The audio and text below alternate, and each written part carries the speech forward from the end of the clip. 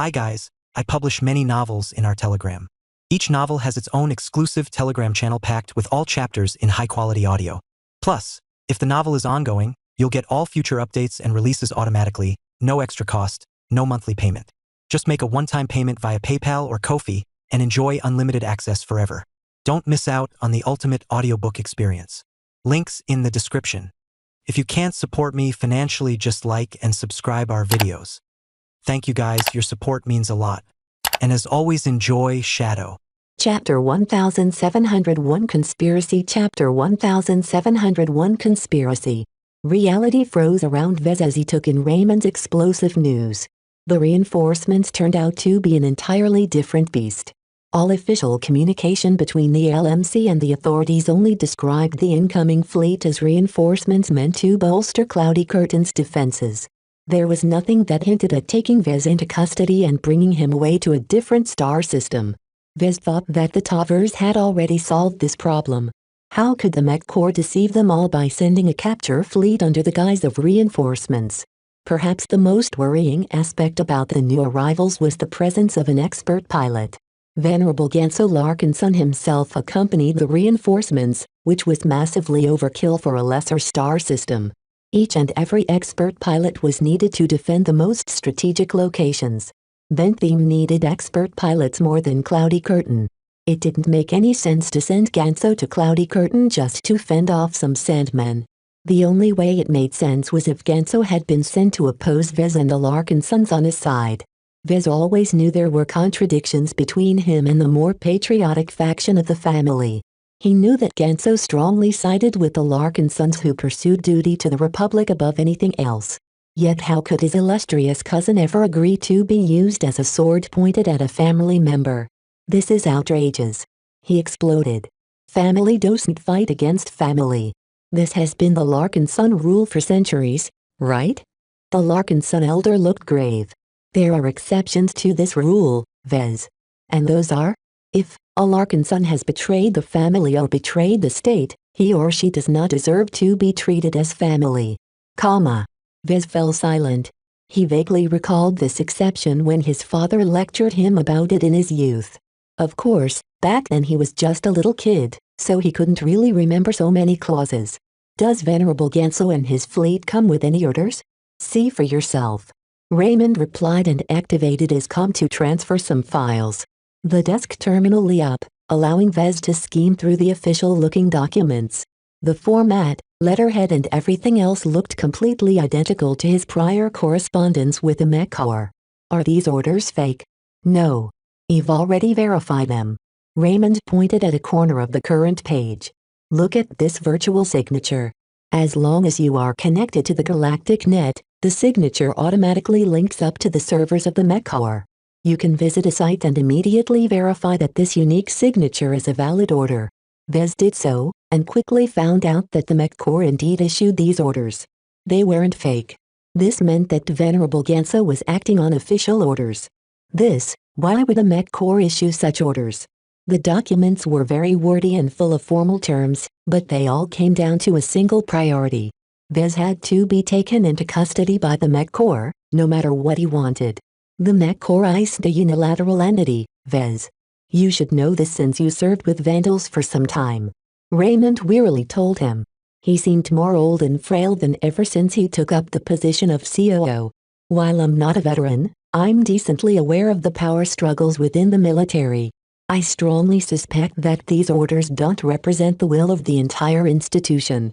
This is very likely someone in the hierarchy playing games with us.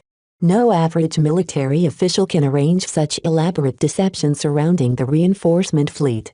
This was something that befuddled Vez. He was no longer the kid who operated a mech workshop by himself. He was the head and the lead designer of a large mech manufacturer, a prominent elder of the Larkinson family and a well-connected individual. Why didn't the Taver say anything? Why didn't Flashlight warn him ahead of time? How could Calabast possibly miss something so huge? All of these partnerships and alliances had failed at this critical moment. With Ganso Larkinson and 3 combat carriers worth of military mech bearing down on Cloudy Curtain, Vez had been completely caught off guard. He quickly contacted Captain Sylvestra and briefly filled her in on the situation. "Captain, can the Barracuda escape this star system?" The projection of the captain shook her head. "My apologies, sir, but it's too late. According to the movements of the forces in orbit, the defense fleet has already spread out to envelop every approach.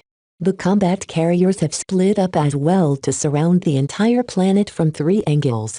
No matter which angle we attempt to follow, at least one of the combat carriers and accompanying mech will be able to intercept our escape." Venerable Ganso only transmitted his ultimatum when the capture fleet had come close enough to seal off any escape routes. It was too late to run. Vez had been far too complacent against the so-called reinforcements. He cut off his call with Captain Sylvestra and contacted someone else. "Miles," he shouted. "Are you aware of what is going on right now?" "I have just been informed, sir," Miles replied with panic. "The Mech Corps wasn't supposed to come with orders to take you away. I can guarantee that our Tovar family had nothing to do with this. I'm trying to gain more information from my family right now, but from what I have heard so far, we were completely blindsided. It will take some time for Senator Tovar to uncover the truth." Vez grunted in frustration. "You better give me an answer, soon. I trusted you Tovars to cover my back."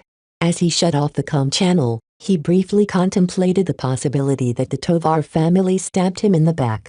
Did Senator Tovar really tear up their existing agreement in order to achieve another objective? No. It did not make much sense. The Tovars agreed to work with Vez because they thought he had a lot of promise as a mech designer. They also wanted to leverage his connection with the hegemony to serve as a hedge in case the Hexadric hegemony won the Komodo War. Both of these motivations still applied, and Vez trusted that the Tovars would not do anything to endanger their benefits. There was a possibility that the Tovars might have agreed to drop their support of Vez in exchange for other benefits, but he doubted it. The Tovars should not be short-sighted enough to stab the designer of the Desolate Soldier in the back. This was not to say that Vez cleared them from suspicion, but for now he gave them the benefit of the doubt. HMPH. Let's see what my resident spy has to say. He contacted Leland next, who didn't even wait for clarification to talk. "I'm aware of what has transpired, Vez. I can emphatically say that I was in the dark as well. The Ministry of Foreign Affairs has no involvement in this development at all. I thought your ministry was well connected to the military." Vez responded with a glower.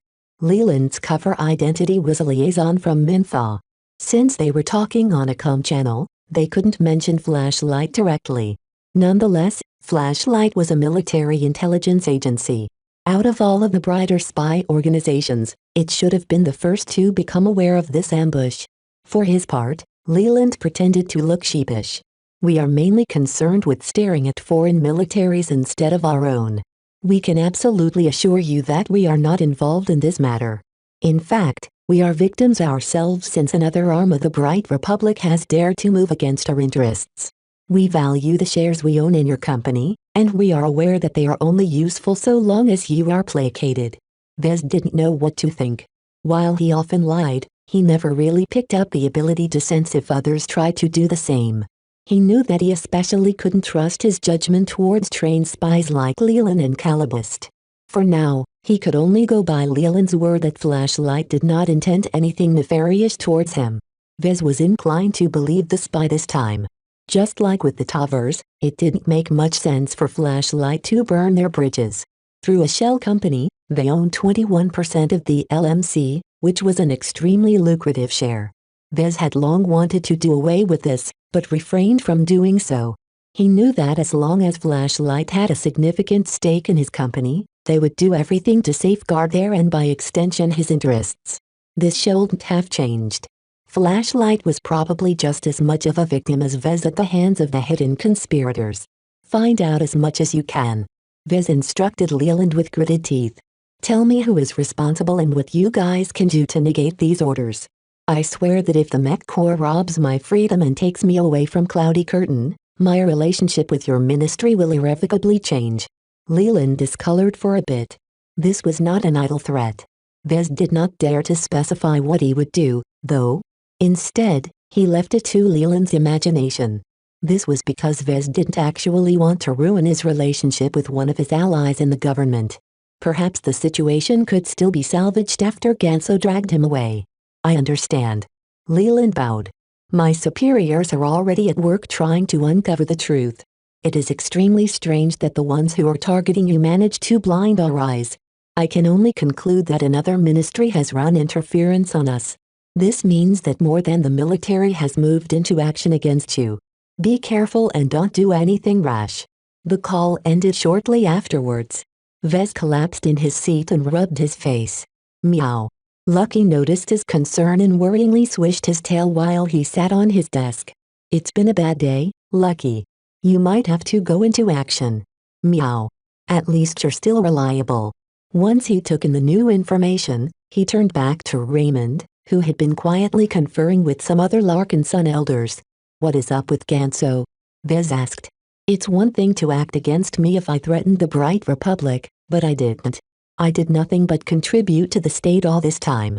My insistence on staying at Cloudy Curtain shouldn't be enough to make him move. Raymond grimaced. As you know, young Ganso has always been a part of the most conservative and most duty-oriented Larkinsons. The recent developments in the family has made them all worried. They fear that you and the prosperity that you bring is hollowing out our family's traditions. When Larkinson mech pilots started flocking to the avatars or sentinels instead of the mech corps, this faction has grown a lot more concerned. If they have anything to say about it, they should bring it up when the steering committee convenes. That's the problem, Vez. The steering committee can't convene during wartime. Too many Larkinsons are obliged to fight during this time. This is bad for the conservative faction because more and more Larkinsons continue to go over to our side. The longer this situation develops, the weaker Ganso's faction becomes. For this reason, he should have a very strong desire to curb your growing influence in the family. By becoming the lackey of my enemies? As far as he is concerned, he is following orders. Raymond sighed. This is a very potent shield. If Ganso is acting in private, we won't hesitate to stand up against him. Yet because he is acting on official authority, our family cannot do a thing. In fact, even non-Larkinsons won't dare to oppose the mech corps. Vez froze at these words. This meant that the avatars and sentinels would never take up arms against Ganso and the capture fleet. The mech forces he painstakingly cultivated in order to protect him were rendered useless if they had to square off against the mech corps. Chapter 1702 Hidden Hands Chapter 1702 Hidden Hands. There was still some time before the new arrivals reached low orbit. There, the combat carriers could maintain their blockade or make landfall to dispatch mech and troops to capture Vez. During this time, Vez had to do everything to stop this operation. Right now, the Tovar family and Flashlight both performed their own investigations and tried to come up with ways to put a stop to this action. Raymond constantly talked to every influential Larkinson he could reach and asked for a way to convince the mech corps to reconsider. Unfortunately, the Larkinson family won't be of much help. Many Larkinsons who have the most say in the family are currently in active service. The Larkinson elder explained. You know what that means. They can't be contacted without a good reason. I understand. Vez sighed. Soldiers aren't supposed to have access to the galactic net in order to maintain operational security and stuff. Even though they fought against aliens who did not perform any intelligence gathering, the mech corps never let down its guard. It maintained the same tight communication restrictions as during the Bright Vision Wars. The military would never allow complacency to be the reason why the Bright Republic fell. Therefore, Vez knew it was hopeless to gain the assistance of the most respected and influential Larkinsons. While the retired veterans in the family had a lot of say as well, the biggest issue was that the status of an expert pilot like Ganso ranked at the top in the family. While that didn't mean he could dictate family policy, no one in the family would be inclined to oppose him if he wanted something. The only one who could truly oppose him was another expert pilot. Right now, the only other Larkinson expert pilot Vez could think up was Ark Larkinson. As his father's brother by blood, Ark would definitely stand up for his cousin. Uncle Ark will never stand for this, he said. Can you get a hold of him? He'll surely smack some sense in Ganso.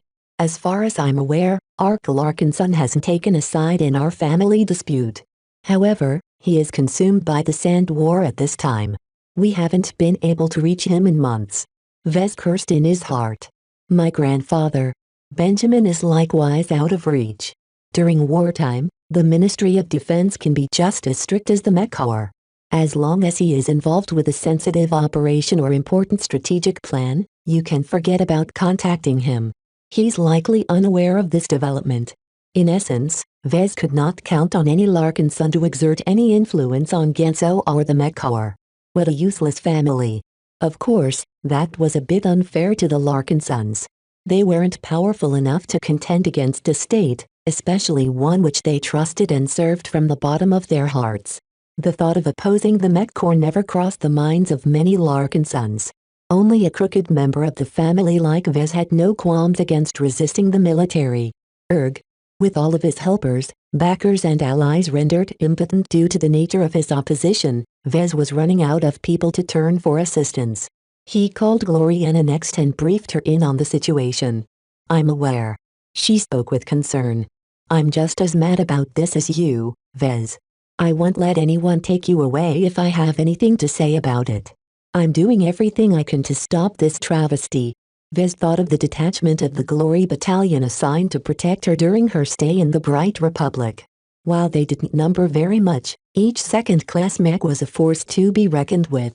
While a third-class expert mech still possessed some advantages, a Hexer mech company could easily suppress Ganso.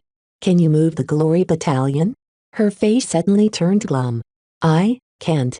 I tried, but Melody and the Glory Battalion are abiding by my mother's orders before my own. Their only duty is to protect me. They won't lift a finger to help you. In fact, my guards won't even allow me to go near you in fear that you would drag me in this mess. Melody's face entered the projection range, crowding Gloriana aside. Mr. Larkin son, please exercise restraint. We are guests of the Bright Republic. We will not allow you to break our agreement of neutrality with your government. If we become involved in whatever infighting you're caught up in, a significant diplomatic crisis will ensue. Though Vez hated it, he had to admit that Melody was in the right. It was unfair for him to try and drag the Hexers in this mess of his own making. He realized that he couldn't count on anyone else to solve this immediate crisis. He could only rely on himself and his closest, most loyal confidants to resist the incoming capture fleet. I understand, Miss Melody. He replied in a defeated tone. Rest assured that I will figure something out without involving Gloriana. Good. She spoke in her cultured accent while staring at Vez with interest. We will be observing you. If you wish to be a worthy suitor, then you must prove you have the capacity to operate at this level. This difficulty of yours is very minor compared to the intrigues that take place in the hegemony. Gloriana finally managed to push Melody away. Vez. I'm sorry for her. If it was up to me, I would have intervened. Diplomacy be damned. Don't do anything drastic, Gloriana. I'm more resourceful than you think. I'll find a way to thread the needle. He spoke confidently. In truth, he was quaking in his boots. Without Gloriana, where else could he turn to for assistance? After ending this latest call, Vez breathed deeply and pressed his fingers against his forehead. He turned towards Raymond, who remained in constant contact with fellow Larkin sons. Any progress? The contradictions within our family have come out in the open, Vez. Gans's involvement in this ambush has forced everyone to make their stance clear. There are Larkin sons who are openly supporting Ganso and agree with his agenda to make our family return to its roots. That's madness. Does Ganso want to turn back the clock and throw away all of the rewards the family has gained? You're not alone, Vez. You've roughly gotten the measure of most of our available Larkin sons. At least a third are openly on your side. They believe in you and think you are the only Larkin son who can elevate our family to a greater height. That leaves a lot of people who aren't on either side. Correct. Raymond's side. The majority of Larkin sons are on the fence. They value our heritage and traditions, but they also think the LMC has done a lot of good to the family. However, the main reason why they aren't taking any sides is because they don't believe this conflict is all that serious. What? Don't they know what will happen to us all if Ganso has his way? No one believes that anything bad will happen to you, Vez. You are a respected mech designer, war hero and celebrity. It is extremely doubtful the Mech Corps intends anything towards you. Their only goal is to move you from a less secure star system to a more secure star system. Even if you object, it won't really harm our interests. Is that what you think? Vez eyed Raymond with suspicion. I am on your side, Vez. While it is difficult for me to agree with your suspicions, I have a duty to assist you in my current position. At least Raymond remembered who he really worked for. This elder became more and more pleasing to Vez. Thank you for your support. For now, let's see how we can escape this crisis. He estimated that it would take about an hour or so for the new arrivals to reach Vez and bring him away. He continued to contact various people such as Marcella Bollinger and Professor Ventag. Neither of them could offer any assistance. As Vez was running out of options, the door to his office opened. Both Leland Toll and Miles Tovar entered at the same time. We have made some progress on our respective ends. Leland spoke first after reaching the desk and sitting down on the opposite chair. Do tell. Leland first activated a jammer to shield their conversation from any eavesdropping. After some extensive snooping, we managed to identify why our intelligence has failed in this instance. He spoke softly. It turns out that Spotlight has assisted the unit that is tasked with bringing you away by camouflaging their mission with fake orders and other bureaucratic smokescreens. Spotlight is able to do that? Even though Spotlight is responsible for domestic intelligence, there is a lot of rivalry and overlap between the spy agencies. Spotlight has invested a significant proportion of their limited resources in the Mech Corps to assist in the deception. We were completely caught off guard. Vez grimaced. What is it with Spotlight? Spotlight hasn't decided to oppose you directly.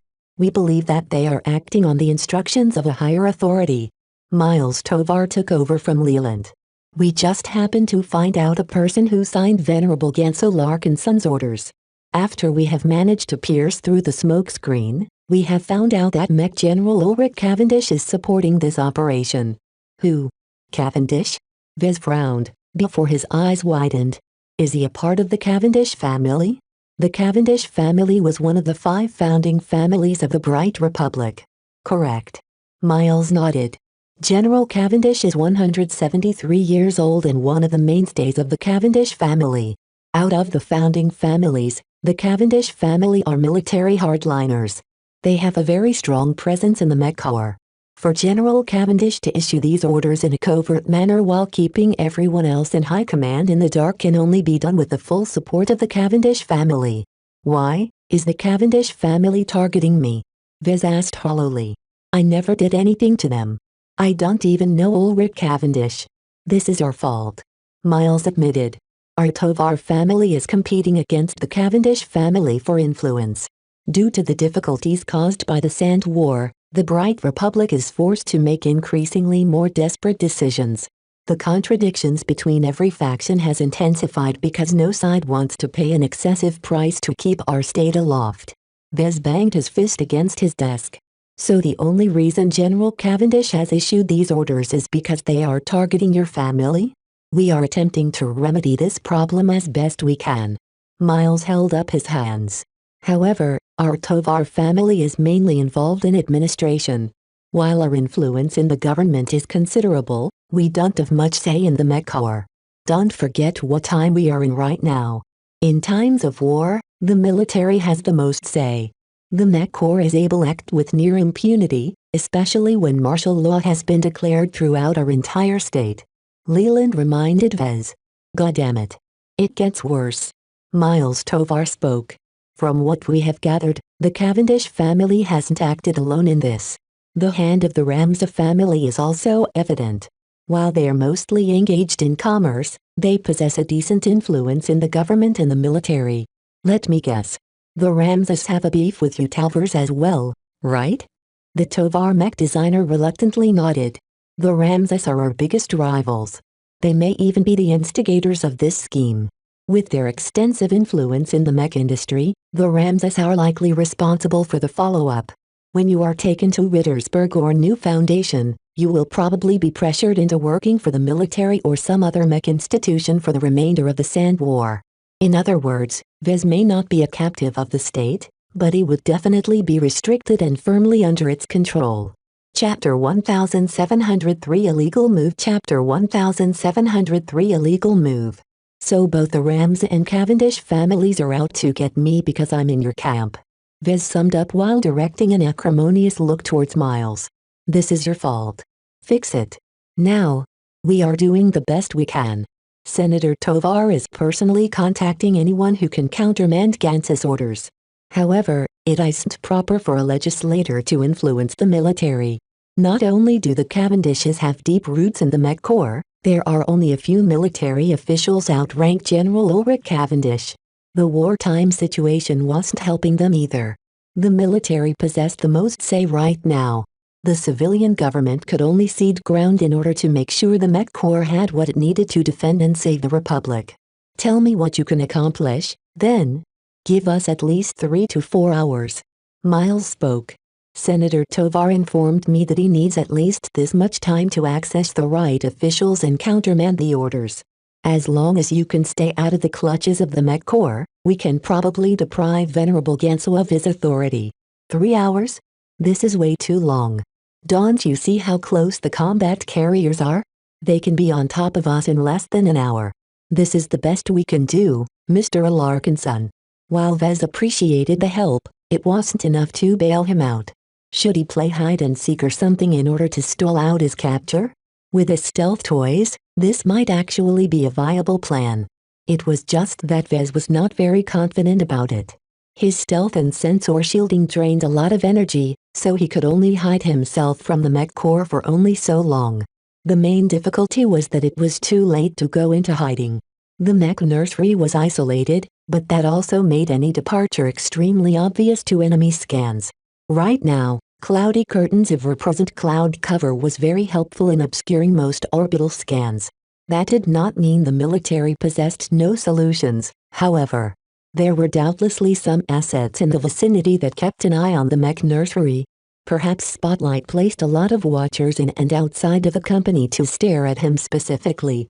When Vez shared this suspicion, Leland immediately concurred. This is likely the case. Spotlight and Searchlight has never given up on keeping you and the LMC under observation. Even if you've cleaned out their spies a few months ago, it isn't in their nature to give up after a single setback. Great. And I take it Flashlight can't help? We are all on the same side, Vez. We never act directly against each other. Is there anything Flashlight can do that's actually helpful? Our organization may be vast, but most of our resources and personnel are dispersed. Our headquarters might be able to make some small actions, but you are better off relying on the Tovars to solve your problems. I see. Vez flatly replied.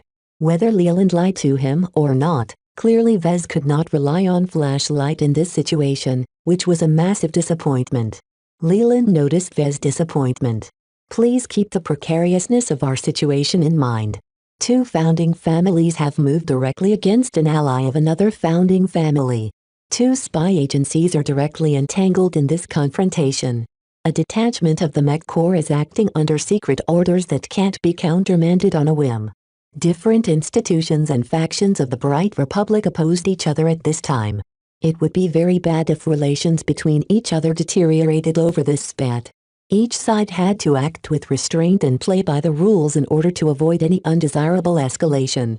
This was why no one ever seriously thought about opposing Venerable Ganso and his comrades with force. Yet what most people consider taboo, Vez thought differently. We need to buy time. He concluded after understanding the complete picture so far. I have only less than an hour of time to remain free. I might be able to extend this time if I go into hiding, but it's obvious our opponents have prepared for this operation for a while. He strongly suspected that the Ramsey and Cavendish families might have laid the groundwork for this operation a few months ago. These clever and well-prepared opponents probably took most of his possible actions into account. They likely had a countermeasure ready for any decision he might make. It was as if his opponents put him in checkmate before he even became aware that he was playing a game. Their plan was almost airtight. Just an expert pilot of the Mech Corps alone was enough to suppress every open opposition. Vez was not willing to accept defeat. There had to be a way to resolve this impossible situation. The only way for him to outfox his opponents was to flip the board or make an illegal move. Perhaps he wasn't strong enough to flip the board at his current state, but he happened to be an expert when it came to illegal moves. He first thought about messing with Ganso's spirituality. By himself or with the help of an stone, he could probably inflict considerable mental damage to his stuck-up cousin. Vez experimentally concentrated his mind and cast a piece of himself in the imaginary realm. He had a very strong impression of Ganso Larkin's son, and the expert pilot also happened to be pretty close to him. It did not take much effort to find his spiritual presence in the imaginary realm. Unfortunately, Vez could immediately tell that attacking it was unlikely to succeed. The spiritual presence was not only active and in its most guarded state, but its strength and resilience was also far stronger than anything he had seen before. After exploring it from a distance, Vez understood why Ganso looked so spiritually unassailable. Ganso was interfacing with his expert mech. Vez had never succeeded in messing with the mech pilot's mind when they interfaced with the mech. The man-machine connection was so strong that Vez had a much easier time attacking expert pilots in isolation rather than affecting the combined strength of a regular mech pilot paired with a regular mech. If the regular man-machine connection was already that bad, then the bond between an expert pilot and an expert mech was far more formidable. Unless Ganso stepped out of his cockpit, Vez could forget about messing with his mind and spirituality. He pulled back his concentration and began to contemplate another solution. Is Ganso leading this operation? The commander of this unit is probably a confidant of General Cavendish. However, if you manage to affect the Venerable in some way, he might be able to hold back his comrades. This was what Vez wanted to hear. He hardly had any options left. The only one he could turn to was to make full use of his devil tongue. Of course, he wasn't stupid enough to think he could convince Ganso to change his mind. Expert pilots were extremely strong-minded and rarely flinched from their decisions. The only possible way that Vez could make him halt was to employ the one thing he cared the most aside from his duty. Vez waved both Leland and Miles to silence. Be quiet. I need to address the family right now. He first took care of his appearance. He sat up straight behind his desk and adopted the most serious expression he had ever formed. He mentally thanked himself for wearing his Pride of Dusk ensemble today. Of course, he had kept his cat ears in his pockets. He could not afford to paint himself as a fool this time. In order to make himself more impressive, he activated his comm and activated a function before patting his palm against his chest. A projection of all of his medals appeared in place. The Darkness Eater, the Plasma Spark, the Torchbearer, the Golden Mech and so on shone so realistically that no one would be able to tell if they were illusionary. All right, it's showtime. He entered the communications section of his desk terminal and selected every Larkin son on his contact list. He initiated a one-sided broadcast to every Larkin son at once, no matter if they were on Cloudy Curtain, Bentham, Rittersburg or anywhere else. At least half of the connections failed to go through. The Larkin sons on the other end were either asleep, under communication blocks or simply didn't want to accept his call. No matter what, Vez still managed to reach hundreds of Larkin sons, enough to sway the family. As no new connections emerged, Vez centered himself and began to employ some tricks to boost his stature. He concentrated his mind and began to envision the desolate soldier design. He made contact with the Solemn Guardian, which had grown even stronger than Vez had last seen. Yet no matter how much it had grown, it still remembered its creator. It didn't take much to convince the Solemn Guardian to allow Vez to borrow its strength. Right now, Vez did not appear casual or selfish at all. His straight but empathic bearing highly resembled that of exceptional Larkin son veterans. Fellow family members, let me begin by apologizing for you for bringing up this ugly incident to you. Today is a day where our Larkin son family is beset by division. The conservative and tradition-minded members of our family have acted against me and our mech company without going through the rest of our family. Our latest source of prosperity is at risk because some people in our family don't want us to enjoy nice things. Vez could immediately sense a wave of disgust from the other end of his broadcast. There was a reason why he addressed the Larkin sons first. Hopefully, Ganso was in the dark about this little move of his. Since Ganso was such a stickler for the rules, his communications were probably restricted. Knowing this, Vez addressed his family with confidence. If you have not heard about what is going on, Then let me fill you in. Two of the founding families, the Ramses and the Cavendishes, are conspiring to take down the LMC and remove me from my home in order to stop me from enriching and empowering the Larkin sons.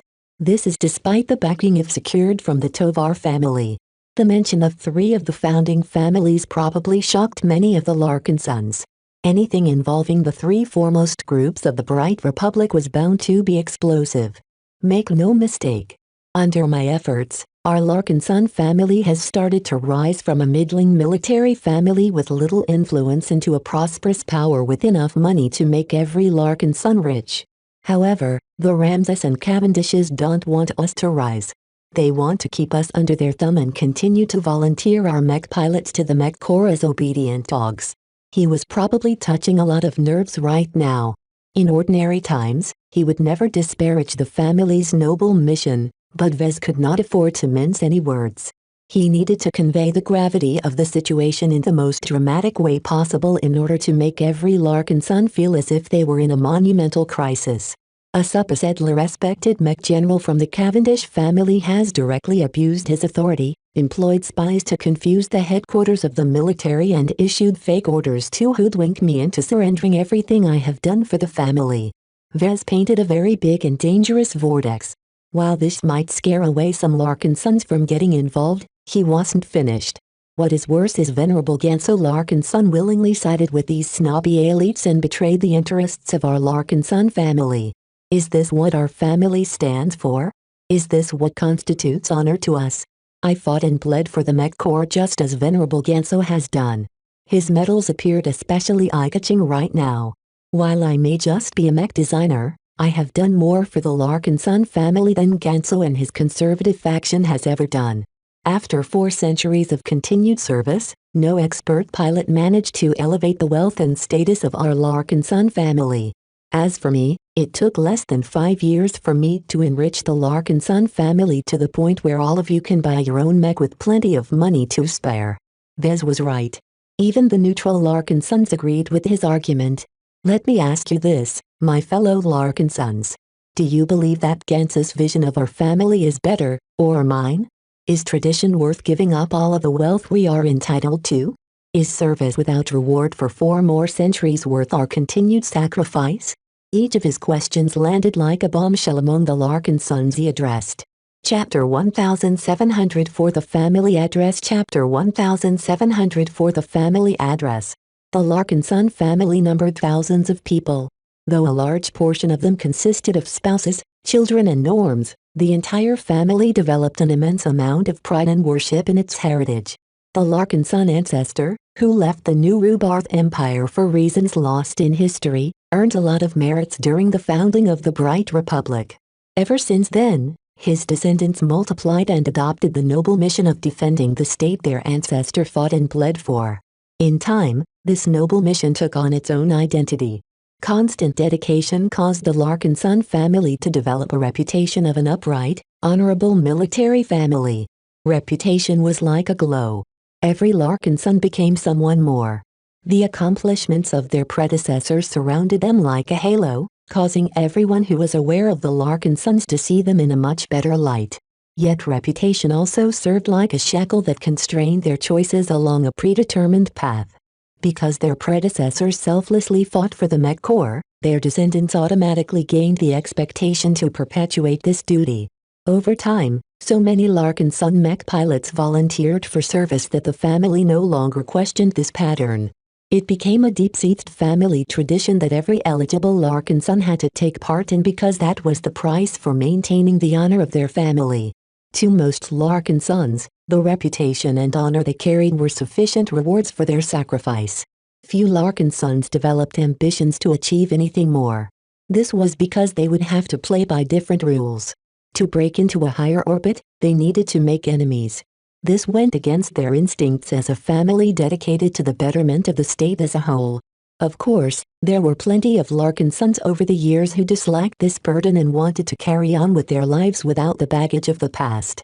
The Larkin son family did not force the unwilling misfits, rebels and deviants to take part in its noble mission.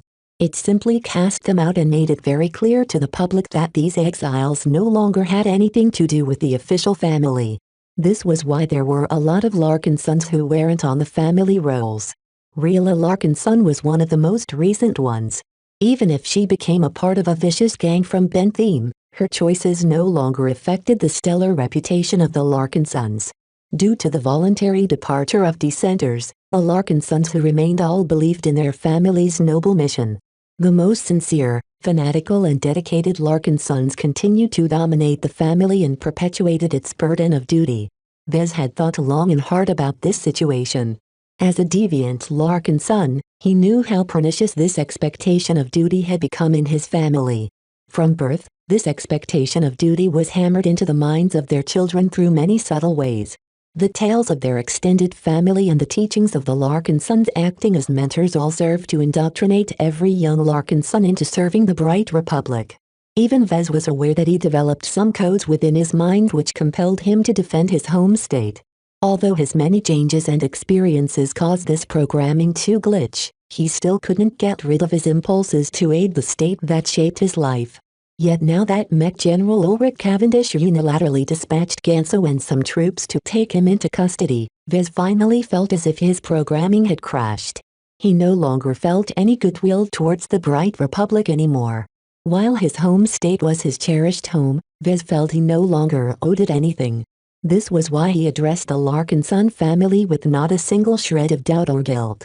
While he was taking several liberties with the truth, he truly believed in the main points he tried to convey. Do you not think that the Larkin son family has done enough to defend the Bright Republic? He addressed his audience of Larkin sons with complete conviction. The Bright Republic at the time of the Larkin son ancestor was a fragile entity that only amounted to several poorly defended colonies. It's different now. Even with the Sandmen testing a resolve, there are countless mech pilots and starfighter pilots fighting for the Republic.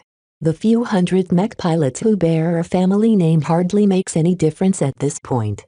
While he spoke the truth, this was not enough to introduce a sufficient amount of doubt in the minds of his audience. He only said this to diminish the contributions of the Larkin sons of today. They needed to get off their high horse and recognize that they have become nothing more than cogs in a large and unfeeling machine.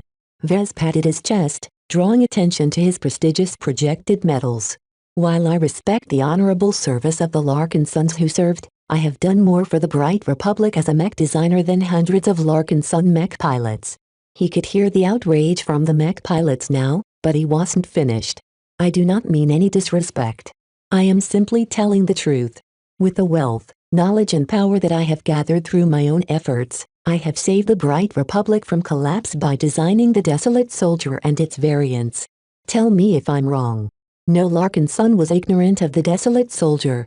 It single-handedly propped up the morale of many wavering mech pilots, not just in the Bright Republic but also in many other states. Although the Dawnbreaker recently stole its thunder, it was definitely the most influential mech design of the Sand War. The supreme contribution the single mech design earned had given the Larkin sons much more honor than any expert pilot had ever accumulated. Not even Ark Larkin son, the most impressive living Larkin son at this time, could match what Vez had done to support the state in these trying times. Vez momentarily paused his speech to allow the Larkin sons he addressed to form these conclusions on their own. It was not appropriate for him to brag too openly and stomp on the many sacrifices made by the Larkin sons risking their lives at the front. Nonetheless, his noble posture as he sat behind his desk with his hands clasped in front of him conveyed a strong message in itself. An effect similar to the time he channeled Ilvain's spiritual fragment occurred again. This time, Vez dialed back the effect in order to extend the time he could empower his stature. While he wasn't short on spiritual energy these days, this was still a very draining action. The expenditure was worth it though. In order to maximize his persuasion towards the Larkin sons, Vez had to occupy the high ground by painting himself as a bigger contributor than any other Larkin son. My fellow family members, what are we actually fighting for all these years? Is it for honor? Reputation? Heritage? If this is so, why are we still the same family as 100 years ago? Have we grown wealthier? Did we gain more say in the running of the state? I don't see any changes. Even our family's honor and reputation seem to hit a ceiling. Perhaps many Larkin sons already knew this, but no one wanted to mention this. They were too comfortable with the status quo. Look, I get it. Our Larkinson family is a military family. We shouldn't bite off more than we can chew. We're not politicians or businessmen. We had no advantages in this area, but this has changed. He pointed his thumb at himself in a dramatic fashion. You have me now. I am an illustrious, award-winning journeyman mech designer who has designed many innovative mech designs. I have used my talents and abilities to better the Bright Republic during the latest Bright Vision War as well as the Sand War. While I have selflessly contributed to the state because it is my duty to do so, I have done even more to enhance the wealth and standing of our family. This is because I am different from you. I am the sole Larkinson who has benefited our family more than dozens of Ganses put together. Vez grinned as he brought up his killer point. Yes, while Ganso Larkinson and his band of selfless Larkinsons have served the Mech Corps with distinction, how have they actually benefited our family? Merely maintaining our current level of honor and reputation is not enough. Have you never considered that while our Larkinsons are constantly dying and bleeding to fulfill our noble mission, the state has never really rewarded us in a substantial fashion? A silence stretched among all of the Larkinsons listening in on his address. Do you know what I think? He swept his arm in a half-circle. We have all become unwitting slaves for the state. If our Larkinson family truly received the remuneration we deserve from all of the sacrifices our predecessors have made, we should have been equal to the Cavendish family. Instead, this jealous founding family is deliberately trying to suppress me, the only Larkinson who can make our family rise to the top. What is worse is that Venerable Ganso Larkinson has willingly become General Cavendish's tool. Attacking an expert pilot, especially a Larkinson expert pilot, was not something that anyone could do lightly within the family. Yet Vez boldly targeted the latest and most prominent expert pilot of the younger generation. The sheer daring of this action astounded even the most experienced Larkinson veterans. It is one thing if Venerable Ganso is acting for the betterment of the Larkinson family. Yet how much has he contributed to our family compared to me? Why does he think his way of empowering the family is better than mine? We belong to the same generation. Our ages are identical. Yet as Ganso Larkinson has become a willing attack dog for the state in exchange for some scraps, I have done much more for both the state and our family. Though it was not exactly a proper comparison, Vez made a very persuasive argument. If the Larkinsons compared Vez and Ganso directly, most of them would definitely side with the journeyman mech designers who introduced so many benefits to the family. Service is not an end. It is a means to an end. Following Ganso's vision of the Larkinson family is nothing less than perpetuating our slavery to the state. Yes, I did not misspoke. What do you call those who toil and suffer for someone else without receiving the remuneration we deserve? Slaves. No matter how much we have done to fulfill our noble mission, it is never enough to change our status. All of the work we have done over the centuries has not resulted in any gains. Do you think it's ridiculous to regard ourselves as slaves under these circumstances? He was sure that a lot of Larkinsons were thrown into doubt. Very likely, a lot of veterans were doing some soul-sucking right now. What had their suffering and sacrifice accomplished? Vez figured it was ready to unveil his main goal. He calmed down and tried to look as authoritative as possible. In my opinion, we have sacrificed enough. We do not need to perpetuate our noble mission any longer. Whatever debt we owe to the Bright Republic has long been repaid. If you don't think that is enough, then add my contributions on top of that. I have saved our state from imminent defeat with my desolate soldier mech, and I will save it yet again with my upcoming mech design. He boldly cast his arm towards his audience. Allow me to free you. Allow me to release you from your burden of duty. As long as you appoint me as the patriarch of the family and invest me with power, I promise to improve your fortunes and lead you all to prosperity. This change is long overdue. If you believe our family deserves better, then do not follow Ganso's hopeless trajectory. Instead, believe in me and my ability to elevate our family. Every Larkinson became stunned yet again. Vez wanted to become the sole leader of the family, depriving the expert pilots and the steering committee of their say. The Larkinson family never concentrated power in a single person in its entire history. However, at this time, the broadcast suddenly took a different turn. Vez Larkinson. Ganso's angry voice interjected. Do not spout your poisonous lies. You have no right to lecture our family. Before Vez could utter a reply, his broadcast suddenly shut off. The mech core forcibly interrupted and blocked his transmission. Chapter 1705 Bound by Tradition Chapter 1705 Bound by Tradition. Vez stared at his empty desk terminal in astonishment. He knew that what he was doing would not escape the mech core or spotlight. Eventually, they would find out about his attempt to address the Larkinson family. Even though it wasn't very obvious how he could extricate himself from this current situation, it was bound to be bad for the people targeting him. Overriding the broadcast through the back doors in the planetary communication network was trivial and easy to his enemies. Unfortunately for them, Vez already anticipated this problem. A vicious grin appeared on his face as he made a small internal call. At the very least, the internal network of the LMC was fully intact. Few spies or saboteurs were in place that could mess with this network because Vez had already cleaned most of them out during the mass firing spree a few months ago. Mr. Larkinson. Crichton greeted. Please assist me in maintaining my upcoming transmission.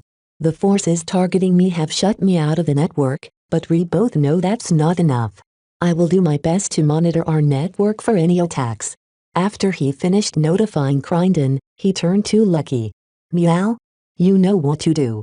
Let me use your CFA protocols to override the overrides of the mech core. Heh, do they really think they control their own networks?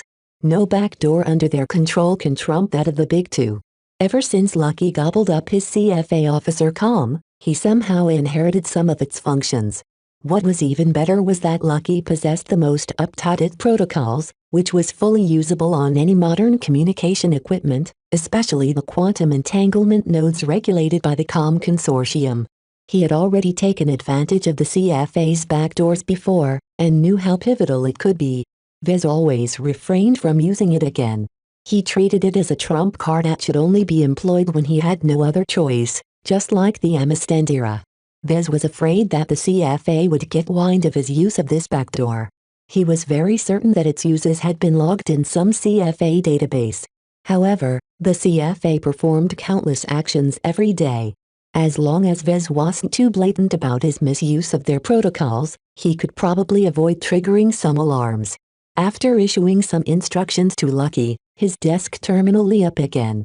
The interrupted broadcast suddenly resumed as if it only experienced a momentary glitch. This time, his broadcast directed if planet routed through the Barracuda's quantum entanglement node. Since his ship was fully under his control, there was no way his opponents could block his broadcast. Different from last time, the projection of Ganso Larkinson in his cockpit appeared at the side. Obviously, Ganso hijacked the broadcast in an attempt to undo the damage that Vez had done. Are you surprised, Venerable Ganso? Vez spoke lightly. He had already wiped the unsightly grin off his face in order to leave a better impression on his audience. If I was an ordinary person, you would have gotten away with your attempt to silence me. Don't you think it's rude to cut me off so you can hoodwink our family with your misguided beliefs? Anger and resentment simmered in Ganso. Since he was an expert pilot, he always exposed his emotions. It was too easy for Vez to manipulate his opposing cousin's emotions. In contrast, Vez maintained a calm facade that exuded dignity, superiority and confidence. His connection with Solemn Guardian constantly made him come across as righteous. If Ganso was aware of how bad he looked, he didn't show it. Expert pilots possess too much confidence in themselves to engage in deception or duplicity unless their force of will was crooked from the start.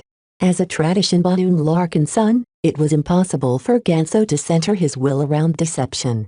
His will exuded strength and aggression that was somewhat similar to that of Venerable Foster's will. This only gave Vez more confidence in this confrontation. He knew how expert pilots like Venerable Foster worked. Dealing with the known was far better than dealing with the unknown. You are blowing this situation way out of proportion, Vez. Ganso hissed. I am acting under legal and valid orders to escort you to a safer location. In no way is there a conspiracy at foot that seeks to silence or imprison you. The higher-ups merely want to keep you safe so that you can keep contributing to the war effort in complete safety. Vez shook his head. What an awful lie. You are tarnishing the dignity of expert pilots by parroting the excuses of a political enemy of ours. First, those orders you are acting upon represent the will of a single general instead of high command. Just because General Cavendish managed to confuse the headquarters of the Mech Corps doesn't mean his orders are right. As long as the other generals have their say, I am confident that your orders will be rescinded. If that is the case, you have nothing to fear. You have no right to resist authority. You should just allow us to do our jobs and wait for a resolution. Ganso huffed. Instead of doing that, you would rather resist the state. Not only do you refuse to surrender to authority, you are also trying to drag in innocent Larkin sons who have nothing to do with your misgivings towards the Republic. Vez wanted to laugh. Did you not hear what I said earlier? I admit that I have misgivings towards at least some of the factions that are in power. I also admit that I want to involve every Larkin son. Is that wrong? I am merely doing what you have never done, which is stand up against the Republic's exploitation of our family. I think we deserve better than being treated as slaves. All that is wrong right now is that you have decided to stand in the way to perpetuate our thankless service. Thankless? Absurd. We are a family of soldiers. Helping the bright Republic exist and prosper by fighting its enemy should be enough of a reward.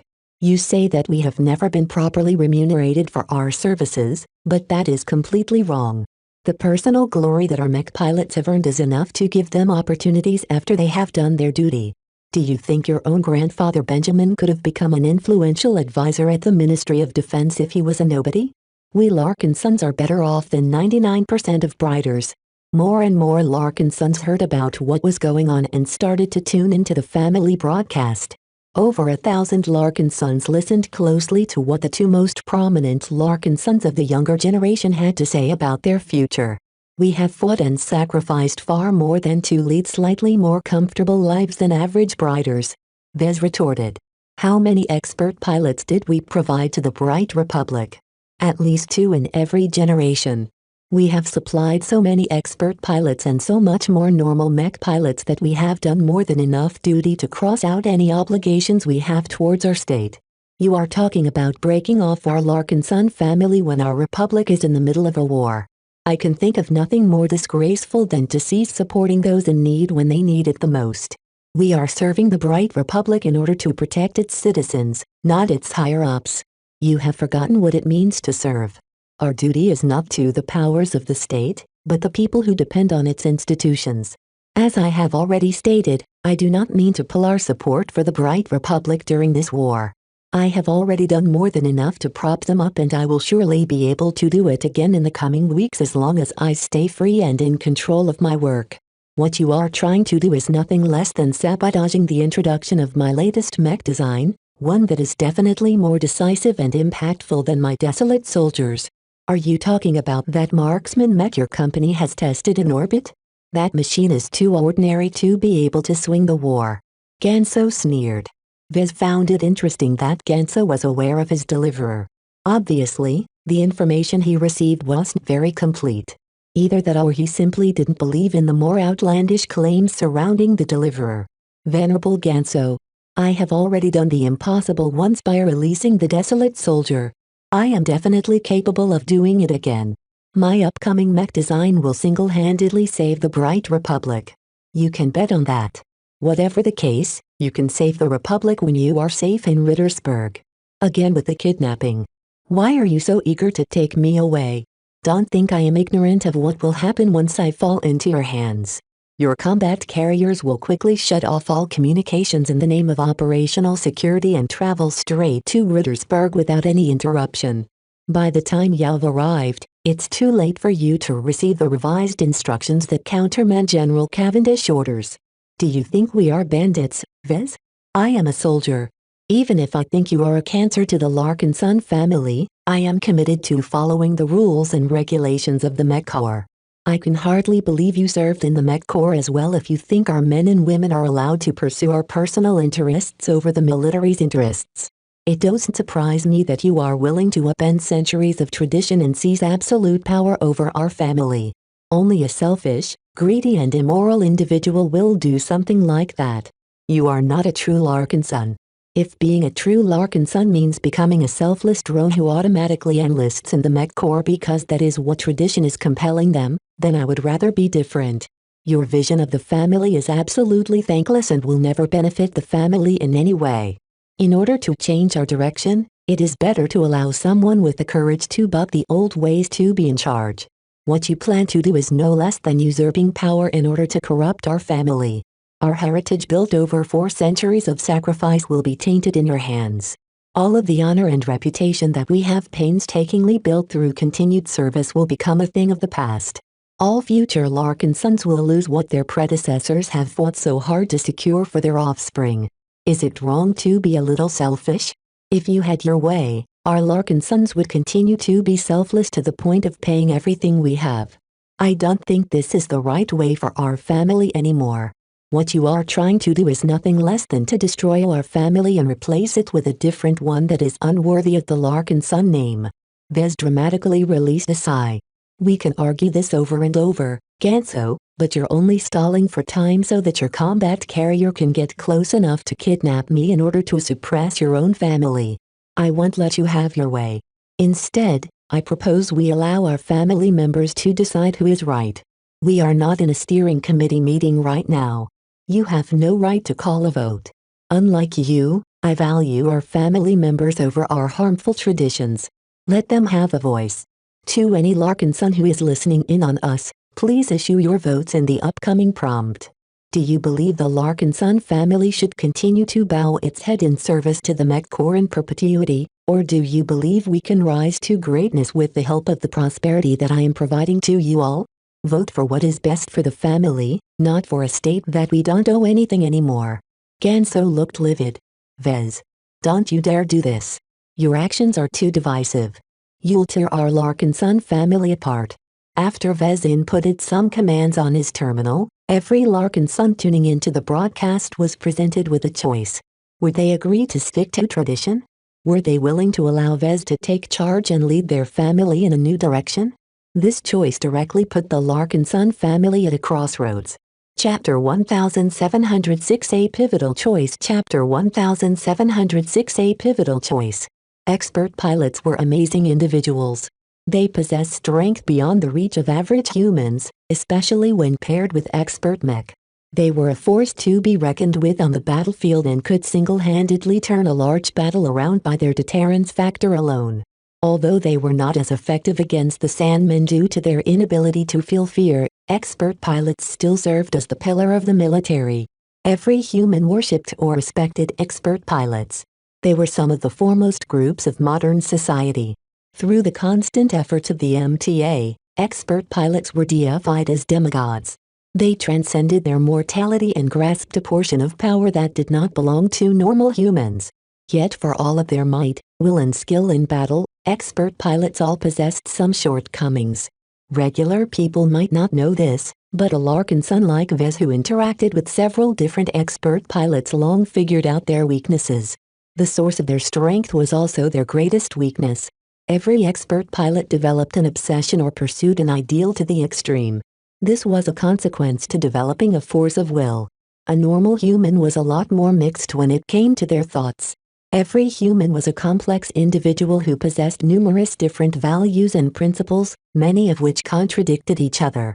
While this sounded messy and flawed, this was exactly why humanity managed to rise through various difficulties. By acting duplicity and deceptively, they managed to fool many stronger alien empires. If every human was truthful, they won't be human anymore.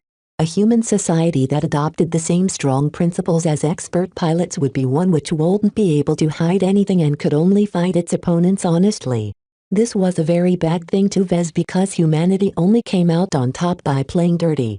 Of course, this was his analysis on the official history of the rise of the human race during the Age of Space and Age of Conquest. Vez was not entirely sure how much of a role the Five Scrolls Compact played in humanity's rise and how much it affected his narrative.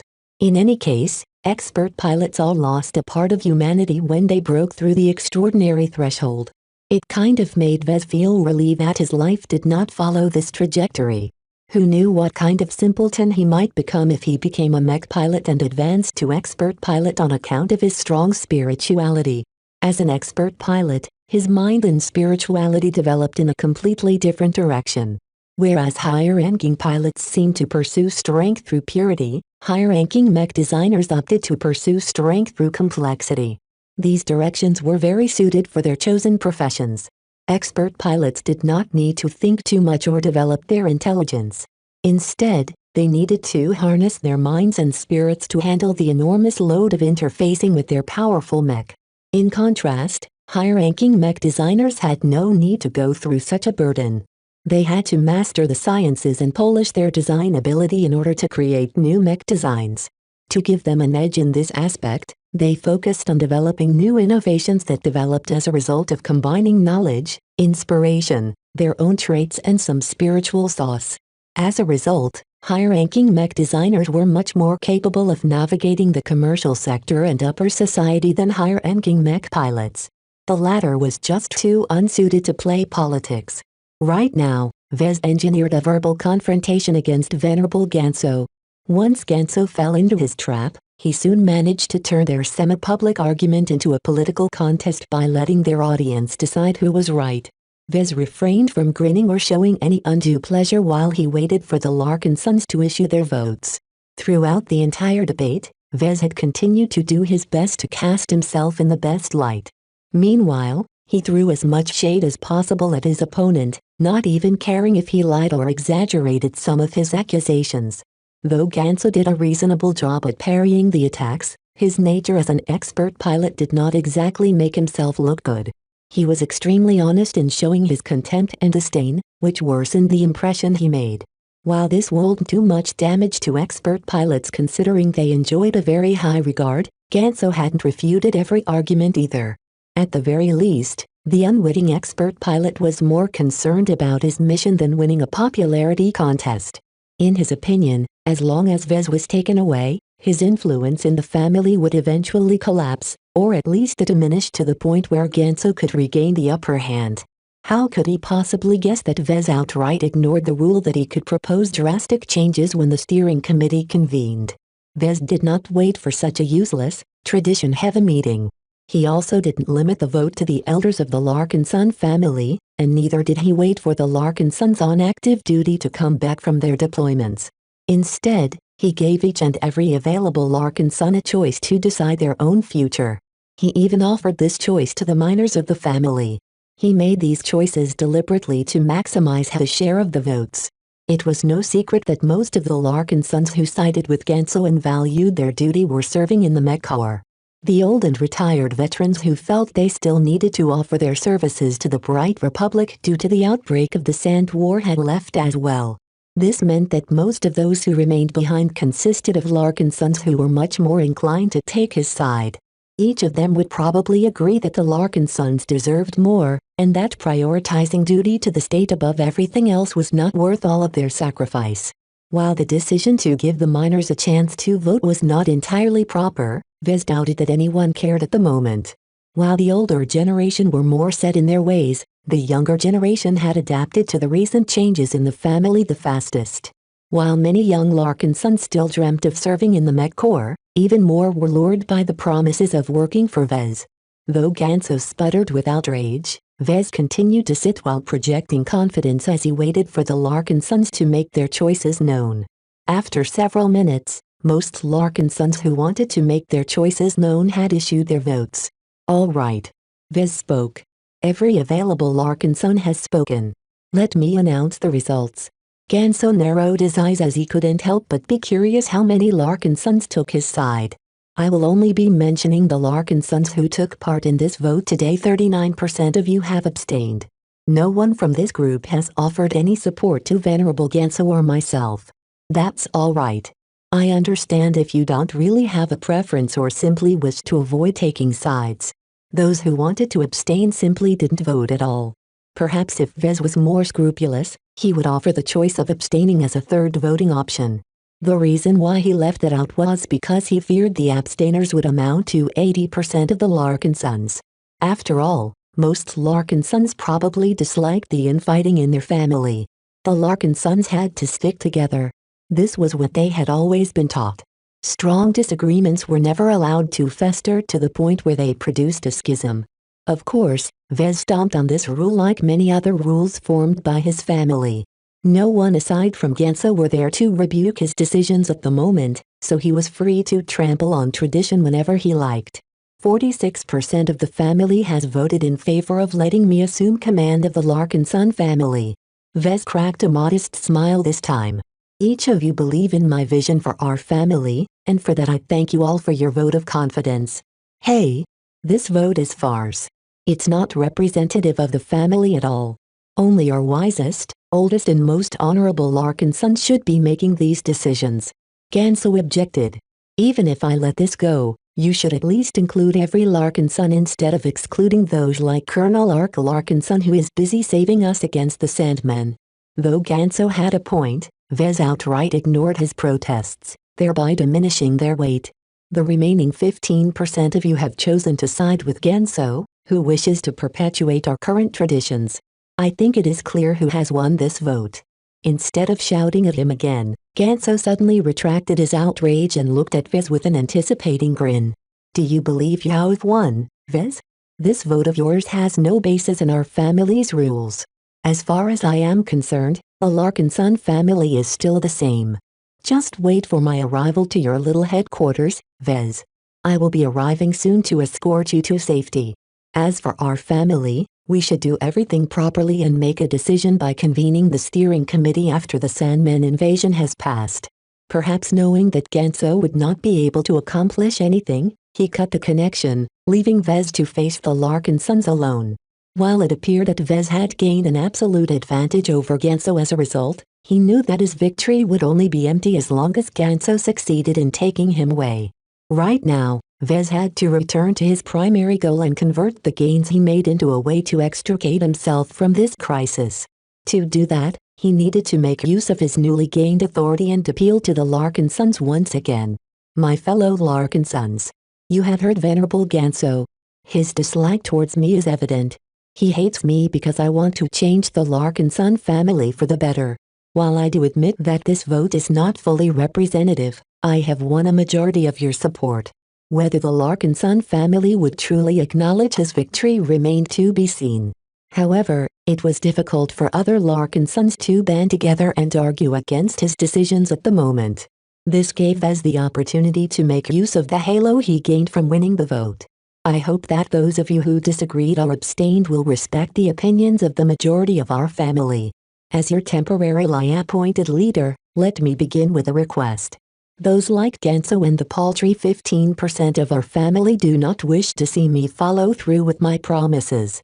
They wish to deprive you all of the wealth and fortune that only my mech company and I can provide. He clasped his hand and tried to look a little desperate.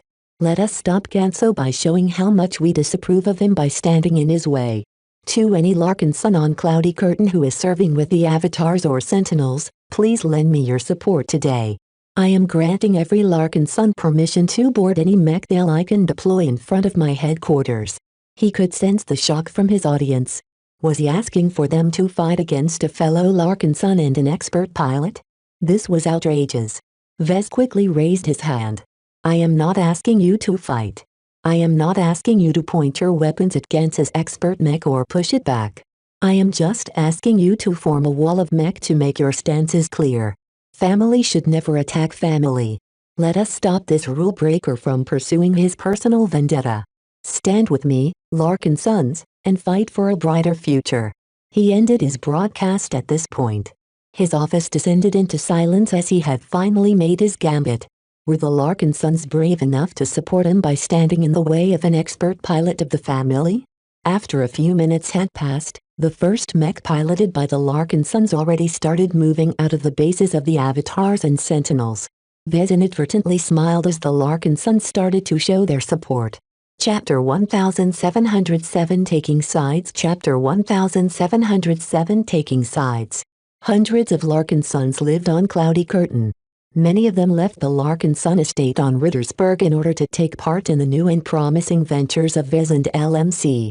Most of them were at least partially inclined towards Vez and his bold new vision for their family. Even so, most Larkinsons disliked turning against their own family members. The Larkinson family had never been good at politics and infighting. They never raised their children to scheme and to turn against each other to gain an advantage. To be honest, they abhorred such conduct. They much preferred the entire family to get along with each other. Open conflict between family was very taboo because it disrupted the camaraderie between every member of the family. This was also why the steering committee convened behind closed doors. Not even the Larkinson family could escape division.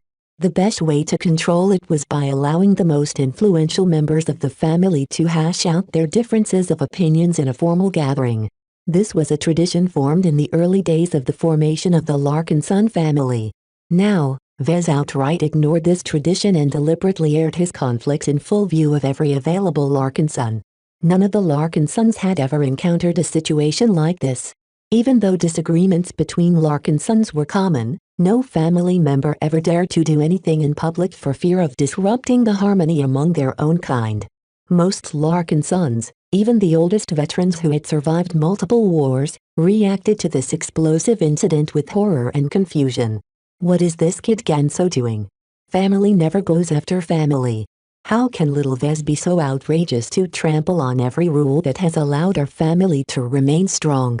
I don't want to see our family getting torn apart by these two knuckleheads. Can anyone contact Ark? He should be able to sort this crisis out. I've already asked my contacts, but to no avail. It seems that Ark in the 1st Havensworth Division is currently locked in a battle against a large Sandman fleet. There is absolutely no way the Mech Corps will allow us to disturb his mood as he is leading his troops in battle. This was an extremely unfortunate coincidence. Ark Larkinson was not only a strong and respected expert pilot, but also a Mech colonel who possessed a strong foundation in the Havensworth Mech Army. It was not very rare for expert pilots to become qualified Mech officers able to command a Mech company or two, but very few of them became senior officers due to various reasons. First, expert pilots were generally disinclined to meddle too much in the affairs of mortals. Most of them pursued greater strength and considered the heavy responsibilities of a senior officer to be a detriment to their growth. Second, anyone who wanted to surpass the rank Mech captain needed a certain degree of political skills or at least learned how to curry favor. The reason why Venerable Ark Larkinson managed to climb up the ranks was because he was very charismatic. While most expert pilots were rather difficult to get close to, Ark Larkinson maintained both a friendly and dignified demeanor, which turned him into a very good leader. Ark Larkinson became known as an expert pilot who was impeccably upright and moral. At the same time, he was also compassionate and inspirational. By relying on these strengths, Ark easily became a Mech colonel some years ago, but stalled ever since then. It was far more complicated to become a Mech general. Even so, Ark's ability to become a higher-ranking officer brilliantly proved his ability to work with people. If Ark was reachable, he would definitely be able to mediate this disastrous conflict between Vez and Ganso. The absence or inability to contact any Larkinson who could de-escalate the situation forced every Larkinson to take a stance. At this time, everyone who watched the broadcast and heard Vez appeal began to make their own decisions. Very few Larkinsons sided with Ganso. This was not only because the most duty-minded Larkinsons were currently in the Mech Corps and therefore difficult to reach, but also because the young expert pilot did not appear very likable. His abrasive attitude and his insistence on following unpalatable orders did not paint him in a good light. Many retired Larkinson Mech pilots ordinarily held much respect for the Mech Corps they served for many years. Yet they were not blind to the factionalism within the military. The Larkinsons were never taught to navigate the political currents within the Mech Corps, so they ordinarily avoided them altogether. When Vez accused Venerable Ganso Larkinson of acting as the lapdog of Mech General Ulrich Cavendish, a lot of veterans unconsciously expressed disgust. While it was not a problem in itself to obey a superior who belonged to a faction, it was a different matter if the orders aimed at their own family. Whether Vez was truthful or not, Ganso never refuted this accusation, which likely signified that it was true. Therefore, despite the feelings of the Larkinsons towards the Mech Corps, they did not associate Ganso's conduct with the service as a whole. Instead, they recognized that Ganso improperly involved himself in some kind of private scheme. This has led to the indignation of many Larkinsons who would have otherwise remained neutral. I don't really agree with how Vez is handling things, but at least his heart is in the right place. Someone like him is worth protecting. While Vesey here has broken a ton of rules, at least he believes he is doing what is best for our family. On the other hand, Ganso has shown that he is willing to follow orders and adhere to rules no matter what harm they do to our Larkinson family. If I had to choose between the two, I would go for the one who actually cares a damn about our lives. The galaxy is inherently chaotic, and no rule lasts forever. Most of these crotchety Larkinson veterans were still able to interface with a mech, though only barely. Their bodies and their brains deteriorated significantly due to aging, causing them to be less responsive and less able to handle the flow of data from a mech. However, this was still enough to activate a mech and move it to the headquarters of the LMC. A lot of retired Larkinsons moved into action. Those who were enjoying their retirement at the Cloud Estate entered into some of the mech bequeathed by the patrolling Sentinels. Those who were teaching at the Larkinson Basic Academy at Freslin hopped into mech as well and headed to the mech nursery as fast as possible.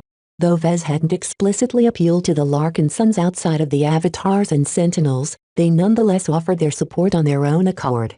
This was because they wanted to do what was best for the family, and believed that they could do so by showing up and stopping Ganso from doing anything outrageous. Though these old and wise Larkinsons were aware that they would be opposing the Mech Corps if they did so, right now the family mattered more.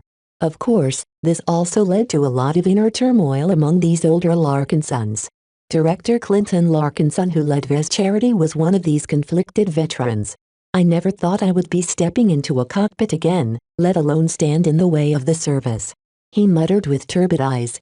The old black beak he borrowed from the Sentinels had been stashed for many months as its assigned pilot shifted to a desolate soldier. The night mech only received a minimal amount of servicing during this time, making the mech a bit difficult to move. It didn't help that Clinton was actually a disabled mech pilot. The damage he incurred in a past war had crippled his ability to pilot mech. Such damage was actually fairly common among veterans. In truth, the damage to a mech pilot's ability to pilot a mech varied a lot. Clinton happened to have suffered enough damage to reduce his battle effectiveness, but not enough to prevent him from moving a mech entirely. As it was, he could only slowly move his black beak around, and had to take careful steps in order to avoid tripping his machine or crashing against other objects. There was no way he could fight an expert mechanist state. This was not the point. Clinton simply wanted to show his attitude and hope that Ganso would refrain from doing anything worse. "I only have to show up. This fight can't go on any further," he believed. Naturally, aside from these veterans who wanted to show their stance, stop Ganso from doing anything radical or support Vez in leading the family to greatness, a lot of younger Larkinsons made their decisions as well. Unlike the older generation of mech pilots who mostly experienced a lot of wind and rain, these inexperienced Larkinsons were much more straightforward. The Mech Corps should not be our only destination. Vez is right.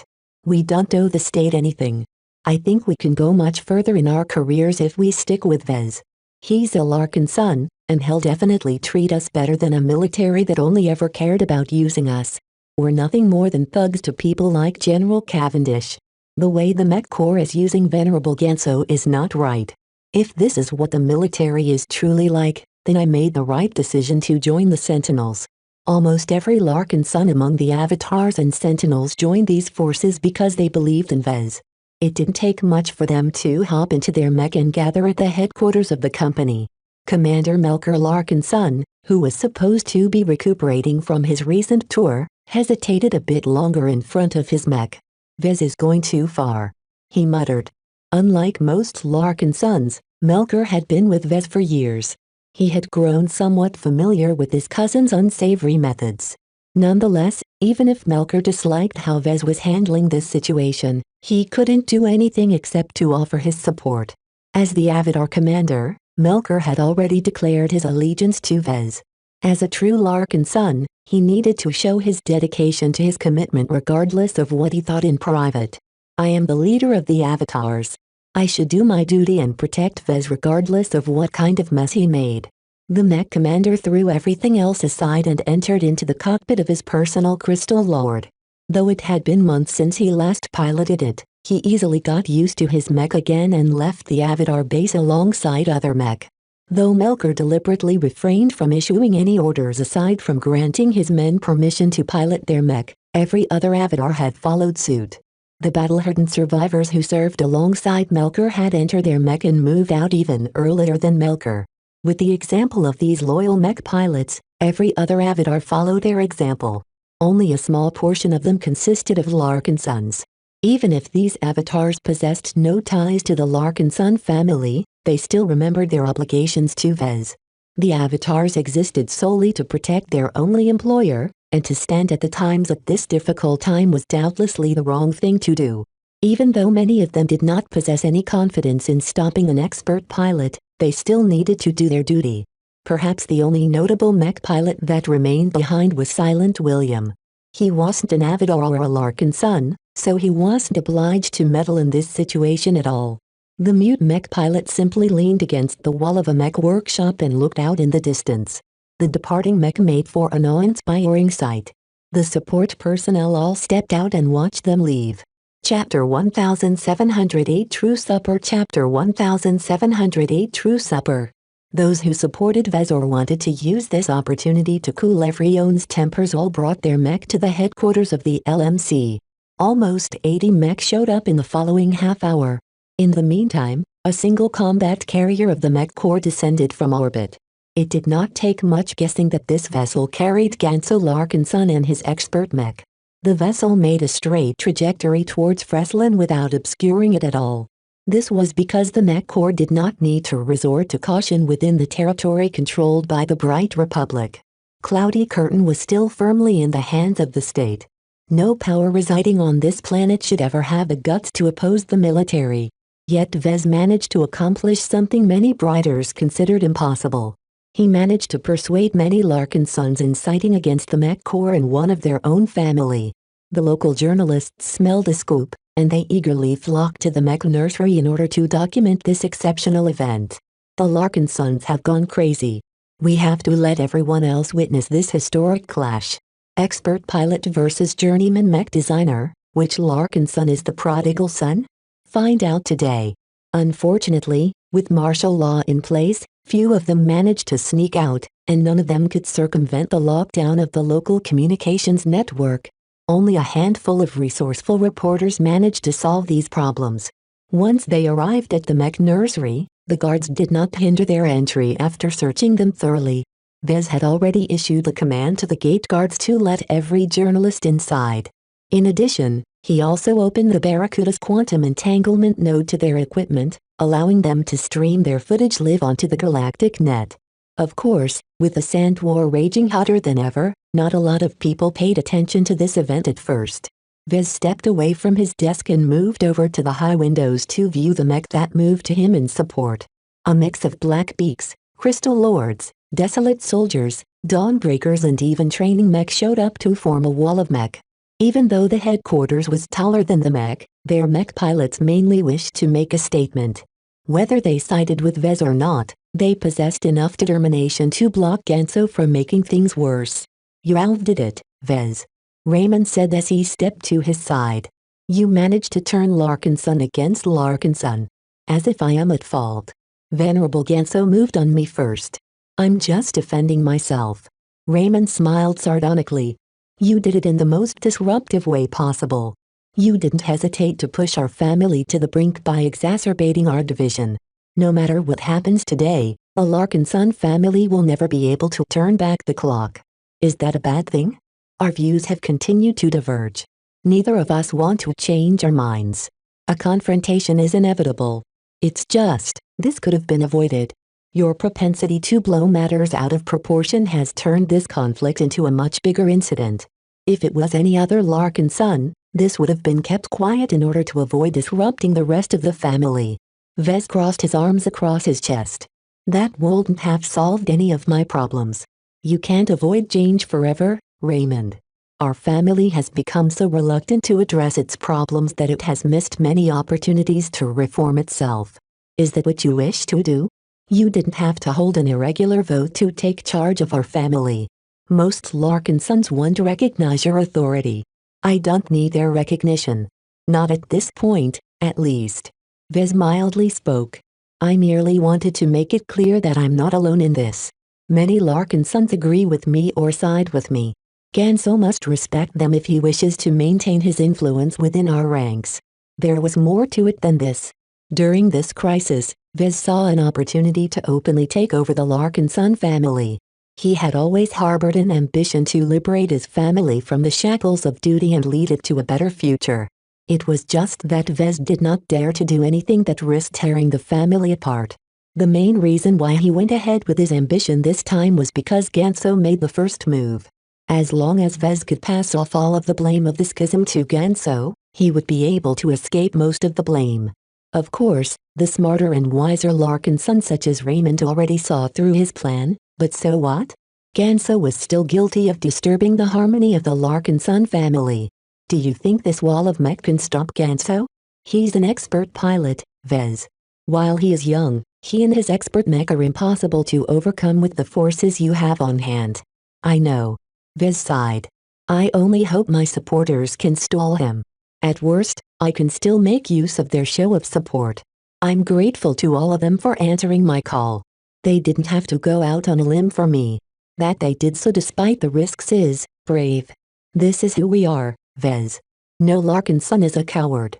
Even the thought of standing up against an expert pilot from our own family isn't enough to shake our courage. Raymond was right. Vez had underestimated the resolve of the Larkin sons.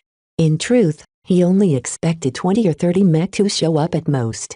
In addition, he didn't even consider that all of the avatars, most of whom weren't related to the Larkin sons, would show up in total. Every avatar who hadn't departed to the front spontaneously followed the Larkin sons in supporting their employer. This was the first time Vez truly felt he could depend on his avatars of myth. After so much investment and time, his personal force had reached a satisfactory standard. Unfortunately, the opposition was simply too strong for the avatars to have any hope of victory. While Vez wanted to make his avatars be able to fight against overwhelming odds, an expert mech was simply too much for them to handle at this point. Under the direction of Melker and the former mech officers among the Larkin sons, the eclectic mix of mech formed into ranks and took positions according to their mech type. The Desolate Soldiers and Dawnbreakers took up the rear. As spaceborne mech pilots, their maneuverability on land was not very great. Their mech engines and legs were too weak as they mostly depended on their flight system to move. However, their flight within a gravity well was very cumbersome. Though it was still possible for them to fly in the air, they would be sitting ducks if they did so. Considering the risks of crashing, it was better if they remained firmly rooted on the ground. As for the front ranks, various Blackbeaks and other melee mechs stood in front. There was likely no way for them to do anything to Ganso's expert mech. Regardless if he piloted his famous glittering combat or another expert mech, as a ranged specialist he didn't have to close into melee range to take out these melee mechas. Though many of the mech pilots knew this, they still chose to go through with their seemingly futile action. As time started to run out, none of the mech pilots who showed up had changed their mind. They resolutely kept their mech in place, making Vez feel more and more appreciative of his family. Leland and Miles hadn't left the office either. They remained in frequent contact with their organizations and occasionally kept Vez in the loop. Senator Tovar managed to convince one of the mech generals he's friendly with to convene an emergency meeting. Miles told Vez, "It's scheduled to begin in 2 hours. We don't expect the debate to last long since General Cavendish clearly crossed a line. Can't they hold this meeting sooner? This is the best we can do, sir." Bureaucracy. Even the Mech Corps was rife with it, especially in the upper ranks. With all of the responsibilities that High Command had to deal with during the Sand War, it was already miraculous to convene an emergency meeting in 2 hours. Flashlight hasn't been sitting still either. Leland added. We have been gathering evidence of misconduct and irregularity surrounding the strange orders. They're not exactly illegal since General Cavendish has the authority to initiate small-scale special operations. It's just that most of them are targeted at our enemies, so General Cavendish is only obliged to account for himself after the operations have finished. He's bending or outright misinterpreting a lot of rules by targeting a citizen of the Bright Republic. So he's not at fault? He is, just not as worse than you think. This is not the first time a higher-up from the Mech Corps has acted first or unilaterally. Sometimes, time is of the essence and decisions have to be made on the fly. Generals have some leeway in what they can do as long as they account for themselves afterwards. So he won't be arrested or removed from his position, is that what you mean? Leland nodded. General Cavendish is one of the pillars of his family. Their influence in the Mech Corps is very substantial. I don't care about the general. Vez dismissively waved his hand. I just want to be safe and in control of my own life. As long as Cavendish's back off, I'm not inclined to pursue this matter further. This caused both Leland and Miles to let go one of their worries. As one of the founding families of the Republic, their power and influence was too great. They were no less powerful than a noble house of a feudal state, and could never be toppled easily. Vez recognized the futility in retaliating against the Cavendish family. Instead of pursuing his grievances at ruinous cost, he would rather do something productive. He's here. Nida spoke as she stepped closer until she stood right behind Vez. The combat carrier has landed some distance away and dropped off a single mech and some shuttles before flying away. They only need one expert mech to force my surrender, is that what they are saying? Regardless, we are still keeping an eye on the carrier. A sense of dread started to press onto Vez. A small shape appeared in the distance and slowly approached the mech nursery. Soon, Vez managed to distinguish some smaller shapes following the central form. The glittering comet. Vez gasped as he recognized the famed expert mech designed for Gansel Larkinson. What an exquisite mech. Every expert mech was a sophisticated work of art to mech designers like Vez. Even if the glittering comet belonged to his enemy, he couldn't help but admire its fantastic design. While it was clearly a machine optimized for space combat, it still managed to fly in the air without exhibiting any strain. The flight system of an expert mech was much more powerful than the flight system of a standard mech. While the glittering comet definitely performed worse than an expert mech designed for atmospheric combat, it was still able to exert most of its strength in the air. A couple of military shuttles followed the glittering comet. Vez was sure they held infantry troops tasked with capturing Vez and extracting him from the mech nursery. Let's step outside. What? Are you crazy? Raymond objected. I highly advise against this course of action, sir. Nida protested as well. Vez shook his head. It makes no difference if I'm inside or outside. I would rather face my enemy up close. He turned around, picked up Lucky, and headed for the exit without another word. His followers had no choice but to follow him and keep persuading him to shelter somewhere else. Chapter 1709 Wall of Mech. Chapter 1709 Wall of Mech. By the time Vez passed the lobby with the stuffed body of Zegra put on display, the glittering comet had entered the perimeter of the mech nursery.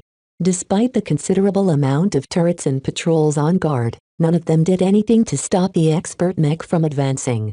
Even if an ordinary military mech took the glittering comet's place, the living sentinels still wouldn't have made a move. This was because it was illegal to attack a military mech. For this reason, the living sentinels did not have the guts to turn their weapons towards the passing expert mech.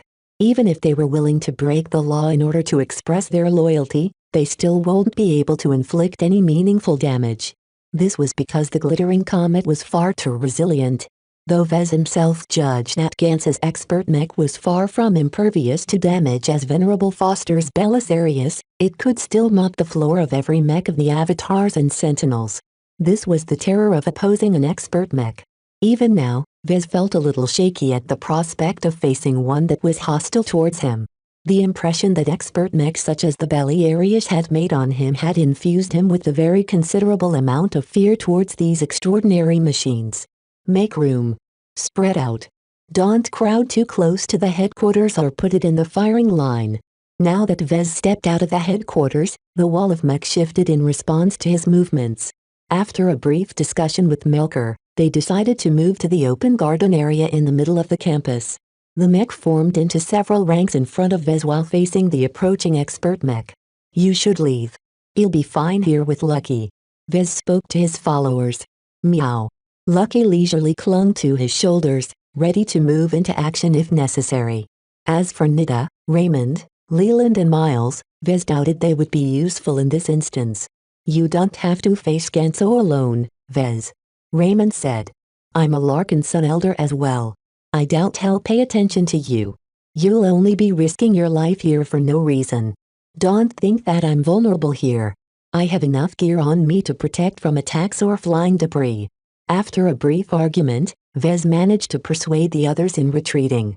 Vez did not fault them for leaving. This was his battle to fight, and he did not wish to put others at risk.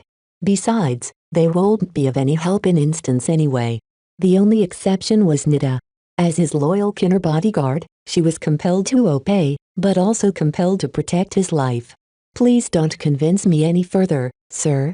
She spoke as her combat armor's helmet swept over her head.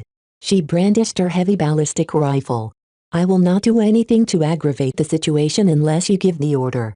Hopefully, it won't come to that. Vez softly whispered, feeling very appreciative of Nida's loyalty. Ever since this crisis erupted, Vez learned how much support he truly enjoyed. Many partners and allies turned out to be ineffective, cowardly, out of reach or unreliable. The Tovar family, which he relied upon to secure his place in the Republic, directly caused General Cavendish to move against him. The Tovars hadn't been able to shield him from their troubles at all. Calibist and her secret band of sword maidens were completely absent. Vez had no idea what they were doing and how their actions benefited him, but he trusted her intelligence network to warn him about these dangers in advance. How could she have possibly missed this threat? Speaking of spies, Flashlight might not be as good as Calibist in spycraft, but it should have infiltrated the Mech Corps extensively. Yet because of Spotlight's interference, this military intelligence agency had been completely fooled. Gloriana was not in control of her own organizations. Her mother and the Wadian dynasty provided everything for her, but that meant that she was powerless when she acted outside of her dynasty's intentions.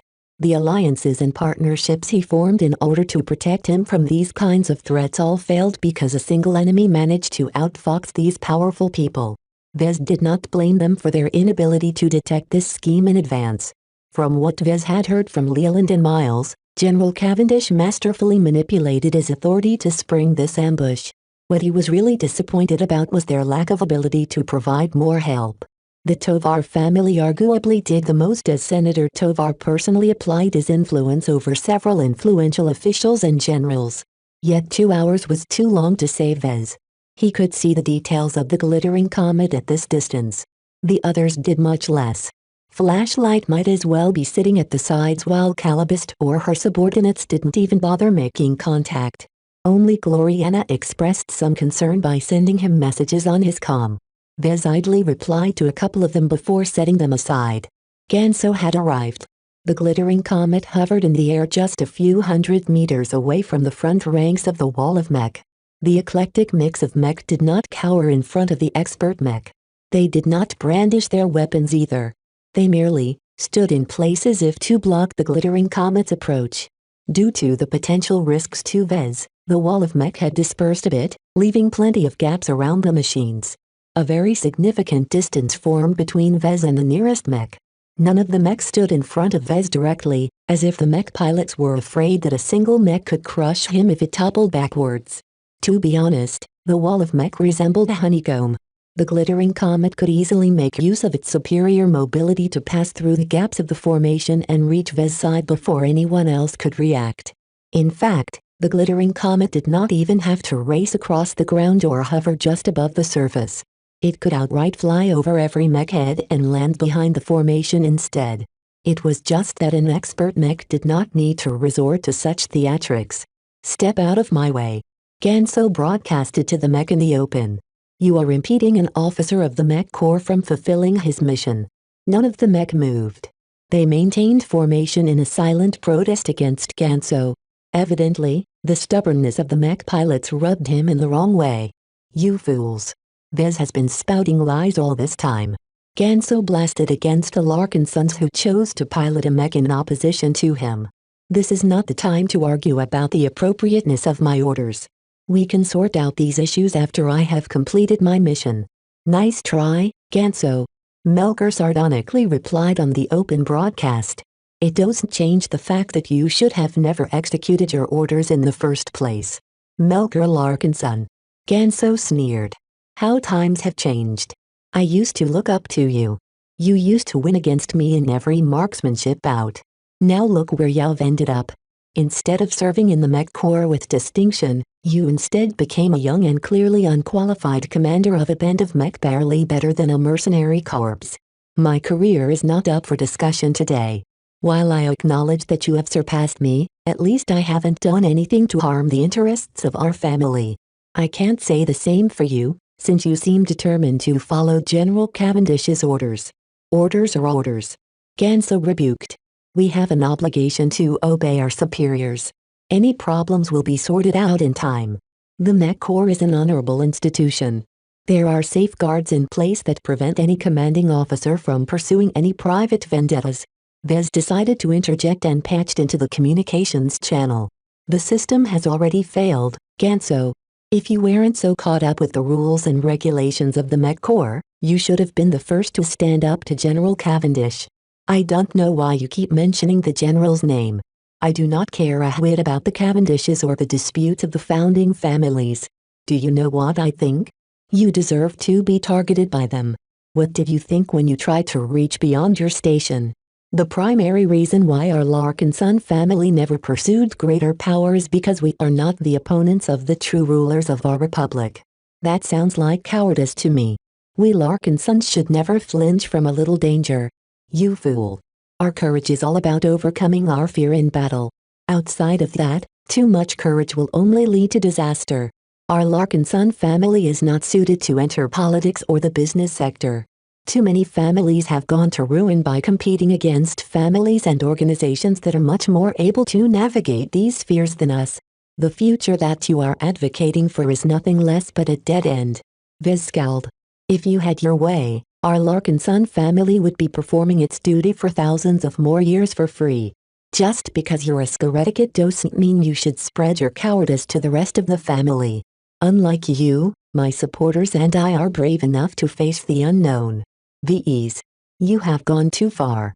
I have fought against too many Visions and Sandmen to be accused of a coward. This farce ends here. The glittering combat flew forward, only to halt as a number of desolate soldiers and Dawnbringers flew up to block its way. Get out of the way. You are interfering in military affairs. I won't warn you again. It's useless, Venerable Ganso. An elder Larkinson replied. We have made our choice. If you want to pass our mech, you have to take us down. A brief pause ensued as both the glittering comet and its opposition faced off against each other in the air. For a moment, Vez thought that Ganso calmed down. Then, the glittering comet brandished its custom ballistic rifle.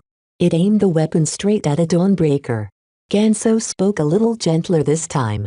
On account of your honorable service, I will give you the opportunity to step away. Don't make things worse. The Dawnbreaker did not fly away or point its Sandbreaker rifle at the glittering comet. It simply hovered in place. So be it. He spoke again, this time with a touch of finality in his tone.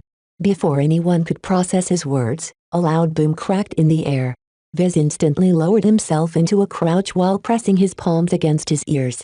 The glittering comet fired a shot. Not only that, the expert mech fired a round at the left leg of the opposing Dawnbreaker, causing it to disappear entirely. The immediate aftermath of this event was just as horrendous. The leg detached from causing a small amount of debris to spray everywhere. The heavy limb itself fell onto the ground in a heavy thud that caused Vez's footing to be destabilized. The powerful round penetrated right through the Dawnbreaker's legs as if its compressed armor didn't mean anything. It flew onwards at a downwards angle until it impacted the campus a kilometer away, throwing lots of dirt in the air. The Dawnbreaker itself wasn't doing so great either. Though it had only lost a leg, some of the force transmitted to the rest of the mech, causing some of its components to malfunction. Its mech pilot had no choice but to fly away and make an emergency landing. As the rattling sounds and thunderous vibrations subsided, every Larkinson and Avatar looked at the glittering comet in shock. You. Melker stammered. You actually attacked a Larkinson. What have you done? Chapter 1710 Shaken Will Chapter 1710 Shaken Will. Every Larkinson became stunned as Venerable Ganso Larkinson did the unthinkable.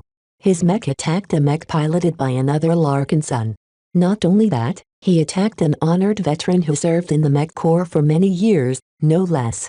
Though Ganso employed great skill and careful aim to disable the Dawnbreaker without imperiling the life of its mech pilot, that did not change the fact that he violated one of the family's most fundamental rules. By shooting another Larkin son, he implicitly conveyed that the laws of the Bright Republic trumped the rules of his own family. While it sounded ridiculous, no Larkin son ever thought those two would ever come into conflict. The Larkin sons were an upright, military family who served the Bright Republic with honor and distinction. They possessed a lot of faith in the justness and properness of the state. The Larkin sons wouldn't have dedicated their lives so wholeheartedly if the Republic they served was corrupt. Of course, to Vez, the Larkin sons were mostly treated as unwitting grunts by the true powers of the Bright Republic. The level his family operated never ascended to a height where they became exposed to the dirty dealings that took place at the top. Perhaps Gance's mission was the first time the Larkin sons became exposed to the true face of the Bright Republic. Vez held some blame for dragging the Larkin sons into the pit. If he hadn't become such a successful mech designer, the Larkin son family wouldn't have been exposed to the sharks that operated at this greater stage. Naturally, Vez did not feel guilty at all. In his perspective, he was doing his family a favor. The Larkin sons possessed so much power, but rarely used it to better themselves.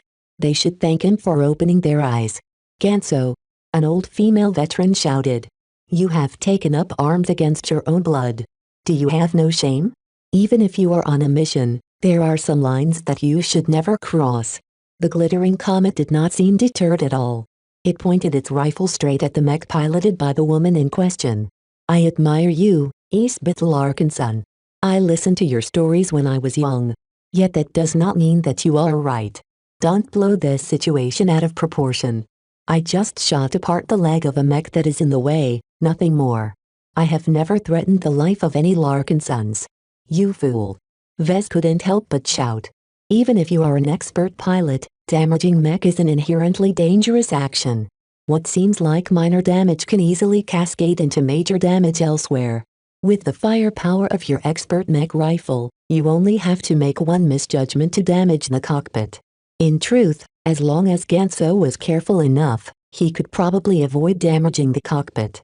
Mech these days were quite compartmentalized, and no part was more shielded and separated from the rest of the mech than the cockpit. The degree of compartmentalization depended heavily on the mech type, design style and budget of the mech design. The Dawnbreaker, which had been explicitly designed to preserve the life of the mech pilot, was a lot safer to pilot than a desolate soldier.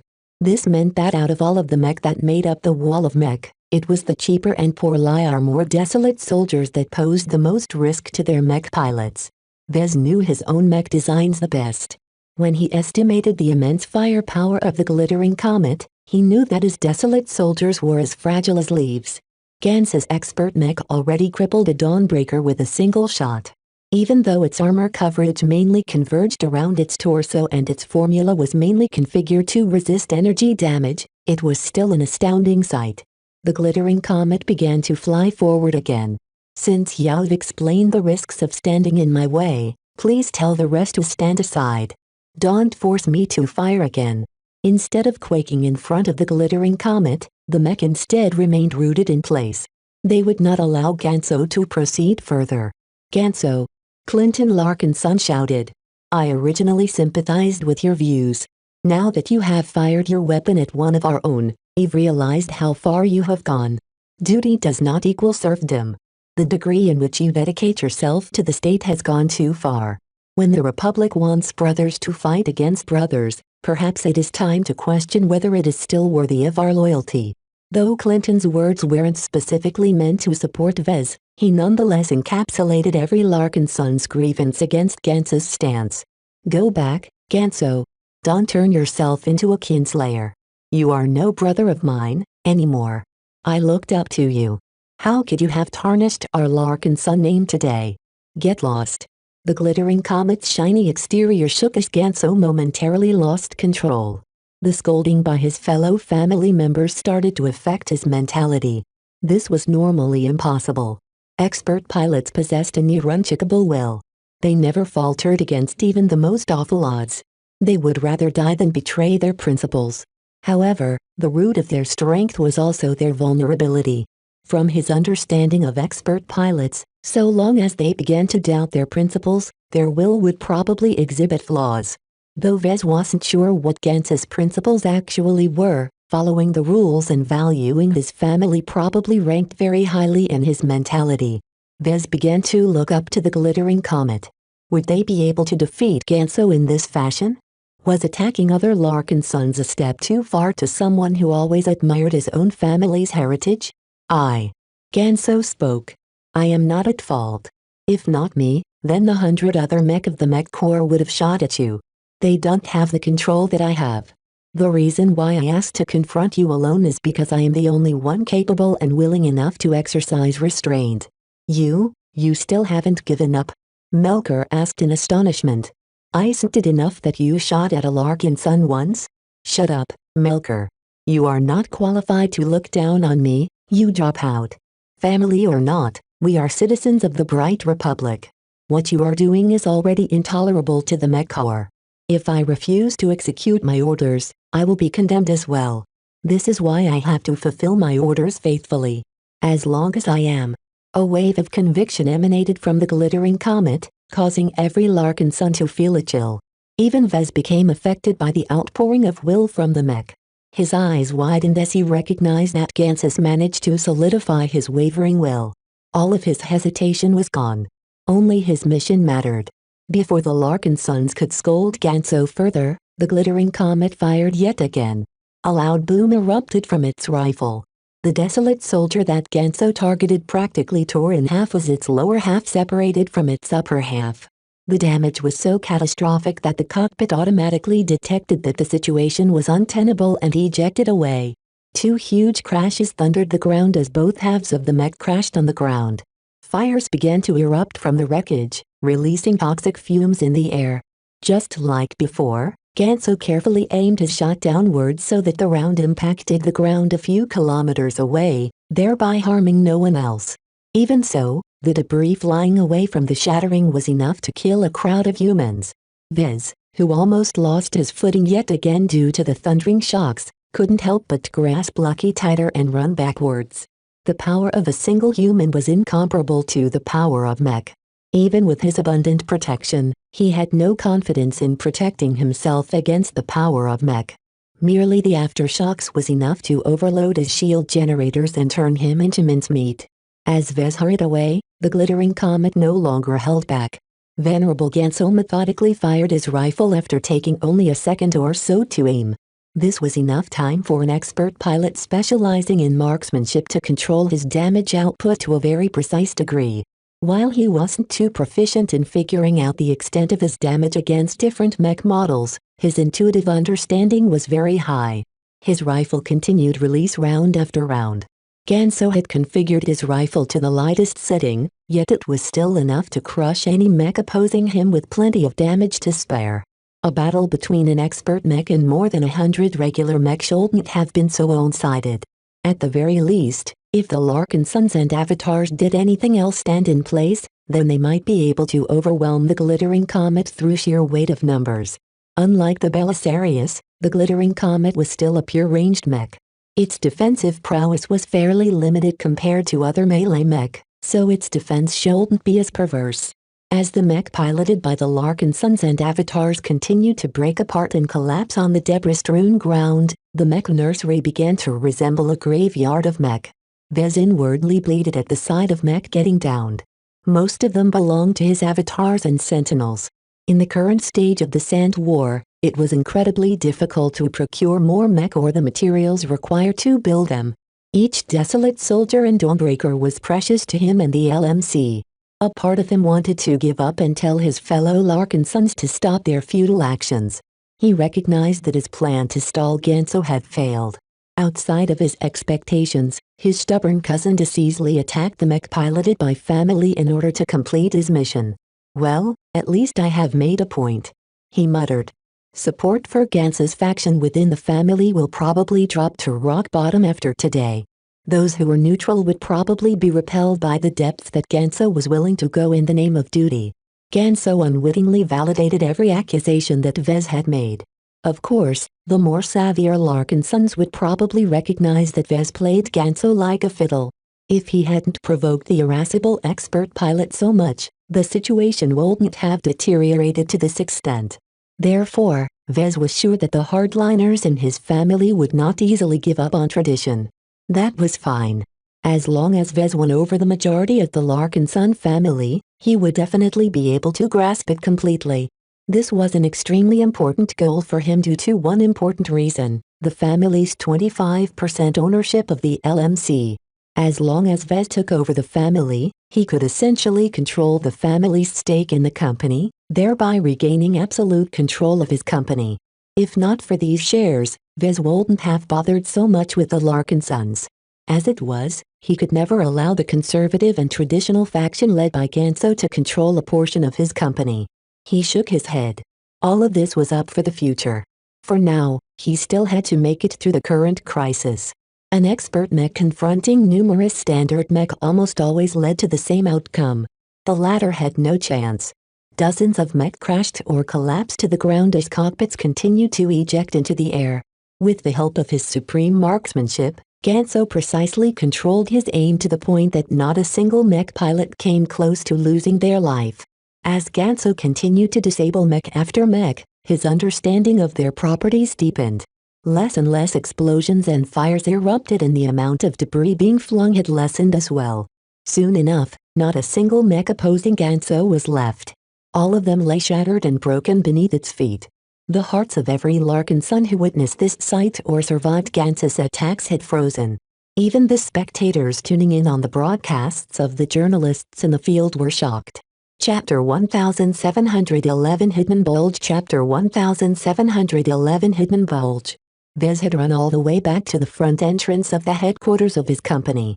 A fair distance away, piles of broken and ruined mech parts soiled the green and idyllic gardens of the Mech Nursery's campus. In destroying every mech that stood in the glittering comet's way, Ganso Larkinson exhibited complete disregard to the value of those machines. Each of those mech could have contributed to Cloudy Curtain's defense. The fall of so many Avatar and Sentinel mech weakened Cloudy Curtain's security and risked the lives of millions of citizens and billions of settled refugees. Vez partially blamed the stubbornness of his family members. Their misplaced courage caused them to stand their ground and let themselves get shot by Ganso like they were target dummies. The Larkinsons had already made their point. There was no further use in allowing their mech to get wrecked. Of course, the Larkinsons who showed up today did not see it that way. It was all about showing their attitude against Ganso's conduct.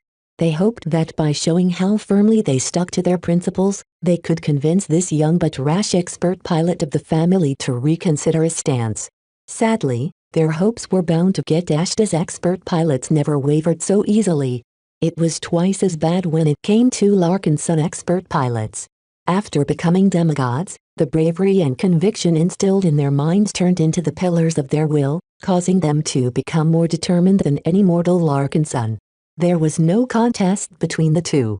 The 100 Larkinsons that piloted their mech to form a wall thought that they already possessed sufficient determination. Ganso wouldn't shoot every Larkinson in the way, right? Shouldn't he feel guilty with each Larkinson mech he shot? Yet the expert pilot gritted his teeth and steeled his heart to do what he thought was necessary. As his glittering comet sensor arrays scanned the debris field, Ganso tried to make sure that none of the wrecks posed any threat to any lives. While he had already justified his actions in his heart and mind, he still did not wish to have any actual blood on his hands. Harming a mech was just an issue of money to him. It still fell short of wounding or killing an actual human being. After verifying that no cockpit or life was at risk, Ganso cast his worries aside and focused on his target. While Vez could have retreated in his headquarters or sneaked away by resorting to stealth, he didn't think it would buy him more than a few minutes' time. The military shuttles carrying infantry already started to approach once Ganso dismantled the wall of mech. The vehicles already pointed a number of high-powered, directional scanners in his direction. The energy passing through his body was so strong that Vez doubted that he could evade pursuit for long. He did not wish to put his headquarters and the people working inside at risk. The soldiers sent to hunt him down might not be as concerned with collateral damage as Ganso, especially since they were just mortals. Looks like this is the end of the line for me, Vez muttered. Do you wish to? Nida, who had stuck with him, brandished her rifle. No. Don't think about it. I explicitly order you to attack my captors unless they actually intend to kill me or something. Vez could never resist the might of an entire state. Perhaps the story might be different if he became a master mech designer, but for now his power, influence, wealth and reputation were wholly insufficient to resist lawful authority. This was also why he never considered activating the defenses of the mech nursery and ordering his supporters to open fire. He would just condemn himself and his fellow Larkinsons to persecuting them by their own state. Fortunately, it was not as if he was surrendering his life.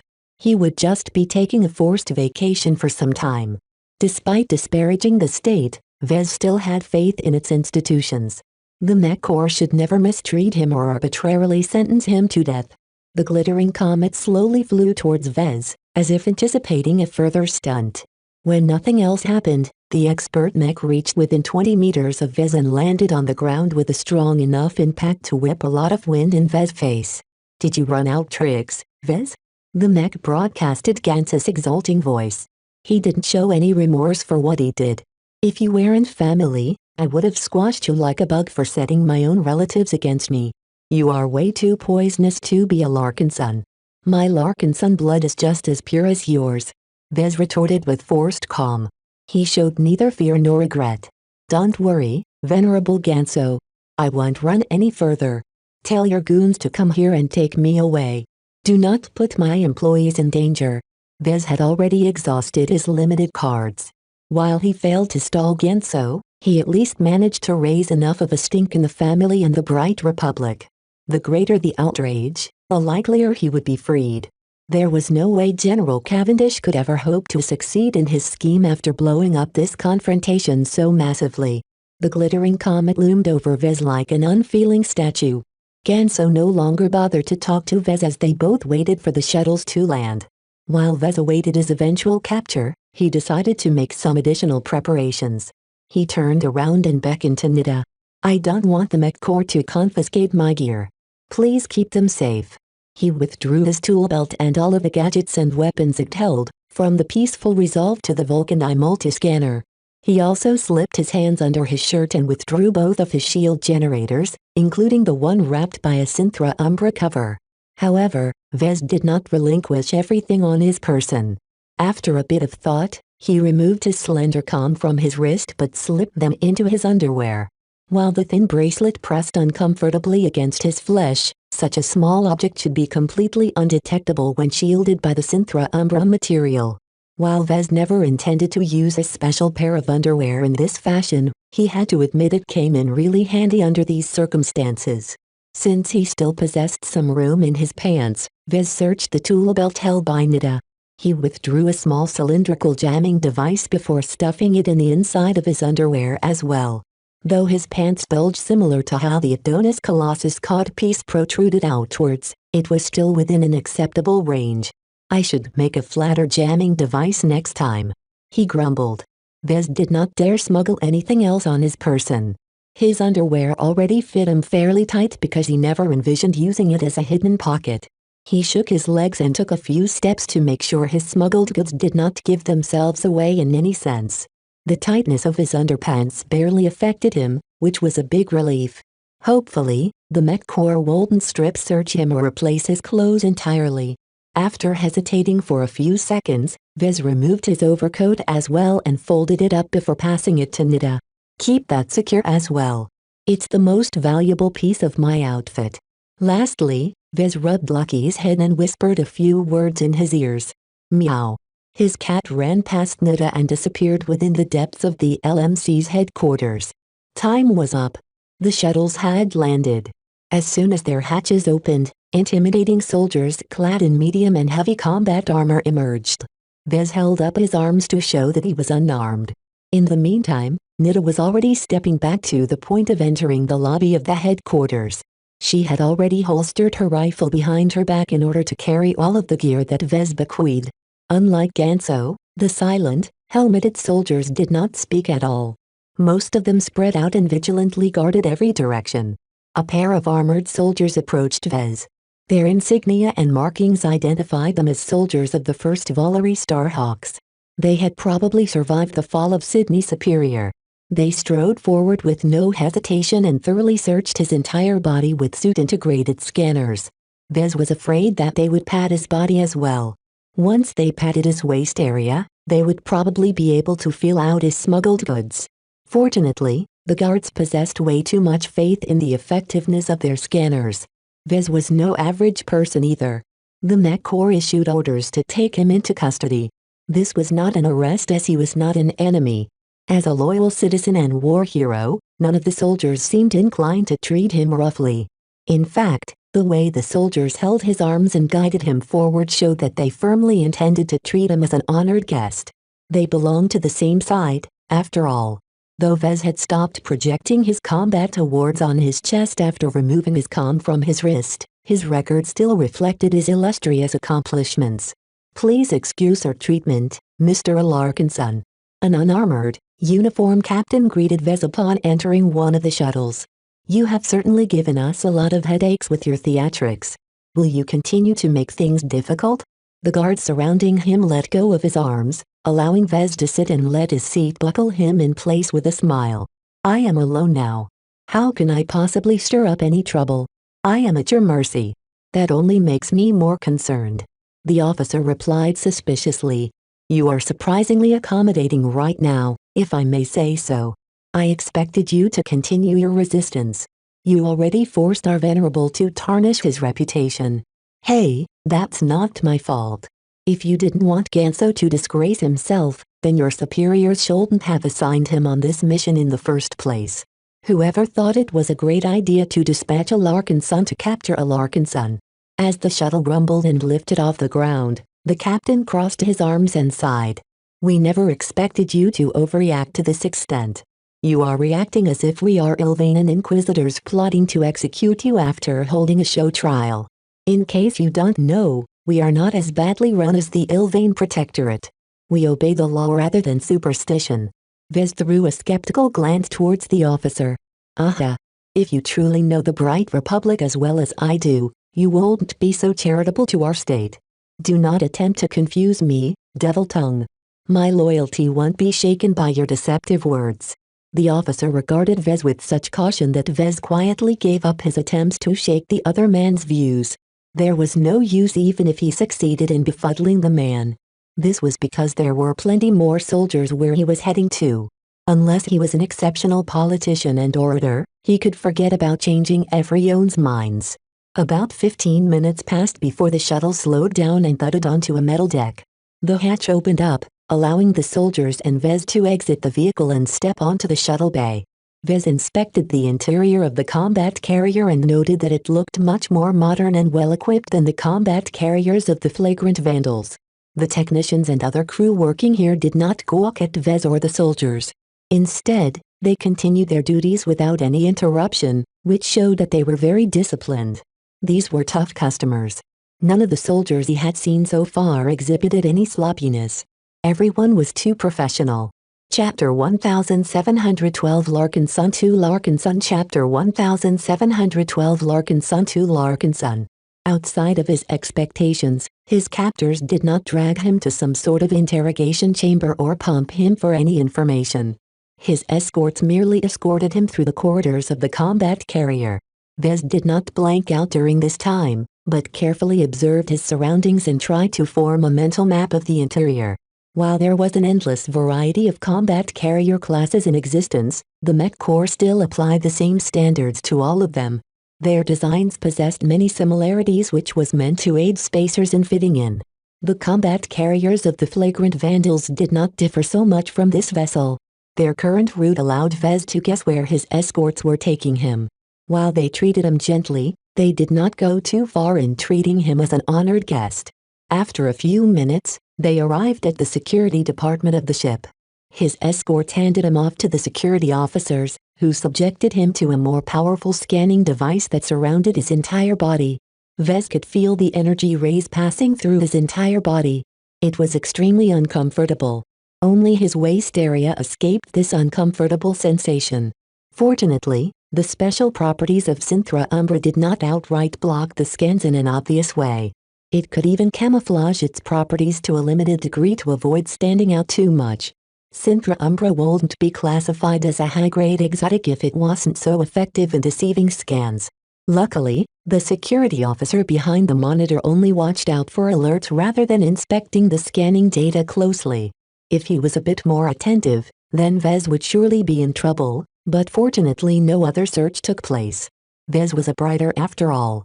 Was he really going to whip out a gun from nowhere and shoot his fellow citizens? Please follow me to your temporary accommodations, the captain told him after the scanning had ended. Vez quietly followed until he reached the cell in the brig. Wow. Can't you offer me some dignity here, Captain? I used to be a head designer when I was in the Mech Corps. Major Verl of the 6th Flagrant Vandals treated me very well when I worked directly under him. He would never have the guts to treat me like a prisoner. The officer looked unsympathetic. He gestured to the cell, causing the armored soldiers behind Vez to gently push him inside. An energy screen immediately emerged, blocking Vez from exiting the Moslobran metallic cell. We have our orders, Mr. Alarkinson. We initially planned to hold you somewhere comfortable, but your actions earlier have caused us to reconsider. Ganso personally told you to throw me into a cell, right? The captain smiled sheepishly. He harbors quite a grudge against you. We are holding him back from meeting you until he cools down. Well, thanks for that. We are not your enemy, Mr. Alarkinson. We don't like this mission either. Venerable Ganso did not seem so reluctant earlier. He turned my mech nursery into a graveyard of mech by the time he was done. The captain remained unapologetic. Our personal wants and needs are immaterial. When we take the oath and don the uniform, we cease to be individuals. Instead, we represent a great institution, one that is dedicated to protecting our state. I know that. I'm a Larkinson, and have been in your shoes. I'm just disappointed at being targeted by you guys. You have my sympathies, Mr. Larkinson, but orders are orders. I wish you an uneventful journey. You won't have to stay locked in this cell for long. What is that supposed to mean? The captain didn't reply. He nodded stiffly at Vez through the energy screen before leaving the brig, taking most of his men away. Unfortunately, 2 guards remained in place. While they did not specifically stare at Vez, their presence made him feel as if he was completely exposed. Their closed helmets made it impossible to judge whether they were paying attention to him or not. For all he knew, they were sleeping inside their combat armor. Vez did not dare take out the gear he stuffed inside his underpants. Even without the guards, he was very certain that his cell was stuffed with sensors that monitored his every move. Not even the toilet section of the cell provided him with any relief. The cell was extremely bare, offering nothing more than a bunk, a toilet and a wash bin. Vez knew that cells like these could be configured to offer additional furniture and amenities. Sadly, his captors were too stingy to offer him comforts such as a chair, table or entertainment projector. The guards left him with no opportunity to start a conversation either, which left him feeling bored. As someone who always spent his time on something, remaining locked in a cell with nothing to do was already starting to grate at his nerves. He was a man of action. He always tried to spend his time productively. I should be designing a mech, reading a report, questioning my subordinates or cuddling with Gloriana right now. No matter how much he complained about his treatment, the soldiers assigned to extract from Cloudy Curtain did not engage with him any further. How boring. The Vandals were much more fun than you guys. The guards never deigned to answer him. Vez half suspected that their combat armor filtered out his voice. Sometimes, he really hated his devil tongue nickname. Why couldn't he have a proper nickname that highlighted his strengths in mech design? An indeterminate amount of time went by as the muted sounds and vibrations of the combat carrier offered him various hints of what was taking place. He had no other way of determining what was going on outside his cell.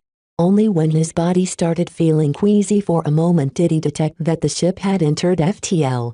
His hopes of getting released before the Mech Corps sorted out the situation at high command were dashed. Perhaps Vez needed to wait until the captured fleet returned to real space for the Mech Corps to release him from custody. With all of the trouble if stirred up, there is no way General Cavendish can still have his way. What took place on Cloudy Curtain was the last thing the Bright Republic needed at this time. Anything that distracted from the struggle against the Sandmen was deeply disruptive. What was worse was that there was no way his forced departure from Cloudy Curtain could be hidden. If the government thought they could take him away quietly, then the battle between the Larkin sons firmly ensured that many people would come to know what transpired. This was the insurance plan that he plotted ever since he heard that Ganso was coming to take him away. After seeing how all of his friends and allies failed to protect him at this critical moment, Vez no longer dared to place his hopes on their efforts. He emphatically did not trust the Tavers to do what they promised. Who knew what kind of shady deals and compromises they might make with the Cavendish and Ramsay families? Rather than placing his hopes on unreliable allies, he much preferred to rely on his own means to extricate himself from this crisis.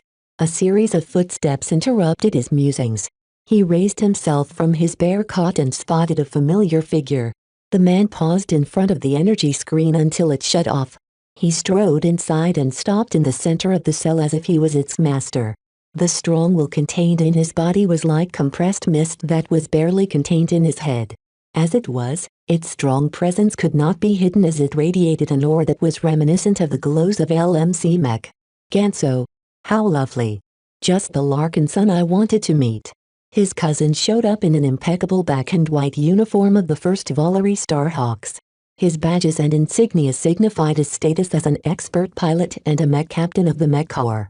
The uniform showed off nothing else, as this was not a situation where Ganso needed to show off his combat awards. So here you are. Ganso spoke up. Different from before, he exhibited little emotion. We would have brought you here regardless of what you did. Instead of accepting the inevitable, you launched a futile resistance and shook the foundations of our family. I did not ask them to come and block your way. They came on their own accord. Vez lightly replied. That's a lie, Vez. You openly appealed to them to form a wall of mech. Even if you phrased it as a request, you should have known how seriously our family members would take it. I have to admit that I even fell for your sophistry. Vez chuckled. I said nothing that isn't true in some way.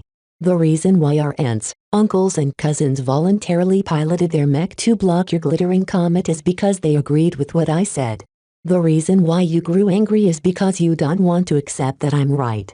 Before he knew it, Ganso swiftly swept forward and punched his face. Ah, that's smarts. I'm just a mech designer, man. I'm a civilian. Ganso sneered at Vez. You're a Larkin son. You're better than this. Your physical augmentations are even more luxurious than mine. That doesn't mean I'm trained for combat. I'm helpless in front of you and you know it. Vez complained as he rubbed his bruised cheek. Dispense with the theatrics, Vez. I didn't come here to be entertained by a clown. Seeing that Ganso saw right through his act, Vez shook his head and straightened his back. While he had left behind his overcoat, the remainder of his outfit still looked suitably formal. The dignity he carried was no less than that of Ganso. That's better. I finally feel I'm facing an adult. That's because you're too serious, Ganso. Lighten up. Relax. Stop beating up your fellow Larkin sons. A surge of anger flowed from the expert pilot. Everything is your fault. Don't lay the blame of your actions on me. You are one of the most terrible Larkin sons that I have ever met. You don't belong in our family. You don't control the family. I do. We held a vote. Ganso directed a withering glare towards Vez. A single popularity contest held at the spur of the moment does not give you the right to take over the Larkin son family. While you are brought away, I'll be sure to sort of the mess you've made and undo all of the damage. Without your poisonous influence, I have faith that my fellow Larkin sons will return to sanity. Ha ha ha. Keep dreaming. You crossed a line today. I exposed you and your faction for what you truly are. If the Mech Corps orders you to kill off our entire family, you would definitely jump to obey. Outside of his expectations, the expert pilot did not take the bait this time. Instead, Ganso adopted a smug expression as he looked down on Vez as if he was an ant. Keep barking like a dog. It's all useless. Ever since you fell into our hands, you're finished. You'll no longer be around to pollute the values of our family after we reach our destination. Don't worry. You will still be safe. I am a Larkin son, after all. I would never agree to anything that harms your life. Gans's ominous words inspired vigilance in Vez. What do the Cavendishes and Ramses have in store for me? You sound as if you know something. This time, it was Gans's turn to chuckle. You'll find out soon enough. Rest assured that you will be contributing to the Bright Republic in a much better way than leaving you on your own. Let me thank you in advance for your valiant service. With that, Ganso turned around and left the cell. Chapter 1713 Confinement Chapter 1713 Confinement. Ganso did not visit Vez again, and neither did anyone else for that matter. The crew of the combat carrier took their mission seriously and maintained a professional demeanor. The Sandmen had reached far and wide, and they could show up anywhere. While the ship was currently safe in FTL travel, who knew what they might encounter at the other end? The carrier had to be ready to face an ambush. Venerable Ganso needed to prepare himself for battle at any time. How could they possibly have the time to play with their prisoner? Vez felt as if he was a piece of cargo thrown in the cargo hold of a transport. The crew were just responsible for bringing him from A to B without any superfluous steps. He hated it. After spending a lot of time around people, this forced isolation was grating at him. He missed Gavin's dutiful reports, Raymond's advice, Nida's dedication, Gloriana's warmth and the energy of his design team. It was only now that his captors deprived him from what he took for granted that Vez realized how much he depended on his friends and subordinates. Loneliness swept through his mind and spirit, causing him to feel more and more depressed. The bear cell didn't help any matters either. For some reason, security officers neglected to offer him any form of distraction or entertainment. They didn't even provide him with a single projector that allowed him to watch old dramas or something. The lack of amenities forced Vez to depend on himself to pass the time. He first attempted to develop some ideas for his next design project. Now that he completed the deliverer design, Vez did not really have anything else on his plate. It was difficult to figure out what mech he should design when he did not even know his future trajectory. I don't know where he'll stay next, he muttered. With everything that happened today, his trust in the Bright Republic had dropped close to the bottom. While he identified himself as a Brighter, he no longer held the same amount of trust and loyalty in his home state. Some of the words he spoke to the Larkin sons had come from the bottom of his heart. He truly meant it when he told them that they didn't owe the state anything anymore. While he and the Larkin sons should be grateful to the Bright Republic for offering them a good environment to develop, it was difficult to go any further. While Vez figured that the Bright Republic still offered more room for growth, the only way to do so was to grow under the tree of the Tovar family. A shelter is also a cage. My family doesn't necessarily have to rely on others for protection. Vez vastly preferred decoupling the Larkin sons from the Bright Republic and form a more independent existence. So long as his family could retain its most useful customs and traditions, it should have no problem sustaining a mercenary existence. That's not enough, though. Becoming mercenaries was a step down for the Larkin sons. Most of them would certainly rebel if Vez pushed them into adopting an identity devoid of honor. Only pirates and dark mercenaries ranked worse. He scratched his head. He'll have to consider this matter carefully. Ideally, Vez wanted to make the Larkin sons work exclusively for him.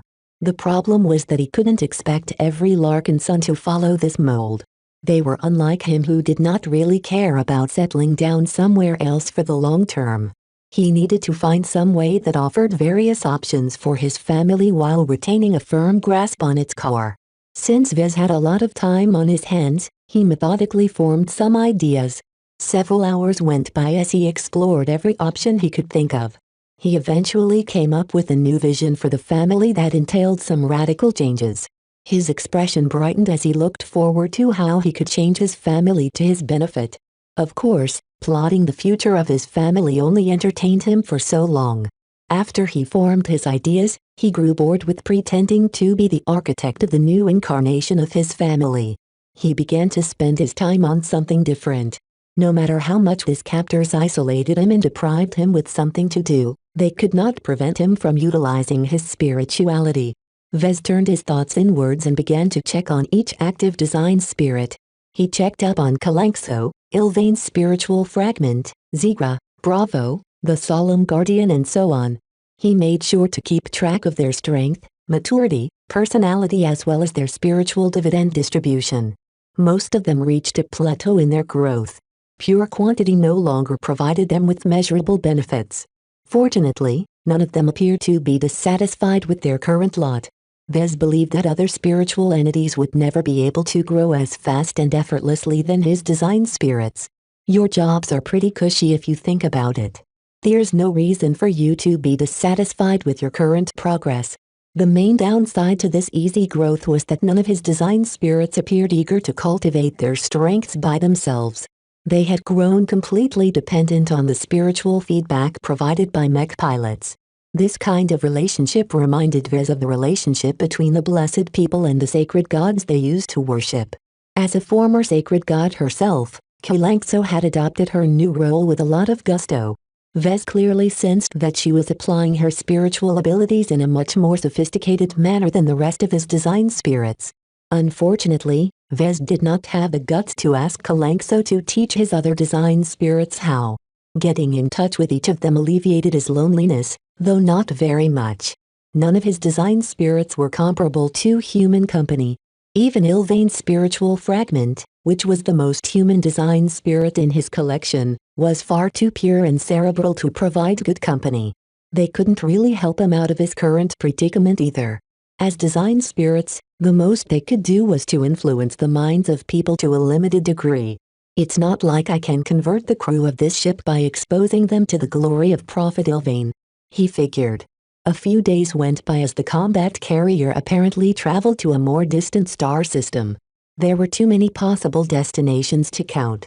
Space was unimaginably vast, but also filled with countless stars, many of them uninhabited due to their poor resource endowments and unattractive satellites. Though Vez lost track of the day-night cycle, he tried his best to estimate how much time had passed. At least he didn't have to worry about his hygiene. At irregular times, his cell would be blasted by an all-encompassing sonic blast that cleaned up his clothes and body. This was a more convenient solution than offering him a shower, which Vez was very reluctant to take advantage of. He did not wish to expose his exceptional underwear and what he hid underneath. Thank goodness they went for the lazy option. The supply of food also came at irregular times. While Vez did not have access to a clock, his instinctive sense of time suggested that his meals arrived as little as 2 hours or as much as 10 hours after he last had a bite. What is the point of this treatment? He frowned. From what he learned of the Vandals, these kinds of mind games were meant to disorient him and soften him up for further interrogation. Could Ganso have ordered the crew to mess with him as a form of revenge? Screw you, Ganso. Fortunately, this unsettling period did not last forever. By the time Vez felt his entire body experiencing some discomfort due to dropping out of FTL, he estimated that over 3 days had passed. I wonder how my people are doing at home. Hopefully, they haven't fallen apart in my absence. The LMC and his other organizations should still be keeping everything together. He could also count on Gloriana to be on the lookout for anything that threatened his enterprises. Roughly an hour or so passed before something broke the monotony of his confinement. His ears picked up a strong and familiar stride. Ganso Larkinson had returned. He gestured towards the guards on duty. They stepped forward and deactivated the energy screen. Did you finally receive orders to free me or something? Vez asked. Not quite. Ganso shook his head. We've completely shut off contact. If you hoped for an early release, then keep dreaming. We are still following our original orders. In fact, we can only restore contact after we have transferred you out of our hands. Vez sneered. Sounds like General Cavendish is very certain that his orders would be countermanded. Don't you think that your mission is improper in that case? There's a reason why we are laying low. Luckily for you, Vez, you'll soon find out what we have in store. Ganso did not talk to him any further. He merely watched on as the guards picked him up from his cot and held him gently by the arms. They slowly left the brig and entered the corridors. They walked past various crew members, who did not react to Vez at all, which he found strange. After ascending a couple of decks, they reached the starboard side of the combat carrier and halted in front of an exit hatch. Where are you taking me? Vez asked with some concern. You'll see. Ganso smiled coyly. Eventually, Vez felt a minute thud from the hatch, signifying that some sort of object had formed a connection to the exit. The hatch soon slid open, causing air from a different ship to briefly wash over their bodies. The temperature and filtering of the air was distinctly different. Vez became more and more concerned what lay at the other end. "Let's go, Vez." Ganso prodded his back. "Only the two of us are allowed to proceed." The pair of armored guards let go of his arms, allowing Vez to move on his own. Since there was nothing he could do to resist despite regaining his freedom of motion, he entered the walkway while Ganso followed him from behind. "Are you worried that I'm going to escape or something?" Vez frowned. "Stop blabbering and keep walking." They silently crossed the distance and emerged onto an entirely different vessel. Vez inspected the interior design and looked surprised. What a luxurious ship. The rich interior reminded him of a passenger liner in the way that it broke up the monotony by offering a lot of decoration. The warm colors, the artful projections, the tasteful plants, the gilded accents and the pleasant scent did not fit a military vessel at all. The Mech Corps would never waste so much resources on some useless luxuries. What alarmed Vez even more was that the quality of the materials seemed unusually high. While he was not familiar with the specific formulas, he felt that even the smallest plant pot cost as much as a budget mech. A single hatch opened up, revealing a single woman dressed in a very sophisticated business suit. The woman walked forward with heels that clacked against the deck in a steady pattern. Once she reached the two Larkinsons, the blonde woman smiled. "Vez Larkinson. I'm very pleased to meet you. I have looked forward to our meeting for a while now." She turned to his cousin.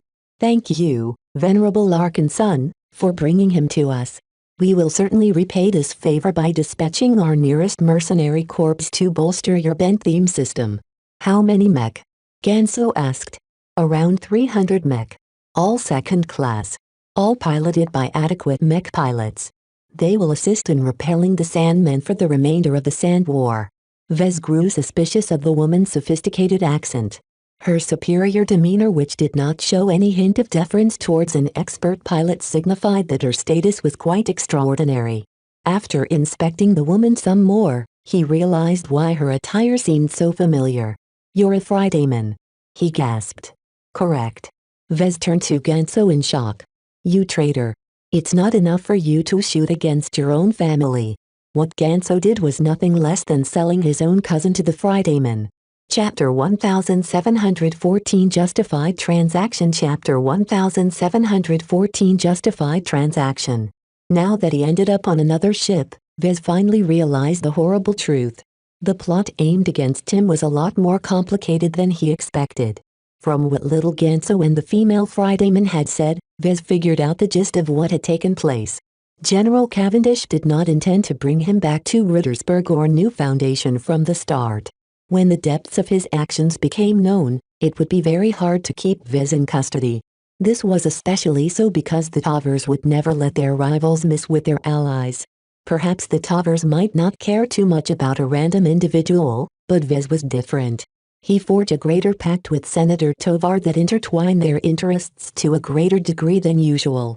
If the Tavers failed to meet their obligations, then they would not only damage their credibility, but also earn the ire of Gloriana for no good reason. It was extremely worrisome to be targeted by the darling of the Wadian dynasty. While she was just a mech designer, she could easily pull a lot of strings to make life very difficult for the Tovar family or the entire Bright Republic. Therefore, the Tavers should be constantly lobbying on his behalf for his eventual release. Someone as old as General Cavendish should surely be aware of how difficult it would be to take Vez off the board and deprive the Tavers of an exceptional ally. Since the Cavendishes and the Ramses couldn't find a way to keep Vez confined, why not hand him off to someone else? It was no secret that the Bright Republic and its institutions developed some relationships with the citizens and organizations of the Friday Coalition. The founding families should have definitely forged very close ties considering how long they had been in power.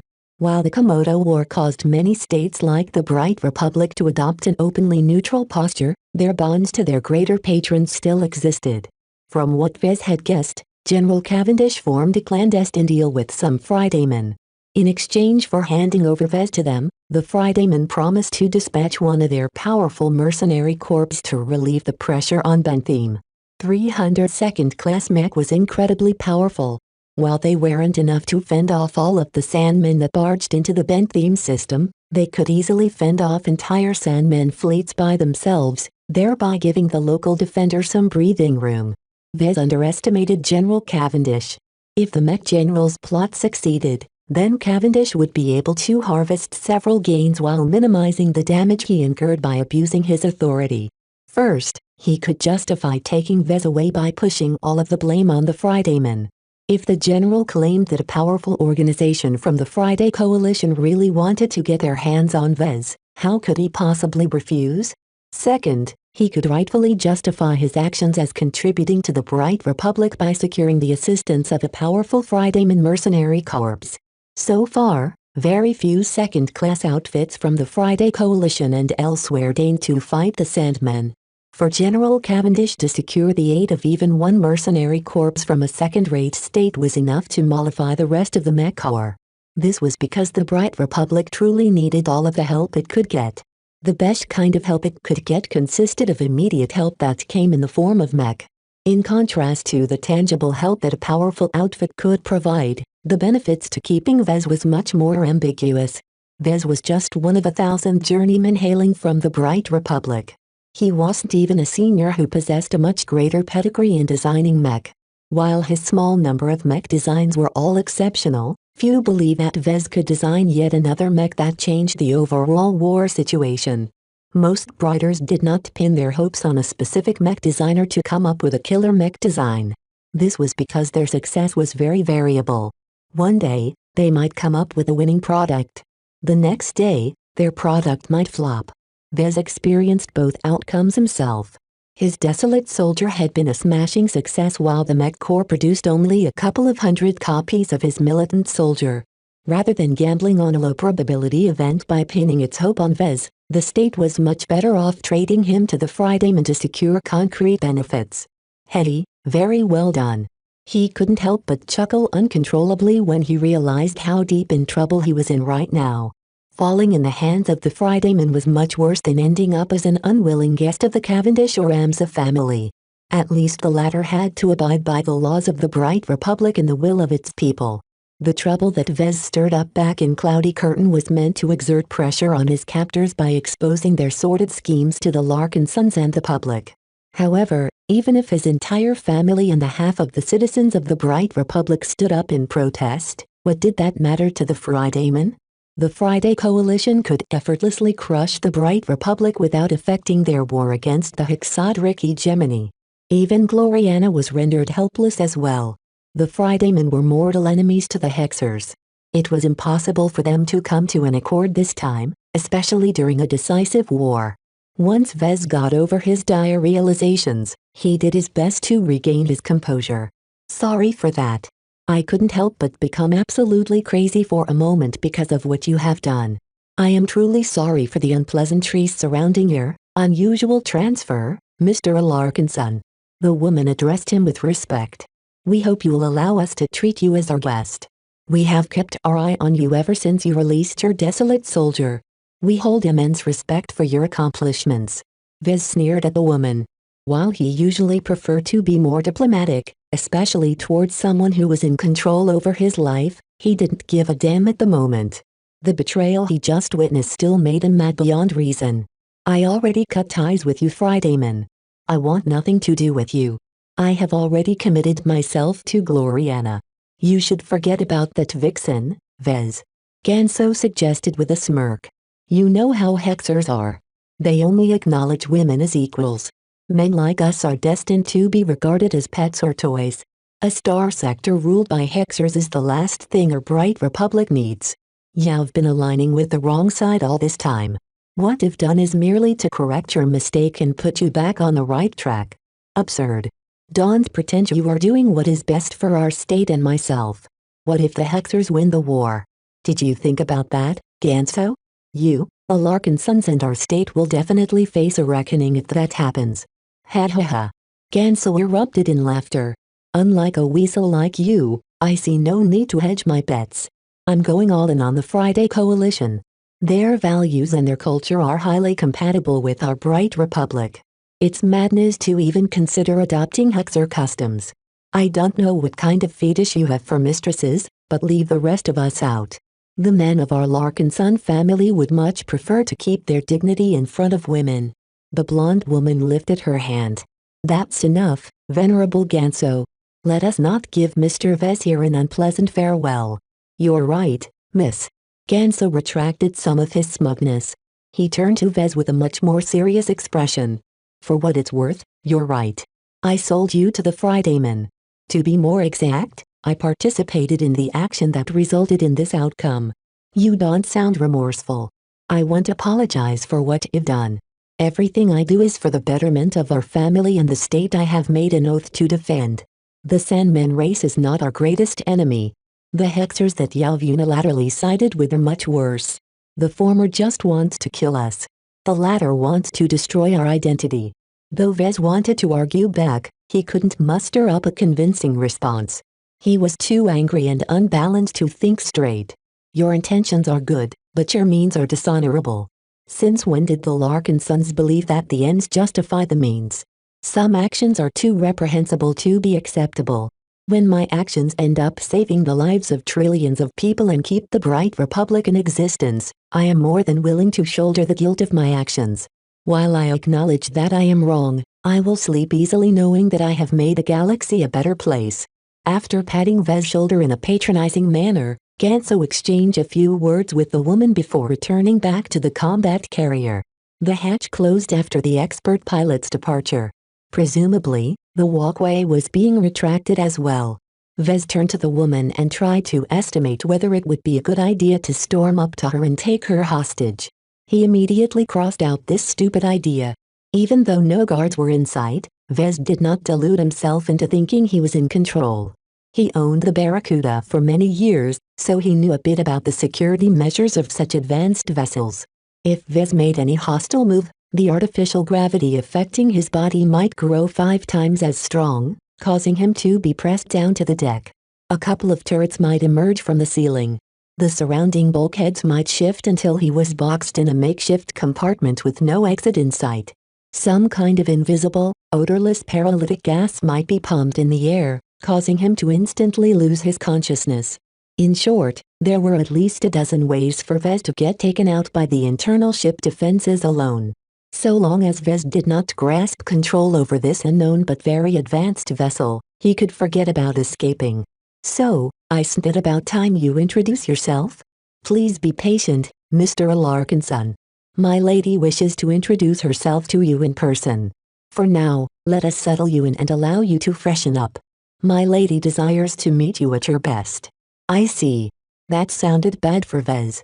If he was forced to shower or change his clothes, he might expose his hidden goods. The woman led the way while Vez obediently followed like he was marching to his execution. A sense of resignation suffused his body as he kept looking around. The ship he was on was a lot larger than his Barracuda, that was for sure. The vessel might even outclass Gloriana's stellar chaser. The more formidable his current captors, the more his confidence sank. He already ruled out trying to escape from this unknown ship by himself. There were way too many systems and redundancies for him to sabotage the vessel with his limited means. After going up a few decks, Vez got a sense that they reached the most premier passenger compartments. The woman guided him into a resplendent stateroom that was much more grand than his stateroom on the Barracuda. This shall be your accommodation for the remainder of our journey to the Friday Coalition. We hope you have a pleasant stay aboard our ship as our honored guest.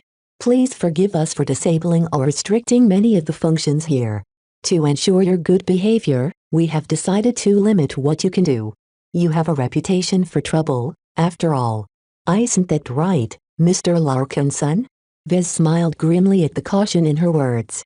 How much did these Fridaymen research his exploits? It sounded as if they were a lot more aware of what he could do than his usual enemies. Chapter 1715 Freshening Up Chapter 1715 Freshening Up. After issuing some brief instructions, the woman granted Vez an hour to himself. He was supposed to come to terms with his new situation. The Fridayman also told him to clean himself up and change his clothes to an outfit that his new hosts had already prepared for him. Apparently, his pride of dusk was too crude and wild to the sophisticated tastes of the lady that owned the ship. As the woman left his new quarters, Vez scratched his head while frowning at her back. While it wasn't immediately apparent, the woman gave off the vibe of a Benny. This was strange, since she clearly looked down on Genso when she talked to him. It was as if an expert pilot clearly did not matter in her eyes. In contrast, the woman clearly treated Vez differently. Despite becoming their unwilling guest, the Fridayman who nabbed him wanted to foster a cordial relationship with him. He felt as if he was being wooed for some reason. After trying to figure out what the Fridayman wanted from him, he eventually shrugged. Well, whatever. I certainly won't complain about my treatment. This stateroom is 1,000 times better than my previous cell. Vez suspected that his earlier treatment aboard the combat carrier was meant to foster the gratitude he felt right now. What a nasty trick. He gasped. The worst part about this subtle move was that Vez genuinely appreciated his upgraded accommodations while he was fully aware that he had been manipulated. Vez held much less control over his emotions than his thoughts. In fact, he doubted he possessed any ability to affect his emotions at all. Though he tried his best to stay rational most of the time, he was far from mastering his own emotions. His inability to find fault with his captors for providing him with a very comfortable room was grating at his mind. He felt the urge to beat up his own head until he succeeded in sorting out his emotions. What am I thinking? He vigorously shook his head to rid himself of his stupid thoughts. He decided to focus on something else, lest he fall back to his pointless internal turmoil. He spent 10 minutes going over the amenities of his stateroom. The queen-size bed placed in the center was incredibly soft and fluffy. Vez had a sense that he would immediately fall asleep if he lay down his body on its surface. Various advanced features allowed him to change its configuration. He could raise the bed, narrow or widen its dimensions, form a concave in the center, activate some all-encompassing massage routine, make it roll over his body at certain pre-programmed times, and so on. He had never seen a bed like this. He even recognized that everything about it, from its bed frame to the silky fabrics, consisted entirely of expensive composites that incorporated some special exotics. Every other piece of furniture was just as extravagant. From the projector that depicted a lively vista of a bustling city from the Friday Coalition, to the solid wooden desk that appeared to have been made by wood cut from an extraordinary tree, everything about his stateroom exuded class that was fit for a prominent Fridayman. Gloriana would love this if there isn't such a heavy Coalition influence. Every piece of furniture and decoration alluded to the powerful state in one way or another. From the flag of the star arrow pointing upwards in front of a hopeful green background, to the symbol of the Ninja-aided Hydra, everything around him carried the unmistakable marks of the Coalition. The flag of the Friday Coalition represented the aspiration of the state. It signified the hope that the Coalition would be able to unite disparate stars into a single unified state with the strength to contend for more. The Ninja-aided Hydra symbolized the unity of the original Coalition, which used to consist of 9 different partners. Over the centuries, 3 of the partners fell for various reasons. The surviving partners gobbled up their former territories, thereby leaving 6 who survived the test of time. In the Komodo Star sector, the fact that 6 partners of the Coalition still survived was kind of an ironic joke. Of course, no one dared to repeat this joke in front of a Fridayman. Vez hummed for a moment as he inspected some of the trinkets. Something is missing. His surroundings didn't show any markings that pointed to a specific partner. Had he been nabbed by the Kansu clan? Was the Vermeer group of dragging him back into its orbit? The latter makes no sense. There is no way Master Olsen will want me back after cutting ties. He also believed that a highly principled mech designer like her would never go back on her word. Though that did not discount the possibility that another faction within the Vermeer group might have different ideas, but Master Olsen's response would certainly be terrible once she found it. It wasn't worth it for one of her rivals within the group to mess with one of her former apprentices. No. Whoever captured Vez should probably be powerful enough to endure Master Olsen's protests. While he toured his new accommodations, he also explored what he could do, which wasn't very much. At least he had access to a projector that allowed him to access a very narrow selection of programs. The interface was extremely limited and did not give him any room for manipulation. As he explored his options, he found out that most of the selection consisted of both entertainment and educational programs. Naturally, all of their content was related to the Friday Coalition. Are these guys trying to indoctrinate me or something? He frowned. The way he was being treated gave him some clues of what his captors wanted to do. Obviously, they wanted to convert him to their side on a strictly voluntary basis. They restricted themselves to employing soft methods in order to preserve all of his strengths and qualities. Vez was aware that the Fridayman could have employed more forceful means such as coercion or outright brainwashing, but that would definitely cripple his ability to design mech. This meant that his captors highly prized his design capabilities, which was within his expectations. When Vez moved over to the desk, he tried his best to find a switch or command that would activate its terminal, only to find out that it didn't offer him anything of the sort at all. So it's true. They're too scared to give me access to an actual interface. Who knew what kind of mischief he could do if he had access to the network of the ship? The simplest way to minimize this trouble was to take away the terminal entirely. How am I supposed to do anything if I don't have a terminal? He whined. I can't design mech or do anything productive if I don't have a terminal or a comm. He explored his stateroom once again and approached something that looked extremely anachronistic and out of place. Is this a genuine bookcase? He withdrew a book and tried to get used to the foreign sensation of holding something so archaic.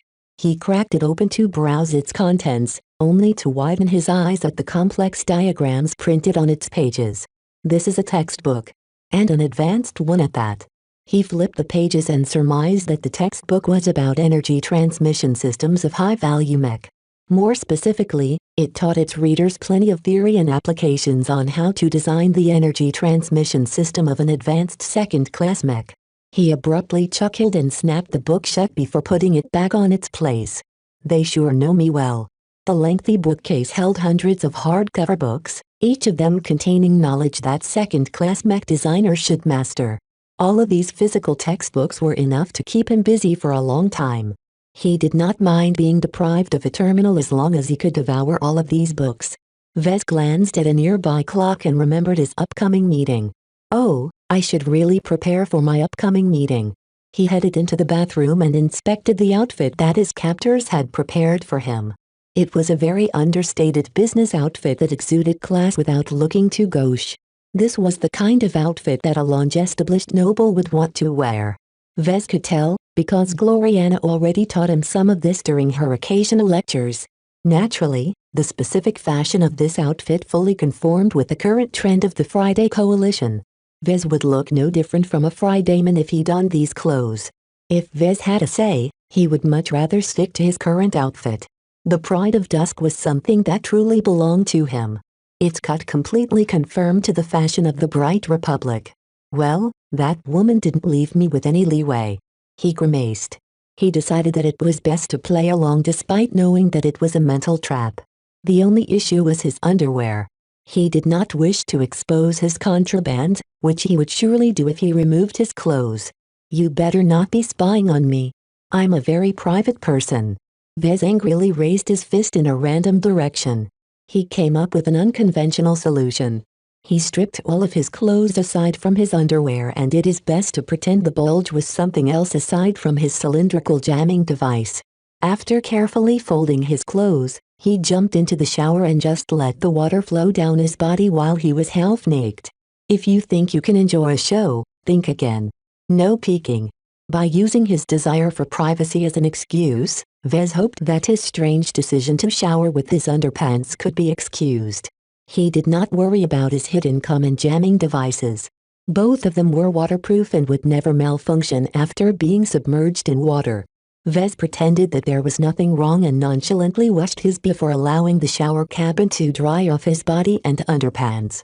After that, he stepped out and slowly began to don his new outfit. He had to admit that the suit fitted his dimensions perfectly. As he looked at himself in a three-dimensional mirror projection, he had to admit he looked very sharp. He rummaged around the bathroom and found a small beauty bot. Once he activated it, The bot automatically floated to his head and began to style his hair in a neat comb-over that was much slicker than his usual messy hairstyle. After applying some subtle makeup to his face, he finally felt confident enough to meet the person responsible for taking him away from his home. Here goes nothing. He sighed. Once he exited the bathroom, the blonde female assistant was already waiting for him inside his stateroom. "Follow me. My lady will see you now, Mr. Larkinson." Unlike before, they didn't traverse the length of the ship this time. They merely crossed a fairly short distance before entering a lounge compartment. As soon as Vez stepped inside, the assistant led him up to some couches where two women awaited his arrival. "Mr. Larkinson." A very gorgeous blonde greeted him with a very gleeful smile. She wore a sophisticated red dress that accentuated her figure while not showing anything off. "Welcome aboard the Scarlet Rose. I hope you are happy with your assigned room. I personally configured it for your needs." As Vez seated himself on the opposite couch, he awkwardly smiled back at the woman who seemed to be around his age. "I am appreciative of what you have made available to me. Can you introduce yourself?" "Why, certainly. I am Aisling Curver, a journeyman mech designer from the Gage dynasty. I am also a junior monitor assigned to observe and manage some of the Friday Coalition's affairs in the Bright Republic." "I see. You're a spy, then?" "Oh, goodness, no." Her voice tinkling like bells. "I am strictly a monitor. I merely accepted this duty to earn some merits. I wouldn't have stumbled upon a mech designer as fantastic as you if I turned down this boring assignment." "And your companion? Is she the same?" "She's my helper. She accepted a similar duty to earn merits as well. She's been very helpful to me since she's very familiar with the lay of the land." Vez grimly nodded. "I'm aware. Hi, Patricia." "Hello, Vez." Patricia Schneider greeted him back in a demure tone. Chapter 1716 Lady Aisling Curver Chapter 1716 Lady Aisling Curver. Ever since he realized he fell in the hands of the Fridayman, Vez tried to guess the identity of the ultimate beneficiary.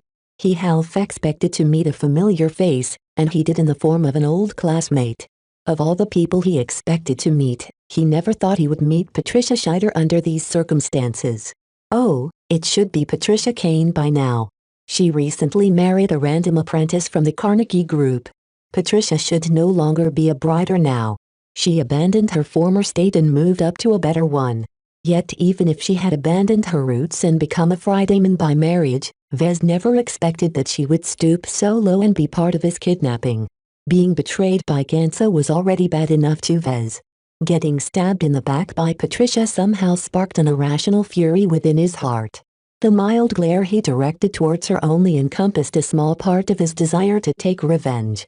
He tried his best to temper his fury. It had already been boiling for a while, but in this precarious circumstance losing control would not help matters further. He forcibly suppressed his desire to kill Patricia. Looking at her demure posture and her deference towards Aisling Curver, she should be just as she said, a helper. In order to hide his temper, Vez decided to distract himself by satisfying his curiosity. He restored his composure and tried to maintain a calm smile. "Patricia, why are you here? Everyone must contribute to the war between the Friday Coalition and the Hexadric Hegemony." She replied with a calm voice. "As an apprentice under Master Null, I must also do my part. Due to my limited foundation, I decided to leverage my familiarity with the Bright Republic and apply to be part of Lady Curver's monitoring team." "Did you target me, Patricia?" She shook her head. "It was never my intention to aim at you specifically." "My assistant is right." Aisling Curver spoke, obviously intending to direct his attention away from Patricia. "In fact, we never acted proactively. I intended to abide by my mission and monitor your state's resistance against the Sandmen without intervening. It was just a complete coincidence that General Ulrich Cavendish approached me with an interesting proposal." "You are supposed to be a monitor, right?" Vez frowned. "Doesn't that mean you shouldn't interfere at all in our state's affairs?" Lady Curver grinned. "That is ordinarily true, but General Cavendish approached me as a representative of his state. The Bright Republic is really desperate, you know? I should know since I have been monitoring your state for some time." Its infrastructure is falling apart and Bentham is starting to crack under the pressure. While we Fridaymen don't particularly care about your state, it is not that difficult to lift a finger and increase its chances of survival. The Friday Coalition didn't care about the Bright Republic. However, if the latter fell, the coalition would have to expend some effort and time to recultivate relations with the state that succeeded it. That cost the coalition far more than dispatching a single mercenary corps to help ease the pressure. Viz sighed. He couldn't really fault Lady Curver for being generous enough to lend a hand to his state. It was just that the deal was too sordid. The price for her assistance was by handing him over as if he was nothing more than a commodity. Viz hated being treated as a commodity. While I admit that the help you offered is very helpful to our state, I object to the means you have employed. I had no say in this. No one asked me if I wanted to fall into your hands. He couldn't hold his anger this time. Fortunately, Lady Curver did not blame him for showing his resentment. She merely smiled at him as if everything was okay. You're upset. You have a right to be. While I am not proud of what I have done, I think it is a very great opportunity for the both of us. I have always kept my eye on you. Did you know? As the illustrious designer of the Desolate Soldier, I have tracked your accomplishments very closely. If that obsessive pig Gloriana hadn't stolen you first, I would have already introduced myself to you. Luckily, General Cavendish's scheme gave me an opening. You're a fan? Oh, yes. The blonde woman gushed. I just love your glows and the way you manage to influence your mech pilots in a strange but gentle manner. This is exactly what I need to branch out my design philosophy and pursue a different path from my master. Viz looked up at that. Who are you, exactly? Let me introduce myself to you again. My name is Aisling Curver. I'm a journeyman mech designer and a direct disciple of Master Talkman Huron. Are you familiar with my master? A direct disciple. This meant that Lady Curver was similar to Tristan Wesseling. She inherited the design philosophy of a genuine master mech designer. If I recall, Master Huron is a professor at the Clarion University of Mech Design, which is one of the premier mech design institutions of the Gage dynasty. The Gage dynasty was considerably more powerful than the Carnegie Group. The prestige of Clarion University surpassed the Lemur Institute of Technology by a significant margin. Correct. You know your masters. Are you aware of his specialty? Viz hesitated for a moment. I only memorized that he specializes in neural interconnectivity. I'm afraid I am not aware of what that means. That's not surprising. Neural interconnectivity is one of the more esoteric specialties. It is a rather obscure field that is technically classified as a Class VIE design philosophy, but is actually as difficult to progress as a Class IX design philosophy. Why is that so? Lady Curver relaxed her posture. She was relieved that Viz no longer addressed what had happened but instead asked about her passion. Neural interconnectivity is a wondrous field. Let me explain it to you this way. When you think about a mech, do they ever fight alone? Viz shook his head. They're always deployed in squads or larger units. A group of mech working together can get a lot more things done than a single expensive mech. Of course, the quality, design, cost and mech pilot all affect their relative strengths. It is not a sure thing that a single good mech can defeat a squad of mediocre mech, but it is possible as long as the former is outrageous enough. For example, Gantz's glittering comet annihilated his avatars and sentinels without encountering any significant resistance. While a large part of that was because he was representing the mech corps, his expert mech already caused his opponents to give up any hope of restraining it. The glittering comet was simply too powerful. As an experienced marketer, you should be aware that the mech in use today are mostly employed in groups. Curver noted. If a mech model is too expensive, then our customers won't be able to equip all of their mech pilots with a machine. If a mech model is too cheap, then our customers will face a bottleneck in manpower. The ideal mech ought to be positioned somewhere in between. This means that there is a range of cost and quality that hits the sweet spot of the market. I know all of this. You don't have to explain the composition of market demand to me. Budget mech and mid-range mech are the most prominent mech on the market. Okay, since you know this, let's take a mid-range mech design as a starting point. How can you strengthen this product? There are many ways to do so. You incorporate more powerful exotics. You license more advanced components. You expand your knowledge base and improve your application of it.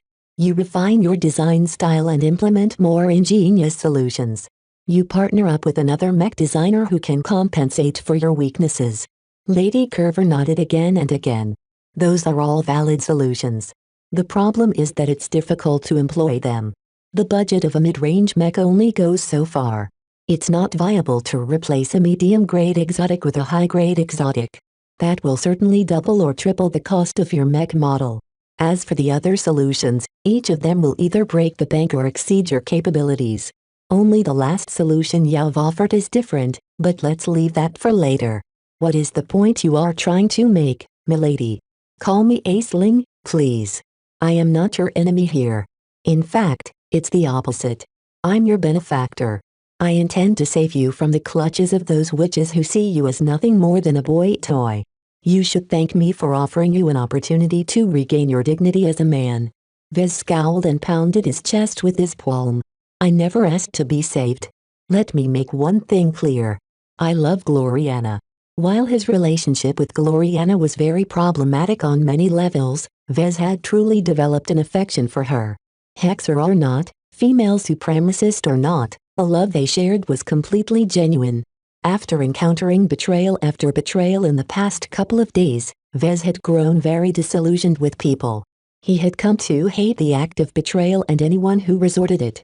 No matter how righteously they justified their betrayals, people like Genso and Patricia deserved to get their comeuppance. It was due to being the victim of betrayal that Vez felt as if his mind had changed. He developed a new principle that stated that he should never engage in betrayal unless his victims truly deserved it. He refused to lower himself to their standards. This was also why he adored Gloriana. She not only trusted him completely, she had also remained loyal to him throughout their relationship. Even now, Vez was sure that Gloriana was trying her best to get him back. He could count on her to track him down and rescue him from his captors. Of course, Lady Curver did not take well to his declaration. She frowned and flipped her lustrous blonde hair. It seems like the Hexers have already begun to turn you into their slave. Has Vez always been so susceptible to women, Patricia? I can't say. I did not pay much attention to him while we were studying at Rittersberg. His old classmate innocently replied. Curver pressed a finger against her lips while staring at Vez in pity. You poor, poor man. Who knows how much self-esteem you'll lose if you remain by Gloriana's side. Don't worry, Vez. You're free now. I'll do my best to restore you as a man. Let's not talk about this. Vez waved his hand. You still haven't explained what neural interconnectivity is all about. Oh, yes. Well, getting back to my explanation, neural interconnectivity is simply an alternative solution to the problem I've mentioned. Aside from employing those other solutions, some mech designers in the past decided to increase the performance of their mech by relying on teamwork. As long as the mech pilots are all trained to coordinate and act in unison with each other, the strength they can bring to bear will absolutely be more than the sum of its parts. This does not sound very odd to me, Aisling. All mech militaries, from my Bright Republic's mech corps to your Gage Dynasty's sundered phalanx, rely on teamwork to gain an edge over their opponents. Ah, but the teamwork I'm talking about goes beyond regular coordination. The woman tapped her head. Have you ever wondered what would happen if you expand the man-machine connection to more than a single mech and mech pilot? What if you connect multiple mech pilots together? As long as they achieve a certain degree of synchronization, the coordination they can exert will make their unit fight like a single entity. What? That sounds crazy. Vez uttered in shock. Messing with a man-machine connection is extremely dangerous. Any deviations can easily inflict permanent brain damage to the mech pilot. Chapter 1717 Neural Interconnectivity Chapter 1717 Neural Interconnectivity. Vez encountered plenty of design philosophies over his career.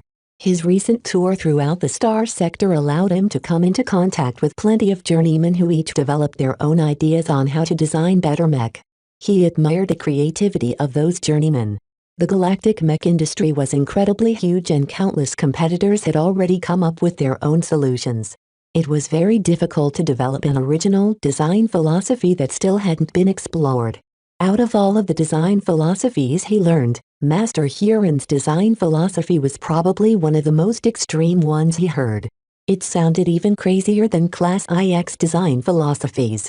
Not only did Master Huron decide to dedicate himself in the very sensitive field of neural interfaces, he opted to explore one of its most extreme applications in the form of connecting neural interfaces together. Lady Curver allowed Vez some time to get over his shock. Many mech designers like you react like this when they first learn what neural interconnectivity means. Before you attempt to lecture me, don't forget that my master has managed to realize his design philosophy. Neural interconnectivity is a real thing, and he's not the only mech designer in the galaxy who succeeded in applying it in a safe and useful manner. She was right. While Vez was imagining all sorts of horror stories, a mech designer would never be able to reach master with this specialization if he didn't find a way to apply it without excessive risk. Vez grew curious how Master Huron managed to grapple with the risks of experimenting with neural interfaces. The premise is simple, though the application is much more complex. She replied. Two peas in a pod are very similar to each other. One of the simplest ways to form a stable neural network that connections the mind of a mech pilot to the mind of another mech pilot is by finding and pairing identical twins. Since they are already identical in many ways, there isn't much incompatibility if we form a small connection between their minds. It can't be that simple, right? One mistake can instantly ruin both of their brains. That is true. My master and I have never dared to open the floodgates. We only open up a tiny slit so that only a limited amount of data can be transferred back and forth.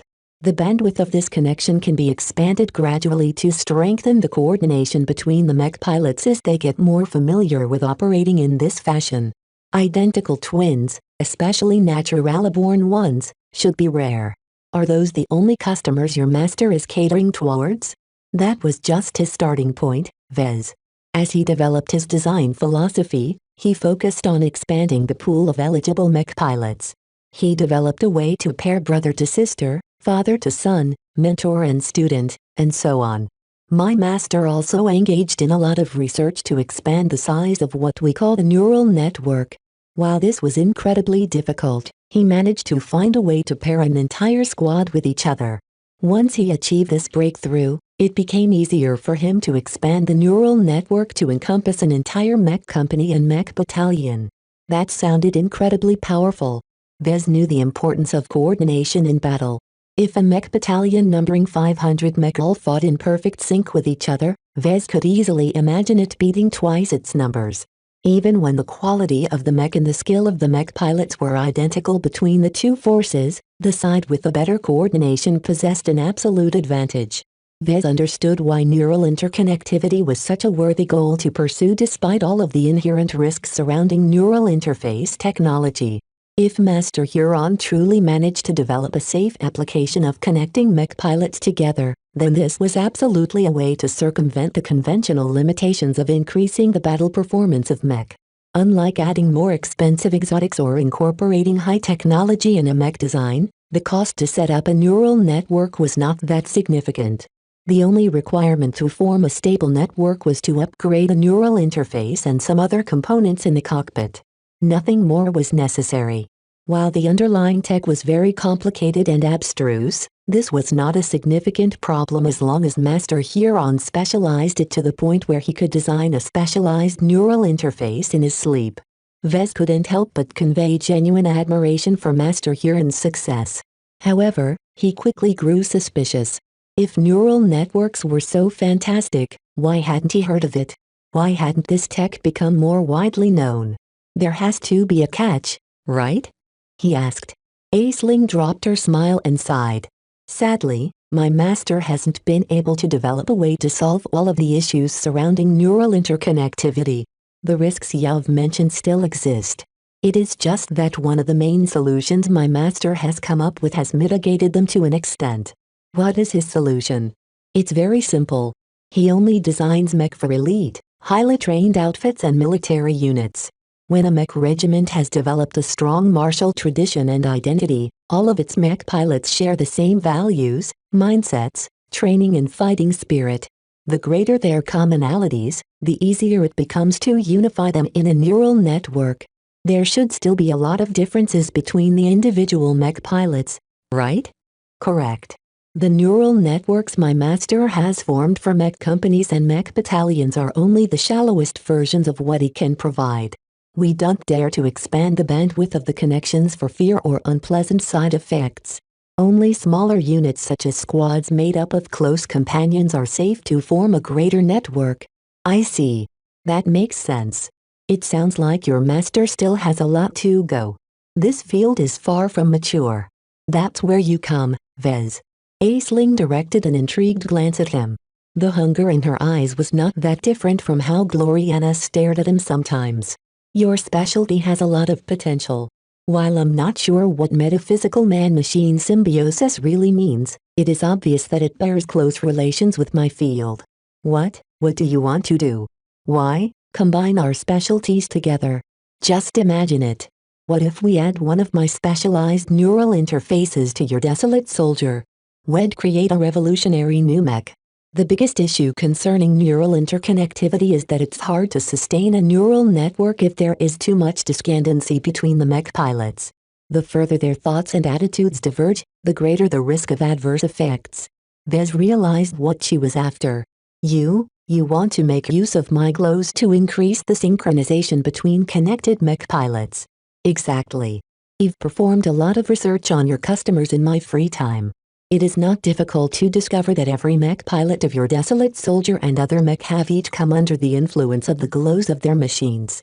This essentially means that when they are put in battle together, they have already started to exhibit the rudimentary form of close coordination.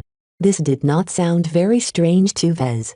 He knew that when a bunch of his mech were put together, their mech pilots always exhibited greater coordination. The overlapping of glows created some mysterious effects that subtly enhanced the performance of the mech in many ways. Vez had always wanted to explore the potential of using glows to connect different mech and mech pilots together to achieve better results, but he didn't have the time to explore this tangent. Nonetheless, he couldn't help but imagine what it would be for him to collaborate with Aisling. You're a direct disciple of Master Huron, right? Does that mean you are already set in your way? I see you aren't very familiar with what it means to inherit a master's design philosophy, she said. It merely means that my starting point in my early progression is entirely shaped by my master. Once I reach journeyman, I can diverge from my master's research direction and explore a branching direction. Perhaps one of the best ways to describe it is that I'm specializing in a possibility that my master has once considered but rejected in favor of another possibility. Vez understood this explanation. It was as if he decided to choose a different direction than the path of balance to progress his design philosophy. While the path of determinism, the path of balance and the path of life ultimately led to different outcomes, they still shared the same route. How is your research direction different from that of your master? Aisling lifted her head in pride. I chose to develop a dream that Master Huron has never achieved. I wish to widen the application of neural interconnectivity so that every outfit and every group can form a neural network without any cumbersome prerequisites. That sounded incredibly difficult. Vez couldn't help but admire the audacity of her ambition. If your own master hasn't managed to achieve this, then you'll certainly have a difficult road ahead of you. However, if you succeed, you can absolutely revolutionize the mech industry with this innovation. One of the biggest shortcomings of her field had always been its limited applications. No mech designer who specialized in neural interconnectivity ever managed to make their tech safe and accessible to the wider public. Only very close family members or highly trained elites possessed the ability to sustain a coherent neural network. I've long tried to explore a way to achieve this on my own. It wasn't until I found out about your design philosophy that I've realized that my ambition is too impossible for me to achieve by myself. I have a very strong hunch that if I combine my specialty with yours, we can absolutely invent a new application of mech that will astound the MTA and immortalize our names. As a fellow mech designer, surely you can see the potential of our collaboration. Vez nodded in reflex. I can imagine how it can work in theory, but that is just a guess. I can already tell that it is absolutely not simple to form a neural network between mech pilots who aren't very similar. We can explore the solutions of our problems in time. Aisling stated with confidence. I have left you some primers on neural interface technology in your quarters. You should read them first to develop a basic understanding of my specialty. After all, how can we design a mech together if you can't follow my design choices?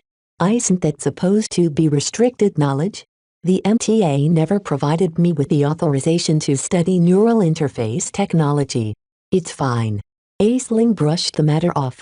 I'm only giving you a basic introduction, which isn't enough for you to design your own neural interfaces.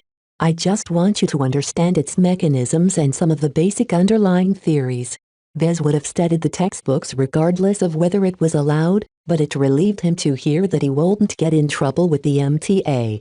Seeing that Vez already had a lot to think about, Aisling decided that she had revealed enough for today. You have just arrived aboard my ship.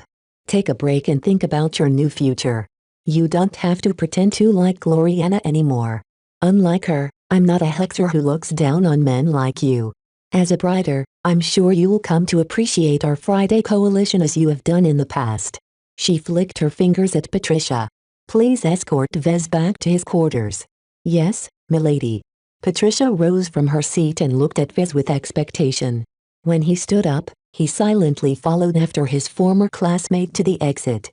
Chapter 1718 Scarlet Rose Chapter 1718 Scarlet Rose.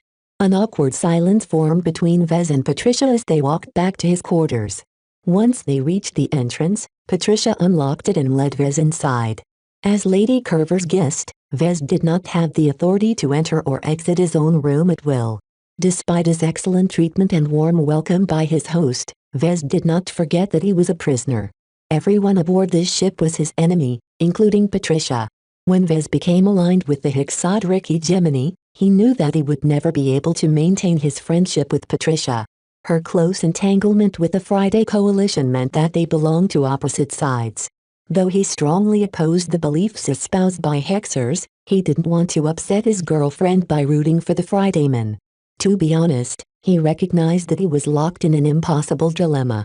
As a brighter and a man, he admired the Friday Coalition. As Gloriana's boyfriend, he had an obligation to support the Hexadric hegemony. Vez had never managed to resolve this contradiction. He could never bring himself to cheer on the Hexers, but neither did he dare to express any sympathy for the Fridaymen. It would have been so much easier if Gloriana belonged to the opposite side, but Vez had to make do with what he got. His current plan to resolve this tradition was to attempt to bring Gloriana far away from her toxic state. So long as he managed to bring her to the Red Ocean, there would be a vast intergalactic void between them and her home state. There was no way that Gloriana would be able to perpetuate her Hexer culture further. They could make an entirely new start in an entirely new frontier. Of course, all of this was moot if he remained in Aisling Curver's company. While Aisling was clearly saner and more wholesome than Gloriana, she was clearly after the same thing. Vez felt very helpless about the fact that two different mech designers desperately sought to collaborate with him. His design philosophy was simply too attractive to their respective ambitions. Both women believed that they would be able to realize their ambitions with his help. Patricia. Yes? The two had fallen silent after entering his luxurious cell. For some reason, Patricia hadn't left immediately, giving Vez an opportunity to ask some much-needed questions. He had a lot of questions he wanted to ask, some of which he didn't dare to voice in front of Aisling. Though Vez resented Patricia, he believed she wouldn't lie to him or mislead him in any way. Who is Aisling Curver? Why is she called a lady? Lady Curver rose up from the common folk of the Gage dynasty. Patricia calmly answered. She immediately stood out due to her intelligence and learning ability. She managed to enter Clarion University on a scholarship and soon attracted the notice of Master Huron. He became so impressed by her that he took her in as a direct disciple. As for becoming a lady, this is because she has gained the appreciation of the Gage dynasty. In the Friday Coalition, she deserves equal treatment to a true blood descendant. It sounded as if Aisling was similar to Oleg. Both of them started off as average citizens in their respective locales. He knew how frightening Oleg's intelligence and other cognitive traits had reached. If Aisling was the same, then she had earned everything she achieved. In contrast, Gloriana was born with a silver spoon. Even if your intelligence and talent in mech design started off average, through constant augmentations and intensive tutoring, his girlfriend managed to achieve an enviable height at her age. Both Gloriana and Aisling sounded like talented journeymen, but if Vez had to make a choice, he would definitely respect the latter more. Vez and Patricia were grossly inferior in comparison. Though Vez had the confidence to surpass them, for now these second-class mech designers held the upper ground. How does she intend to treat me? Will you guys allow me to leave? I'm sorry, Vez. We can't allow you to leave. Lady Curver is determined to have you. Unless your collaboration with her doesn't work out, she will not let you go. I'm sure you can understand why. When it comes to her design philosophy, she won't miss this opportunity to overcome her hurdles. Vez pressed his lips into a line. I can't imagine how Aisling can think she can convert me while I remain as her unwilling captive. Are you serious, Vez? Patricia scrunched her nose. Do you truly want to become a hexer? He hesitated for a moment. Not exactly, but... Then you should not look at a gift horse in the mouth. While it's unfair for us to treat you this way, think carefully whether you're better off with Miss Gloriana or with Lady Curver. If Vez did not refer to his feelings, then there was no contest. He would definitely wish to side with Lady Curver. Yet, his heart simply didn't allow him to betray his lover. It would be one thing if he broke up with Gloriana, but until they maintained their relationship, Vez was committed to stay loyal. This was his principle as a man, a Larkin son and a mech designer. The thought of betraying her trust and love invoked so much revulsion in him that he simply discarded the idea entirely. Let's not argue about this further. Vez shook his head in disgust. Tell me what will happen to me. How does Lady Curver plan to keep me in her company? Patricia didn't hide Curver's plans. After pulling some strings, she managed to apply for an early end to her assignment. With the help of Master Huron's powerful network, she managed to obtain an early release from her duty. She has already ordered the Scarlet Rose to leave the Bright Republic and return to the Warsaw Giant system, which is where Clarion is based. Where is the Warsaw Giant system located? In the interior of the Gage Dynasty's territories. For a mobile supply frigate like the Scarlet Rose, it will take about 2 months for her to reach the Warsaw Giant system. Vez looked a little brighter when Patricia mentioned the Scarlet Rose. Right now, he really needed to know as much as possible about the ship he resided on. His old classmate just gave him an opening to satisfy his curiosity. What is a mobile supply frigate? It's a frigate-sized ship class that is favored by mech designers. The Scarlet Rose is built for speed and independent operation.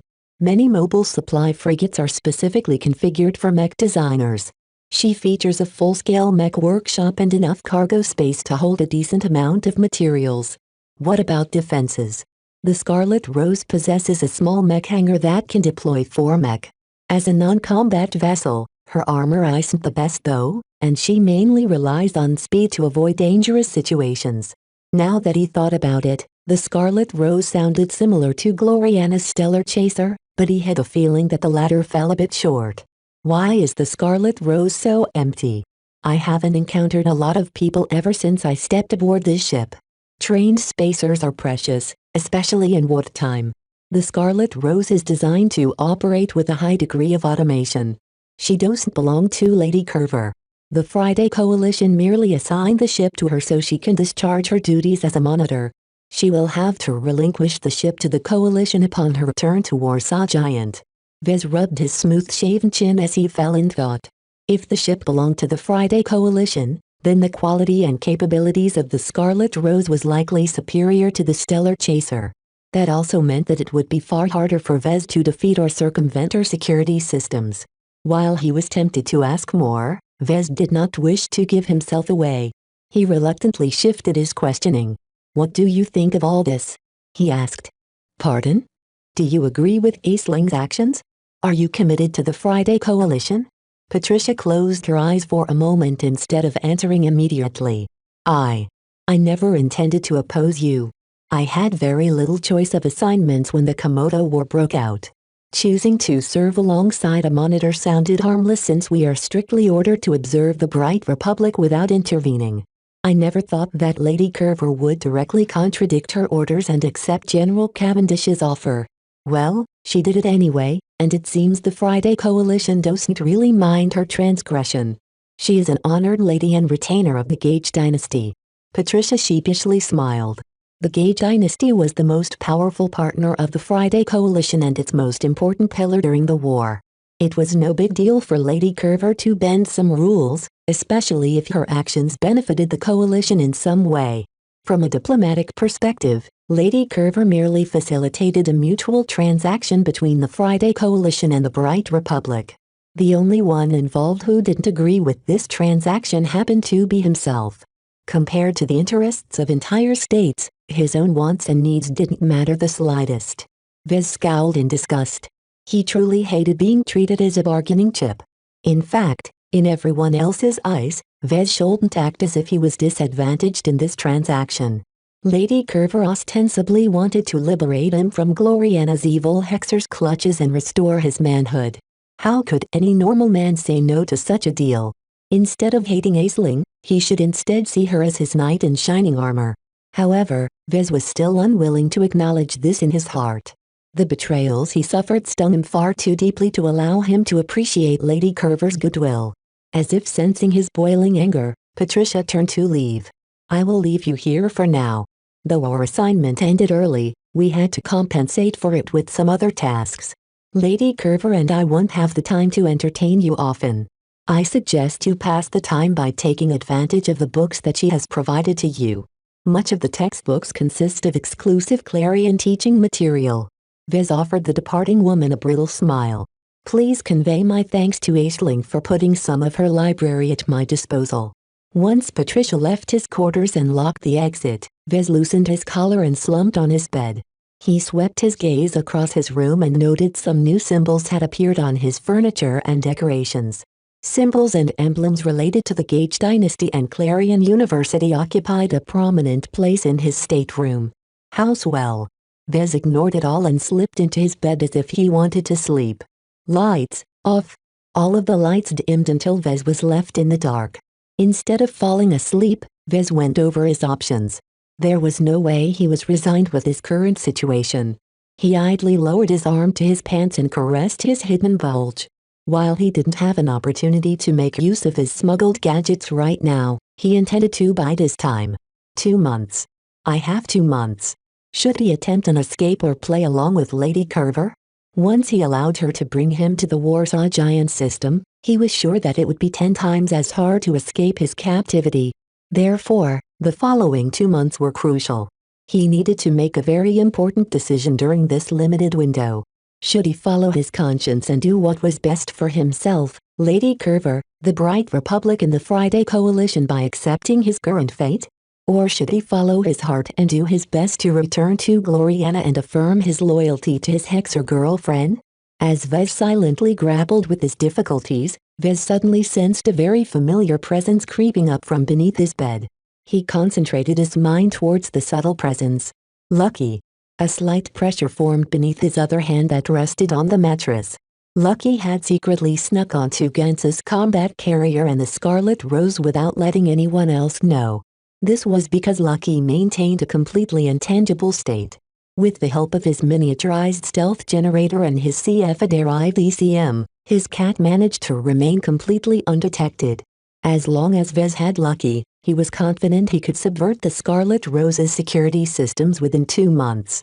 Chapter 1719 Unwilling Goose Chapter 1719 Unwilling Goose. Vez felt as if he was a bird trapped in a cage. While the Scarlet Rose offered him a lot of comfort and luxury, he had no freedom to speak of. He could only live on the ship according to the arrangement of his host. Over the next few days, Vez met with Lady Aisling Curver during breakfast and dinner. Evidently, she had to make up for the early end of her monitoring mission by performing another assignment. She always looked quite weary by the time they were ready to eat supper. Aisling could barely summon enough energy to speak, allowing Vez to observe her without attracting undue attention. Aisling was beautiful, no doubt about it. She was a bit taller than Gloriana and seemed to appeal to him in a different way. If Vez had to make a comparison, Then he would say that Gloriana appeared cuter while Aisling looked ravishing. Of course, as a respected journeyman, Aisling always dressed rather conservatively and tried to appeal to Vez through their shared passion in mech design. Vez guessed that Aisling intended to play the long game. She aimed to wear down his resistance by constantly exposing him to her brilliance. So long as Vez continued to be separated from Gloriana, his feelings for her would cool down. Only then would Aisling be able to capture his heart. For now, Vez was still full of resentment. He felt indignant about the betrayals he suffered and his unwillingness to be stuck on a ship heading deep into the Friday Coalition. Instead of aggravating his animosity, Aisling made the right decision to put some distance between them. By meeting twice a day, Vez became more and more used to her company. Obviously, Aisling possessed a lot of confidence in her plan to win Vez over. She had the advantage of time. As long as Vez remained her guest, she could patiently erode his resistance. Certainly, she could employ more coercive means to achieve faster results. Resorting to torture, injecting him with mind-altering substances or applying outright brainwashing on him would certainly convert him into becoming her loyal slave. However, unless she could keep everything a secret, the MTA was bound to stand up for him. As a galactic citizen, he still possessed certain rights, and the MTA did not wish to turn the galaxy into a shark tank where mech designers continually devoured other mech designers. Vez did not worry too much that Aisling would go too far. Even if she did not fear the wrath of the MTA, she still valued his design philosophy a lot. A design philosophy was strongly connected to the mentality of its mech designer. If the mech designer changed too abruptly, the two no longer fit as well, resulting in a drastic loss of effectiveness. In addition, anything that forcefully interfered with the mind and personality of a mech designer inevitably affected their creativity, ingenuity, passion and other difficult-to-quantify attributes. Creators worked best when they expressed their earnest ideas. How could Aisling possibly ruin the treasure she obtained? Just like Gloriana, she believed that collaborating with Vez was the key to solve the most insurmountable problem of her design philosophy. In order to achieve the dream of making neural interconnectivity available to the masses, Aisling wanted him at his very best. For this reason, she generously allowed him to peruse a portion of her library in the form of printed books. Vez knew the value of their contents. Many of them weren't available for purchase in the open market. This was because some of the textbooks contained a lot of advanced knowledge that incorporated some of the ingenuity of other people's design philosophies. Other books were valuable because they were written by the seniors and masters who taught at Clarion University.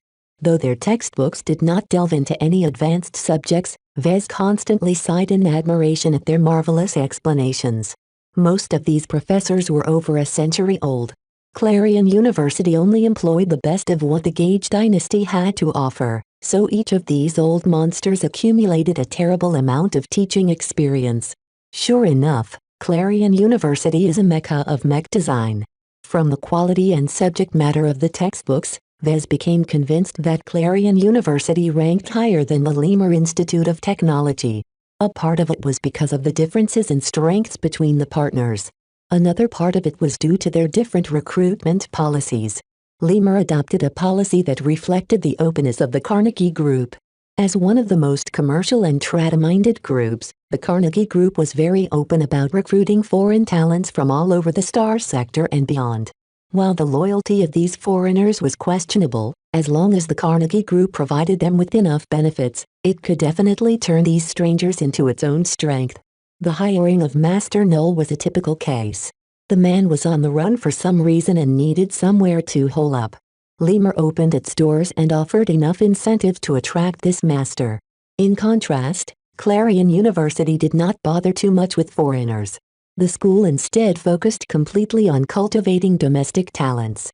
Because of the unified education of the Gage dynasty, every student accepted into Clarion University all surpassed a certain standard.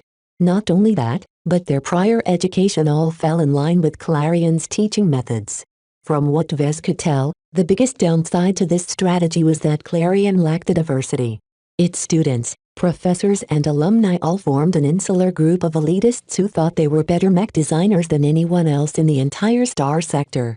The pride exuded by Aisling whenever she talked about her alma mater constantly rubbed him the wrong way. Vez felt like talking to an Ansel graduate, but 10 times worse. Clarion is by far the best mech design university in our star sector, she boasted while sipping a glass of wine. Our masters are the most illustrious in the Friday Coalition. Not even their counterparts from the Hexadric hegemony can hold a candle to our great masters. Did your masters ever compete directly against Hexer masters? Vez pointedly asked. No. It's difficult to hold any events between our two states. However, the mech designed by our masters are much more popular in other star sectors than the mech designed by those old crones. While that was true, Vez knew that the real reason why Hexer mech designers did poorly abroad was because their culture rubbed everyone else the wrong way. Who wanted to pilot a mech designed by a man-hating Hexer? It did not surprise anyone that most foreign users consisted of female mech pilots. Even if the quality of Hexer mech surpassed the quality of Fridayman mech, most customers would still be reluctant to buy the former. From a business perspective, it's better if I retain a neutral, secular identity, Vez concluded. If I become known as an Elvanan or Hexer mech designer, my market expansion will constantly encounter hindrances. His forced separation from Cloudy Curtain and his own organization gave Vez a lot of time to reflect on past decisions. He achieved plenty of successes and made quite a few mistakes. Perhaps the one mistake he blamed himself for the most was that he had been too blatant in showcasing the potential of his design philosophy. By using the Sand War as an opportunity to popularize his glows, he attracted the greed of people like Lady Curver. It was his bad luck that she did not shy away from resorting to unscrupulous means to obtain his collaboration. What's done is done. He sighed. When I made the decision to expose my abilities, I knew I would put a target on my back. He did not regret his choices. He originally planned to lay low, but the threat of the Five Scrolls Compact and the opportunity to emigrate to the Red Ocean prompted him to accelerate his progression. He was still committed to his original plan. He wanted to evade the pursuit of the envoy dispatched by the Sunken Temple by becoming a galactic pioneer. As long as he accumulated enough MTA merits, he could have anything he wanted to start anew in a smaller galaxy that was firmly in the grip of the Big Two. Vez refused to believe the Five Scrolls Compact could act unscrupulously in a galaxy filled with phase water. From what he learned so far, the Five Scrolls Compact played a considerable role in humanity's rise during the Age of Space and Age of Conquest. In other words, the Compact shaped human civilization in the Milky Way galaxy. How could Vez ever rest easily as long as he remained in humanity's old domain? The Red Ocean. I have to reach the Red Ocean. By centering himself around this goal, Vez remained sober and clear-minded. He refused to fall for Aisling's traps. With a firm will, he resisted her subtle indoctrination attempts and continually reminded himself that she was an enemy. He did not bother with any pretentiousness when he expressed his dislike for her. He wasn't a spy like Calibust and did not have the confidence to hoodwink her into believing that he became smitten by her charm. This caused her to express some frustration at his lack of reciprocation at her entreaties. I don't know why you keep insisting on staying under Gloriana's spell. Aisling sighed as she summoned Vez to the lounge. Don't you realize what's in store for you if you persist in your relationship with her? Let me show you what men are like in the hegemony. She waved her hand, causing a projection to emerge in the center of the lounge. Vez impassively watched the footage of how female hexers treated their male counterparts. On a random shopping street, the women walked confidently while their spouses followed after them in a manner that hammered home their inferiority. The women talked to them in an imperious and dismissive manner. The men had no choice but to bow their heads and acquiesce to any requests by their women. In another clip, a female Hexer mech designer led a design project at a very well-equipped design studio. The lead designer treated her fellow female subordinates earnestly as if they were her own students. She corrected their mistakes, taught them something new and delegated important assignments to them. Clearly, women went along well with other women. The conduct of the lead designer changed enormously whenever she addressed women. Even when she faced male mech designers who were just as competent as their female counterparts, the lead designer still treated them as nothing more than coolies. The third clip depicted the treatment of Hexer mech pilots in the Hex Army. Male mech pilots were relegated to piloting cheaper, less capable mech. Female mech pilots almost always received the privilege of piloting better mech.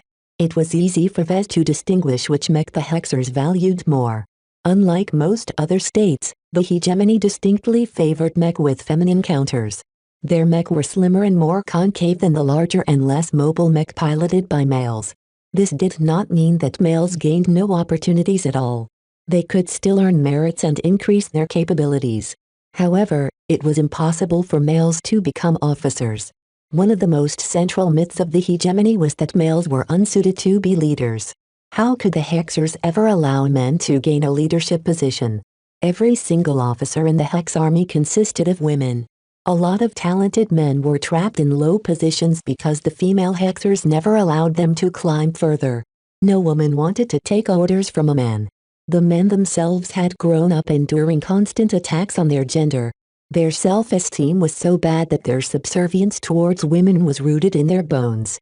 As Vez watched clip after clip, he knew that Aisling did not serve him with doctored footage. She had no need to resort to falsehoods when the real hegemony already provided her with a wealth of material. Chapter 1720 Stubborn Boy Chapter 1720 Stubborn Boy. Vez already knew how Hexers treated men in their society.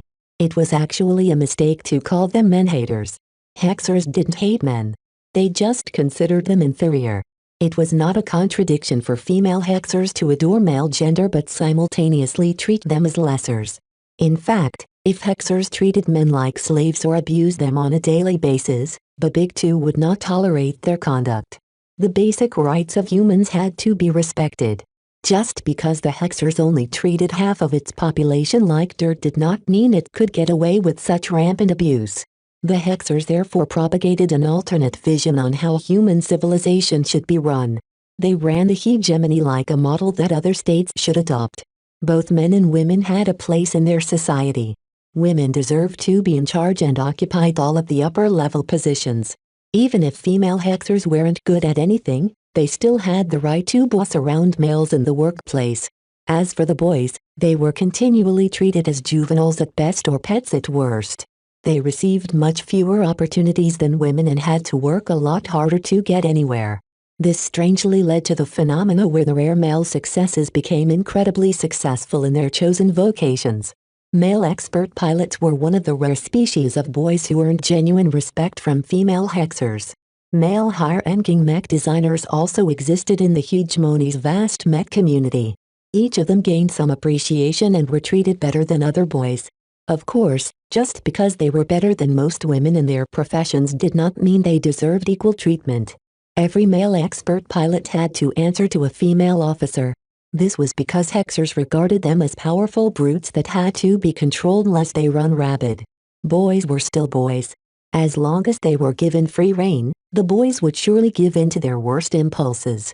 Male journeymen and seniors received similar treatment. While the hegemony did not block boys from excelling in this career, they were not allowed to design and publish mech on their own. Each of them had to work with a female mech designer. The best a male mech designer could hope for was to become a spouse of a female mech designer. Those who weren't as lucky could only serve as a minor contributor or assistant to a bossy female mech designer. This was the reality of being born a male in Hexer society. Don't you see the absurdity of devoting yourself to your Hexer girlfriend? Aisling persistently prodded him. Open your eyes and look beyond her pretty face. Behind her is an awful state that heavily discriminates on men like you. If Hexers like Gloriana have their way, they would strip you of your dignity and tear down your pride until you become nothing more than a human-shaped puppy. Vez did not attempt to debate her points. In order to resist her persuasion, he took a page out of Gantz's playbook and defaulted to his Larkinson stubbornness. I am committed to Gloriana. I never break my commitments. To change my mind is to betray the promises I've made to her. I will never stab her in the back. Aisling threw a perplexed look at him. She didn't understand how someone so brilliant in mech design could be so stupid when it came to women. Do you enjoy being treated this way, Vez? The Friday Coalition can offer you so much more. As long as you stick with me, I can give you a new status in our state. As Master Huron's direct disciple, No one will hinder me from settling you in the Warsaw Giant system and giving you an opportunity to participate in my design projects. So long as we achieve some success in our collaborations, my master will definitely put his full weight behind our partnership. I have already cut ties with the Friday Coalition, Vez flatly remarked. That's not entirely correct. You merely cut ties with Master Olson and the Lemur Institute of Technology. At most, you're blacklisted by the Vermeer Group and the Carnegie Group. Our Gage dynasty never pays attention to what they do. We are better. Vez shrugged. That sounds nice, but I have no desire to restore my relations with the Friday Coalition. Gloriana will never tolerate me if I reconcile with your state. Aisling grew angry and momentarily lost control. Gloriana, Gloriana, Gloriana. Everything is about Gloriana to you. Don't you realize that she has got you wrapped around her fingers? The moment she met you at Center Point, she ceaselessly tried to trap you in her web. The two of you were never made to be together. A proud mech designer like you deserves better. Obviously, this conversation went nowhere. After enduring a long tirade, Aisling finally sent him back to his quarters.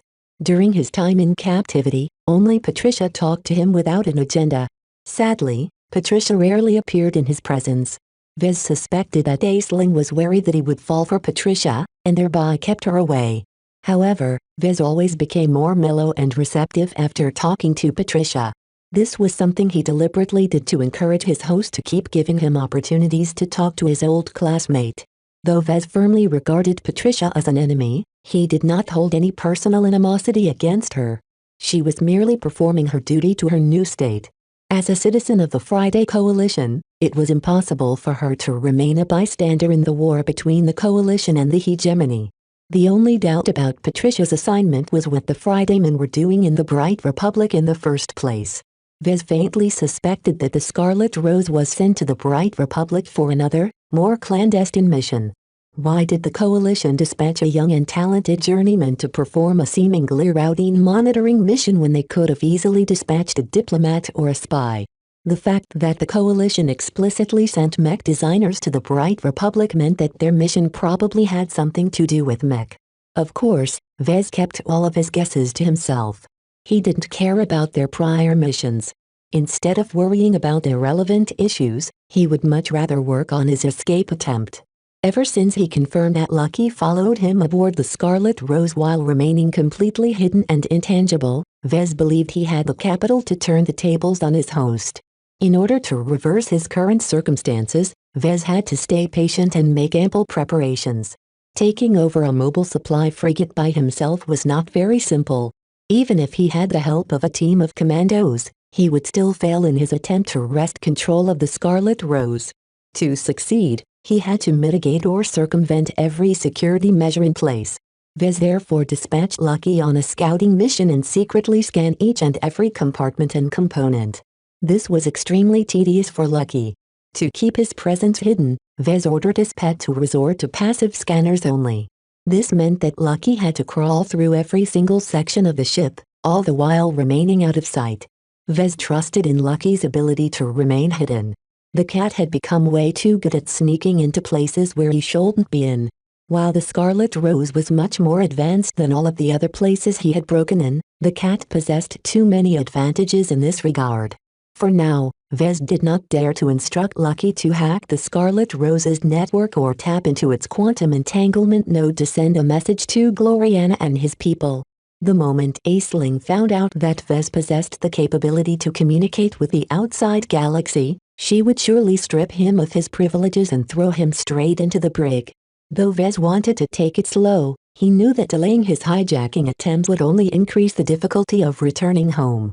Taking over the Scarlet Rose was just the first step.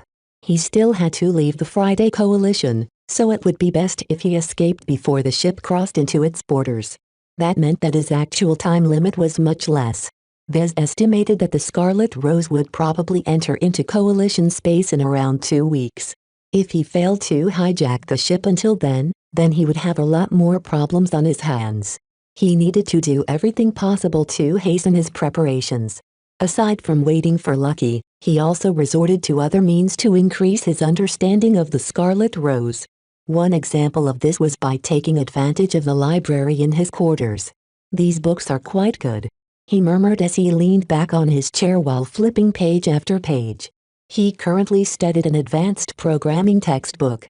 While its contents were most relevant to Mech, the programming language it taught just happened to be common enough to be used in many ships as well. Learning how to hack or subvert the programming of the Scarlet Rose was essential to taking it over. Though it was impossible for him to access her systems on his own, so long as he had Lucky, he was confident he could circumvent most of the safeguards and tap into her core systems. This wasn't enough to guarantee a successful takeover, though. He dabbled in other textbooks as well. For example, he deepened his understanding of power reactors in order to find some way to sabotage and disable the ship's central power reactor. As Lucky occasionally came back and covertly displayed the data he gathered, Vez ascertained what he needed to do in order to subvert the ship. He identified 3 core areas which he needed to control. First, he needed to lock down the bridge and prevent the captain and the bridge crew from controlling the vessel. Second, he needed to secure the engineering compartment in order to grasp the crucial power reactor and FTL drive. Vez could not afford to allow anyone to damage these 2 critical ship components. As long as the engineers thrashed either of them, the Scarlet Rose would become stranded in space. Therefore, Vez not only had to take control of engineering, but also neutralize the engineers before they could do any damage. The third area that Vez needed to control was the security compartment, which also served as the armory. While the Scarlet Rose did not employ a lot of spacers, she still possessed a crew complement of 50 people, of which 15 of them consisted of guards and security officers. Vez not only had to grasp the entire security compartment, but also neutralize the armed personnel before they could take up arms and launch a counterattack. Of course, that did not mean the rest of the crew were harmless. Each of them posed a risk to his takeover attempt. With their expertise and access to the systems of the ship, they could easily cut off his access by sabotaging crucial communication lines or something. Aside from taking over these 3 areas, Vez also had to disable every independent safeguard. Lucky surveys revealed that each compartment contained an independent security system that would automatically activate as soon as something went wrong. Vez could not afford to ignore these small and isolated security systems. He had to sabotage or tamper with each and every one of them lest they blew up when he walked through a corridor or something. What a headache. Yet the more formidable the ship, the more Vez wanted to claim her for himself. The Scarlet Rose would serve as an excellent mobile workplace for him if he was on the move. She was pretty much a miniature version of a factory ship but in a much smaller and more convenient package. Chapter 1721 Snark Chapter 1721 Snark. Are you proud to be a part of the Friday Coalition?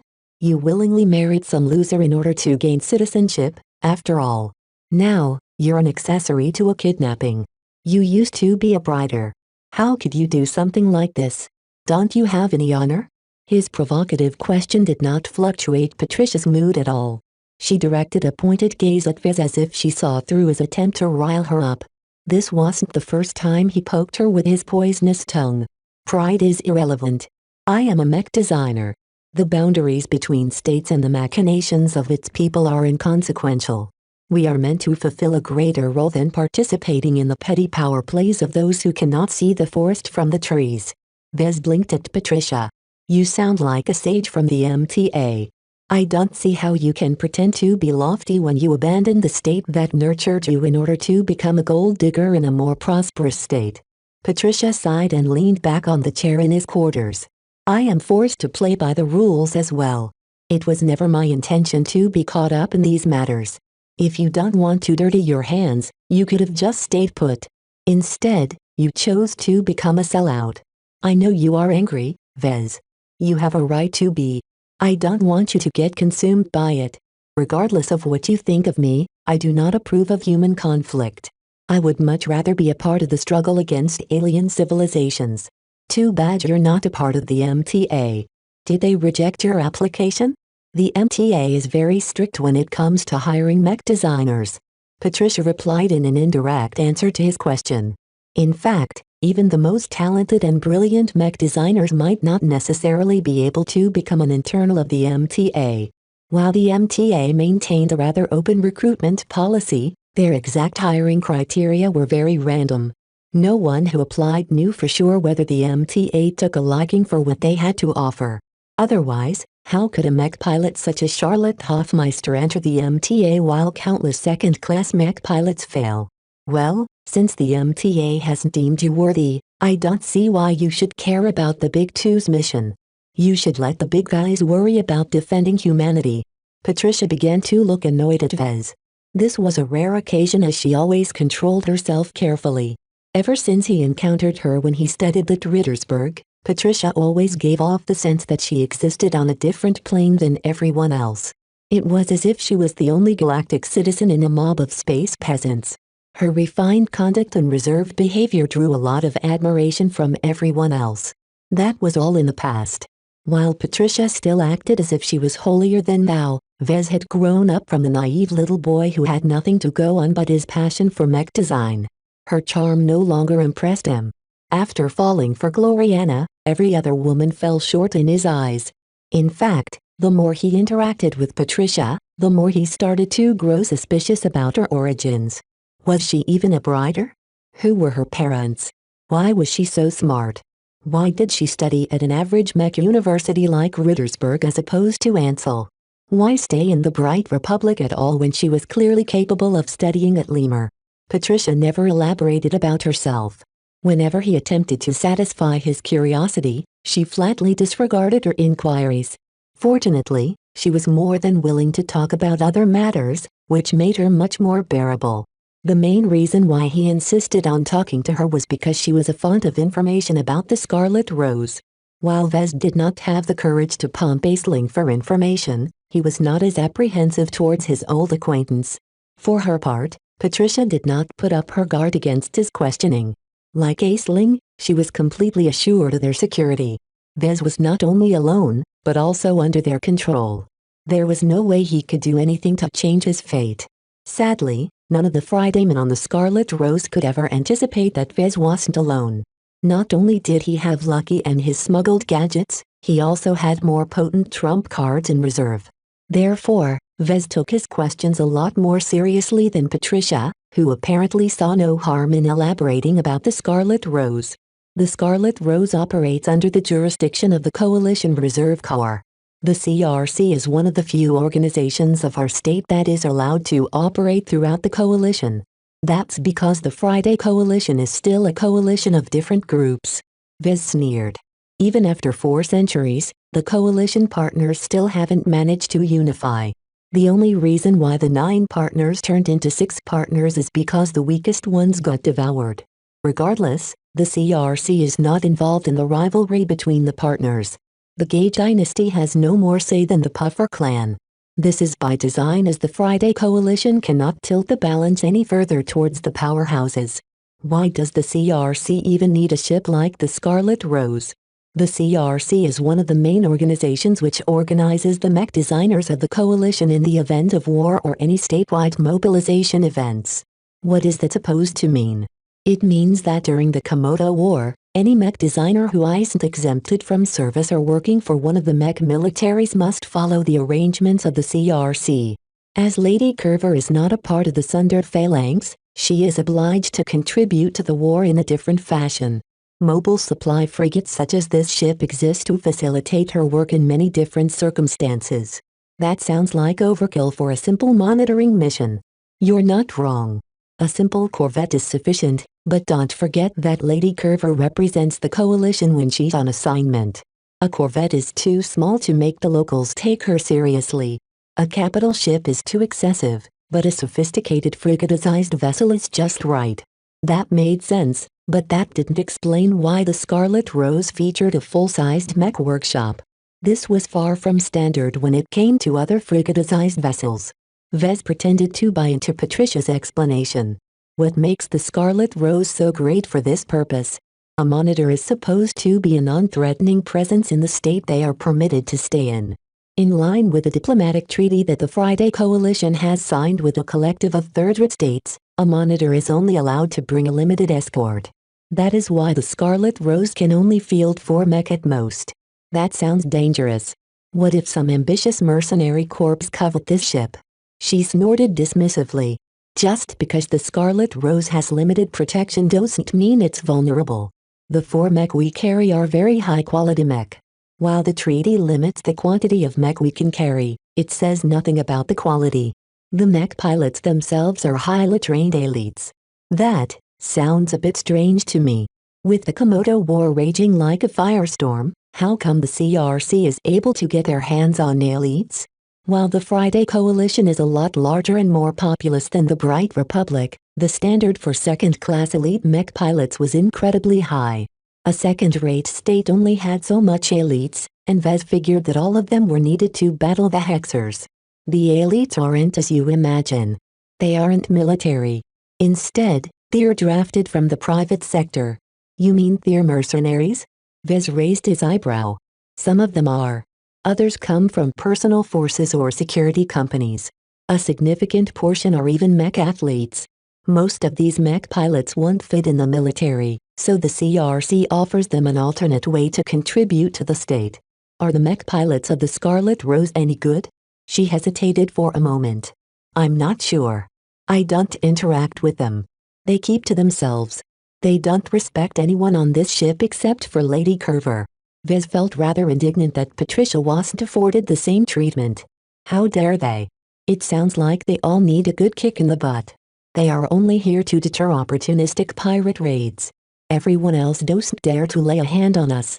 The Scarlet Rose represents the entire CRC, which in turn represents the coalition as a whole. There have been a few times in the past where unknown forces attacked our monitor ships, but each time the CRC moved in full force to investigate these incidents. The people or states responsible have never escaped the CRC. They paid a very heavy price for their transgressions. That sounded rather bad to Vez. He had to admit that the CRC intimidated him a bit. If he truly succeeded in his hijacking attempt, he would definitely provoke a counterattack from the CRC. This meant that Vez had to make some very careful choices. He also had to form a follow-up plan. If he failed to prepare an escape route for himself, he would surely fall victim to the coalition's revenge. It sounds like no one dares to provoke CRC. We should be safe, right? Patricia confidently nodded. The Scarlet Rose is nearly as fast as the Barracuda. Your corvette is a purely civilian vessel. The CRC is a paramilitary organization, so our mobile supply carrier is built with slightly better tech and materials. Her FTL drive cycles nearly as fast as that of your corvette, so the Scarlet Rose is fully capable of escaping nearly any opponent that can threaten our safety. What about pursuit by a Hexer force? That's unlikely. The Bright Republic and the surrounding states are all aligned with the Friday Coalition. The CRC and coalition organizations keep track of any Hexer elements in the region. If any of them tries to intercept our ship, we'll know well in advance. Besides, it will only take 11 days until we enter the Friday Coalition. We will be absolutely safe once we return to our territory. 11 days. Vez felt some urgency when Patricia revealed how little time he had left. In fact, his safety margin was even less considering that a ship would be traveling to a coalition one-star system a few days before this deadline. While it was possible to interrupt the FTL drive and throw a ship back into real space, this was extremely dangerous and sometimes led to disintegrating the entire vessel after suffering the equivalent of a dimensional crash. Is there any chance you could drop me off along the way? Patricia shook her head. I don't know why you keep asking this question. Lady Curver is determined to have you. I suggest you accept your situation. It is not all that bad. Vez chuckled. I'm done with people telling me what is best for me. Even if I'm wrong, I keep my commitments. She looked at him as if he was an idiot. I truly don't know what is going on in your head these days. You are so much different from the classmate I used to know at Rittersburg. I got better. I doubt that. To me, you've regressed. The fact that a man like you still supports the hegemony over the coalition is proof of faulty judgment. Is that an insult? Vez grinned. I never thought you of any people would employ snark against someone. It's tired to argue against someone like you. Every time I talk to you, I feel as if you are dragging me to your level. Why do you keep coming back, then? he cheekily asked. I don't know. Patricia whispered, looking a bit lost for a moment. Chapter 1722 Damaged Soul Chapter 1722 Damaged Soul. When the Mech Corps took Vez away from Cloudy Curtain, Ganso left a graveyard of mech behind. What started off as a simple retrieval mission ended up in an exaggerated public spectacle. It was all the fault of Vez. If he hadn't overreacted to the admittedly strong-handed request from the capture fleet, this matter wouldn't have attracted so much attention. Everything that ensued from his refusal to play along became known throughout the remainder of the Bright Republic and beyond. The famed Larkinson family, known for its honor, valor and uprightness in battle, erupted into a schism. One side was the young expert pilot who many people regarded as the next Ark Larkinson. Ever since he advanced to expert, Ganso constantly distinguished himself in battle against the Visions and the Sandmen. Baptized in 2 different wars, his proficiency in piloting his glittering comet constantly increased by leaps and bounds. His marksmanship constantly grew more and more precise to the point of reaching an uncanny level. On the other side was the first and most impressive mech designer of the Larkinson family. Almost every brighter heard of Vez Larkinson by now, not just because of the awards he received during the war against the Visions, but also because of the soldier product line he conceived. The influence of the Desolate Soldier and variants couldn't be overstated. Its glow was so useful that the soldier mech sold over 1 million times. Almost every mech pilot and a large chunk of civilians personally experienced the legendary glows, and each of them gained an unforgettable impression of duty. Aside from the Bright Republic, the soldier mech had also played a pivotal role in other states such as the Ilvain Protectorate and the Reynald Republic. An uncountable amount of people were grateful to Vez Larkinson for delivering a mech that single-handedly saved them from catastrophe. The fame, honor and prestige of Vez far surpassed that of Ganso. Therefore, when this matter initially blew up, by far the most sympathized with Vez. Though most Briders held a lot of respect for the Mech Corps and expert pilots, Venerable Ganso Larkinson's conduct during the incident had been far too ugly. Through his Mulaha-aided actions and words, he practically disgraced himself and his beliefs. The public no longer recognized the dignity he possessed as an expert pilot, and instead hurled insults at his name for being such a stubborn tool. The consequences of blowing up this matter was dire. Though the government acted quickly, none of them had been prepared to suppress this matter. Many Larkinsons witnessed the events in person or through a live feed. Plenty of them had a bone to pick with Ganso, so they readily spread the footage all over the galactic net. Ganso's betrayal and the mysterious capture of Vez became known throughout the Bright Republic and beyond. The Mech Corps became furious. How could High Command stab one of the heroes responsible for helping them fight off the Sandmen in the back? Due to the weird and exaggerated events, no one believed that the mission to capture Vez was about relocating him to a safer location. If that were true, Vez wouldn't have resisted so strongly. The Larkinson family became angry as well. All of the Larkinsons serving in the Mech Corps heard about the incident one way or another. To say they were mad was an understatement. Though the influence of the Larkinsons wasn't much, when they united around a single issue, their clout turned out to be quite formidable. When Colonel Ark Larkinson himself paid attention to this matter, he started to investigate the matter behind the scenes. He and every other Larkinsons were beginning to stir the hierarchy of the Mech Corps. Plenty of servicemen were more than willing to support them due to their impeccable honor and the injustice they suffered.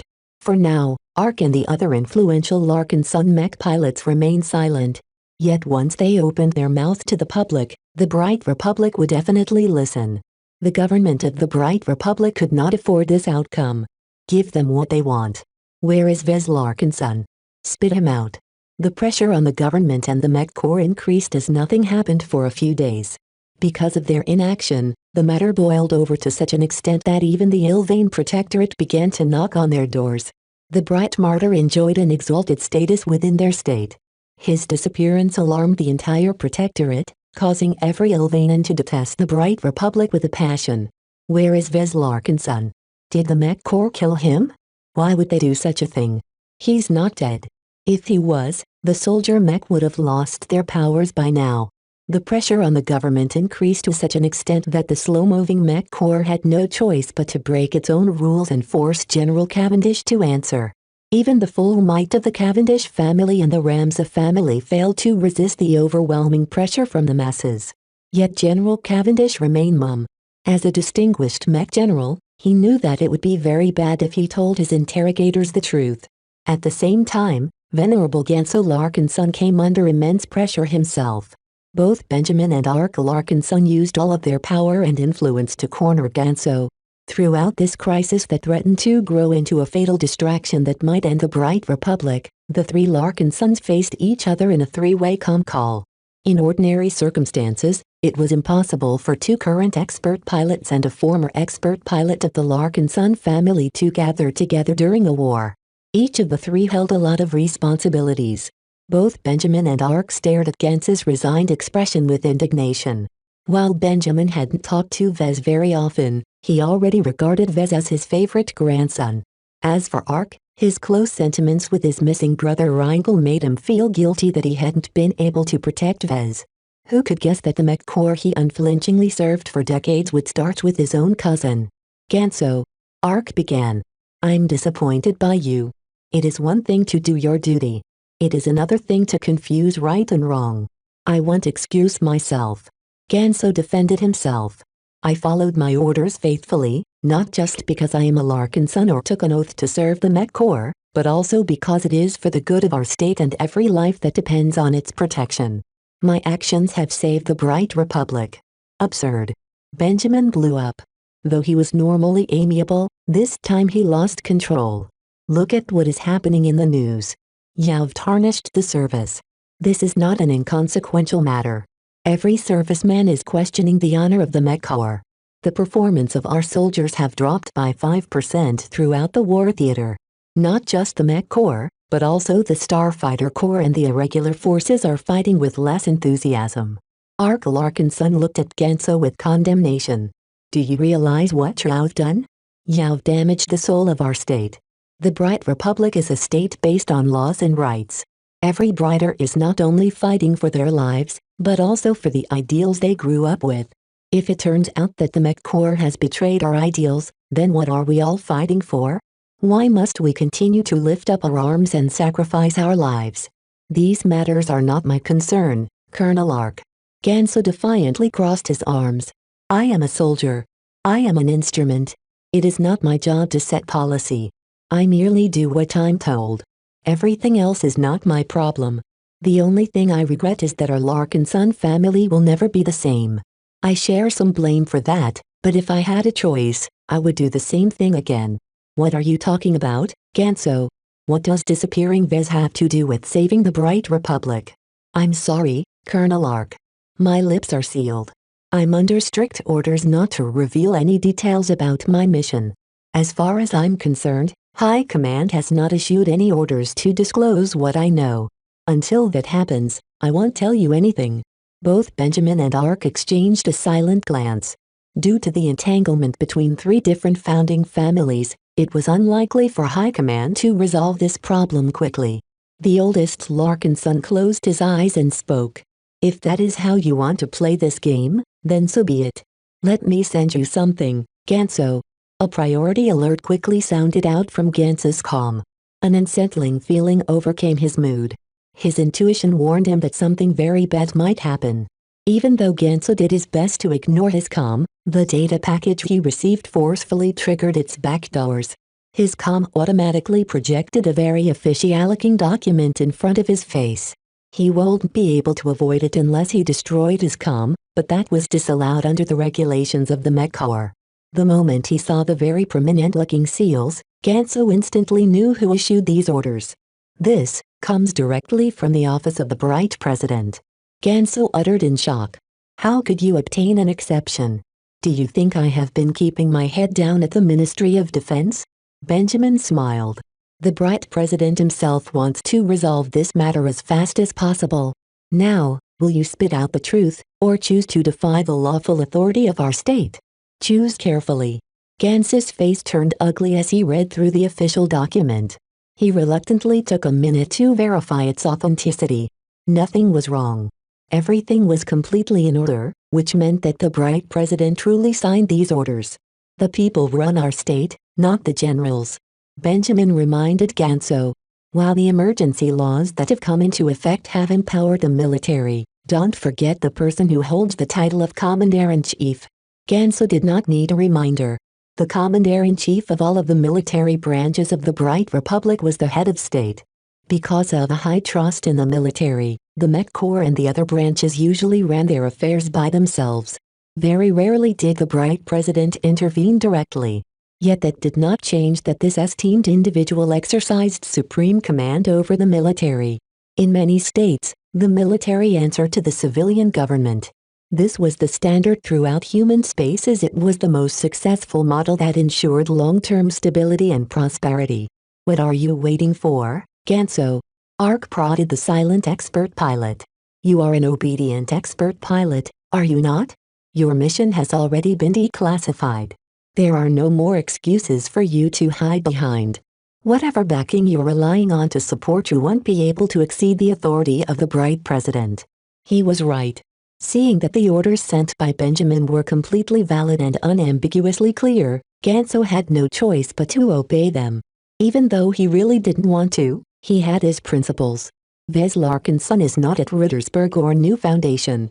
When we brought him out of the Cloudy Curtain system, we did not dump him at some secret military base or transferred him to another government branch. Where is he, Ganso? Where is my grandson? Under General Cavendish's orders, we met up with a monitor from the Friday Coalition and handed him over to her ship. She's a famous mech designer and she appears to be very interested in working with Vez. If I am guessing correctly, the monitor has long brought Vez away. What? Why? Have you noticed the Fridayman mercenary corps that recently participated in the battle for Bentham? General Cavendish made a deal with the monitor. In exchange for trading away Vez, she would dispatch a second-class mercenary corps to defend the Bentham system for the remainder of the Sand War. Both Ark and Benjamin Larkinson became shocked, before turning incredibly angry. Such a trade was not only dishonorable, but also broke the bottom line of the Larkinson family. There was no way both of them approved of this scheme. Even Ark, who felt very sympathetic about Ganso's commitment to following orders, felt his trust for his state beginning to break apart. Chapter 1723 Headless Chicken Chapter 1723 Headless Chicken. After using the Bright President's authority to pry the truth out of Venerable Ganso's lips, Ark and Benjamin Larkinson passed what they learned to a select few people. Some of the Larkinsons and many high officials slowly learned the truth of what had happened. To say they were all angry was an understatement. They were furious. The Cavendish and Ramses families boldly plotted against a war hero. If their plans had worked, not only would they gain the appreciation of the Friday Coalition, but also be able to take credit for securing the help of a powerful second-class mercenary corps. As for sacrificing Vez, neither of these two founding families cared about him. As long as he was sent away, then the Tovar family would lose a popular ally who would only grow more powerful in the future. Once the relevant people learned the truth, the Cavendishes and the Ramses had no choice but to bow down their heads. If not for the Sand War pushing the Bright Republic to the brink, perhaps the other factions would have torn them down already. Right now, the state needed every help it could get. The founding families who hatched this scheme knew this as well, and quickly offered many current and future concessions to placate their opposition. Now, all of these benefits were moot. With the exposure of their sordid dealings, the conspirators lost a huge amount of respect. Once the war was over and the Bright Republic still remained standing, the balance of power would definitely shift. The Bright Republic quickly calmed down. Everyone in the know kept the explosive news to themselves.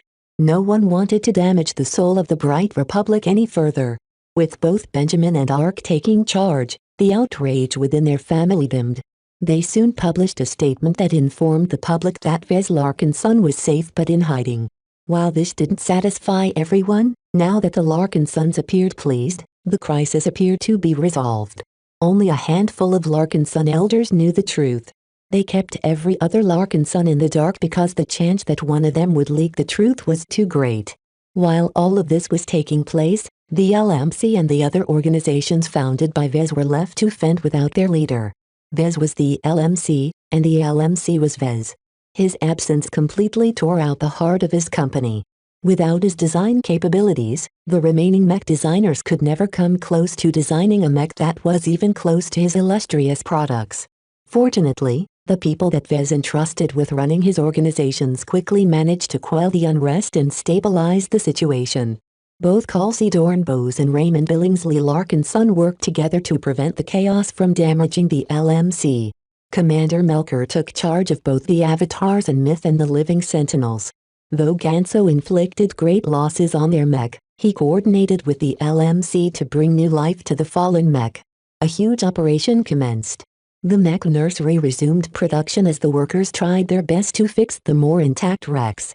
As for the more damaged components, the LMC dispatched them to a local recycling company to break them down and retrieve their base materials. Through these efforts, the Avatars and Sentinels would definitely be able to restore about 80% of what they lost over a couple of months. Surprisingly little opposition emerged. While there were plenty of opinions flying around, the current leaders were firmly in charge due to the contingency plans that Vez prepared beforehand. As a paranoid individual, Vez had long considered what might happen in the event something might happen to him. He never took his safety and freedom for granted. Therefore, upon his abrupt departure, every leader who Vez had delegated his responsibilities to received a set of instructions and a list of priorities they should fulfill. In addition, they also received clear mandates to do what was necessary to follow his instructions. Kelsey officially became Vez agent once again. She gained the right to exercise the power bestowed by his 49% ownership in the company. Combined with Benjamin Larkinson, who took charge of the 25% stake in the company, they held absolute power to decide its future. However, some of the contingency plans prepared by Vez were very controversial. Neither Kelsey nor Benjamin dared to enact them straight away. For this reason, a gathering between every important stakeholder of the LMC commenced a week after Vez was taken away. The conference room filled up as some people attended the pivotal meeting in person while others showed up in the form of projections. All of the shareholders were present. Aside from Kelsey and Benjamin, Marcella Bollinger with her 5% stake and Leland Toll on behalf of Flashlight's 21% ownership attended the gathering as well. Commander Melker Larkinson stood up for the Avatars of Myth. Commander Magdalena Larkinson gained permission from the Mech Corps to set aside some time to take part as well on behalf of the Living Sentinels. Kelsey tried to reach out to Commander Cinnabar of the Battle Criers, but none of them were accessible at this point of time. Who knew what kind of mission Vez had given them? The rest could only hope that the Battle Criers would not object to any decisions they made today. While Director Clinton Larkinson only represented the Vez Larkinson Foundation for Wounded Veterans, his valor during the confrontation against Ganso earned him a lot of respect. Miles Tovar attended on behalf of both the design team and the Tovar family. Kattis appeared as well as a student and confidant of Vez, though she looked as if she would rather be elsewhere. In truth, the only reason she agreed to attend the meeting was because Calibust reached out to her. It was not proper for Calibust to attend this meeting herself, so she passed some instructions to Kattis to make sure the meeting did not produce any unwelcome outcomes. Dr. Lupo Guernica showed up as well, though like Kattis, he looked anything but comfortable. The Larkinson Exobiology Institute was by far the smallest organization under Vez, and many people attending this meeting hadn't even heard of its existence. Colonel Ark Larkinson showed up via projection as well. His appearance surprised many people as most expected him to be occupied with the war. He represented a portion of the Larkinson family, particularly the old guard who valued tradition. There was no way that anyone present would allow Venerable Ganso Larkinson to attend this meeting. He was currently the biggest black sheep of the family. Of all of the people who showed up, none of them could ignore the presence of the only person who was qualified to be described as Vez Larkinson's equal. While Gloriana Wadin owned no shares in the LMC, she absolutely deserved to have a say. Vez officially designated her as a lead designer of his mech company. When Vez was absent, she was the sole lead designer in charge. As a contributing mech designer to the Desolate Soldier and every other recent mech released by the LMC, she deserved much of the credit for their design. Of course, no one could possibly forget that she was Vez Larkinson's girlfriend and partner.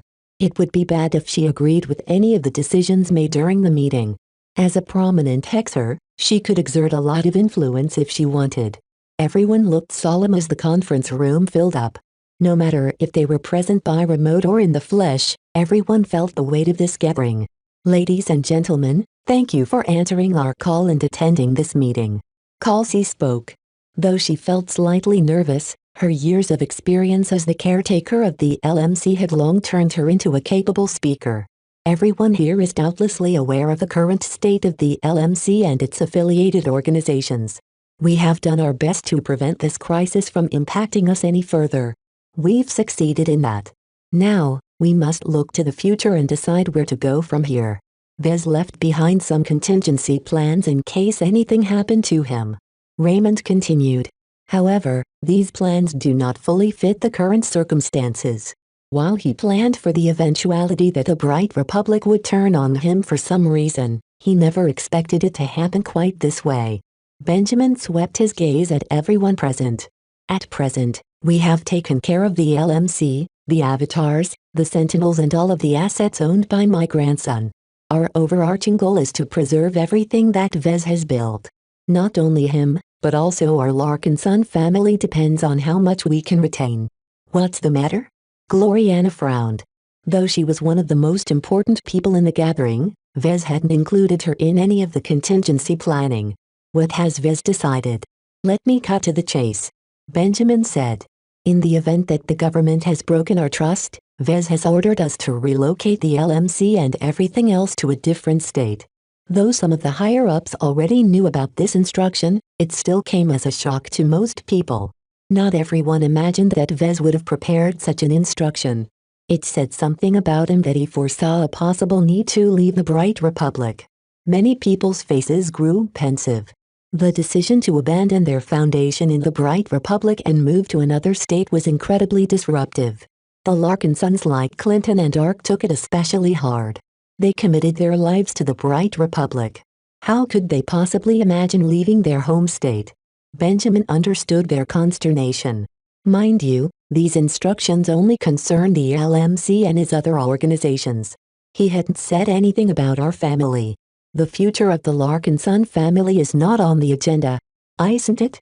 Clinton retorted. You are in control of a quarter of the LMC, Benjamin. That means our family will certainly be affected by the decision to relocate the LMC. You know what I mean. Let's get back to the topic. Since Vez decided to relocate its organizations, we need to make a decision where they should settle next. I can pull some strings to bring you to the hegemony if you like. Gloriana chirped. While the LMC is rather shabby by our standards, Vez will doubtlessly be pleased to establish a foundation in a second-rate state. No. Absolutely not. I don't agree. Never. Despite her clout, almost no one agreed with Gloriana. The gathering immediately shot down the suggestion to relocate to the Hexadric hegemony. Vez has already made a decision in this regard. Benjamin regained control over the discussion. He offered us a list of suggestions. According to his criteria, only one destination stands out. No other alternative is as fitting as his first choice. Commander Melker chuckled. Let me guess. He wants to move his stuff to the Ilvain Protectorate, is that right? This did not come as a big surprise. No other state was as favorable to Vez and the LMC than the Protectorate. In fact, the Ilvainans thought much more highly of Vez than the citizens of the Bright Republic. Yet even if they knew that this decision was the clear favorite, very few felt comfortable with this choice. Otherwise, Benjamin and Kelsey wouldn't have convened this gathering. A heated discussion soon ensued. Some of the people such as Clinton and Larkinson were deeply reluctant to see the LMC go. While they were indignant at what happened to Vez, they blamed the conspirators instead of the state as a whole. Why should the Bright Republic be blamed for the actions of a couple of factions? Others fully agreed with the decision to decouple the LMC from the Bright Republic. Kedis spoke up strongly in favor of this plan, as did Gloriana. She detested the Bright Republic for tearing Vez away from her side. She regretted that she hadn't been able to protect her boyfriend during the previous incident. Chapter 1724 Uncertain Future Chapter 1724 Uncertain Future. To the organizers of the meeting, the outcome was already set in stone. Vez left very clear instructions behind. While he was completely absent, everyone else still retained a huge amount of respect for him. Whether it was his ability to earn a lot of money, his contributions to the state or his embodiment of Larkin Son values, no one wished to oppose his will. It was just that the decision to relocate everything to the Ilvain Protectorate sat very poorly with many people. Almost everyone attending the meeting consisted of Briters. While some were disappointed with their state, they still preferred to stick with the familiar instead of moving to foreign territory. If they really had to leave the Bright Republic, then most of them would rather prefer it if they moved to a similar state. The Sentinel Kingdom, which Vez visited recently, came up as a popular suggestion. While it was engulfed in some sort of unrest related to the Nixon Gap, the state was still far enough away from the frontier to escape the Sand War. It was also firmly in the sphere of influence of the Hexadric hegemony. The Friday Coalition was on the opposite side of the Star Sector, so there was no way the Coalition would be able to threaten the LMC if he eventually returned. Sadly, Vez firmly placed the Ilvain Protectorate above the Sentinel Kingdom. To him, trust was much more important than anything else. Even if it was struggling for survival against the Sandmen, Vez still had faith in the religious state. Moving to Sentinel is not realistic, Raymond concluded. It's too far away from the Bright Republic. We'll have to cross through the territories of a dozen states in order to reach our destination. Even if we get there, our foundation there is very weak. In recent months, a lot of refugees have flooded into Sentinel. The state isn't able to support the influx of so many foreigners. Calcy made her stance clear. The Ilvain Protectorate is the only state that will welcome us with open arms. Vez often referred to it as his second home state. With how much they worship the so-called Bright Martyr, they won't treat us poorly. Despite everyone's apprehensions towards the openly religious character of the Protectorate, that was not a good reason to reject this choice. No other state could match its offer. Lieutenant Dominic Cronin had been in constant contact with his superiors and already conveyed the Protectorate's stance. I think the Protectorate is a fine choice, Gloriana declared. While she still preferred to bring everything to the Hexadric hegemony, the Protectorate wasn't too bad. As an insular, religious state, the Ilvain Protectorate never developed a good relationship with the Friday Coalition. Instead, it welcomed the influence of the Hexers. While their beliefs clashed significantly, they still had enough in common to get along with each other. While the Ilvainans only possessed a shallow relationship with the Hexers, this was enough to limit the influence of Fridaymen within the state. Something as similar as what happened to Vez would never take place in the Protectorate. No monitor from the Friday Coalition ever set foot in its territory. After a consensus had been reached, the LMC and the other organizations began to move. It was not that easy to relocate everything from one state to another state. Much of the value in the LMC couldn't be moved at all. The Mech Nursery and its other real estate had to be sold, traded or abandoned. Even moving the large industrial equipment such as the production lines imposed considerable demands on the transport capacity of the LMC. One of the shortcomings of the LMC was that it did not own its own transport ships. The company always signed contracts with other logistical companies to take care of its shipping and distribution needs. A small corvette like the Barracuda could only transport a few containers as most. The ships owned by the Avatars and Sentinels mainly consisted of light carriers meant to transport mech wherever they were needed. Fortunately, the carriers could easily be used as makeshift shipping vessels. Their owners only had to make a couple of adjustments in order to accommodate other types of cargo aside from mech. Raymond, Calcy, Benjamin and Melker did not foresee too many problems with moving the physical assets of their respective organizations. They didn't have to worry about the intangible assets either. The Bright Republic never treated Vez like a criminal. Due to all of the controversy that ensued, the government really could not afford to affront Vez and anything related to him again. Any perceived unfairness would not only piss off the LMC, but also the Larkin Son family. As a pillar of the military, the Bright Republic still needed its support. The unrest that happened previously revealed that the Larkin Son family enjoyed such a high reputation that it could affect the morale of the people. While Colonel Larkin's son returned to his duties, he still kept a constant eye on the situation. He already released some hints that he would definitely step in if something happened that he did not agree with. What happened to Vez must never happen again. It's quite sad that it has come to this. Kelsey sighed as she sat behind Vez's desk. I guess I'll have to say goodbye to this fancy office. Gloriana smirked. Oh, this office is quite bare in my tastes.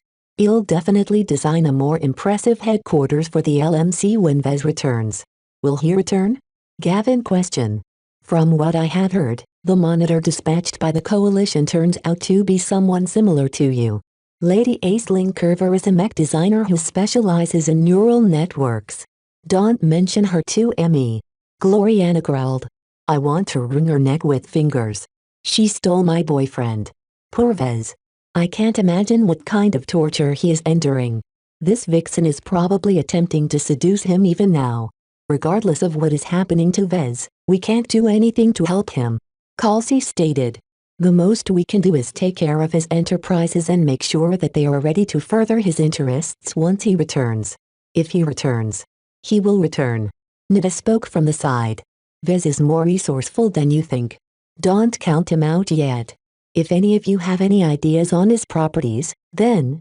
Gavin raised his hands. Calm down. No one here can get away with any shenanigans. You should trust the people that Vez put in charge. No one knew what the future had in store. While it wasn't secret to them that Lady Curver received Vez from the capture fleet, no one truly understood what this meant. Only Gloriana possessed a greater understanding of Lady Curver's identity and possible actions.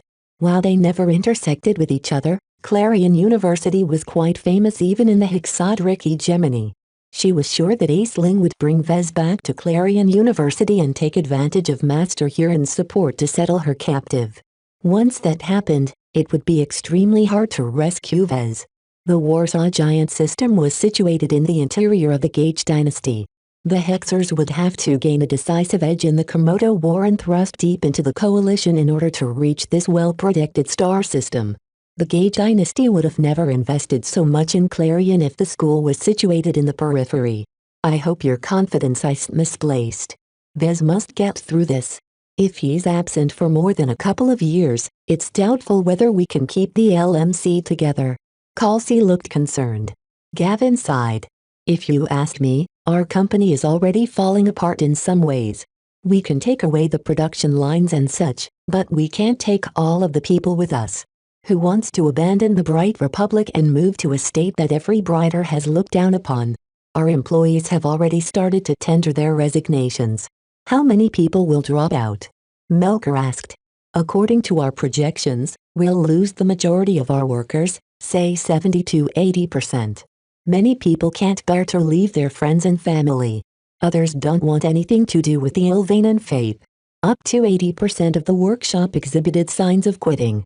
That was a very drastic figure that cut deeply in the workforce of the LMC. Should we do something to retain them? Gloriana questioned. It will be difficult for Vez to pick up where he left off if our new headquarters is empty and if there aren't any mech technicians left to produce his mech. It's fine. Kelsey reassured everyone. We have already anticipated this outcome. In truth, letting go of these people won't necessarily affect our operations.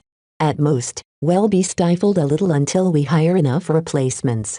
We don't even have to fill up all of the vacated positions as the LMC will certainly downsize in the near future. It's highly unlikely for us to sell a mech as popular as the Desolate Soldier. We'll still be losing lots of valuable knowledge and know-how. Gavin warned. Some of which are common to all professions, but some are very critical to the running of our company. Think of how much expertise and familiarity our top management team has accrued. We can't do anything about that. Gloriana adjusted her mindset. In my opinion, this ordeal is actually quite good for us. I'm sure the Ilvanans are much more willing to commit to Vez and the LMC. While not everyone was comfortable with this statement, they did not refute it. Ever since they communicated their intention to move the LMC to the Protectorate, the state had practically laid down the red carpet for them. The Huron dynasty offered so many privileges, exemptions and sweetheart deals that Kelsey and Raymond found the circumstances rather surreal. It's not as if we are abandoning the Bright Republic entirely. We are only shifting the headquarters and our main assets to the Protectorate. We'll still maintain a subsidiary here which will continue to facilitate our business activities within this state. Vez is still a brighter. I don't think he's petty enough to exclude his home state as a market. Gloriana sneered. If it was up to me, I would forbid our mech from being sold in this state. However, I won't make things awkward for the Larkinson family. I'm not sure what is going on in the family right now. Melker frowned. Every available Larkinson elder has been discussing what they should do. Gans's outrageous actions and Vez attempt to usurp the leadership of the Larkinson family has damaged our cohesion beyond the point of repair. What do you think the old fogies will decide? The Avidar commander shrugged. Beats me. A lot of Larkinsons want us to stick together. We're family, after all. Few of us can bear the thought of splitting up due to a disagreement. However, I don't see how the two sides can reconcile their differences. While Venerable Ganso disgusted a lot of Larkinsons, there were still a lot of family members who still clung to their customs and traditions. The conservative faction within the family merely disavowed Ganso while holding on to their stances. As they mostly consisted of current and former mech pilots, they still commanded a lot of respect. However, they were grossly outnumbered by the more forward-looking faction that sided with Vez. If he wasn't missing, this faction would have probably taken complete control over the family already. As it was, both sides had no choice but to come together and negotiate a way to move forward. While both sides wanted to have their way, it was impossible to achieve a satisfactory outcome. While all of this was taking place, the Ilvain Protectorate began to experience some changes. The Cronin dynasty started to field an entirely new mech model, one which made the Ilvainans ecstatic. Chapter 1725 I of Ilvain Chapter 1725 I of Ilvain. The Ilvain Protectorate anticipated the arrival of the Deliverer for many days. Through the 3 Cronin mech pilots residing at Cloudy Curtain, the leaders of the Protectorate received prior notice of this wonder mech. The higher-ups learned the purpose and some of the specifications of the Deliverer. They also received some excerpts of the testing results of the first and second prototype. They could scarcely believe what they learned. Yet the proof was undeniable. The Deliverer truly possessed the ability to guide the aim of the mech pilot. While the Deliverer hadn't exhibited this strength too often, it was enough to form a statistical certainty. If leaders other than Ilvainans received this information, then they might remain skeptical. In the mech industry, it was not that rare to encounter mech designers who exaggerated or outright lied about the capabilities of their works. Of course, in many instances, the mech designers did not set out to deceive their customers. They merely believed too much in their own specialties to gauge the actual strength of their applications. Too many mech designers were prone to overselling the strong points of their mech designs. After all, those who did the opposite often failed to achieve commercial success. The mech market was too competitive to provide any space for low-key mech designers. Fame, prestige and brand recognition were all essential to stand out in the market. In this regard, Vez acted rather conservatively. Though he consented to sharing some of the details of the Deliverer to the Protectorate, he did not dare to make any bold promises. This was because the actual performance of the Deliverer depended on the whim of Ilvain's spiritual fragment. Without its assistance, the Deliverer was nothing more than an uneven marksman mech with an oversized Gauss rifle. The Ilvainans nonetheless put their faith in the Deliverer. The Transcendent Messenger and the Holy Soldier already burnished the Bright Martyr's credentials. Even if they hadn't actually seen the Deliverer in action yet, most Ilvainans who became aware of this upcoming product already believed in its promise. The Deliverer will deliver us from death. The Great Prophet acts through the Bright Martyr's mech. No other vehicle is more appropriate to carry his will than through his mech. The Bright Martyr hasn't abandoned us. Our faith hasn't been in vain. While the Ilvainan people possessed the highest morale out of all of the states in the third line of defense, the constant losses and setbacks grinded away at their hope. For this reason, the 3 leading dynasties decided that it wouldn't do any harm of publicizing the Deliverer. The hype around this mech that promised to end the Sand War built up overnight. With reputation of the Bright Martyr backing up his upcoming product, hardly any Ilvainan doubted that the Deliverer would become a dud. After reaching an easy consensus, The Protectorate immediately prepared to make use of the deliverer as fast as possible. The Kuran dynasty approached some of the best and most pious seniors to ready their best production lines. Both the government and the mech industry pooled their efforts together to build up a stockpile of materials needed to build the deliverers. While some of the rarer exotics required to produce the executor rifle were very hard to get, as long as the Ilvanans united together, none of these problems posed a hindrance. The top generals of the Cronin dynasty deliberated on the most appropriate use of the deliverers. Initially, they planned to attach them to their existing mech regiments, but after finding out that their glows were as exceptional as the transcendent messengers, they changed their mind. Any mech that bore the great prophets must not be profaned. While the Cronins did not intend to treat the deliverers as special as the transcendent messengers, they still intended to form an elite mech troop based completely around the deliverers. After entertaining a few suggestions, they finally settled on calling it the Eye of Ilvain.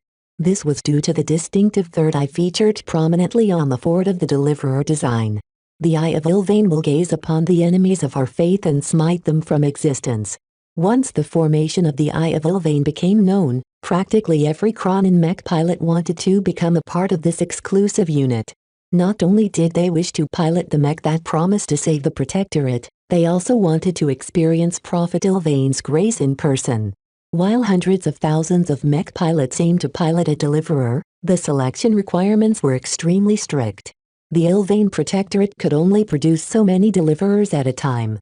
Besides, it was impossible to field a force that consisted entirely of deliverers. It wasn't economical, as the mech were very vulnerable on their own. The deliverer mech only promised to neutralize the Sandman swarms quickly. There was no way the deliverers could achieve much effect against the huge and formidable Sandman monoliths. No amount of excellent aim could make their executor rifles bypass the all-encompassing layers of sand and other particles. Only brute force worked against the monoliths, which meant that the holy soldiers with their cheap and economic sandbreaker rifles achieved more sustainable results. At the start, the Cronin dynasty only intended to field 500 deliverers and test them in action. This was already a very significant investment.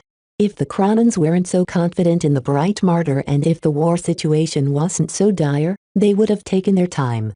Only the most deserving mech pilots gained the right to pilot the deliverer. The Cronins formed a list of candidates. Every mech pilot who excelled in marksmanship became eligible to pilot the new mech. However, that wasn't enough. The Poxco dynasty combed through the candidates and thoroughly inspected their devoutness in the Ilvanan faith. It didn't matter if their beliefs differed a little from the orthodox interpretation. As long as they were earnest, they were eligible to wield Ilvain's might. The Eye of Ilvain officially came into being. 500 excellent mech pilots left their old positions to prepare for their upcoming duties. The fate of the Ilvain Protectorate rested on their shoulders. The 500 chosen had to go through a lot of training.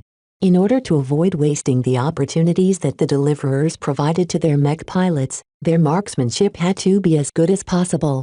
It would be a shame for their mech to single out a critical target, only for the mech pilots to botch their aim. With how chaotic Sandman swarms tended to be, it wasn't always possible to track a Sandman drone once someone figured out that it contained a Sandman admiral. If the deliverer missed, the exposed Sandman admiral would certainly order a bunch of drones to meld together and split apart, thereby forcing the mech pilots to start from scratch. This training regime only lasted for 2 weeks, give or take a few days. This was because the mech manufacturers contracted to produce the sacred mech had delivered their first batches at this time. Each and every hunter of Ilvain as the chosen mech pilots came to be called looked up at the deliverer mech with awe and devotion. Even the guards and mech technicians were stunned into silence. Some of them had already experienced the glows of the transcendent messengers. The glows emanating from the deliverers felt exactly the same, but much more pure. While none of the deliverers emphasized any virtues such as zeal or sacrifice, their seemingly empty purity brought peace to every Ilvanan. Everyone bowed in front of the mech. They completely became immersed by the holiness of the sacred mech. The fact that tens of deliverers arrived together enhanced their holy appeal as their glows overlapped. Only 6 transcendent messengers existed, and all of their glows were different. In contrast, The deliverers were all completely identical, as many of the mech shipped to the various spaces that hosted the Eye of Ilvain came from the same manufacturers. With the high requirements imposed by the Kirin dynasty, the mech manufacturers did their utmost to achieve a high and consistent level of quality. The right to produce the deliverer was a supreme honor to every mech manufacturer. Even senior mech designers did not look down on this design, because they knew they could never make their mech as holy as the mech designed by the Bright Martyr. Each mech designer responsible for the production of the deliverer took this privilege as a badge of honor. There was no way they wanted to suffer the indignity of losing this contract. In fact, those who weren't lucky enough to supply deliverers to the Eye of Ilvain also produced some mech for themselves. The LMC officially released the deliverer as a commercial mech design, which meant that anyone with a license could legally produce this mech. Vez didn't want the Ilvainans to restrict the production of the deliverer too much. Who knew what they would do if they gained the sole right to produce the mech? He didn't forget his earlier resentment towards the Cronin dynasty. In his eyes, the Cronins didn't deserve to monopolize the deliverer. Of course, even if various private sector outfits already planned to field some deliverers, the effect wouldn't be as good.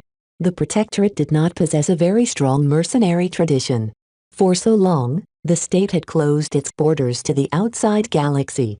There wasn't much to fight for within its borders, and the prestige of the Cronin dynasty was very high. A few days went by as the hunters of Ilvain got used to their sacred mech. While they were already well prepared, they still needed some time to adjust to their mech because they became intoxicated by the sacred glows. Fortunately, it wasn't hard to find the Sandmen once the Eye of Ilvain was ready to bare its teeth. Teo Melon, a chosen mech pilot of Zeal, was one of the mech pilots who tested the first delivers in battle. As a mech pilot specialized in piloting hero mech, his marksmanship was almost as excellent as those committed to this specialization. Ever since the Sand War came about, the Transcendent Messengers had mostly been used to lift the morale of the Ilvainan people instead of fighting the Sandmen. The Ilvainans couldn't help it. While the Transcendent Messengers were fantastic on land, they did not come with any flight systems. Though it was possible to pair them with flight platforms that gave landbound mech the capability to fly in space, it wasn't worth it because these platforms were too large and vulnerable to damage. Teo Melon waited for this opportunity for a long time. He always bided his time throughout the Sand War as if he knew his time would come. A familiar sensation overcame Teon as he entered the cockpit and interfaced with his mech. As the Chosen of Zeal, his ability to connect with the sacred mech was better than any other hunter of Ilvain. His deliverer deployed from a combat carrier alongside 3 other deliverers. At this time, battle had already commenced. A large Sandman fleet consisting of up to 15 Sandman admirals were bearing down on a major planet housing billions of people. Thousands of holy soldiers and starfighters were desperately fighting to whittle down the swarms and monoliths before they reached their destination. Countless lasers and projectiles impacted sand and metal alike. Amidst this intensive battle, a handful of mech with glowing third eyes deployed in the rear of the human formation did not attract much attention. The mech with the brightest glowing eye slowly aimed its massive rifle at the periphery of the humongous swarm. A deliverer fired a single shot. Just seconds later, a tenth of the swarm abruptly became paralyzed. The Sandman admiral in charge of coordinating their movements had died. Teo Melon only took seconds to fire his critical shot. Everyone monitoring the first deployment of the deliverers became stunned by his stellar performance. Something like this could never be a fluke. Ilvain was truly on their side. We are saved. Chapter 1726 Inexplicable Mech. Chapter 1726 Inexplicable Mech. Not everyone achieved results as great as Teon Melon. Most hunters of Ilvain required dozens of chances before they managed to score a hit on a drone carrying a Sandman admiral. This was still a great result. A typical holy soldier or other ranged mech might have to take down hundreds if not thousands of Sandman drones in order to score a lucky hit against a hidden Sandman admiral. After an explosive week where the infamous Sandman swarms were systematically dismantled, the Ilvainans became completely convinced that the Prophet rewarded their faith. Almost every hunter of Ilvain managed to take out a Sandman admiral before their swarms were close to being consumed. It was immediately obvious when they achieved a fruitful result. The mech only had to fire a certain amount of times before a portion of the Sandman swarm abruptly fell apart and lost coordination. Without a higher intelligence doing all of the thinking, the disconnected Sandman drones were extremely lethargic as they floated around without aim. The defense forces didn't even bother attacking these sitting ducks. This was because the drones no longer released any attacks. The defenders could easily mop them up after taking care of the remaining threats. While the Ilvain Protectorate was still in the same situation as before, the constant miracles produced by the Eye of Ilvain practically transformed the state overnight. This was because the Protectorate did everything to publicize this turning point. The news uplifted every Ilvainan, causing them to become more hopeful and optimistic about the survival of their state. The wondrous performance of the Deliverer even caused the civilians to strengthen their faiths. Church attendance soared as many Ilvainans became inspired by the incredible results achieved by the Deliverer. This news did not immediately attract the attention of the Bright Republic and other foreign states. None of them took their claims seriously. How could a mech that ostensibly channeled the will of a deceased prophet be able to defeat the indomitable Sandmen? Ever since the Sand War took off, a lot of mech designers offered various fantasy solutions that supposedly promised to end the crisis. Nothing worked. No matter what kind of belief supported their claims, the mech never delivered upon their promises. Therefore, hardly any foreigner believed in the claim that the Deliverer was able to succeed where every other mech had failed. Even the fact that the designer of the fantastic Desolate Soldier was responsible did not change their preconceptions. It was very common for mech designers to fail after achieving success. Vez hadn't been designing mech long enough to inspire too much confidence. This was especially so when the claims of the Deliverer were too ludicrous. How could a mech that did not incorporate any sophisticated sensor systems be able to identify a Sandman drone hiding within a vast and confusing swarm? No amount of conventional science could explain how the Deliverer would be able to succeed where thousands of mech models had failed. Are we supposed to rely on a god to achieve victory against the Sandmen? I would rather die than convert to a different faith. Gods are outdated. How can humans keep falling for superstition? The Bright Republic, which possessed a better understanding of the Ilvain Protectorate than most, suspected other motives behind the promotion of the Deliverers. Is this some kind of ploy to boost the reputation of that kidnapped mech designer? Vez Larkinson is a brighter. How can he possibly design a religious mech? Haven't you heard about the Transcendent Messenger and Holy Soldier? Vez already managed to seduce the Ilvainans. Doing it a third time shouldn't be any problem. That's different. From what I've heard, those two mech models are mainly valuable because they are very effective in hypnotizing gullible believers. The Deliverer is different because the Ilvainans are claiming that it can impact a battle more directly than affecting their moods. While the Bright Republic was aware of the peculiarities of the Transcendent Messengers and Holy Soldiers, its agents never experienced anything special about the mech. Just like the Desolate Soldier, the value of these mech lay in their ability to increase the morale of the mech pilots and inspire confidence in the bystanders affected by their glows. It was a little far-fetched to state that these glows were capable of doing what their best sensors failed to accomplish. How come these Deliverers keep assassinating the Sandman admirals? Maybe the Ilvainans have implemented some secret new sensor technology. It must be something built into their ships instead of their mech. As the Deliverers continued to produce excellent results, foreign agents kept investigating the forces involved in the battles. No other mech or ship stood out. None of them released any powerful emissions that denoted some active scanning system at work. Can it be that their claims are true? Are the Deliverers truly guided by their prophet? Don't speak any nonsense.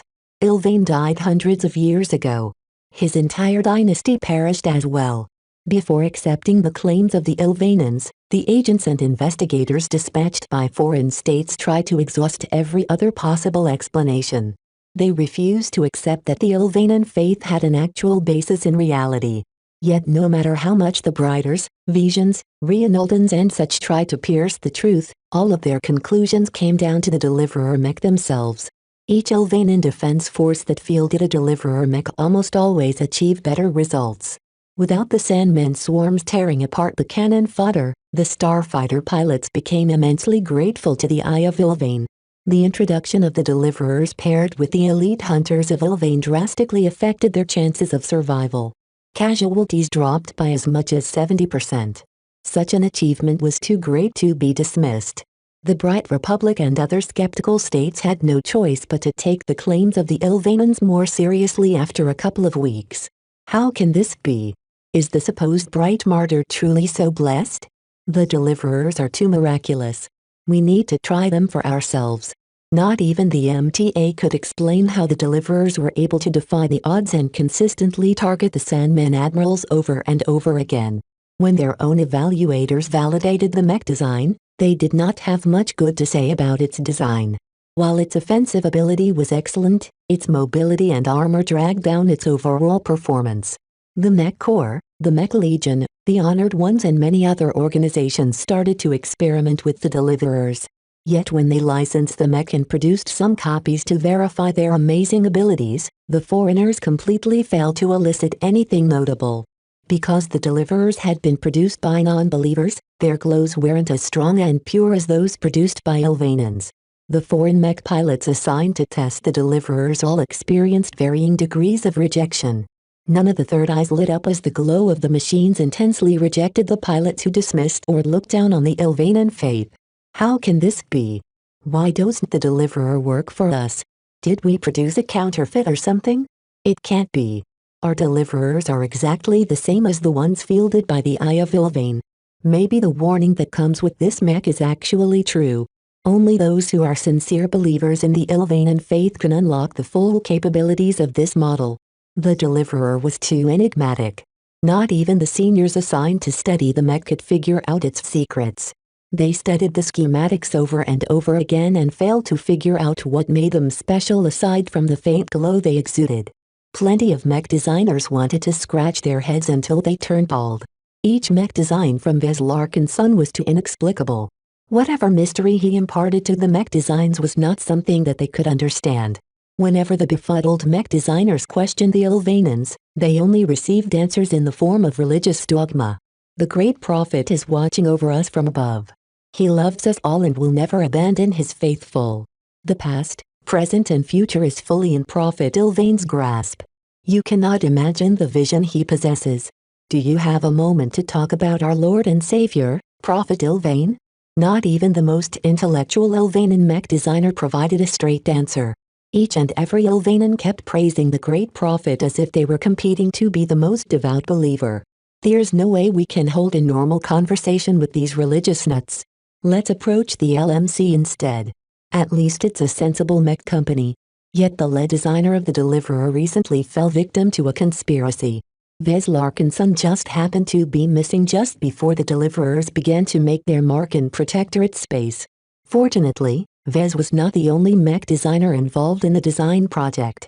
Another journeyman mech designer contributed materially to the deliverer design, while a small design team made up of apprentices assisted on the side. While Gloriana was busy with supervising the evacuation of Vez property from Cloudy Curtain, her comm suddenly became engulfed with inquiries by various different parties. They finally took notice of our deliverer? It's about time. Since she didn't have much to do right now, she replied to some of the inquiries. The deliverer is not just a mech, but also a god in the making. Every deliverer is a vessel that carries the touch of a proto-god, which in this case is Prophet Ilvain himself. By relying on the power and generosity of this male god, the believers of his faith will be able to receive some blessings that will aid them in performing some miracles. The questioners all received answers like these from Gloriana, which drove all of the mech designers completely mad. This is complete nonsense. It turns out that Miss Gloriana Wadden is an even greater religious nut than the Ilvainans. How can a brighter possibly tolerate a girlfriend like her? He must be the greatest nut of them all. In desperation, the mech designers approached the Tovar mech designers with the LMC's permission. While Miles Tovar and his cousins at least answered normally, they were just in the dark as everyone else. Vez Larkinson never shared his trade secrets to them. None of them figured out the mechanics behind Vez's characteristic glows or the secrets behind the deliverer's extraordinary capabilities. Damn it. Where the hell is Vez Larkinson? Only he should be able to give a reasonable explanation. All these other helpers of his are either useless or crazy. All of the professionals and officials with an interest in the deliverer became frustrated by the answers they received. It seemed that anyone other than a devout Ilvanan mech pilot could make full use of the deliverer.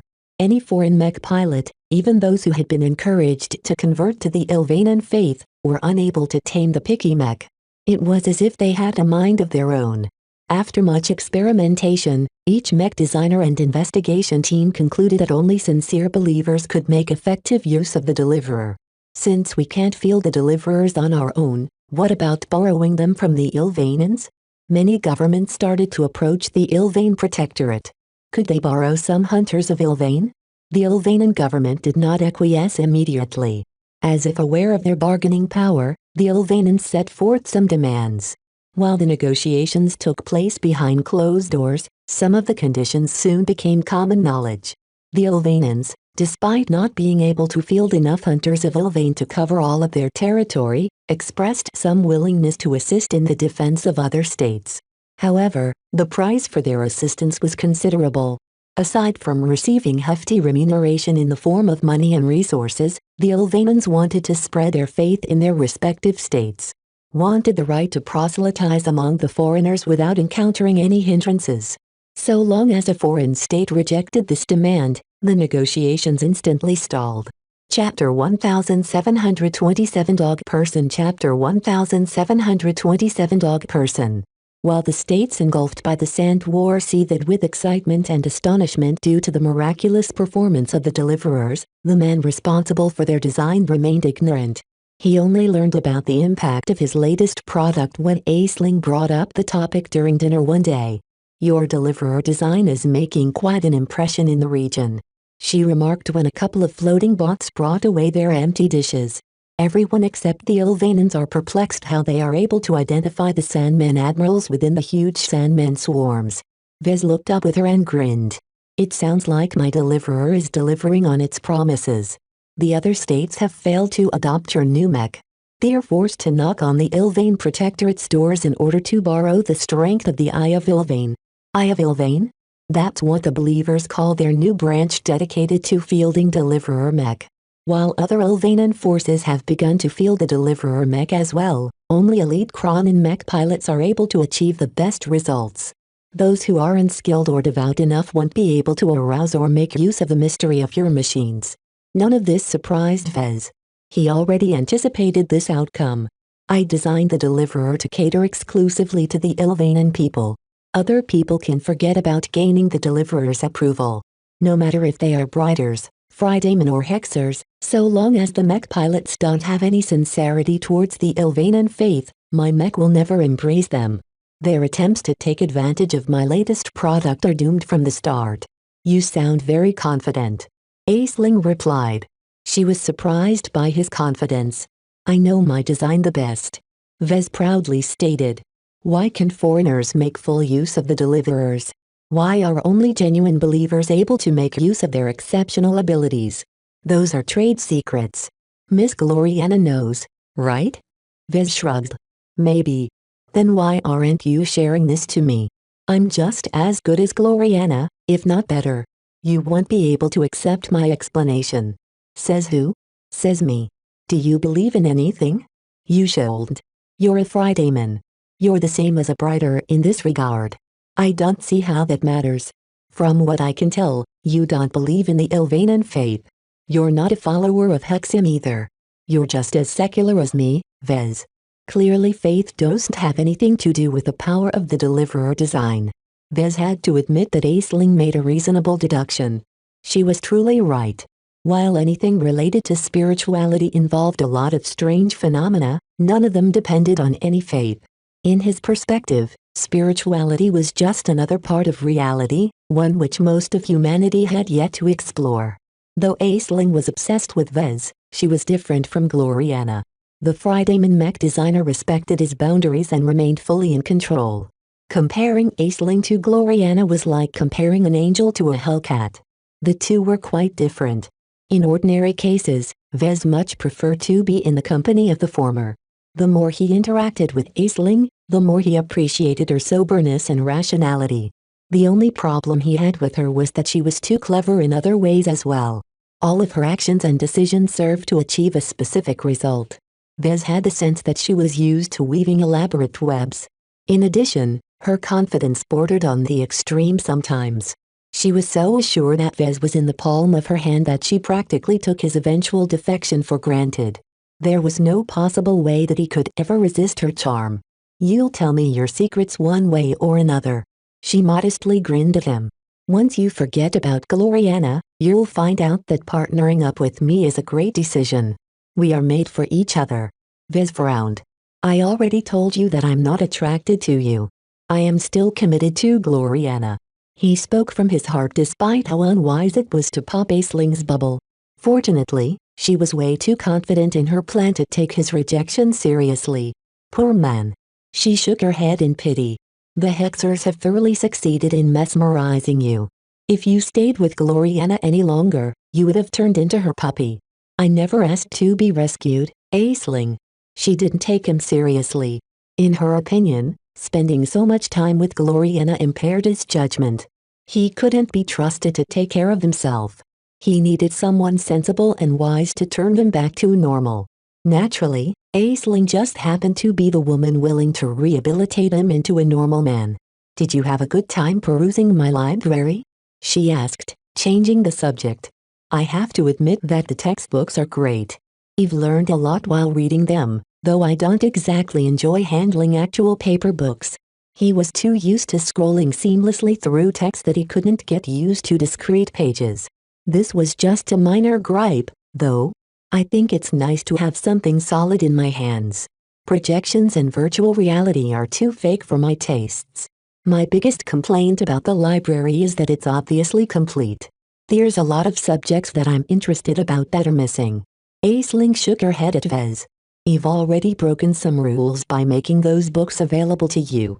If not for my master, I wouldn't have the guts to expose you to core Clarion textbooks. Even then, I only granted you access to the literature accessible to any student at my university. The specialist knowledge that delves deeper in a subject are restricted to those who contribute to the school." Though she didn't mention it, Vez figured that she was referring to a club similar to the Clifford Society. Vez still regretted that he no longer had access to the society or any other club that was comparable in nature. He missed the ability to exchange merits with exclusive goods, services and knowledge. Fortunately, he still had a system, which offered similar benefits. "Can I request some extra books?" he tentatively asked. "I'm getting bored with the existing selection." "Why?" "I don't believe you've mastered the contents of my books. There is too much material for any journeyman to comprehend at our age." "It's not that. I always learn at least something new whenever I crack open a book. It's just that I'm not very interested in their topics." "What do you want to study, then?" "FTL drives." "Pardon?" "You heard me. I want to learn more about FTL drives. I'm too bored to study anything else." With his high intelligence and prior knowledge, he easily supplemented some of the knowledge he needed to hijack the Scarlet Rose.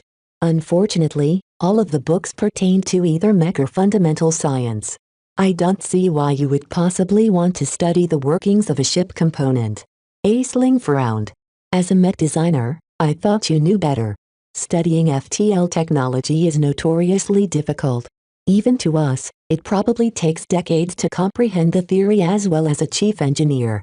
It's not worth it to waste your time on this subject." "Ordinarily, you're right, but haven't you paid attention to the recent announcement by the MTA? Phase weather changes everything. With the Red Ocean supplying an abundant amount of exotics, FTL-capable mech will become a staple in the future.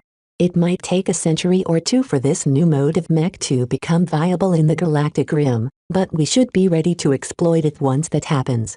Essentially, he stated that it wasn't a waste to start studying FTL technology early. Aisling looked thoughtful at that. While it was far too soon to learn how FTL drives worked, perhaps every ambitious mech designer in the future had to master how they worked. Otherwise, how could they have the confidence to add a mini-drive to their mech designs? "I'll think about it," she eventually replied. "I still don't think it's a good idea considering that our star sector will be one of the last ones to adopt the mini-drive." We can focus on designing plenty of other mech. It will be too late by then. At my age, I'm still mentally flexible enough to handle something that is radically new. I'm afraid I won't be able to switch gears after a few decades. I don't want to start studying FTL theory when I'm already set in my ways. He didn't make up this phenomenon. It only happened to some mech designers, though. Most of them tended to be older and isolated. Their views hadn't been challenged for a very long time, causing them to solidify their mindsets. Most mech designers knew that they had to exercise their minds and challenge their assumptions to prevent this outcome. As long as they were receptive to something new, they were capable of adapting to something different. Eventually, Aisling nodded her head. If you insist on it so much, I'll find some engineering textbooks and print them out for you. I won't allow you to get muddled by theory that is way too advanced for mech designers like us. I'll select some basic ones at first that are suitable for engineering students. That's okay. You've only touched the surface of how an FTL drive works. I'm mostly concerned with building up a good foundation. He really didn't need anything more, as his goal wasn't to produce an FTL drive from scratch. He just wanted to understand enough about FTL drives to identify which parts he should pull out to safely shut it off. A basic first-year textbook already sufficed in this role. Whatever else he managed to learn was extra.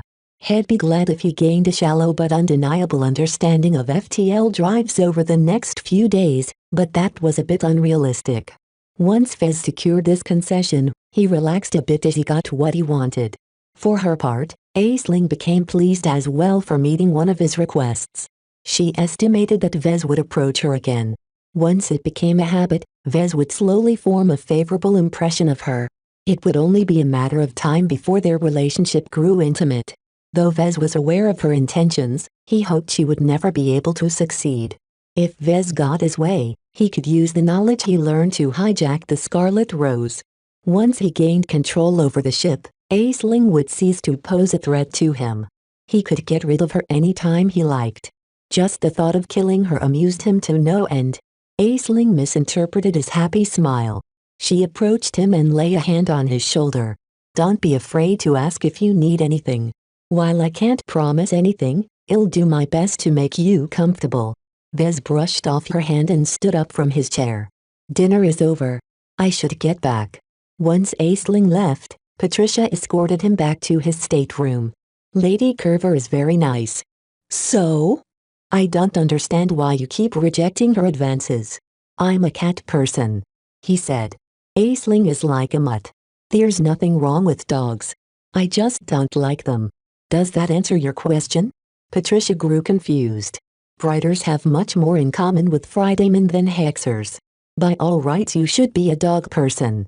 I'm not. That's because a cat got to you first and turned you into something you are not. You think you are a cat person, but you're really a dog person. You just forgot how dogs are better, that's all. Well, I've already spent a considerable amount of time in this doghouse, but I haven't come close to appreciating Aisling's species. Maybe it's time for you Fridaymen to admit that I'm not cut out to be a dog person. Chapter 1728 Fragile Shell Chapter 1728 Fragile Shell. The Scarlet Rose traveled quietly back to Coalition space. Along the way, she sometimes made some stops in order to allow Aisling to meet with some officials and other people. Vez shouldn't have noticed anything. Locked within his quarters, the only way he should have been able to ascertain what was going on was by tracking the intervals between FTL transitions. No one figured out that he managed to tap into the ship's systems. With Lucky's help, Vez managed to gain a complete overview of all of the parts and systems of the Scarlet Rose. Though there were plenty of ship components which mystified him, after Lucky performed a thorough investigation, he ruled them out as obstacles to his ploy to take over the ship. After finishing the survey, Vez carefully studied the diagram of the Scarlet Rose's layout and identified each and every critical part or system that he needed to subvert. There was a lot he needed to grasp. A mobile supply frigate might not be a particularly sizable ship class, but a ship like the Scarlet Rose was stuffed with tech. As a ship commissioned by the Coalition Reserve Force, she was built to a very high standard. Only the military ships of the Friday Coalition contained more safeguards and backup systems. Vez sighed and shook his head as he held Lucky while soaking in his bath. He couldn't find any other reasonable opportunity to interact with Lucky aside from holing up in the bathroom. To open this window of opportunity, Vez pretended to be extremely indignant about being spied upon while he was doing his bathroom business. He acted like he was immensely shy about his body and thoroughly searched the entire bathroom compartment from top to bottom. He destroyed each and every optical sensor until he was sure there was nothing left. He gambled that Aisling wouldn't intervene for fear of upsetting him. Luckily, she only admonished him a single time during mealtime before dropping the topic. The monitoring system of a modern second-class vessel was very pervasive. Optical sensors only consisted of a portion of the monitoring in each compartment. There were heat sensors, sound sensors, gravitics sensors, radiation sensors, mass sensors and a multitude of other ways to track what went on inside a compartment. Vez did not touch any of them. He only cared about disabling the only sensor type which could expose Lucky.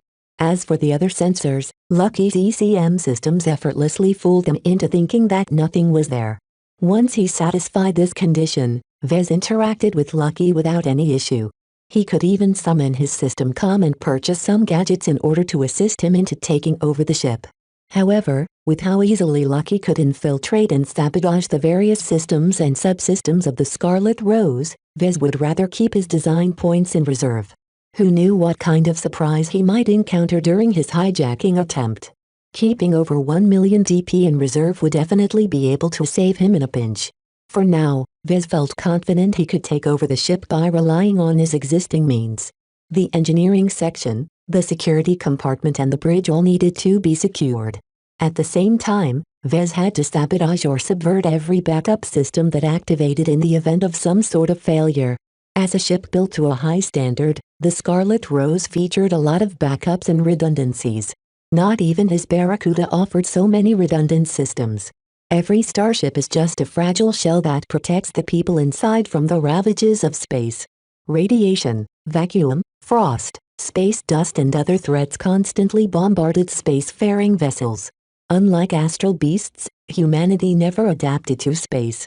Fragile humans like Aisling and Patricia had to rely on external tools to master space. Humanity's reliance on starships was the main reason why the race came to dominate the galaxy. Though Mech had become ascendant in the age of Mech, no human dared to neglect their civilization's dependence on starships. Humans are rather helpless. He sighed and idly splashed some bath water over his head. Ships give us strength, but they are all potential death traps. A starship was not so easy to run. They consisted of many different interconnected compartments, components and systems. The complexity of a mobile supply frigate like the Scarlet Rose exceeded that of a mech by at least 100 times.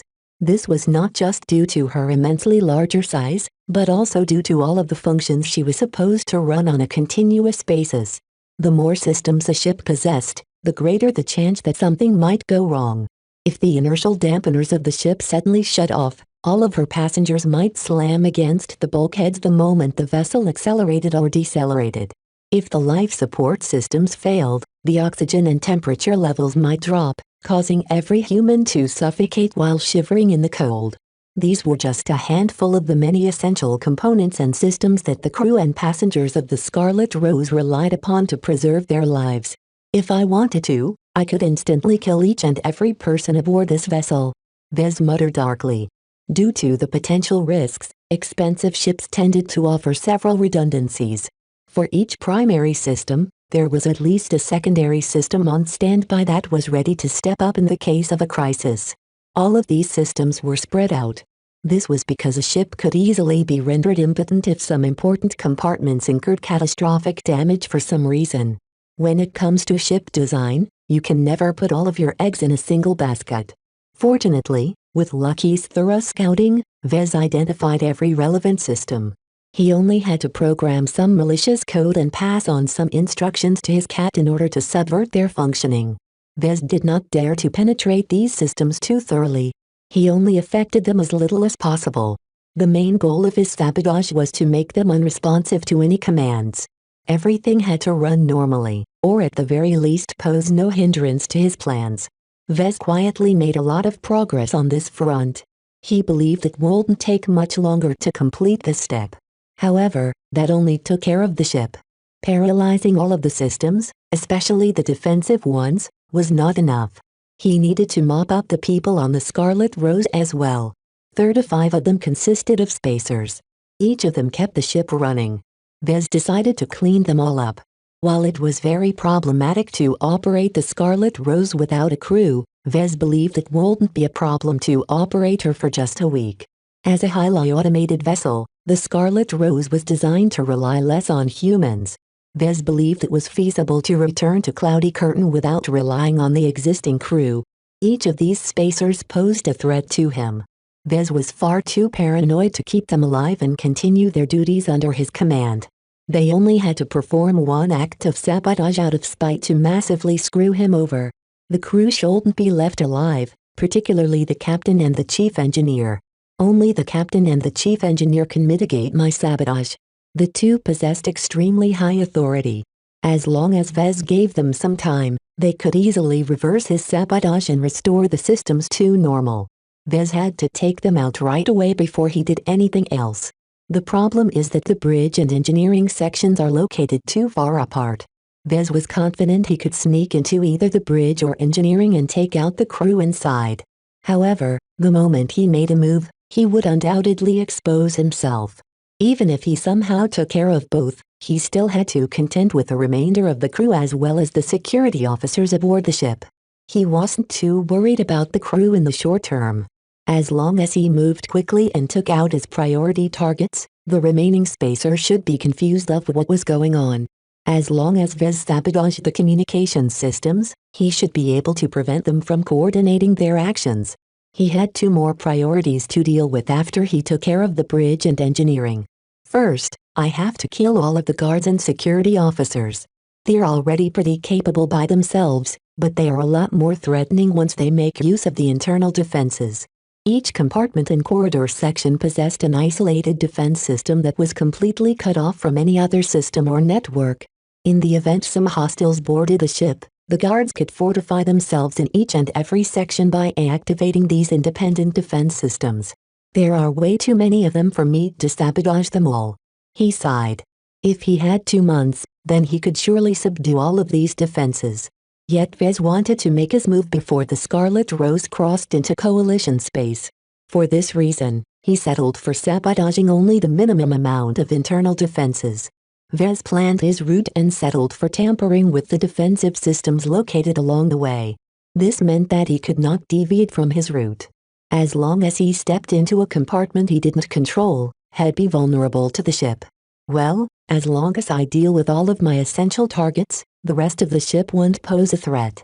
Aside from the security department, Vez had to take care of one more potential threat. The mech. The Scarlet Rose carried 4 spaceborne mech. As long as even a single one deployed into space, it could easily apply a lot of leverage to Vez. He did not wish to expend a huge amount of effort and succeed in taking over the entire ship only for a mech to threaten to blow her up shortly afterwards. Therefore, he had to find some way to neutralize the mech quickly enough.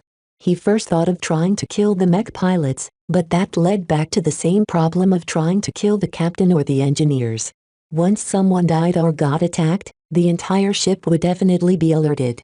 Instead of killing the mech pilots, why not sabotage the mech? As a mech designer, his understanding of mech is immensely great. Even though Vez did not entirely understand the second-class mech, he could easily think up many different ways to sabotage the machines. The challenge was to do so without letting anyone else get wiser. For now, the mech were stowed in the mech hangar, and each of them were constantly being checked and maintained by a team of mech technicians. Though mech technicians were normally easy to fool, Vez did not underestimate their capabilities.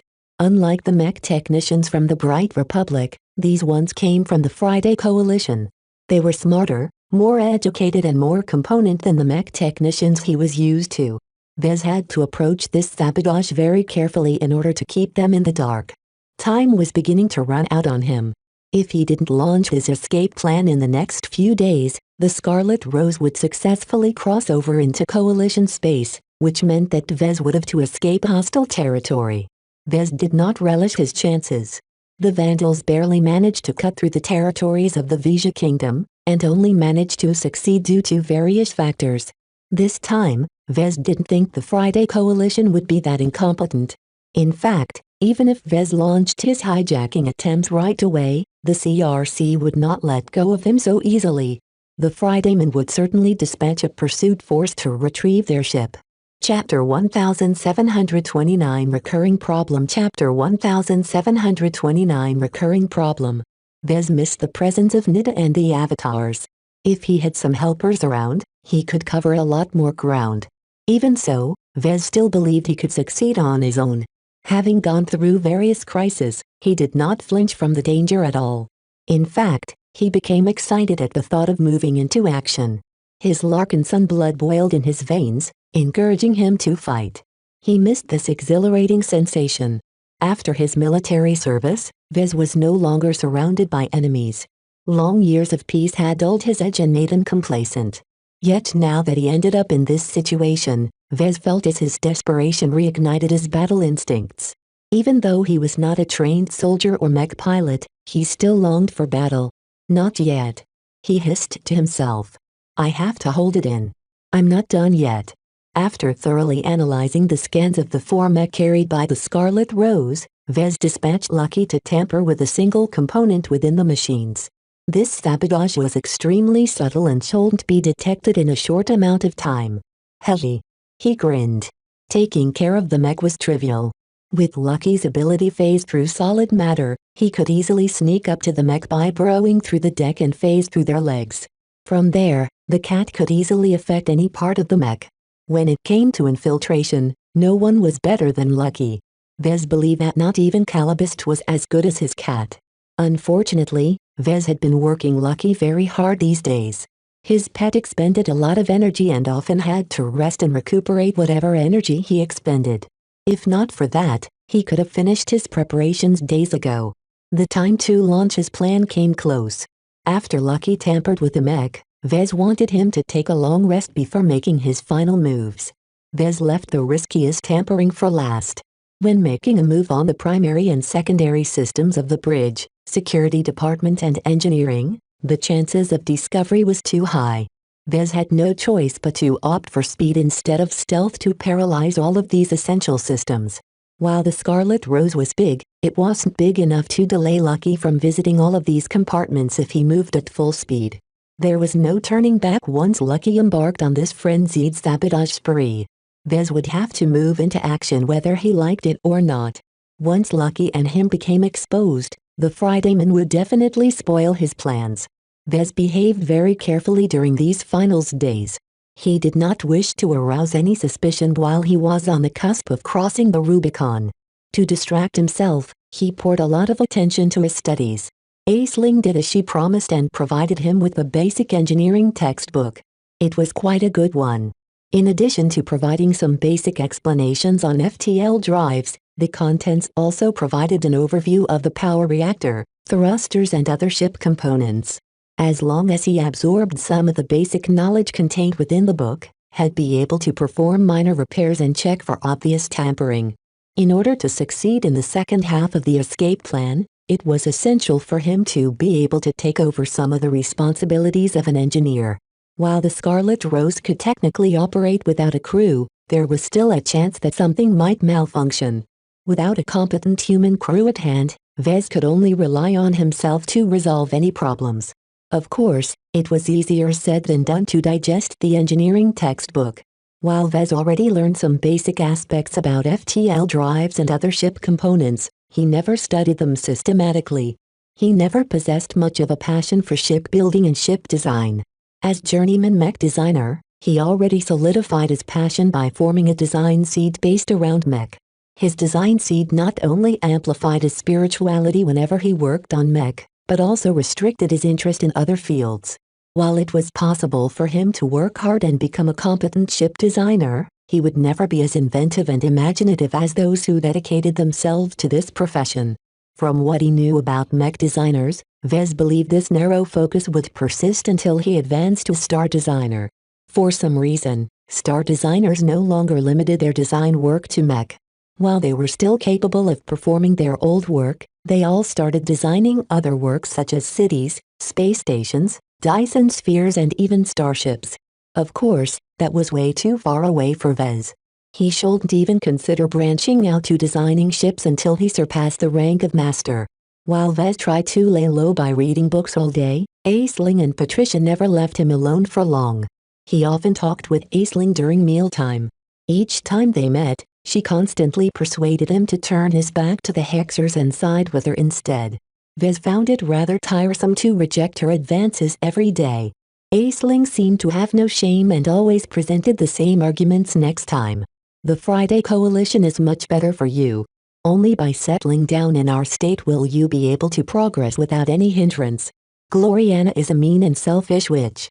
She'll never treat you like an equal.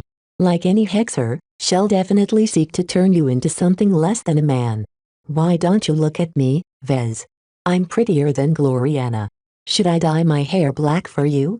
Do you have a thing against blondes? The approach adopted by Aisling slowly eroded his resistance. Her arguments were very sound, after all. His mind partially agreed with his captor.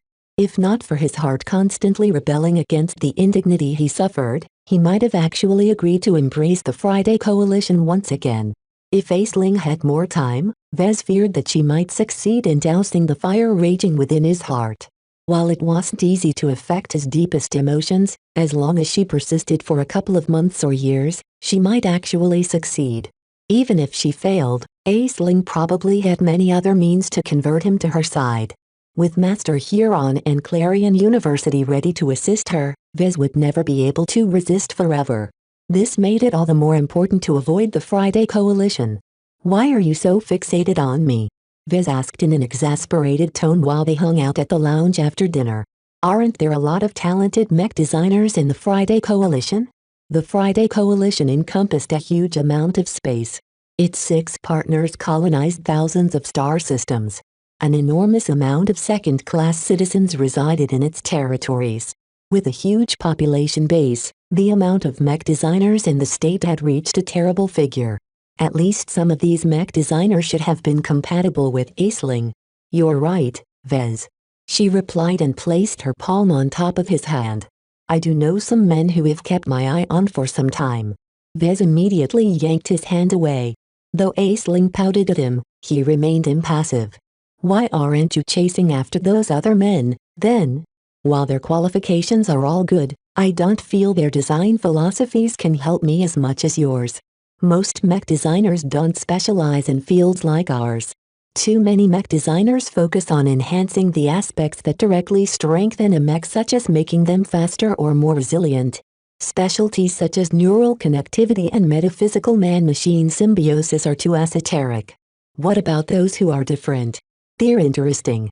She briefly smiled as she reminisced about the mech designer she met at Clarion and elsewhere. "I know one mech designer who is obsessed with designing multi-pilot mech. I thought those types of mech went out of vogue, at least in this part of the galaxy." That's not entirely correct. There is still demand for multi-pilot mech, but mostly for specialized purposes. A multi-pilot mech was simply a mech piloted by multiple mech pilots. Vez still remembered long ago, he designed a virtual mech featuring a large cockpit that was designed to accommodate multiple mech pilots. That was not his proudest design, that was for sure. I recall the reason why multi-pilot mech went out of vogue is because it's too risky. Connecting 2 mech pilots to a single mech at the same time is bound to pose some risks. Most of those problems have been addressed to some extent. Aisling answered. There is still some merit to multi-pilot mech. They are most often seen in heavy or super heavy mech featuring many different weapon systems. These kinds of multi-pilot mech basically operated like tanks. One mech pilot was in charge of the weapons, while the other mech pilot took care of the rest.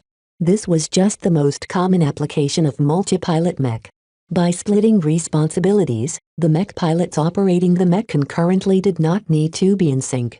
However, more advanced multi-pilot mech existed where the mech pilots simultaneously controlled every aspect of a mech. Of course, the costs far outweighed the gains. Vez had never encountered such a mech in person. While his specialty sounds weird, I think it fits well with yours. Why didn't you hook up with this guy? There's no benefit to me. Just because we are compatible doesn't mean I should partner up with him. If we collaborate, he'll certainly be able to improve by leaps and bounds. As for me, how can I possibly realize my ambition by sticking with multi-pilot mech? She was right. Her goal was to lower the barrier of neural interconnectivity. Limiting herself to designing multi-pilot mech was a step backwards in that regard. Are there any other specialties that are more helpful to you? There are. I know one former classmate from Clarion who has always been good at designing mass-produced mech. He's sort of the opposite of Gloriana in that he is very good at making his mech compatible to many different mech pilots. Vez blinked at that. That sounds useful. It is. Nowadays, his specialty is in constant demand. Even if he's a journeyman, he has contributed to the designs of several popular mech designed by seniors. Why are you seducing him, then? He asked. As long as you exchange with him, he could probably find some way of lowering the requirements of your specialty. Aisling shook her head. I think so as well. I considered this option long and hard. He's just as capable as me, and we come from the same university.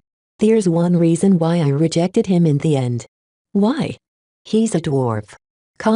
What? He's a high-gravity variant human. Aisling shouted. I can't stand spending the rest of my life with a dwarf. His head only comes up to my chest. Think of how embarrassing it would be for us to hang out with each other. Vez looked dully at Aisling. Is that really a problem? Can't he grow longer for you or something? Impossible. For some variants, their bodies are fairly malleable. However, the mech designer I'm talking about is different. He's proud to be a dwarf. I see. Since that was the case, Vez could see why Aisling gave up on this fellow as a potential partner. He would do the same if he was in her shoes. This shouldn't be it, right? There are more, but each of them have an issue. Either they are already taken, or there's something about them that's not very pleasing to me. It's very hard to find a mech designer that ticks all of the boxes, you know. While your design philosophy is rather odd, I believe that there are many mech designers like me who recognize your value. Gloriana and I shouldn't be the only ones who want to turn you into our partner. Vez grimaced at her words. He had a hunch that she might have pointed out a recurring problem. Chapter 1730 Rational Mech Designer Chapter 1730 Rational Mech Designer. With one more day to go before he launched his attempt, Vez quietly bided his time. No one appeared to have discovered a clue. Even though Vez tampered with a lot of systems through Lucky's assistance, he had always been careful to keep his changes as limited as possible. If he made just a single mistake, the crew of the Scarlet Rose might discover his manipulations, forcing him to make his move prematurely. With so many essential steps in his plans, he couldn't afford to miss any detail. Vez had to do far too much in a very brief amount of time. Vez estimated that he needed to complete all of his objectives within just 10 minutes. As long as he finished his plan within 10 minutes, the Scarlet Rose would definitely fall into his hands. However, if he encountered some delays, he risked giving the crew an opportunity to regain control over the ship. All of the specialists stationed on the mobile supply frigate were much more knowledgeable about the systems of the ship than Vez. As long as they had enough time, they would certainly be able to fix his sabotage and restore some functionality to the ship. Once that happened, it would be too easy for the crew to make use of some sort of internal defense system to take him out. In short, Vez had to be both fast and thorough. While he could rely on many different advantages, he never forgot that he would be fighting on someone else's turf. Even though Vez believed he gained a very good grasp on the Scarlet Rose's layout and configuration, who knew if he overlooked some important function? Since Vez had to move quickly, he didn't have the time to follow up on some of the unknown parts and machinery that made up the ship. However, Vez did not expect too many unpleasant surprises. A mobile supply frigate was not built for battle. All of its safeguards and precautions were mainly geared towards addressing low-probability events. It did not make much economic sense to invest too excessively in the internal security systems like the Scarlet Rose. While Vez tried to calm his nerves, Patricia visited his quarters once again. "You're back. Would you rather have me stay away?" "Oh, not at all," Vez quickly said. "You're much more pleasant to talk to than Aisling." "She's not very pleased with that." Why do you keep closing yourself off to her? Lady Curver really isn't as bad as you think. You already know my answer to that. I haven't changed my mind. The only way I'll change my mind about her if she lets me go. As long as I'm free to go, I don't mind corresponding with Aisling on a more cordial basis. Of course, Vez firmly decided to block Aisling from contacting him as soon as he got back to safety. There was no way he would ever forgive this scheming Fridayman mech designer for depriving him of his freedom. Apparently, Vez hadn't hidden his thoughts well enough. You don't look very sincere. Can you blame me? I'm still mad as hell. No matter what kind of carrot Aisling dangles in front of my head, I would rather bite off her head. Both of them fell into silence after he made this remark. Vez realized that he let his fury get the better of him. Ever since he became an unwilling guest, it became increasingly harder to suppress his temper. Fortunately, his captors did not take his spiteful words to heart. Since he fell into their clutches, it was only a matter of time before they brought him back to the light. You are very irritable, Vez. I guess I'm an emotional person. There is more to it than that. You're not very stable. Your mood and temperament never sit still. I fear that if you continue like this, you'll eventually cross a line. What's it to you, Patricia? I don't want to see a former classmate and a brilliant mech designer fall. What do you mean by that? She studied him carefully with her clear and tranquil eyes. You advanced too quickly. You grew up too fast as a mech designer. What's wrong with that? The MTA values those who break through before they reach 30. It's a trap. What are you talking about? Vez genuinely looked puzzled. He always thought that it was a good thing to become a journeyman quickly.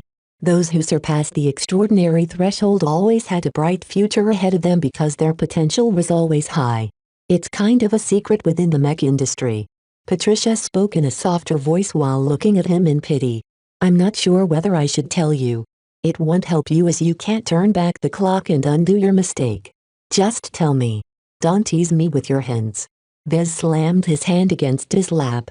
After a brief moment of hesitation, Patricia bowed her head. If you insist. Let me ask you first. When you advanced to journeyman, did you do anything to regulate your mood? Vez remembered that he advanced shortly after introducing the Aurora Titan to the public. He just holed himself up in an empty room in the exhibition center and broke through just like that. I see. She said. You didn't prepare for your breakthrough, nor did you attempt to regulate it, am I correct? Is there something wrong with that? He asked defensively. Had he made some huge mistake? Had he unwittingly squandered his potential by using the wrong method to advance to journeyman? It's complicated. There are different opinions on this matter. Do you know that I'm still an apprentice? Vez nodded. It was very obvious in the way she conducted herself in front of Aisling and him. If she was a journeyman, she would have behaved like an equal. To mech designers, their backgrounds and origins didn't matter as much as their competence in mech design. As long as Patricia was able to match their prowess in mech design, she should have been able to lift her head in front of Aisling. If I really wanted to, I could have worked harder in order to advance faster. I might have even been able to become a journeyman a year ago if I drop everything else and concentrate solely on elevating my design capabilities. Why would you slack off? As far as Vez was concerned, every apprentice longed to be a journeyman. He couldn't imagine how anyone would want to delay their advancement and waste so much precious time. The older someone advanced, the less time they had to work on reaching the next rank. The reason why I slowed down is because I needed to restore my mentality. Patricia tapped the side of her head. Think about it. When you design a mech, do you feel enthusiastic? When you succeed in creating what you want, do you feel euphoric? Yes. Ordinarily, your passion, enthusiasm and sense of fulfillment can do wonders for your motivation. When you get caught up in designing mech, your strong feelings can make you more inventive and improve the quality of your work. Vez was very familiar with this. If he wasn't so passionate in his work, he would have never achieved so much in his career. That doesn't sound so bad, Patricia. I'm not finished. Strong feelings can swing both ways. In other words, it's a double-edged sword. Passion can empower your work, but also detract from it when something goes wrong. Vez was shocked by her revelation. He had never thought badly of his passion. To hear that it could be a threat to him was not something he could accept. Why is that so? Don't get me wrong. Passion and enthusiasm are very useful. Some of the most brilliant innovations in mech design have emerged because mech designers have done their utmost to fulfill their goals. However, it's exactly because they are willing to go through extremes that they can be a danger to themselves. Vez wasn't stupid. He started to understand the gist of her argument. You mean that mech designers who get caught up in their passion and advance in such a state are too prone to be led by their emotions? Exactly. Patricia. There is a strain within the mech industry that believes that mech designers ought to be rational. One of the most essential demands is to keep a very tight control over your emotions. A rational mech designer must be in control over their emotions instead of the other way around. I never heard about this. Vez responded with astonishment. Is this what you are trying to become? She nodded. This is why I've delayed my advancement. It's not wrong for me to feel passionate about my work, but I don't want to be consumed by it.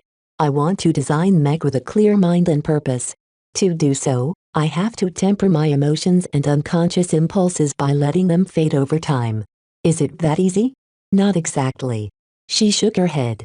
If I pause too long between every successful design project, I'd be delaying my career progression too much. There are certain methods that can regulate your mood. Letting some time pass is just one of the simplest options. I see. What exactly is the advantage of doing this? Can you point me to an example of a so-called rational mech designer? Master Olson is a very good example. She pointed out. While I'm not too familiar with your former master, she obviously exhibits some behavioral traits that suggest that she has employed some methods to maintain control over herself. Now that he thought about it, Vez had always admired Master Olson for being so calm and collected. He could never imagine his master in an angry or enthusiastic state. How can she advance to master so quickly when she's suppressing her passion? Patricia shrugged. I don't know. It's not a rule that rational mech designers are supposed to be slow in progressing their careers. Master Olson is very brilliant for becoming a master while simultaneously maintaining a clear mind. What is so bad about a mech designer who doesn't bother with all of this stuff? He asked. From what you told me, mech designers who care a lot about their work can make brilliant achievements. Vez had a very high interest in the answer to this question. I don't look down on you, if that's what you think. It's just that mech designers who are caught up by their emotions are too unstable. This is not reflected in their work, but in their overall judgment. Have you heard about mech designers who are so consumed by their work that they have gone too far? Vez thought about mech designers such as Gloriana and the Skull Architect. As much as he felt uncomfortable about it, he put himself in the same category as them. After all, Vez couldn't deny that he often let his emotions and unconscious feelings override his rationality. I think I understand what you are getting at. However, are rational mech designers really better? There is no consensus on this subject. Patricia answered. However, if you ever get in touch with certain organizations, you'll find out that rational mech designers often consider themselves superior. This is because they value control above anything else. Certainly passionate mech designers like us must feel differently, right? She nodded. As I've mentioned before, most brilliant mech designs and other pivotal innovations come from mech designers who don't abide by logic. As long as passionate mech designers are able to avoid indulging themselves in self-destructive behavior, their achievements can easily surpass those who are more steady and firm in mind. So to sum it up, there are pros and cons to both types of mech designers, right? Yes, so don't feel bad for yourself for choosing this road. I believe that you can absolutely go far in your current course. It's just that your current behavior is not helping you. The sooner you give in to Lady Curver, the better. That remains to be seen. Vez smiled tensely at her. To me, my feelings are inseparable to me. I could never imagine giving up my greatest strength. Chapter 1731 10 in Farming Chapter 1731 10 in Farming. According to Patricia, it was a lot harder to follow the path of a rational mech designer. Those like Vez who gave in to their emotions never needed to hold themselves back. If they wanted to pursue something, they did it wholeheartedly without being deterred by the low odds of success. In the higher levels of mech design, you will eventually get in touch with rational mech designers. She spoke. The ability to control yourself is one of the hidden conditions to join the design department of the Mech Trade Association. This is the reason why the MTA rejects the vast majority of applicants. They don't exhibit enough control. What? I never heard about that. Why does the MTA value control so much? Are they better than passionate mech designers? Not exactly. In fact, we're worse in many areas. Because we have to temper their emotions, we aren't particularly adventurous or innovative. The hurdle to advancing to journeyman is much harder for us because we often treat mech design as a chore. There are even rational mech designers who actually hate designing mech, but nonetheless advance to master. They have worked hard to become good at it. This is the ideal of a rational mech designer. Vez became stunned yet again. He had never heard of such a thing. He couldn't imagine a mech designer who hated his profession yet reached a height that most passionate mech designers would kill to achieve. Her words prompted him to recall the time when he and Gloriana entered into low periods after expending a considerable amount of their spiritual energy. To an energetic, passionate and creative mech designer, these low periods felt like pure torture to them. While they eventually managed to get used to this condition, they never felt comfortable remaining in this state.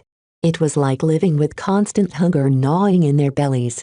What is the point of going through all of this torture? Is self-control even necessary? Patricia turned around and activated a projection of the Milky Way galaxy. The map delineated all of the territories occupied by humanity. Look at this map. Human civilization spans a lot of star sectors. Each of those star sectors are filled with states that often war against each other. These conflicts generate demand for mech, particularly mech with powerful advantages over the competition. Put yourself in the shoes of the MTA that governs all of these activities. What do you think they see? He paused and thought for a moment. He recalled his earlier speculation and combined them with the hints given by Patricia. The MTA regard human space as an incubation chamber. As long as humans keep quarreling with each other, they'll constantly develop new toys to beat their opponents. Exactly. Most of the innovation that the MTA values comes from passionate mech designers who have somehow been able to overcome every hurdle and realize their design philosophy. With how large and diverse this incubation chamber has grown, the MTA never has to worry about running out of new inventions. I guess that there will be a lot less innovation if every passionate mech designer tries to become rational. Vez discovered. She nodded. Mech designers like you play a vital role in the mech design ecosystem. While your mech designs often feature very distinct flaws, their strengths are always very pronounced as well. The MTA needs these kinds of innovations to elevate the overall level of mech design. Why doesn't the MTA take part in this then? What is the use of rational mech designers? Rational mech designers like us may not be as good in pushing the boundaries, but we are much more capable of assimilating different specialties. We train ourselves to keep an open and objective mind. Our design philosophies aren't as exclusive as others. We evaluate ourselves by a different standard for your kind. Passionate mech designers are graded by the usefulness of their specialty. Rational mech designers are graded by their ability to imitate, assimilate and combine other design philosophies. This was the first time Vez heard something like this. If Patricia didn't appear so credible, Vez would have thought that she was spewing nonsense. A very ugly image started to form in his mind. I see now. He spoke morosely. It's like tenant farming. Passionate mech designers are the poor serfs who toil in the fields and occasionally harvest some crops in the form of innovations. The rational mech designers of the MTA are the landholders or farm managers who effortlessly claim all of the crops while doing almost none of the back-breaking work. That's the reality of the mech industry in the era of the MTA. Patricia confirmed, not mincing any words this time. To the MTA, a good mech designer is not necessarily someone who can design a very unique or innovative mech. A good mech designer is someone who can consistently design good mech that meets demand. Do you comprehend the difference? He nodded after a few seconds of thought. Passionate mech designers are more focused on the journey. They have to expend all their time on navigating the paths and making sure they chose the correct ones. Rational mech designers are more about the end result. Their mech designs have to meet the requirements. Nothing more. It doesn't matter if they steal or borrow from someone else's specialty. It's a fair trade, Vez. It is not as if passionate mech designers are forced to give up their trade secrets to the MTA. That was true. Vez already found out that mech designers who pass on their trade secrets to the MTA could obtain a lot of merits in return. With that, they could exchange their merits for all kinds of rewards, the most important of which was life-prolonging treatment. Still, Vez felt a little sour about being regarded as a poor and dirt-crusted peasant. The snobby noble mech designers from the MTA didn't have to go into the fields at all. Patricia noticed the direction of his thoughts. I already told you that you aren't necessarily worse than mech designers like us. We have our own challenges.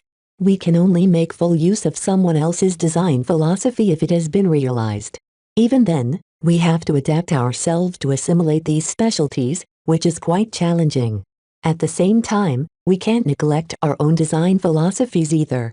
All of this is very hard to do while actively suppressing our strongest emotions and impulses. Hearing all of this made him dizzy for a bit. He no longer felt as much envy towards these rational mech designers anymore. They climbed a very different road, one in which they needed to depend on their will instead of their passion. He really didn't agree with this approach towards mech design. Vez always designed with his heart. He also valued the meaning of each mech design. While he understood the logic behind this alternate approach, he did not regret sticking to his current ways. He understood now why Patricia said that both rational and passionate mech designers had their own pros and cons. One was better than the other, and just because the MTA mainly hired rational mech designers did not mean that they belonged to a superior class of mech designers.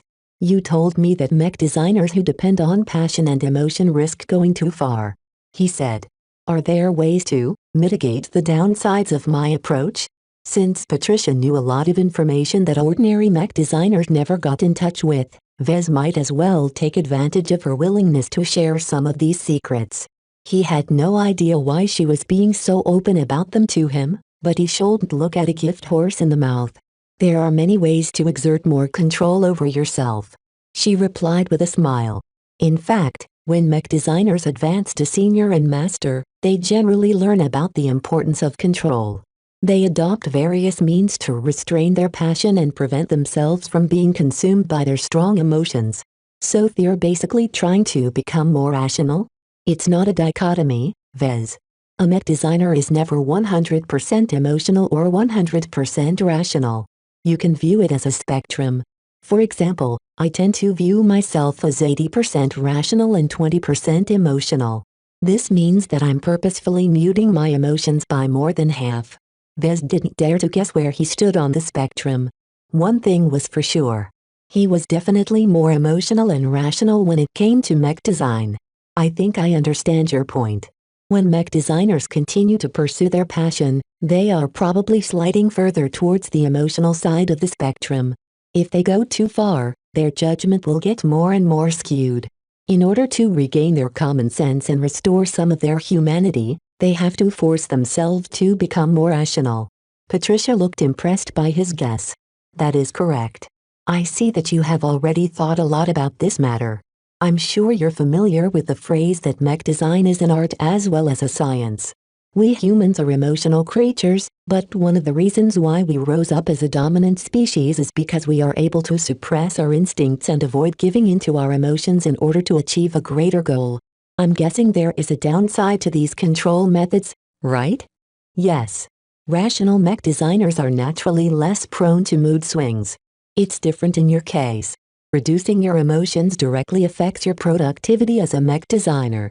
The key therefore lies in tempering your mood when you don't need it, but unleashing it when you are actively designing a mech. I understand. Vez became enlightened. However, it's probably not as easy as I think, right? She nodded. Emotions are an indispensable part of you. It is against your instinct to suppress them. Many mech designers who live with their emotions for decades have failed to suppress them because they simply can't function without them. It is very difficult to explain their pain. In truth, Vez already garnered a guess about it. Such a state sounded similar to his low periods. So is there anything concrete that you can suggest to me at the start? She thought for a moment. I'm not sure it's wise for you to adopt any of the strong and systematic control methods. I believe you're better off learning to adjust your mentality through natural means. Even though they won't have a strong effect because you have already become a journeyman, they will still help in preventing you from going over the edge. Tell me then. Vez looked at Patricia with earnest anticipation. He no longer viewed her as an enemy. Privately, Vez thought that when he initiated his hijacking attempt, he should spare her life if she was at his mercy. It was the least he could do for her generous advice. There are 3 general methods which I think are useful to you. She spoke, and raised a single finger. You've already mentioned the first one. You should slow down between design projects. The passage of time will allow you to regain your center and reflect on yourself. That sounded like a huge waste of time to Vez. She raised a second finger. The second method to control yourself is to develop a set of principles. As long as you impose some limits to yourself, you'll recognize when you are about to go too far and can pull yourself back in time. This sounded very familiar to Vez. Though he hadn't always been honest with his principles, he felt very attracted by this method. Patricia raised a third finger. The last method I recommend is to find a hobby that you can direct your passion towards instead. Whether it's learning how to play an instrument or tinkering with gadgets, as long as you can vent your excess passion and emotion towards a harmless hobby, it's worth pursuing. This sounded familiar to Vez as well. The problem was that he already attempted this before. He had no other hobby aside from designing mech. Chapter 1732 Guiding Principles Chapter 1732 Guiding Principles. Mech design was a very demanding profession. Mech designers had to be rational. They had to be capable of absorbing and applying an enormous amount of scientific knowledge. Mech designers also had to be passionate. Those without feeling were no better than audio designers that were incapable of designing groundbreaking mech. As Patricia explained, mech designers had to straddle the line between these 2 extremes and find a position where they could maximize their success. Patricia was very suited to become a rational mech designer due to her excellent ability to control herself. Vez never saw her exhibit any strong emotion. He met quite a few mech designers who impressed him with their level of control. Now that he thought about it, Master Olsen truly came across as someone who was in absolute control of herself. He suspected that a handful of other mech designers he met in the past adopted the same approach as well. Professor Ventag and Myra of the Sword Maidens stood out as 2 distinct suspects. It wasn't easy to determine whether other mech designers fit this mold as well. The existence of a spectrum meant that every rational mech designer expressed at least some emotions, while every passionate mech designer exerted at least some control over their urges. When Patricia left after she enlightened him, Vez threw all thoughts about his violent takeover plan to the back of his mind. What he learned was simply too shocking for him to ignore. He calmly went over what he learned. He adjusted his perspective on mech designers and tried to judge whether he should do something with what he learned. Am I satisfied with myself? Do I need to change my position on the spectrum? He knew he depended on his emotions to design his mech. He didn't see anything wrong with that. I'm doing great so far. Obviously, that means my self-control is already sufficient. He felt very confident about his conclusion. In his opinion, Patricia thought too poorly about his ability to remain in control. He could be very rational when he wanted to be. Right? As for the 3 methods Patricia suggested Vez to adopt, he promised to get back to them once he overcame his current predicament. I can't afford to take it slow, he muttered. Pausing in order to regain my center and reflecting on my gains is a waste of time. He had to keep progressing as fast as possible. As long as he remained weak, he continued to remain vulnerable to people like Lady Curver. In order to take control of his life and resist enemies such as the 5 Scrolls Compact, he had to advance to Master as soon as possible. Once he reached this exalted rank, he believed he could finally make his voice heard. The second method sounded much more interesting to him. Vez had already spent a lot of time on formulating a set of principles. The only problem was that his own principles diverged substantially from the ones propagated by the MTA. Vez felt no sincerity towards most of the principles adopted by orthodox mech designers. In truth, he only paid lip service to them and ignored them at his own convenience. He only took some principles seriously, such as the responsibility of a teacher towards a student. He couldn't really explain why he valued this principle so highly. He formed some other principles as well, such as offering fair treatment to his design spirits and valuing strong loyalty. While this wasn't that much of a problem right now, if he neglected this issue, he suspected that it would blow up in a huge problem down the line.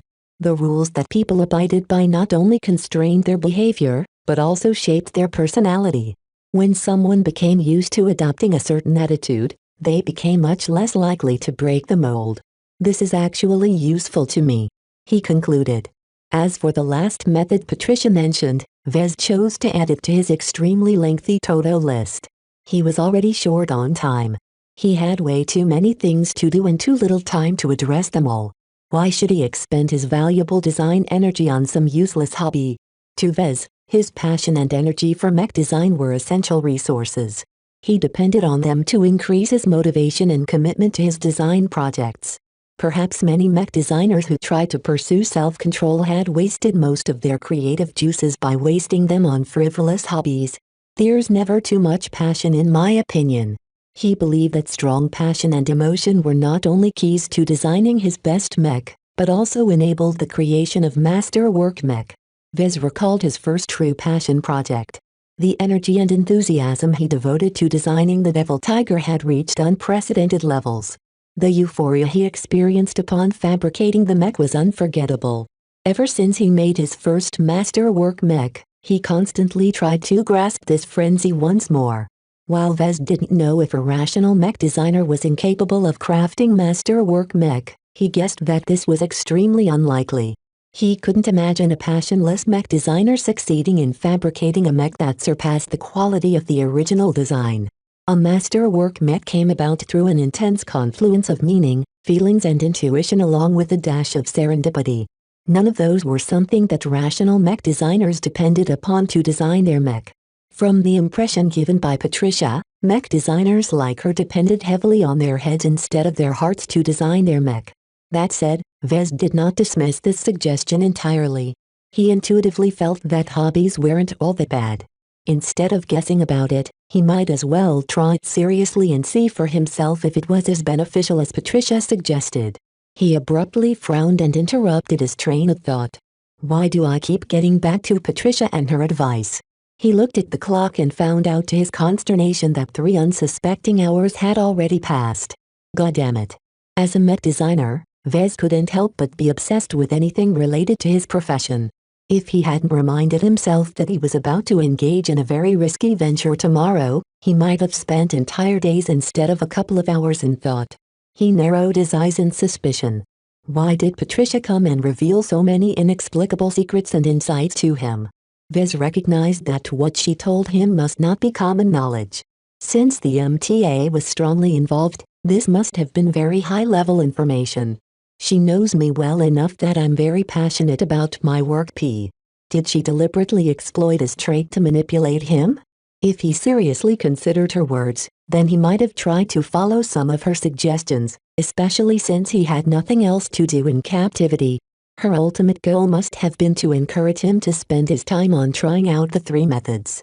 Since Aisling did not allow him to design any mech, Vez really had little else to do.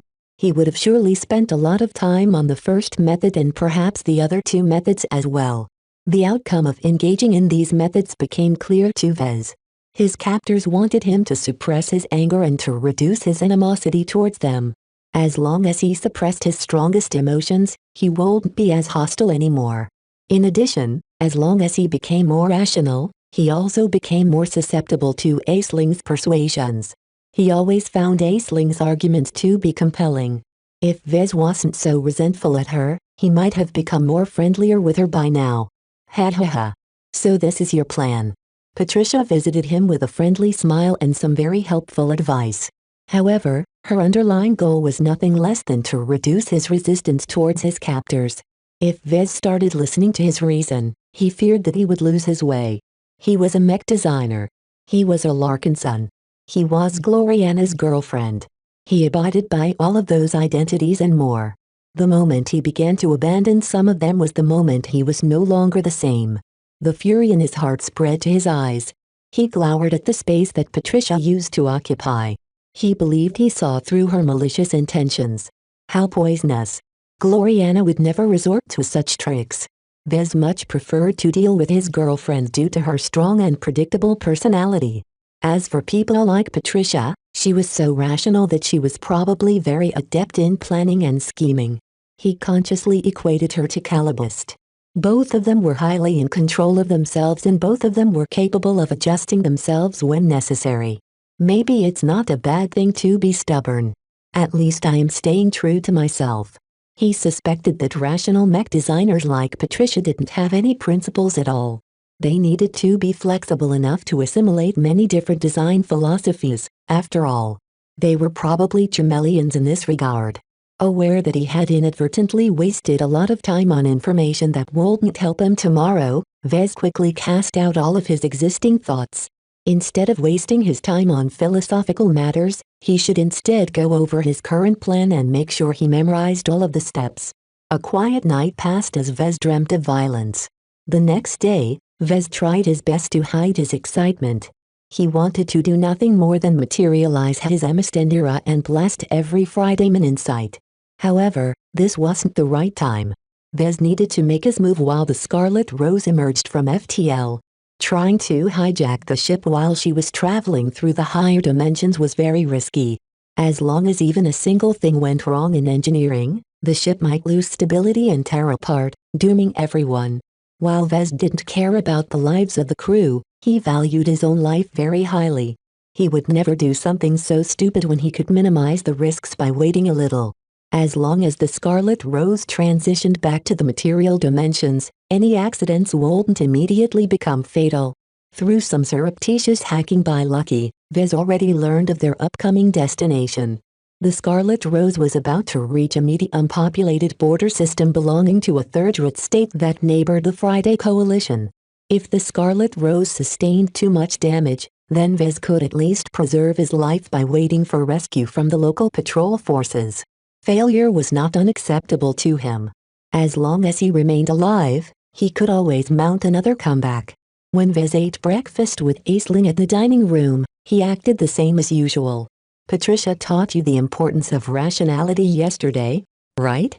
Vez nodded. What about it, Aisling? I think it's very helpful for you if you take some time to reflect on yourself.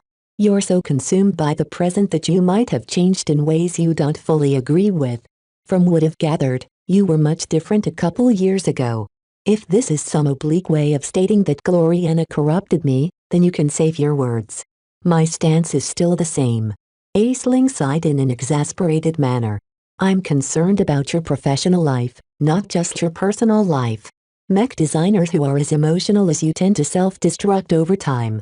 Who knows whether you will do something unforgivable one day. Humans are different from exobeasts because we are capable of transcending our baser instincts. Don't be an animal, Vez. Be civilized. I would have you know that I am a very civilized mech designer. Vez twitched his mouth. If it makes you feel better, I promise you that I'll do my best to show how civilized I can be today.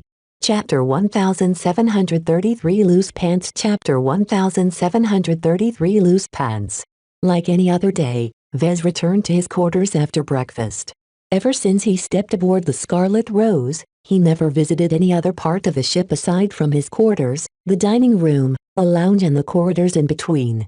These compartments only constituted a small portion of the mobile supply frigate. If he tried to launch his impending plan without scouting the other sections of the ship in advance, he was liable to encounter a lot of nasty surprises.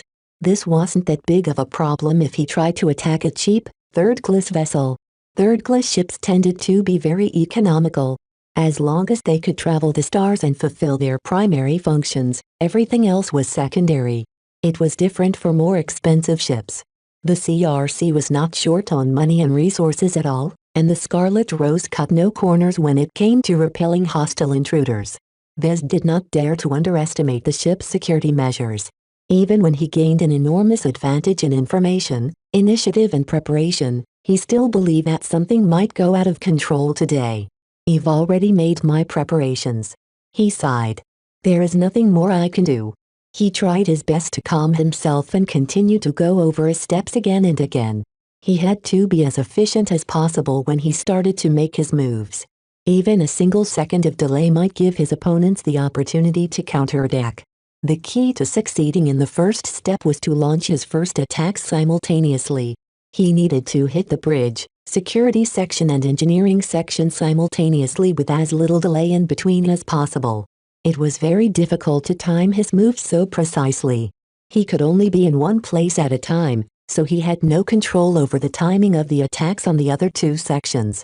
His stateroom was situated on the upper decks of the Scarlet Rose. The closest target was the bridge, which was located a bit below and towards the bow of the ship. Vez had to break out of his quarters, cross the distance and barge into the bridge before someone closed the blast doors. As long as the captain on the bridge received advanced warning and shut the blast doors, Vez would not be able to penetrate the bridge right away. The bridge served as the nucleus of the Scarlet Rose. It contained some of the highest authority over the systems running the ship, and often held the most important passengers and crew in event of an emergency. Perhaps the best way to look at the bridge was to equate it with the cockpit of a mech. The bridge was a self-contained compartment surrounded by extremely thick armor plating. Some ships were even capable of ejecting this compartment in the event of a catastrophic event. Fortunately, the Scarlet Rose was not as extravagant. Vez didn't have to worry about the bridge running away from the rest of the ship. However, this also meant that he couldn't scare off the occupants of the bridge into running away. Vez had to take care of them right away, and time his approach as best as possible. This was one of the riskiest steps of his plan. As long as anything went wrong at the start, the situation would rapidly spin out of control. Vez nervously grabbed a book from the library and sat down behind his desk. He tried his best to pretend that he was immersed in his studies. In truth, his eyes weren't even focused on the printed words and diagrams of the book. Silently, Vez counted down the minutes. According to the information retrieved by Lucky, the ship would emerge out of FTL very soon, though Vez couldn't pin down the exact timing. Due to the influence of gravitic tides and the inherent instability of FTL travel, a ship might arrive at a destination a day before or a day later than estimated. However, Vez did not expect the Scarlet Rose to exhibit so much variance. Right now, she was traveling through low-energetic space. The barren star systems were largely devoid of highly energetic exotics that increased the gravitic turbulence in the surrounding light years. Since the Scarlet Rose was designed to travel through coalition space, her FTL drive was much more stable and solid than cheaper ones. This was why Vez expected the Scarlet Rose to arrive at the next star system on time. After several hours of waiting, the time had finally come. Vez experienced a strange sensation of transitioning out of FTL. A bit of nausea crept up to him, but he was so used to it that he effortlessly suppressed this impulse. He was on a time limit right now. Vez raced towards the bathroom as if he desperately needed to use the toilet.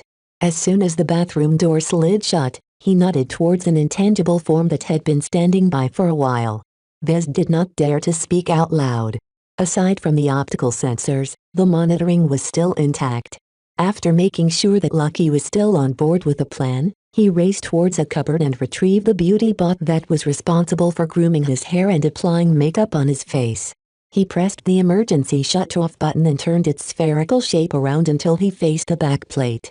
Using a strap-on sonic toothbrush, he applied a considerable amount of force to pry open the plate. Once he did so, he yanked out some of the useless internal components until he created enough space. This should be enough. Next, Vez slipped his hands under his pants and retrieved the bulge had been hiding underneath his Synthra Umbra underwear all this time. The moment he took it out, his pants felt oddly loose to him.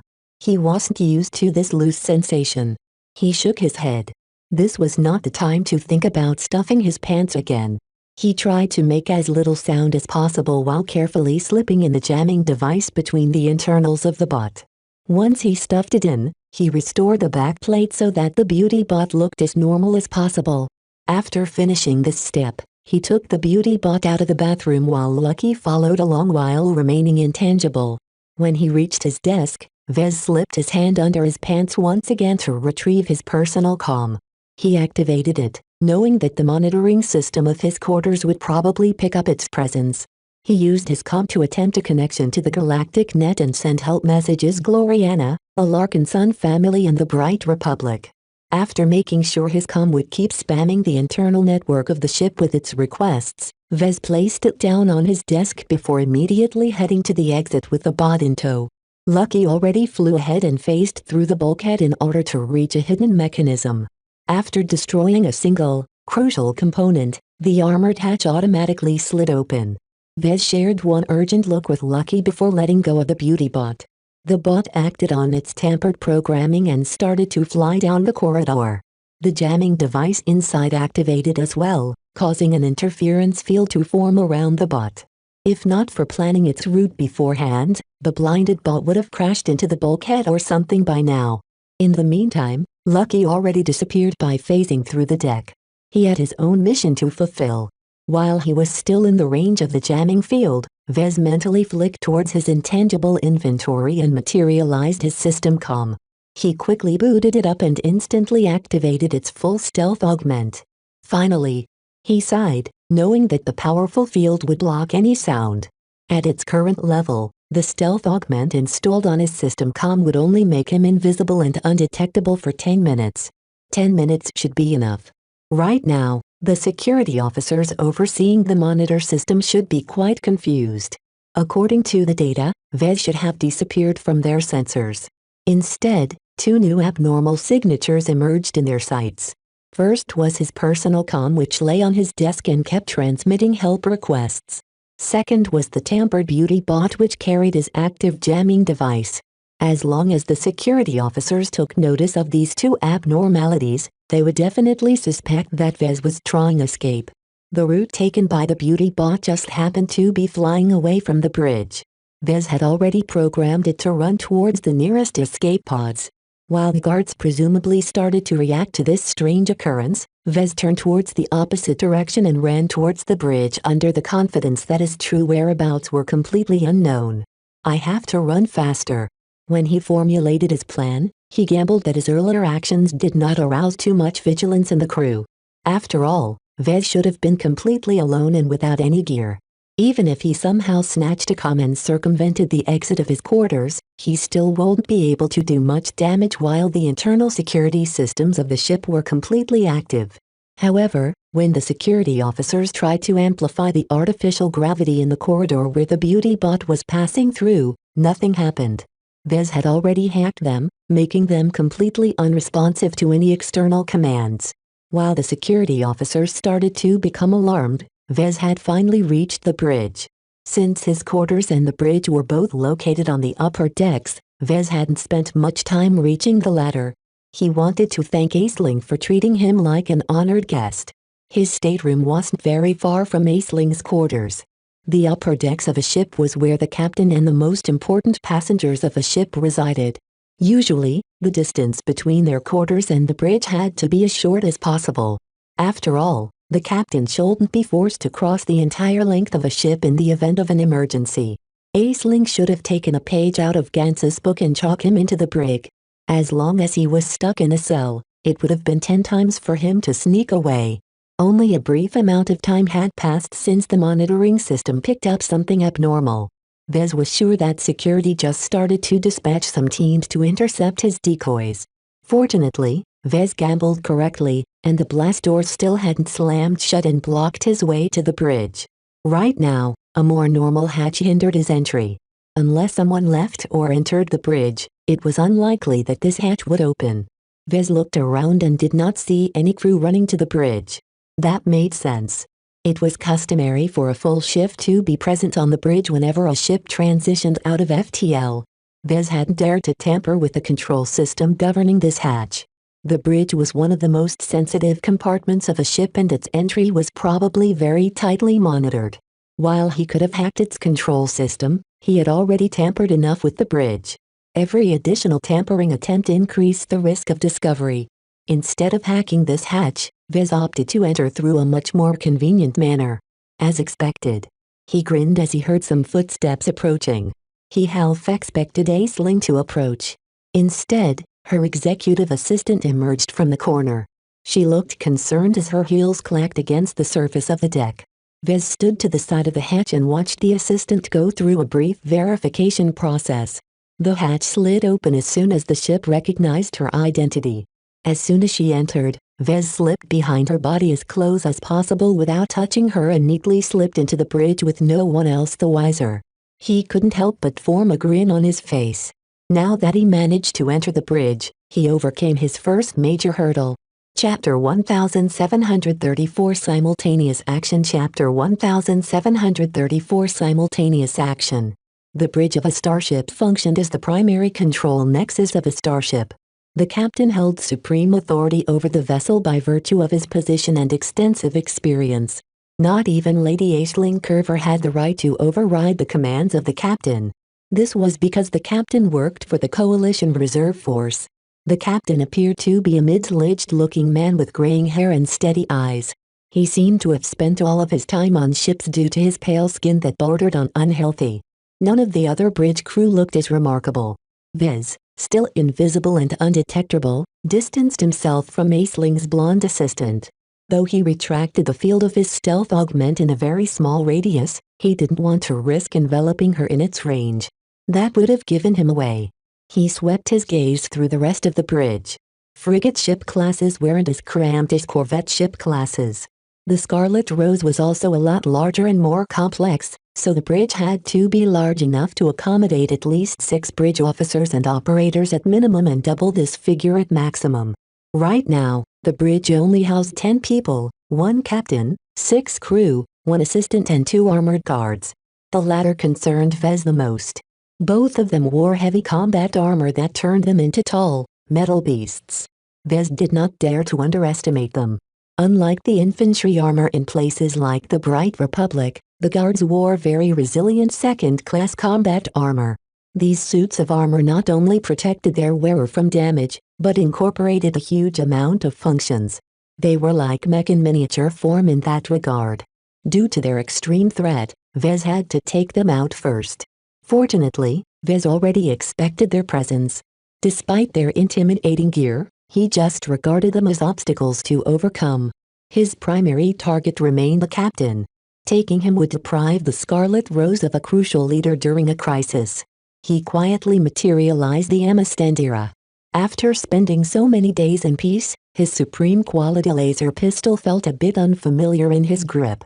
Each time he took the Amistandira from his inventory, he marveled at its craftsmanship. Now that he had built a masterwork mech, Vez possessed a much greater sensitivity towards masterwork objects. He could tell that the Amistandira had touched this realm as well. Too bad it was just a copy. Vez often dreamt of the true Amistandira. The original version should have been an awe-inspiring piece of gunsmithing. Oh well. The system-generated copy he owned still exhibited most of the power of the original. He adjusted the settings of his weapon before holding it firmly in a two-handed grip. If he wanted to forestall any unpleasant surprises, then he had to kill each and every person on the bridge within a second. Vez had 2 ways to accomplish this goal. First, he could fire a wide-angle scatter blast, diffusing the energy of his weapon over a large area. Second, he could employ a powerful penetrating cutting beam and rake the muzzle of his weapon from one end to the other end of the compartment. When Vez formed his plan, he was torn over which option he should choose. The first one would definitely kill the captain and every other unarmored crew member in an instant.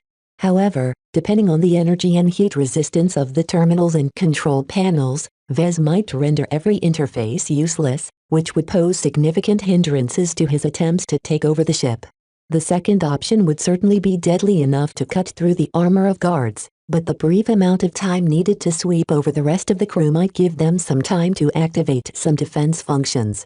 In addition, while the cutting beam wouldn't demolish the entire bridge at once, it would probably cut through a lot of delicate systems beneath the surface. Between the 2 choices, Vez eventually settled on the first one. He wanted his attack to encompass as many people as possible. In addition, so what if the scatter blast melted all of the surface equipment? As long as the internal electronic systems remained intact, he could easily tap into them with some replacement interfaces. Therefore, Vez crept up to a good position right in front of the hatch he just passed through. At this position, the angle of his attack would definitely encompass the bridge crew sitting at the periphery. He raised his pistol and waited for the appropriate time. In the meantime, he listened to the dialogue between the assistant and the captain. "Captain, please lock down the ship. Mr. Larkinson is on the loose. We are trying, but half of our signals aren't getting through." The captain gritted his teeth as he continually manipulated his projected interface. "There is something wrong with the primary and secondary command networks. According to the diagnostics, many systems aren't responding." The assistant looked alarmed. "What? How?" "Sabotage." As the two exchanged their worries, the bridge suddenly shook a bit. At the security department, a couple of off-duty guards approached the armory in order to don their combat gear. The monitoring system detected both the com calling for help and the active jamming field heading for the escape pods. This immediately alerted the guards, prompting them to prepare for action. As soon as the armored hatch slid open, the interior of the armory became exposed. At this time, all kinds of equipment suddenly exploded. Their abrupt and simultaneous blasts damaged many other equipment such as grenades and explosive rounds, causing a portion of them to detonate almost instantly. The entire armory became awash with fury. Not only that, but due to the opened hatch, the high-energy explosions also poured into the main security compartment, causing many armored and unarmored guards to be swept up by a wave of white-hot heat and energy. Back to the bridge, some of the consoles blared in alarm. "Report. Sir, an explosion occurred within the armory of the security department. Preliminary analysis suggests that every energy cell and every explosive ordnance has blown up. We have lost contact with over half of our security officers." Shortly after this, bad news came from another direction. "Captain, engineering has been attacked. What is the status of the chief engineer?" "He's dead, sir." When Vez decided who should attack engineering, he quickly settled for Lucky. With his stealth, intangibility and energy claws, he was highly suited for assassination. The most important reason why he left engineering to Lucky was because his attacking means were too destructive. Discharging his emistendera across the entire engineering compartment was bound to destroy or disable many delicate machinery. Vez could not bear damaging the crucial power reactor and FTL drive. In a situation where collateral damage was unacceptable, Lucky was the better choice. Having faced just below the surface of the deck, the cat had been biding his time. He wasn't staying static either.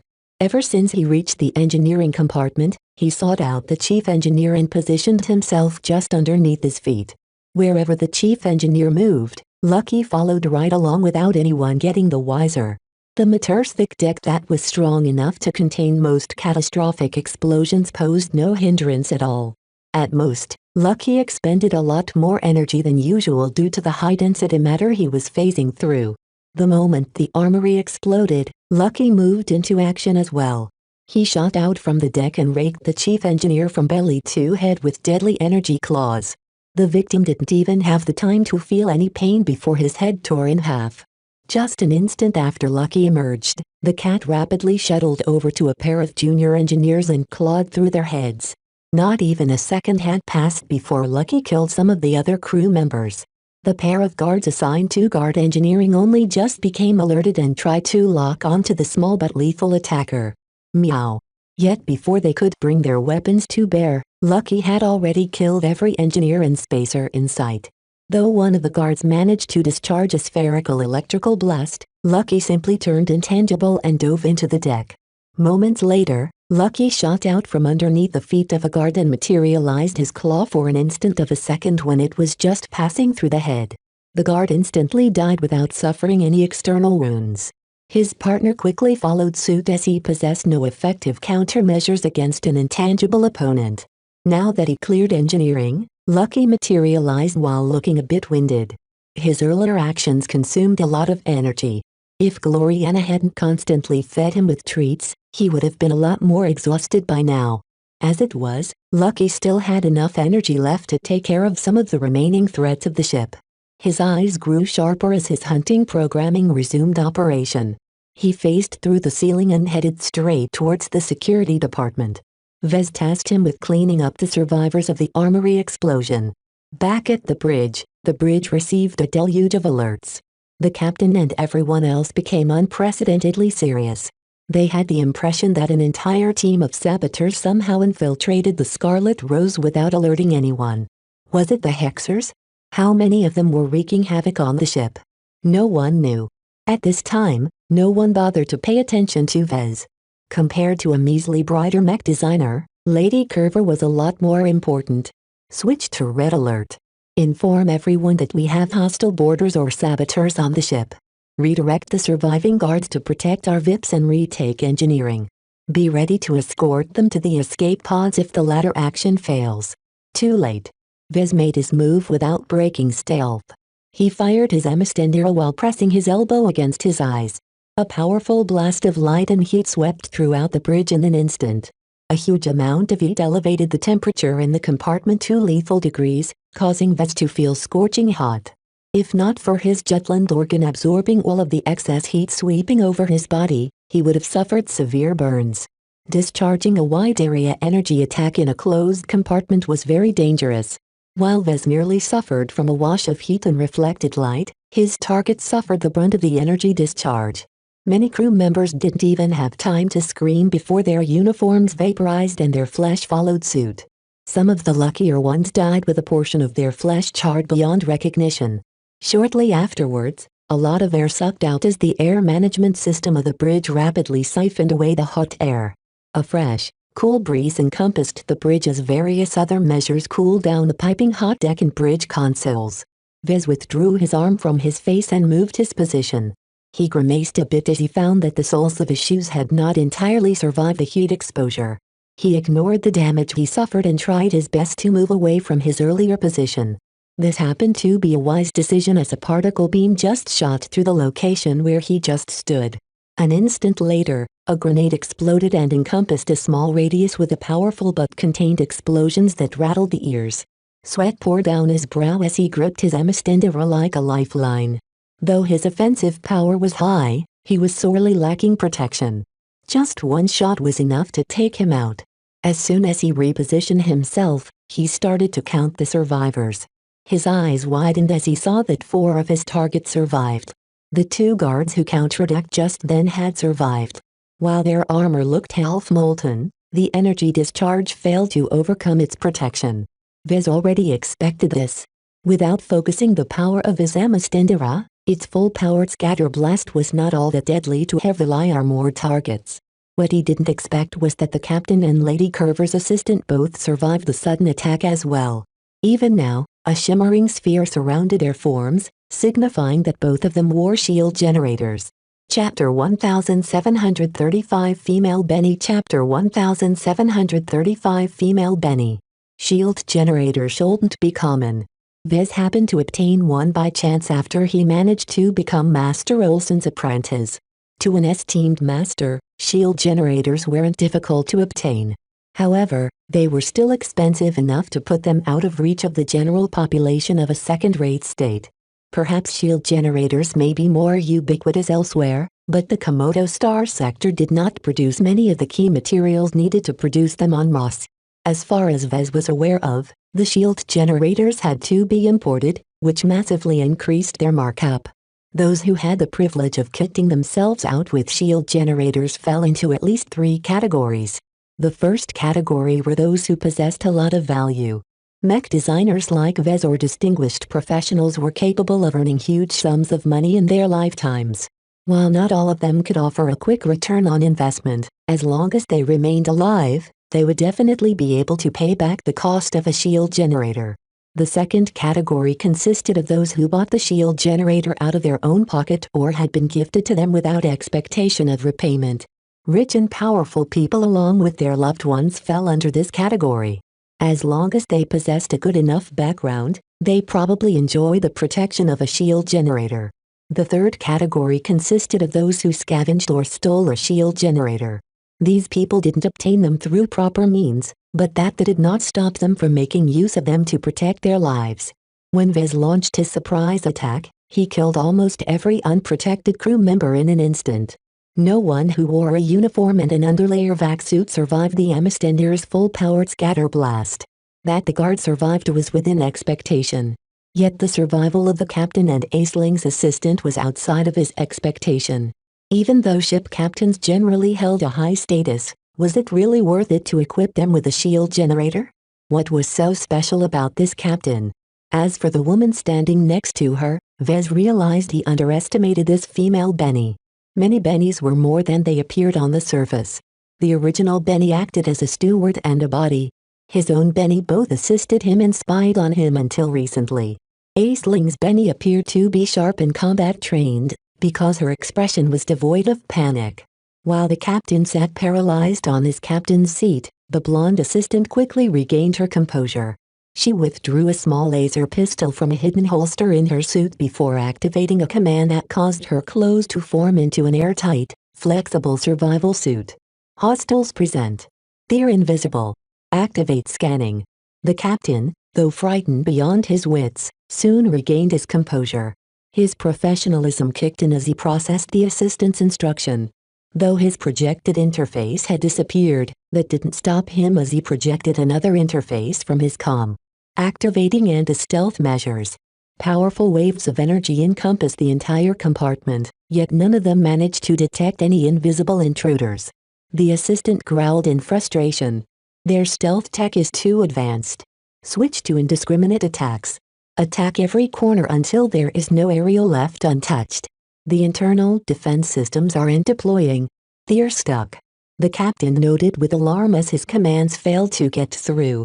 Guards. Open fire. The two surviving guards aimed their heavy assault rifles in different directions before firing energy blasts that dispersed over a wide area. Vez cursed in his mind. His enemies were resorting to the same tricks. Fortunately, Vez had already huddled behind a thick workstation to the side, which offered sufficient protection. Though the weapon discharges also sapped the energy of the shield generators, their two wearers didn't show any concern. Shield generators were meant to protect people against mech. While they didn't last very long against a full-powered attack from a mech, it was enough to give them a chance to survive. Against small arms fire, shield generators came under much less strain. Their effectiveness depended on the model and battery capacity. Vez feared that the ones blocking him from killing his primary targets might be able to withstand more than one concentrated attack. He was already wasting too much time. Even now, the captain was constantly tapping his fingers over the projected interface. Who knew what kind of emergency measures and executive overrides he was activating? He aimed his Amistendera at the captain, but quickly shifted his aim towards the blind firing guards. He had to take out the heavy guns first. The moment he made his choice, a narrow cutting beam instantly swept over the guards. Unlike last time, the Amistendera fully concentrated its firepower in a narrow beam as wide as a finger. Even though the guards managed to survive the first attack, this time was different. Their damaged combat armor already lost a lot of integrity. The highly concentrated beam swiftly cut through the armor and went on to cut through a workstation. There, the assistant called and somehow managed to pinpoint Vez's location. Vez barely managed to avoid getting hit by awkwardly rolling back into cover. Even though his Jutland organ shielded his heart and nearby organs against energy damage, the same could not be said for the rest of his body. The small laser pistol wielded by the female Benny packed quite a punch. The pulsed beam fired by her pistol was powerful enough to scorch the surface of the deck. If the beam hit his limb, he would probably lose it. Vez missed wearing actual armor. Fortunately, now that he escaped the earlier attack, his opponents lost his position. The assistant looked warily at her surroundings while firing her laser pistol in various random directions. Against an invisible opponent, doing something was better than doing nothing. In order to increase the probability of hitting her target, she switched the firing mode of her laser pistol to a wide area blast. While her pistol was a lot weaker than the heavy assault rifles, Vez still couldn't afford to get hit. Right now, he wondered how much energy the laser pistol possessed. From how recklessly the assistant was firing her weapon, Vez suspected that it was feeding off an ultra-compact battery. In addition, the pistol didn't seem to overheat either. Any ordinary laser pistol of its size would have glowed hot from all of the energy it released. This meant that its wielder wouldn't be stopping anytime soon. That was bad news for Vez. She could easily keep up her reckless weapon discharges for several minutes, buying the captain enough time to regain some control over the ship. Vez couldn't afford to delay any longer. He briefly peeked over the workstation he was huddling behind. Though he wanted to take out the captain right away, the female Benny had to be taken out first.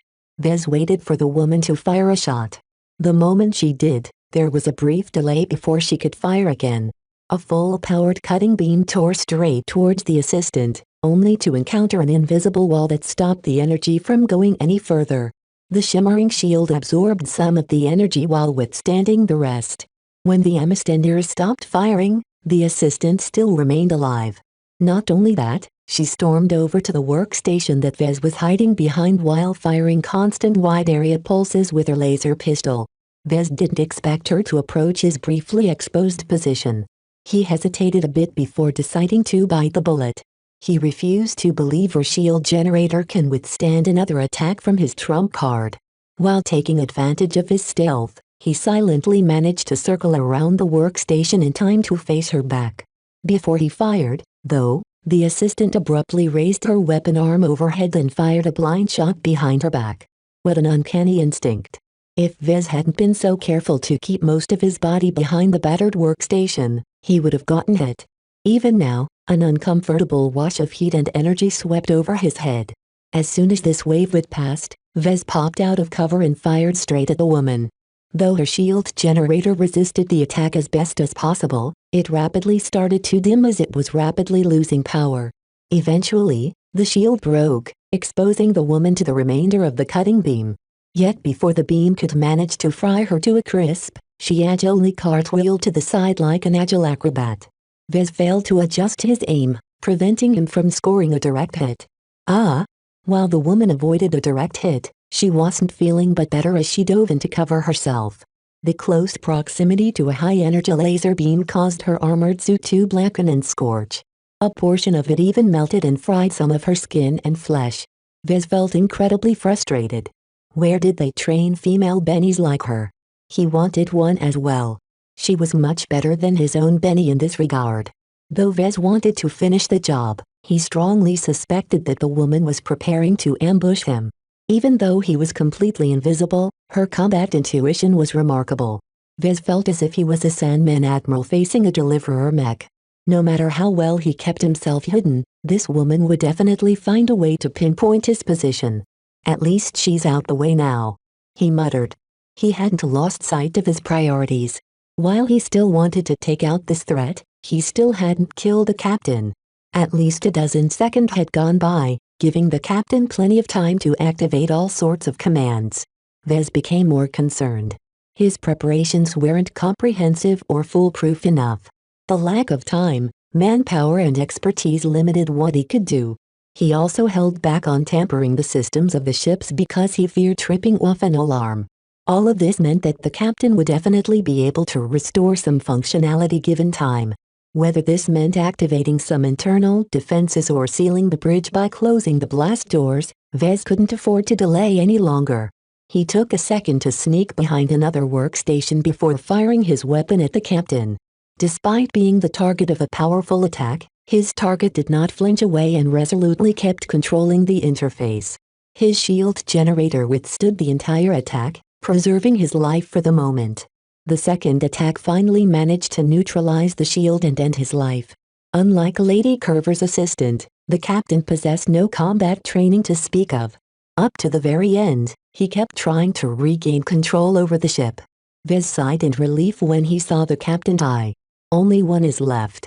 He narrowed his eyes in vigilance as he changed his position yet again. Though he was covered in a powerful stealth field, he still watched out for the female Benny. He shifted from cover to cover, moving carefully lest this blasted woman popped up and fired her pistol in his direction. As Vez shifted his position for the 5th time, he suddenly glimpsed the woman trying to do the same. He instinctively lifted his weapon and wanted to fire.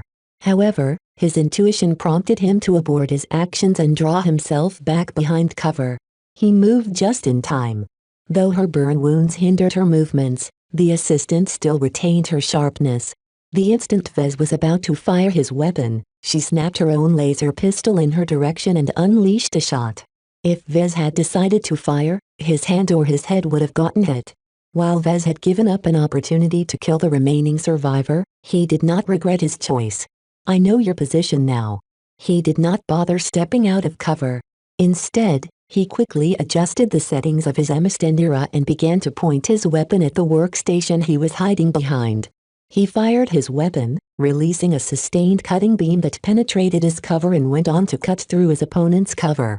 A final scream uttered from the other side, signifying the death of his final opponent. Finally, Chapter 1736 Shock Attack. Chapter 1736 Shock Attack. Vez wasn't completely sure he killed off the female Benny. Who knew if she faked her death cry? The air smelled like burned metal, composites and flesh. The bridge's air filtering system worked overtime in cleaning the air, yet more fumes kept being released by the damaged and broken workstations. In an abundance of caution, Vez carefully circled around until he finally encountered her remains. She was dead all right. For all her combat intuition and training, she hadn't moved fast enough after exposing her position. In truth, Vez hadn't defeated her. His weapon did. His Amistendera was so powerful that it could easily tear through most materials. Unfortunately, Vez also expended a considerable amount of full-powered shots. He expended one shot to kill off all of the regular crew. He used his second shot to kill off the guards.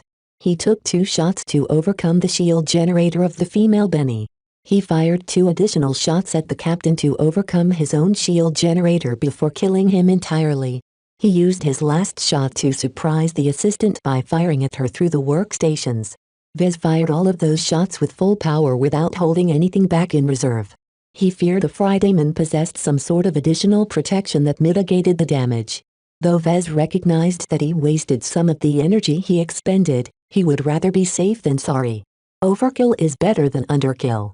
It's better to kill my enemies twice than leave them half alive. He briefly sought the woman's laser pistol and inspected it for a moment. Though smaller and weaker than the Amistendera, Vez rarely encountered pistols as strong as this one. He fiddled with it for a few seconds before finding out that it was locked. He didn't dare to keep the weapon any further for fear of triggering an anti-theft system. Perhaps the weapon might blow up if he held it any longer. After putting down the peculiar weapon, Vez approached the Halfburn captain's chair and tried his best to ignore the rancid smell emanating from the ashes and charred remains of the captains. Nothing recognizable remained. Neither the spent shield generator nor any other equipment survived his attack. The captain's chair was inoperable, denying Vez a way to patch into the ship's systems. Though Vez had sabotaged a lot of peripheral systems, he didn't dare to touch any of the core systems for fear of giving himself away. While he succeeded in keeping his hijacking attempts a secret due to his caution, he gave up the ability to usurp control in a very short amount of time. "I need Lucky to complete the takeover." He gave up any thoughts of taking over control and considered the remaining steps of his plan. Right now, no one should be left alive at engineering. The security compartment should be in shambles right now, giving Lucky plenty of opportunities to clean up the stray security officers. Along with his takeover of the bridge, 3 most important sections of the ship should have fallen under his attack. Wiping out the captain and the bridge officers meant that the ship lost central control. Though it was still possible for the remainder of the crew to get up to mischief, Vez believed it was unlikely that they could organize anything substantial in a short amount of time. At least, that was what he tried to achieve with his original plan. The problem now was that he had given the captain a lot of time to respond to his attack. Without the ability to access the bridge systems, Vez was completely in the dark about the captain's final actions. "This is going to be trouble," he muttered darkly. Right now, Vez had no idea what took place at the remaining 2 critical sites. The security department should be in a very bad shape. The armory stored a lot of gear, some of which contained a lot of energy. While it had taken Vez and Lucky some time, they managed to rig a lot of ordnance to explode. The calculations he performed gave him enough confidence that very few security officers stationed in this section managed to survive unscathed. The only guards that should have escaped this attack were those stationed elsewhere. The guards stationed at the bridge and engineering accounted for at least 4 of them, which was quite a lot. Vez doubted that any other security officers had slipped the net aside from those guarding Aisling. As the most important individual on the ship, At least 2 guards accompanied the Clarion alumni at all times. Now, the big question in his mind was what the survivors planned to do. His attacks on the 3 critical ship sections must have shocked the Fridaymen completely. The captain and the female Benny even had the mistaken impression that the ship was under attack by a team of commandos. None of the Fridaymen actually knew that the special forces actually amounted to just Vez and Lucky. This was rather fortunate. If Aisling and the crew knew that their opposition only amounted to a human and a mechanical cat, then they would definitely mount some sort of counterattack. As it was, the surprise attacks he launched at the start were incredibly forceful. Who could have suspected that one of their prisoners was responsible? When Vez failed to gain control over the ship, he gave up on trying to control it. He looked at his comm and saw that he still had at least 4 minutes left to make use of his full stealth augment. This was not enough to sweep every compartment of the ship, but he didn't have to. He merely wanted to intimidate the survivors into giving up any hope of retaking the Scarlet Rose. The ship was already halfway in his hands. He looked down at his Amistendera and winced. He only had 3 full-powered shots left, which didn't give him much leeway. Without the ability to overcome the locks of the weapons dropped by the crew, Vez couldn't afford to fight a protracted battle. He dialed down Amistendera's power setting to conserve its remaining energy and heat-absorbing capability. He didn't need much power to kill off the ordinary crew anyway. Before he left the bridge, Vez made sure to break the surviving consoles and workstations. He also sabotaged dozens of wireless receivers to prevent anyone from patching the bridge systems with their comms. This made the bridge inoperable for a brief amount of time, giving Vez the confidence to leave the bridge. One of the shortcomings of his assault was that he could never cover enough ground. Killing everyone at the 3 critical sections did not give him complete control over the ship. As long as at least one enemy remained behind, they could always mount a comeback. Perhaps they might take advantage of Lucky's departure from engineering and sabotage the FTL drive or something. Vez decided he needed to be proactive and actively hunt down the remaining crew. It's time to hunt. Vez left the bridge and began to follow a predetermined route. He had already memorized where the crew were supposed to be stationed. None of the hatches on his route barred his way. He already tampered with them beforehand.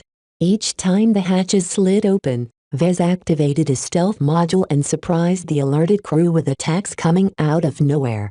In 15 minutes, he swept through the living areas, life support, the mess hall and other compartments at the upper decks. At the same time, Vez had instructed Lucky to sweep past the manned compartments of the lower decks. As long as both of them relied on their tricks, there was no way the regular crew could stand a chance. None of the men and women Vez encountered posed a serious threat to him. The Coalition Reserve Corps only subjected its servicemen to a nominal amount of combat training. Vez feared that he might encounter an enemy as formidable as Aisling's assistant. Fortunately, none of the remaining officers and ratings carried any shield generators. They were completely vulnerable to his surprise attacks. After Vez finally rendezvoused with Lucky at the middle decks, he looked at his comm in distress. He had completely expended his stealth charge. It seemed that he needed to rely on Lucky to complete their sweep through the ship. "Are you okay, Lucky?" "Meow." Lucky replied tiredly. "How many guards did you kill?" "Meow." "Did you count the bodies at the security department?" "Meow." Vez briefly tallied the numbers. The CRC stationed 15 armed security officers on the Scarlet Rose. He only killed 3 of them, one of which he stumbled in the corridors. As for Lucky, aside from killing the 2 at engineering, he only managed to kill 2 more survivors who survived the brunt of the explosion because of advantageous positioning. Though it was difficult for Lucky to count the number of guards who perished when the armory exploded, the cat guessed that 4 of them had perished. That makes 13. Vez smiled in relief. "We took care of every guard other than Aisling's escorts." "Meow." "I know you're tired, but hang on, please. We only have 1 compartment left to secure." Neither Vez nor Lucky bumped into Aisling, Patricia and their guards. As long as they remained alive and aboard the ship, Vez did not feel assured he could complete his takeover. No matter what, Vez needed to get rid of them one way or another. After becoming assured that his plan remained intact, he moved towards one of the central compartments of the Scarlet Rose. As a mobile supply frigate meant to accommodate a mech designer, Her mech workshop took up a lot of space. Vez and Lucky approached one of the entrances of the mech workshop. He nodded towards Lucky, who flew away in order to enter the compartment from another direction. Neither of them were sure whether Aisling and Patricia remained in the mech workshop. For all he knew, they could have hopped into the escape pods and ejected from the ship by now. No matter what, the mech workshop remained the only major compartment that hadn't been swept yet. Vez was almost sure he could find the two mech designers inside along with their guards and some mech technicians. When Vez approached the entrance, he was about to activate the back door he inserted into the hatch's control system. Yet just as he did so, his intuition screamed with alarm. Vez did not doubt his instincts, especially when he had entered his most alert state in years. He jumped aside and ran away as far as possible and turned around a corner just as a mech-grade missile shot through the opened hatch and slammed against the bulkhead. Almost instantly, the missile exploded, inflicting massive damage to the corridor. Fortunately, modern missiles concentrated most of their damage forwards. The payload blasted through the bulkheads and damaged the compartments behind them. The structural damage was significant, though Vez escaped the brunt of the attack due to his timely evasion. He also flattened himself on the deck and tried to minimize his profile as much as possible. Powerful concussive shockwaves blasted over his body, making him feel as if his inside had turned to mush. His eardrums probably ruptured. A lot of air and shrapnel ricocheted through the corridors. Some of them managed to bounce around the corner he was hiding behind and landed on his body, turning him into a pincushion. Though Vez distanced himself enough to preserve his life, his body was in an extremely bad shape.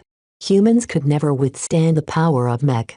Just staying within the vicinity of a small missile designed to harass enemy mech or intercept incoming ordnance was enough to destroy his body beyond recognition. Though his body was much more resilient compared to normal humans, he still lay helpless against the deck, vulnerable to anyone who wanted to finish the job. Chapter 1737 Clinging to Life Chapter 1737 Clinging to Life. Vez had been too complacent. He underestimated the remaining survivors of his brutal slaughter. Aisling was a bona fide journeyman mech designer while Patricia was rational enough to stay sober during emergencies. If both of them were holed up in a mech workshop during a crisis, then they could easily destroy the entire ship given enough time. Disabling the many safeguards of a missile and rigging it to launch only took a couple of minutes for a competent mech designer. Who knew what kind of tricks the two Fridayman mech designers prepared when they became alerted of an attack. This hurts. Vez felt as if he wrung his body through the meat grinder. His terrible body weakly jerked back and forth on the debris-strewn deck as he tried to overcome the pain racking through his body. I can't afford to sit still at this time. Knowing that he wouldn't be able to control the situation if he lost consciousness, Vez forcefully concentrated his spirituality and did not hesitate to expend his spiritual energy to forcefully boost his consciousness. Though his method wasted a lot of spiritual energy, his crude manipulation forcefully strengthened his mind relative to his body. The pain emanating from his body was just a biological response. He could not afford to allow it to consume his attention. Through the application of will and spiritual energy, Vez slowly managed to claw himself out of the pit of pain. Soon enough, he became conscious enough to assess his current state. Ruptured eardrums, concussed head, internal organs jarred by concussive shock waves, entire body peppered by metal debris, the list went on and on. If his body wasn't so unnaturally resilient, he could have easily died if not for his intuition warning him of imminent danger. Vez briefly puzzled about that.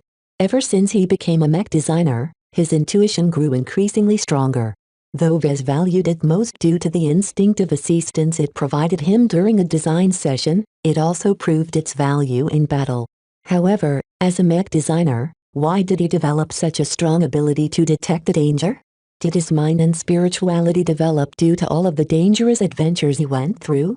He suspected that other mech designers might not be as good as him in detecting imminent danger. What doesn't kill you makes you stronger. Other mech designers spent most of their time in a design lab or some other peaceful environment. Having worked alongside Gloriana for quite some time, Vez became aware that her intuition was highly sensitive towards hidden faults and flaws. She spent most of her professional life on becoming good at it, So was it any surprise that she developed an uncanny sense for imperfections?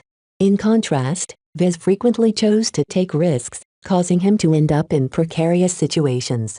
Rather than developing towards something that substantially aided his design activities, his intuition instead evolved into something close to the extraordinary combat intuition exhibited by Aisling's female Benny. He didn't know whether to laugh or cry right now. I'm a mech designer, not a commando. Yet wasn't he trying to be the latter when he hatched this insane plan to hijack an entire mobile supply frigate with only Lucky and himself? The fact that he had almost succeeded made him wonder whether he was more cut out to be a mech pilot or a soldier rather than a mech designer. Vez even suspected that developing an intuition for danger came from his Larkinson blood. After all, how could the Larkinsons be so daring and courageous all of the time while still remaining alive? On the other hand, the evolution direction of his intuition conformed to his domain of life. As a mech designer who constantly played with life, it made sense for him to value his own life as well. Whatever the case, Vez felt very thankful that he developed this extraordinary sense for danger. He was confident enough in his professional ability to rely on himself to design his mech. His life was much more valuable. As a mech designer with many secrets and unique abilities, Vez was destined to navigate through various crises. Continuing to hone his intuition for danger would benefit him greatly. This was because no matter how good of a mech designer he became, it would all be moot if he lost his life. His happiness upon realizing this truth made his pain a lot more bearable.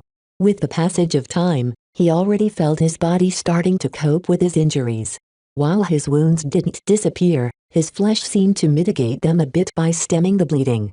Though it wasn't enough for him to restore his mobility, he could at least move some of his limbs. He threw a look at his system com. In the end, did he really have to spend his precious DP? With his life at risk, Vez did not dare to be stingy with his resources. It was just that he felt rather unwilling to waste his DP, especially now that the system curtailed his income. He was no longer able to earn DP by selling his mech. Though he earned substantially more DP when he completed a mech design, he had lost far more after the system prevented him from profiting off the sales of his soldier product line. Vez recalled that the LMC easily managed to sell over 1 million mechs since the Sand War. All of those sales should have showered with tens of millions of DP, which was enough to turn him into a super soldier. As it was, the system he owned was too defective to reward him properly. He never made any progress on its supply missions, so he pretty much had it coming. He weakly shook his head. Whatever. With what little control he had over his limbs, he activated the system and browsed the shop.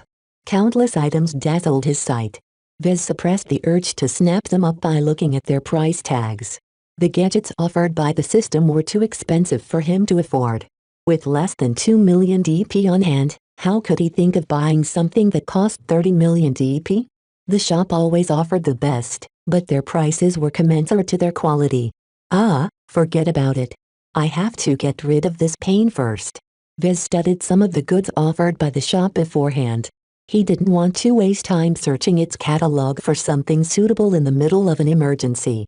Under the consumables category, Vez pinpointed an emergency remedy. AES-1 Combat Trauma Stabilizer. Price: 100,000 DP. A fast-depleting remedy meant to stabilize physical wounds and prevent them from deteriorating any further. The Combat Trauma Stabilizer is most effective on external injuries, but is very strenuous to the vitality of the affected body. The Combat Trauma Stabilizer also functions as a stimulant which energizes the recipient. After a short amount of time, this effect is lost and a prolonged period of weakness will follow. The shop offered a handful of ways to heal his wounds.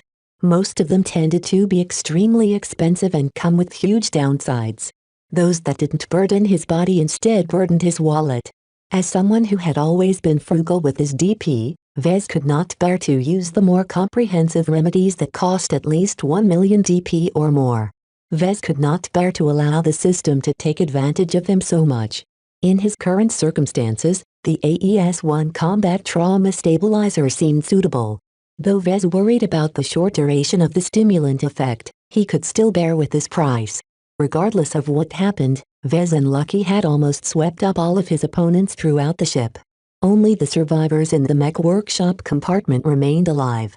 As long as Vez held on for a little while longer, he would definitely be able to finish the job. Knowing how dangerous it was to allow mech designers more time to tinker with the weapons at the mech workshop, Vez redeemed the remedy without any further hesitation. This was 100,000 EP. That was enough to elevate a skill to senior level or go on another mastery experience. A medical injector materialized into his hand. Vez found its shape and model to be vaguely familiar, but he didn't waste any time on figuring out who originally designed this product. He stared at the cartridge slotted into the injector. This cartridge contained the solution meant to stabilize his wounds and pepper him up. It was also the principal reason why the system charged 100,000 DP for this item. What a scam. Next time he ended up in a crisis, he had to make sure he prepared himself better. This time, he made plenty of mistakes and underestimated the difficulty of taking over a second-class ship. If not for the lack of time and difficulty of obtaining a suit of combat armor, Vez wouldn't have ended up in such a sorry state. After confirming that the injector looked exactly like the one in the catalog, Vez resolutely pressed its tip onto his chest and pulled the trigger. A searing heat spread from his injection point and rapidly spread throughout his entire body. His wounds rapidly stopped bleeding entirely and his flesh started pushing out some of the shards that cut into his body. Though Vez spent a distressing amount of DP, the benefits were undeniable. While the remedy hadn't managed to restore his hearing, the painful sensations from his head had subsided by a substantial degree, clearing his head even further. At the same time the stabilizer worked on some of his wounds, the heat also affected his brain, causing him to become a lot more energetic than usual. The fire in his consciousness regained its vigor, causing him to feel as if he was ready to fight a mech with his bare hands. What a powerful stimulant. It's probably addictive as well. He became so caught up in the uplifting sensations of his remedy that he almost forgot his original purpose. Damn it, I can't lose my mind right now. I still have a mech workshop to clear.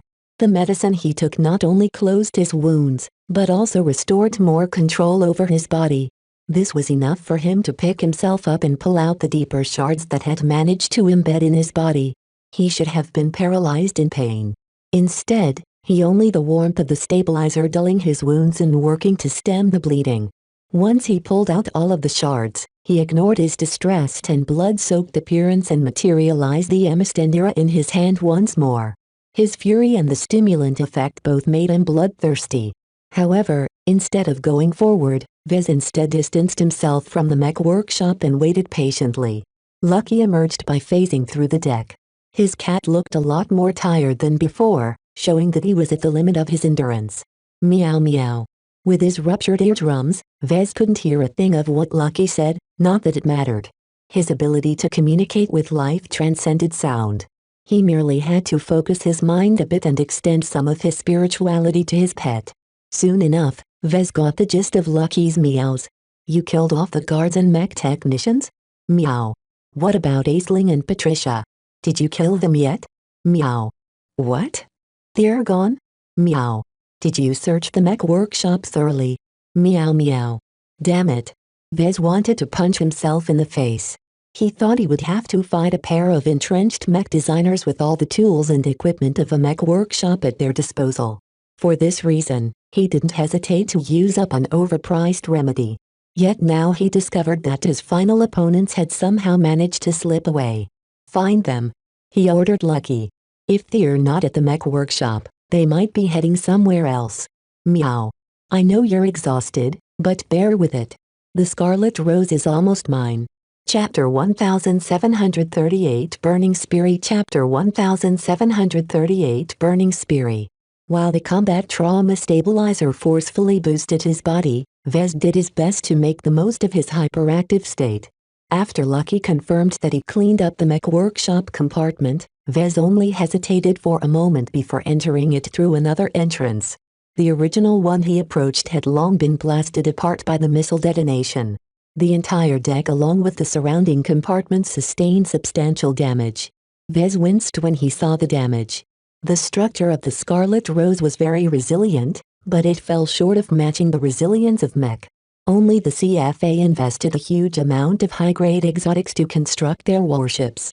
While a state like the Friday Coalition was quite prosperous, it made no sense to allocate too many resources towards strengthening ships. In its war against the Hyxodric hegemony, the quality and quantity of their mech decided the outcome.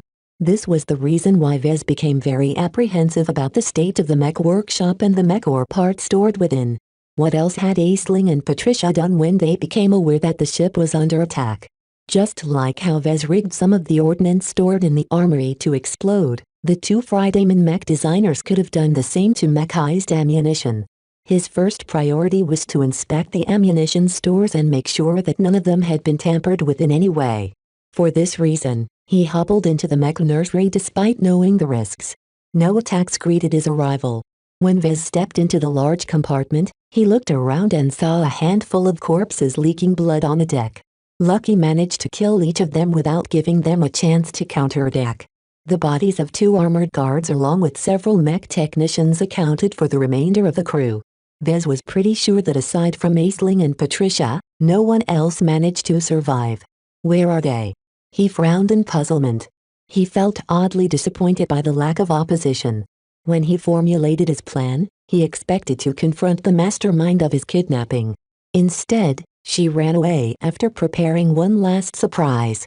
Well, not everyone is like me, I guess. He couldn't help but shrug. He had forgotten that Aisling was just a civilian. Mech designers weren't combatants by nature. There was no reason for her to hold herself up in the mech workshop and fight for the faint chance of defeating the team of commandos that expertly cleansed the ship of opposition. Even Vez would not hesitate to abandon everyone else and flee the ship as fast as possible. Well, she certainly made the wisest choice if she decided to abandon ship.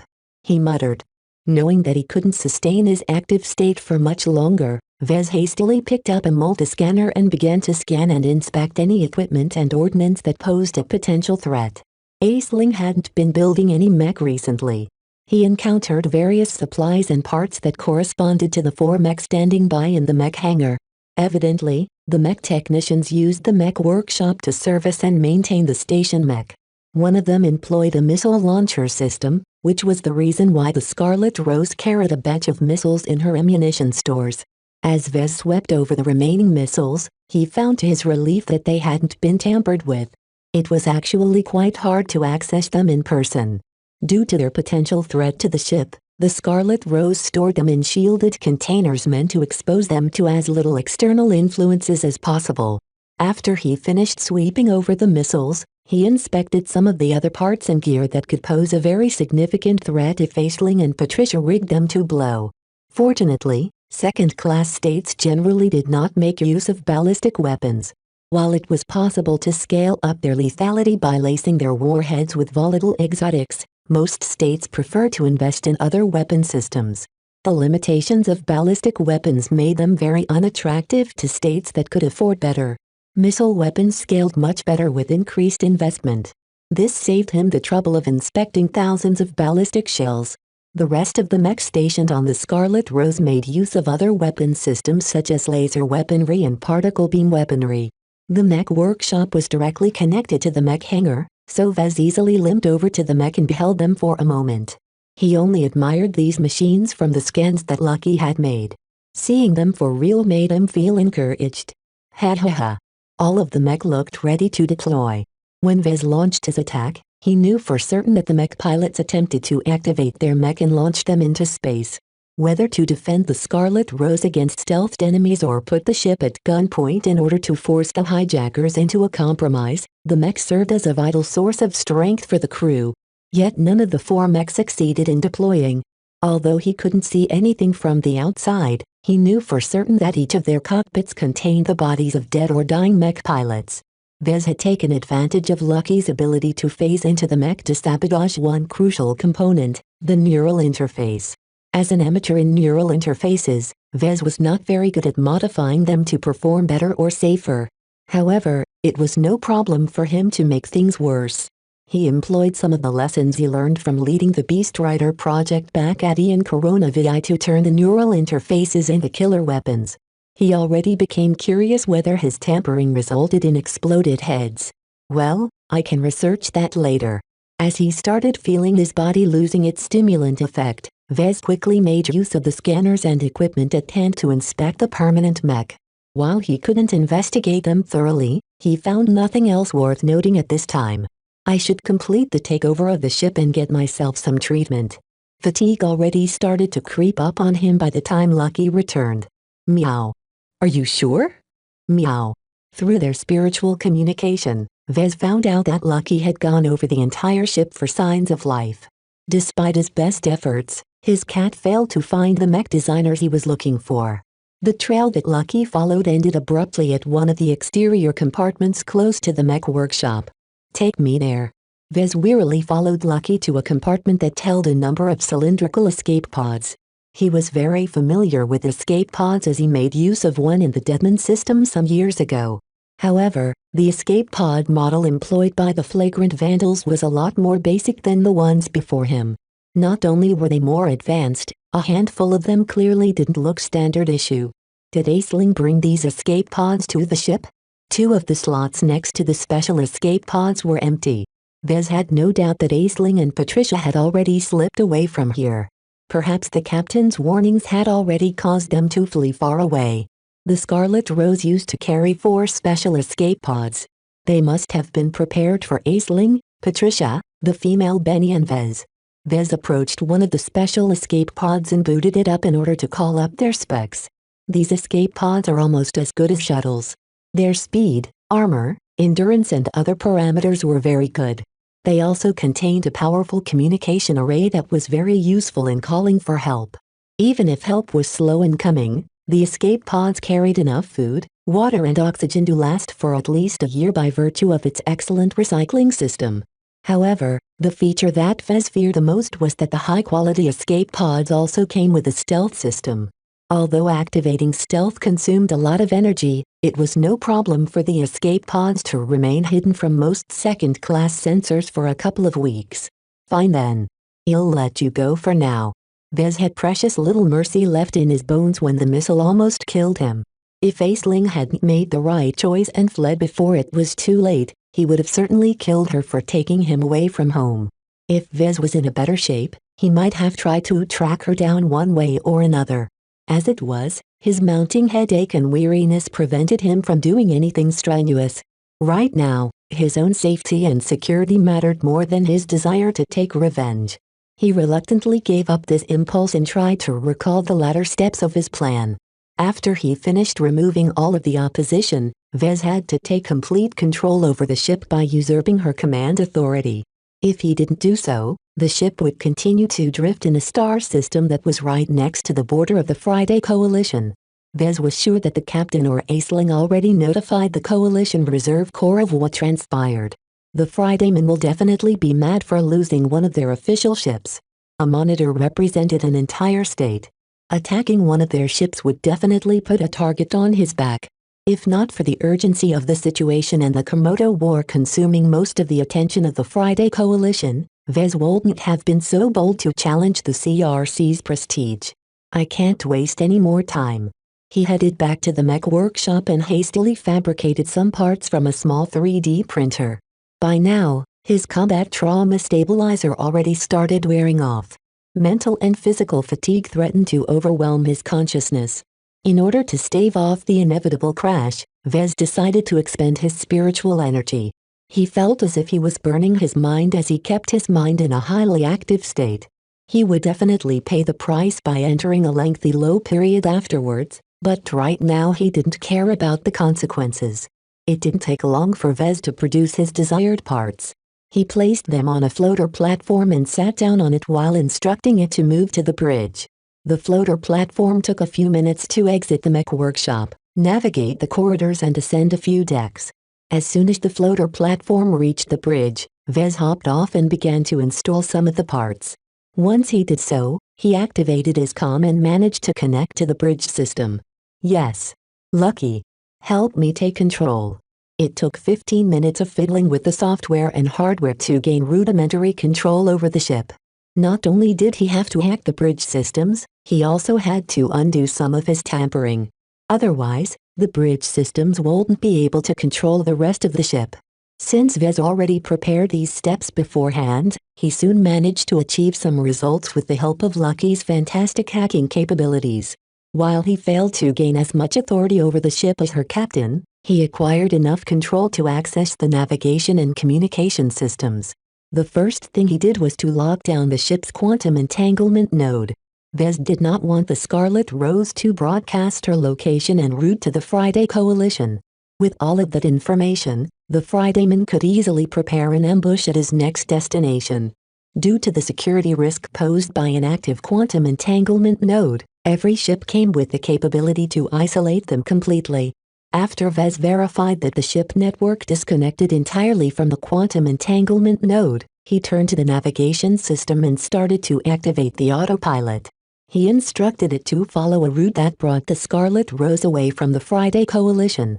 As long as the FTL drive finished cycling, the ship would immediately transition back into FTL, giving Vez some much-needed reprieve. Finally, he sighed. He practically collapsed on the floater platform. He instructed it to take him to the infirmary. Right now, he desperately needed treatment.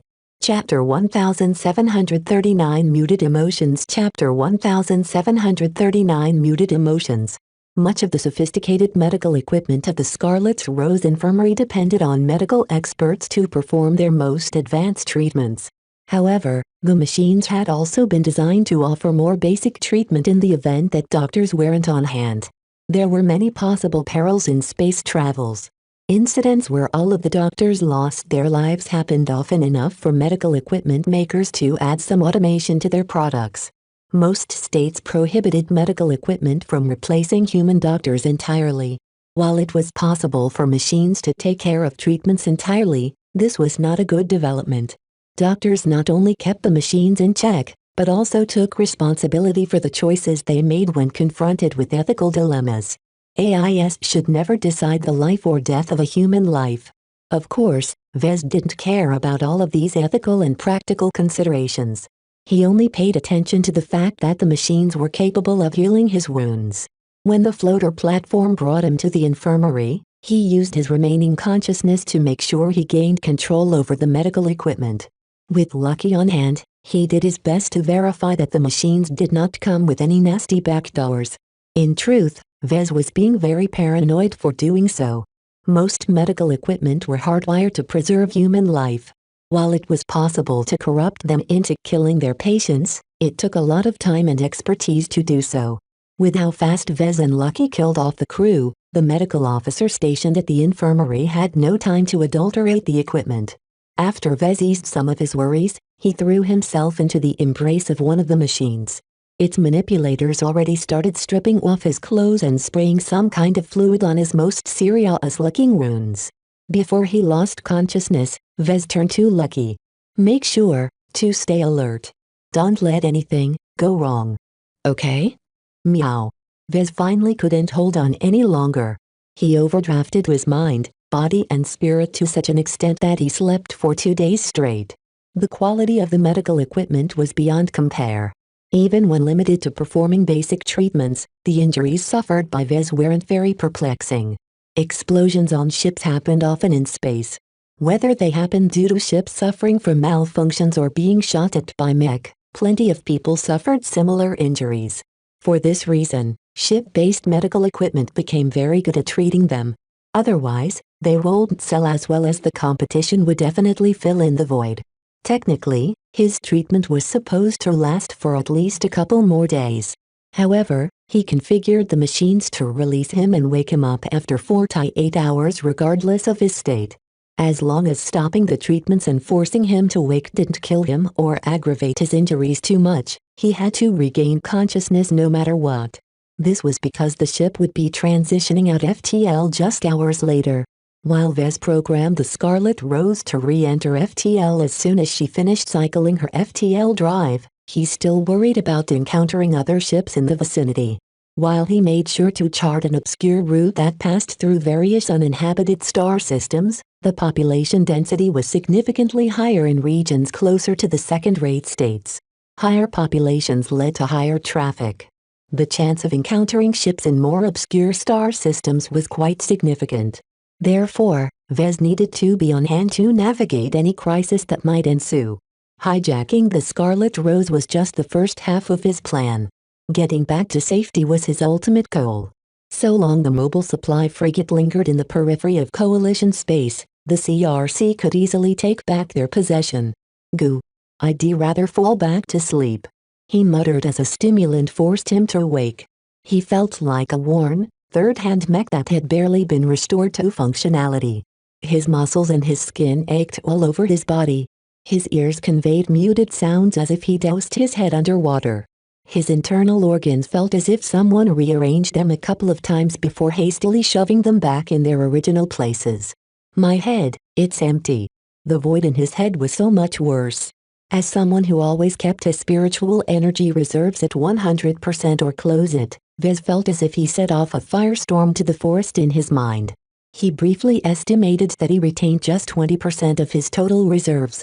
And this included the spiritual energy replenished by his grand dynamo over the past 2 days. Back then, Vez must have burned so much spiritual energy that he probably risked bottoming out entirely.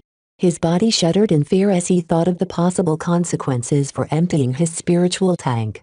Would he be fine and just lose consciousness for some time? Or would he be depriving himself of spiritual sustenance and kill his consciousness? He really did not want to find out, especially when his intuition vibrated whenever his thoughts strayed in this direction. After he inspected his mind and spirituality thoroughly, he became relieved that he did not seem to incur any major wounds. What damage he spotted could easily be healed over time.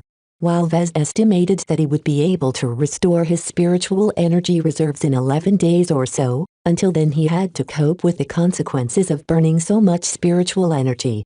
I'm in another low period, he moaned while holding his palm against his head. The void in his mind made him feel listless and unmotivated. The energy of life was largely absent from him, making him feel as if he was alive because his biological body was geared this way. His permanent passion for mech no longer raged like a bonfire in his heart. Vez could not summon any particular enthusiasm for his profession. Even knowing that there were 4 intact second-class mech in the Scarlet Rose's mech hangar, Vez exhibited no interest at all in studying their designs. This was clearly unnatural to Vez. Ever since he started studying second-class mech design, he always wanted to get in touch with these impressive machines. Merely reading about them and observing their projections failed to satisfy his desire to work with something tangible. Vez had always been a mech designer who liked to get his hands dirty every now and then. The satisfaction he gained from fabricating them and tinkering with them was irreplaceable. For this desire to be absent from him jarred him quite a lot. If he was in a healthier mental state, then he would have panicked by now. His identity as a mech designer mattered a lot to him, so anything that affected his passion and motivation for mech design was a catastrophe. My emotions are muted.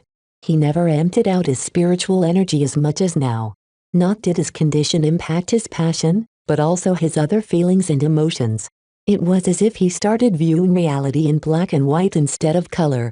Everything seemed more lifeless and pointless in his consciousness. Why did he enjoy designing mech? Why was he in a relationship with a hexer? Why did he reject the olive branch offered by the Friday Coalition? Why did he recklessly attempt to hijack the Scarlet Rose? If he was the Vez of before, then he would have just bowled through his doubts with his passion and conviction. Yet now, he couldn't help but doubt his decisions. His lack of feeling skewed his judgment, causing him to lean away from his empty heart. He couldn't help but be reminded of Patricia's description of rational mech designers. Had Vez inadvertently turned himself into a rational mech designer? The description fits. Rational mech designers did not necessarily like designing mech. They had to find conscious reasons to engage in their profession. They also suppressed their feelings and emotions in order to stay as rational as possible. Right now, that seemed to describe his current condition. I have to get a handle on this strange state. Regardless of what I think, I have to see my decisions through the end. Instead of doubting his prior decisions, Vez decided that he should stick to his original will and ignore his doubts. Regardless whether he made the right decisions or not, quitting halfway would not lead to good results. This is just a temporary state, he reassured himself. In less than 2 weeks, I'll be back to normal. I'll thank myself for staying true to myself in this low period. After he finished inspecting his mental condition, he turned his attention elsewhere. He blinked his eyes and viewed his surroundings. The infirmary looked the same as always. No one moved him while he was out like a light. It was impossible for someone to sneak onto the Scarlet Rose when she was still in FTL. While there was a chance that some crew member survived the massacre, with Lucky on patrol they wouldn't be able to stay alive for long. Lucky. Where are you? His cat was absent, which concerned him a bit. Due to his muted emotions, his paranoia and perpetual worries weren't as strong as they used to. Vez felt much more inclined to trust in his probability analysis. The chance that Lucky encountered a setback or that some survivor managed to regain control of the ship was very small. Well, before my new ship exits FTL, I have to make sure I complete the takeover of her systems. It took several minutes for him to crawl out of the machine. Because his treatment lasted too short, his body was still too weak. Even now, he didn't even possess the ability to walk. The only way for him to move around the ship was by relying on a floating chair. The infirmary had plenty of them on hand. As soon as Vez activated one of them, he was able to rest his worn-out muscles and command the chair to move by gesturing with his fingers. The chair actually provided him with an option to control it with his thoughts, but with his mind ajar, Vez did not dare to resort to this option. Once he left the infirmary, his first priority was finding Lucky. In order to call him back, Vez explored the settings of his floating chair and found a transmitter. Lucky. Meet Emmy at the bridge. After broadcasting this message through the loudspeakers and a short-range transmission, Vez commanded the chair to move him to the bridge. Once he reached his destination, Lucky playfully phased through the ceiling and landed on his lap. Meow meow. Vez narrowed his eyes at his cat in suspicion. Unlike him, Lucky looked anything but weary. Did you sneak into the material stores and eat the exotics reserved for repairing the mech? Meow. Lucky innocently looked up at him while swishing his tail with supreme contentment. Due to his muted emotions, Vez did not feel very angry about Lucky's actions. The ship didn't belong to him in the first place. From a logical perspective, he hadn't lost anything. He just gained less than he expected. In any case, as long as Lucky grew stronger, Vez did not mind if his cat gorged his stomach to bursting. Whatever. Help me gain complete authority over the ship. His goal was to usurp the position of captain of the ship. This was not something that could be done with an automated hack. Vez had to make full use of Lucky's CFA-derived hacking suite to navigate the Scarlet Rose's core command systems. However, with no virtual security expert opposing his blatant actions, he slowly made progress until he finally made the Scarlet Rose acknowledge him as captain. Finally. Unfortunately, his earlier sabotage worked against him. Unless he undid some of his tampering, he wouldn't be able to exert full control over the ship. Even then, there was always the chance that the security systems would recognize that he wasn't actually the captain. He needed to make sure that the operating system did not contain any hidden safeguards or backup functions that forcibly robbed him of his command authority. This is going to take a lot of time. Chapter 1740 Decentralized Chapter 1740 Decentralized. The Scarlet Rose entered a lifeless star system centered around a listless red dwarf. Due to the absence of terrestrial planets, there was no desire to found a settlement in the star system. The couple of gas giants and their tiny moons offered very little resources to pay back the investment. Nonetheless, the star system's close proximity to the border of the Friday Coalition demanded at least some presence. As soon as the Scarlet Rose entered the star system, her sensors detected numerous listening posts and sensor outposts. As Vez gained a greater mastery over the Scarlet Rose's bridge systems and other core command systems, he made numerous discoveries about his new ship. One of the more welcome surprises was that the mobile supply frigate possessed more powerful external sensors than he expected. As a ship purposed for monitoring duties, how could her sensor arrays be weak? Unfortunately, he found out too late. If he grasped better control over the Scarlet Rose back when he just hijacked the ship, he could have used the upgraded sensors to track down the stealthed escape pods carrying Aisling and Patricia. Even if he didn't kill them, he could have at least held them hostage. If Vez still possessed normal emotions, then he would have gloated at the irony of subjecting them to the indignity he suffered at their hands. No one kidnapped Vez and got away with it. At least that was what he would think if his spiritual energy wasn't in a sorely depleted state. As it was, from a rational point of view, he should be thankful that he managed to succeed in his hijacking attempt. His first priority should be getting back to safety. While taking revenge sounded nice, he won't actually gain much aside from satisfying his vindictiveness. In any case, he wasn't sure whether the Scarlet Rose's sensors were good enough to overcome the stealth employed by the special escape pods. If Aisling was smart, then she would have configured their stealth systems to defeat the Scarlet Rose's detection methods.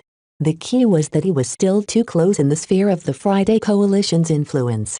Even this small red dwarf system his ship just entered was littered with listening posts. Vez knew that these unmanned outposts would soon transmit the whereabouts of the stolen ship to the Coalition. Fortunately, the star system was a bit too obscure. The sensors failed to detect the presence of any ships in the system. Of course, that didn't mean that Vez trusted the results. Stealth ships might still be lurking somewhere in deep space. Even without such capabilities, as long as a ship minimized emissions or hid within an asteroid belt, it was too easy to escape the detection of long-range sensors. A more complicating factor was that most of the sensor systems employed by the Scarlet Rose were limited by the speed of light. Only a couple of long-ranged sensor types escaped this limitation, but all of them tended to return fuzzy results. Only the CFA excels in sensor technology, he muttered. As an organization devoted to space warfare, the ability to see everything across light hours was indispensable. Well, as long as nothing is close by, it's fine. Vez did not dare to be complacent. He instructed the Scarlet Rose to keep her sensor arrays working at full power. Knowing that the ship's location was not a secret, Vez did not hesitate to resort to full active scanning, focusing completely on observing the immediate vicinity. No ship or stealthed vehicle should be able to escape the Scarlet Rose's detection. While his actions meant that he was putting a lot of strain on the sensor arrays, thereby accelerating their wear and tear, Vez didn't even consider holding back. As long as he returned to safety, he could always replace the worn-out components. Around 5 hours passed as Vez quietly waited for the Scarlet Rose to cycle her FTL drive. If the ship still received the care of a chief engineer, then her FTL drive could have finished its cycling routine in just 4 hours. While this was slower than the Barracuda, the Scarlet Rose was several times bigger. Vez already started regarding his new prize as his flagship. He faintly smiled as he caressed his hand over the temporary workstation that Vez installed in the Halfroon Bridge. A muted sense of pride emanated from his restrained heart. With the Scarlet Rose, Vez finally possessed a ship that could stand equal to Gloriana's stellar chaser. Of course, right now his grasp on the ship was only tentative. During the tense Vivar period of exposure, Vez constantly delved into the internal network and deepened his control. This was not an easy task. Just because he managed to fool the ship into thinking he was the captain didn't mean he grasped every other system and subsystem. Mech were much less troublesome. Though their complexity had no limits, most mech designers tended to make them as simple as possible. The core concept of a mech was that it should be at the beck and call of a single mech pilot. Even the rare multi-pilot mech only featured 2 or 3 mech pilots at most. There was never a case where 50 or 100 people simultaneously controlled a single mech. Ships were different. Despite not offering the ability for someone to interface with a vessel, hundreds or thousands of crew members worked in unison to control every aspect of the ship. While the agency of a single officer or ship rating was limited, when hundreds of them pooled their capabilities together, a qualitative transformation occurred. Under the collective power and will of a crew, the ship would run as a well-oiled machine. The problem was that this mode of operation became a drag to Vez. Unlike mech, the operation mode of a starship was very decentralized. A mech always ran as a single whole. With just a single mech pilot in control, there was no need to split its control systems. Ships abided by a different paradigm. They were run much like a government, where the captain served as the president. The different officers in charge of engineering, security, life support, maintenance and so on acted as the ministers. Grasping the office of the president did not immediately mean that Vez also gained control of the ministries. The only way to secure more control over the ship was to take over these ministries in Nebion. All of this took time and expertise, both of which Vez was short of. Even with Lucky's hacking capabilities on hand, Vez had the impression that he had to siege dozens of castles, each of which boasted many layers of defenses. The officers in charge of the different departments each tailored the defenses of their castles to their own quirks and preferences.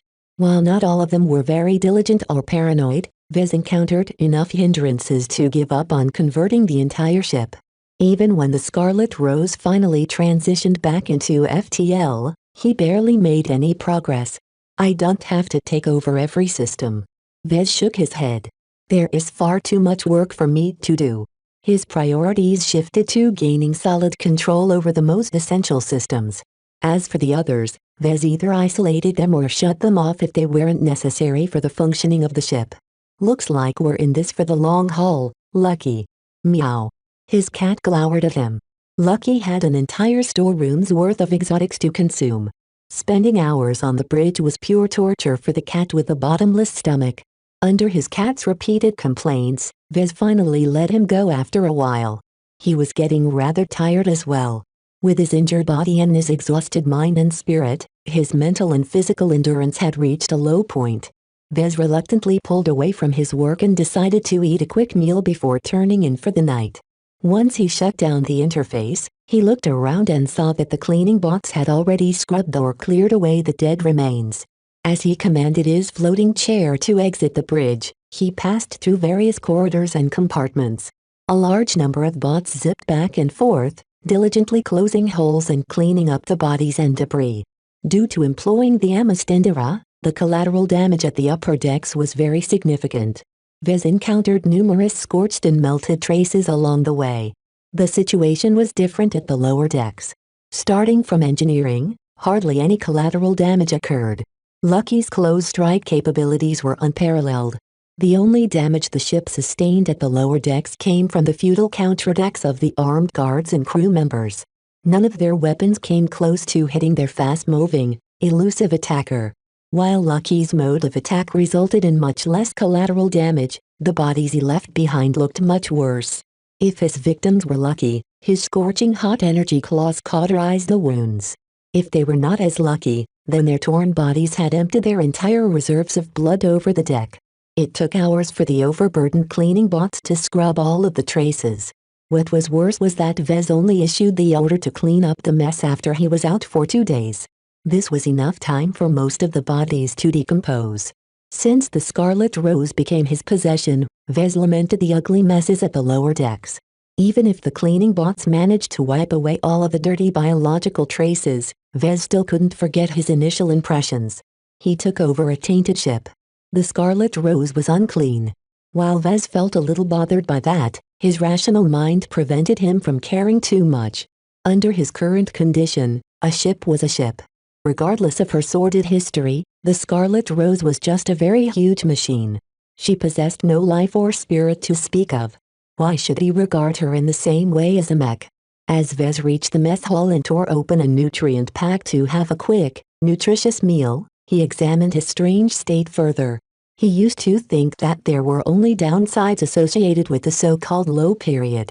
Only after Patricia revealed the existence of rational mech designers to him did he look at this state in a different way. The suppression of his emotions and the muting of his passion meant his mind wasn't subject to their whims as much. It was as if he stopped polluting himself. Vez never considered the influence of his passion and emotions to be a detriment to himself. Yet now that he guessed that rational mech designers enter the same state as him, his perspective on the matter had shifted. There were always 2 sides of a coin. What Vez regarded as downsides, others saw them as upsides. It was just that Vez had been so focused on his mental exhaustion that he hadn't thoroughly examined his other changes. Now that Patricia pointed out the benefits, Vez became a lot more clear about the advantages of rational mech designers. Even if I'm tired, as long as I'm used to it, I can take full advantage of my clear-minded state. It was easy for him to enter a pure state of mind. The weakening of emotions, biases and instincts made him feel as if he was sophisticated AI in human skin. If not for his plummeting creativity and ingenuity, Vez would have considered staying in this state permanently. I'm not suited to be a rational mech designer, he reminded himself. He lost too many advantages after losing most of his passions, feelings and emotions. The benefits of attaining a clear and open-minded mentality were not very much. Mech designers like Patricia who aim to become rational mech designers from the start probably derived much better benefits from this state.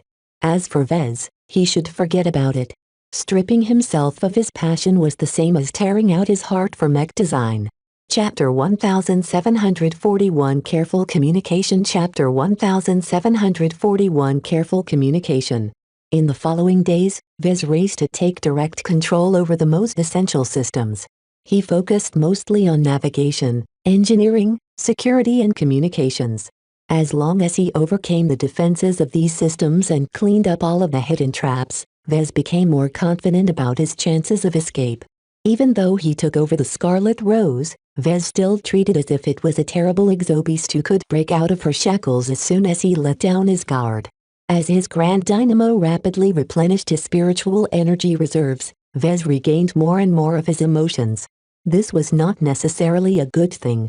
Regaining his emotions meant his frustrations about his new ship began to drag down his mood. Compared to mech, ships were incredibly troublesome to work with. Vez personally experienced why shipwrights always worked in teams. Starships are too big and complex to be grasped by a single person. While it was common for mech designers to work together on a mech design, if Vez really wanted to, he could design and build a mech by himself. His most recent solo project, the Devil Tiger, served as one of his proudest accomplishments. When a mech came into existence, it only took a single mech pilot to exert its potential. In his years of working with mech, Vez always took these customs for granted. Now that he started to chew a starship that was bigger than the Barracuda, Vez fully experienced the uphill struggle of mastering a starship by himself. While it was theoretically possible for a single person to design, build and crew a starship by himself, in practice the amount of labor and expertise required was too much to bear for any single individual. I am no Atlas holding up the heavens, Vez helplessly admitted. The more he dove into the Scarlet Rose, the more he understood the unfathomable depths of ship design. As a mech designer, Vez only possessed some technical understanding of ship systems and ship components. The Scarlet Rose possessed over 100 core systems, with countless lesser ones regulating every minor function. This was too much for Vez to bear alone. If he wasn't in a low period, then he would have felt a lot more repelled by his current activities. Fortunately, Vez took advantage of his rational state. No matter how much he disliked his current work, as long as his dislike was suppressed, he could still persevere and slog through the swamp. All of this work eventually paid off. Not only did he gain more control over the most essential core systems, he also gained a deeper understanding of the Scarlet Rose. Her capabilities continued to impress him. She was a bona fide second-class frigate whose acceleration, FTL cycling time, sensors and fabrication capabilities presented an attractive package to mech designers like Vez. Although her armor and cargo capacity weren't great, these downsides hardly bothered Vez too much. What Vez currently valued the most was her elusiveness. Her ability to outrun most pursuers along with her quick FTL cycling time and decent FTL range meant that most powerful pursuers wouldn't be able to keep up with her pace. This gave Vez the confidence of outrunning the hunters of the Friday Coalition. Of course, Vez still dreaded them. He only had to make one wrong move to fall into their hands. While the light carriers and combat carriers of the Coalition wouldn't be able to keep up, it was a different story for smaller and more agile ship classes. Even another corvette or mobile supply frigate would be able to catch up to the Scarlet Rose. Normally, Vez did not have any reason to fear these smaller ships. A mobile supply frigate only carried a handful of mech while a corvette only deployed a single mech at most. Yet Vez did not forget that his new ship was running entirely on automation right now. The absence of a human crew meant that the Scarlet Rose performed worse than usual. Not only was the Scarlet Rose unable to outrun comparable ships, she also possessed little ability to resist attackers. Though his ship currently carried 4 second-class mech, without any mech pilots on hand, how could he ever enjoy their protection? Even if the coalition didn't send any mech, Vez would still be hard-pressed to hold on to his Scarlet Rose. Vez still didn't trust her internal defense systems. He feared that any boarding party that managed to step foot on his ship could only be resisted by relying solely on himself and Lucky. I can't allow any enemy to board my ship. Though Vez and Lucky succeeded in killing the former crew of the ship, that was only by virtue of launching a surprise attack. Against a large, prepared and determined group of commandos, Vez did not rate his chances highly. All of these pressing concerns continued to weigh on his mind. While his temporary rational state prevented him from sinking in despair, he still felt a little pessimistic when he estimated his odds. In the end, he was just a single person. Away from his friends and subordinates, he could only rely on Lucky to assist his efforts. Vez already realized how unlikely it was to escape coalition pursuit if this remained true. He recognized that he needed help. A lot of help. For this reason, Vez tried to gain control over the external communication systems before the ship reached her next stop. He shut off and isolated most communication methods and focused completely on the controller attached to the quantum entanglement node. He knew that the entire controller was very suspect. The reason why he locked down the quantum entanglement node right at the start was because the ship would continue to feed back information to the Friday Coalition if left alone. While Vez deeply wanted to contact Gloriana and his organization for help, he didn't dare to do so before he replaced the controller. It took some time to fabricate a rudimentary control module that was completely standalone. Vez did not want the rest of the Scarlet Rose to connect with this replacement control module. Who knew what kind of hidden programming would spring into action and covertly transmit some information back to the Coalition Reserve Corps? The best way to prevent this from happening was by tearing down the bridge. Of course, Vez didn't know whether the quantum entanglement node itself was connected to the Friday Coalition. Technically, it should have been under the sole purview of the Calm Consortium, but what if the Friday Coalition gained the right to tap into its transmissions? The device originally belonged to the Coalition, after all. This was why he did not dare to be too open in his upcoming communication attempts. He had to act as if the Coalition was listening in on his transmissions. He smiled. Thankfully, I've already taken this into account. As a paranoid bastard, Vez had already made some preparations beforehand. The moment he finished installing the replacement control module on the quantum entanglement node, he connected to the galactic net for the first time since Genso took him away. The control module currently served as a bridge that connected to his comm through a solid wire. Vez wasn't stupid enough to add wireless capabilities to his control module. Only a fixed connection ensured adequate security. After checking that nothing was amiss, he first attempted to call Gloriana through an encryption method that Vez had already prepared beforehand. Gloriana instantly accepted the call. Vez. Her projection appeared in front him, causing his muted heart to stir. I missed you. How are you? My sources tell me that something has happened to the Scarlet Rose. Are you still a prisoner? Whoa, there. Calm down, Gloriana. Let me start at the beginning. In his current state, Vez did not wish to waste his time. He quickly explained his experiences on the Scarlet Rose. The moment he finished explaining his successful hijacking attempt, his girlfriend gazed at him in admiration. I never expected you to be so daring to take over a ship by yourself. How did you manage to do it? I don't see any way for you to kill the entire crew. Ah, I have my ways. Vez modestly said. From what little intelligence we've gathered, the Coalition seemed to have the impression that we dispatched one of our Special Forces teams to liberate the Scarlet Rose. Regardless of what happened, I succeeded in taking control over the ship. Vez moved on, neither confirming nor denying her guess. If the eavesdroppers managed to crack the encryption, they would still be guessing whether a commando team truly captured the ship. Gloriana understood the gravity of the situation. I really regret not being able to help you, Vez.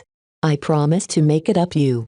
While there aren't many Hexer assets in this region of space, I can still convince them to come to your assistance. I can also convince your avatars to rendezvous with you.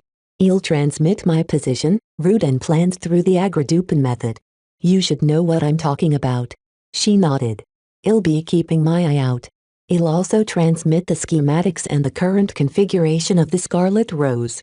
I've done my best to subvert control over some of her core systems, but I'm not confident whether I've missed something.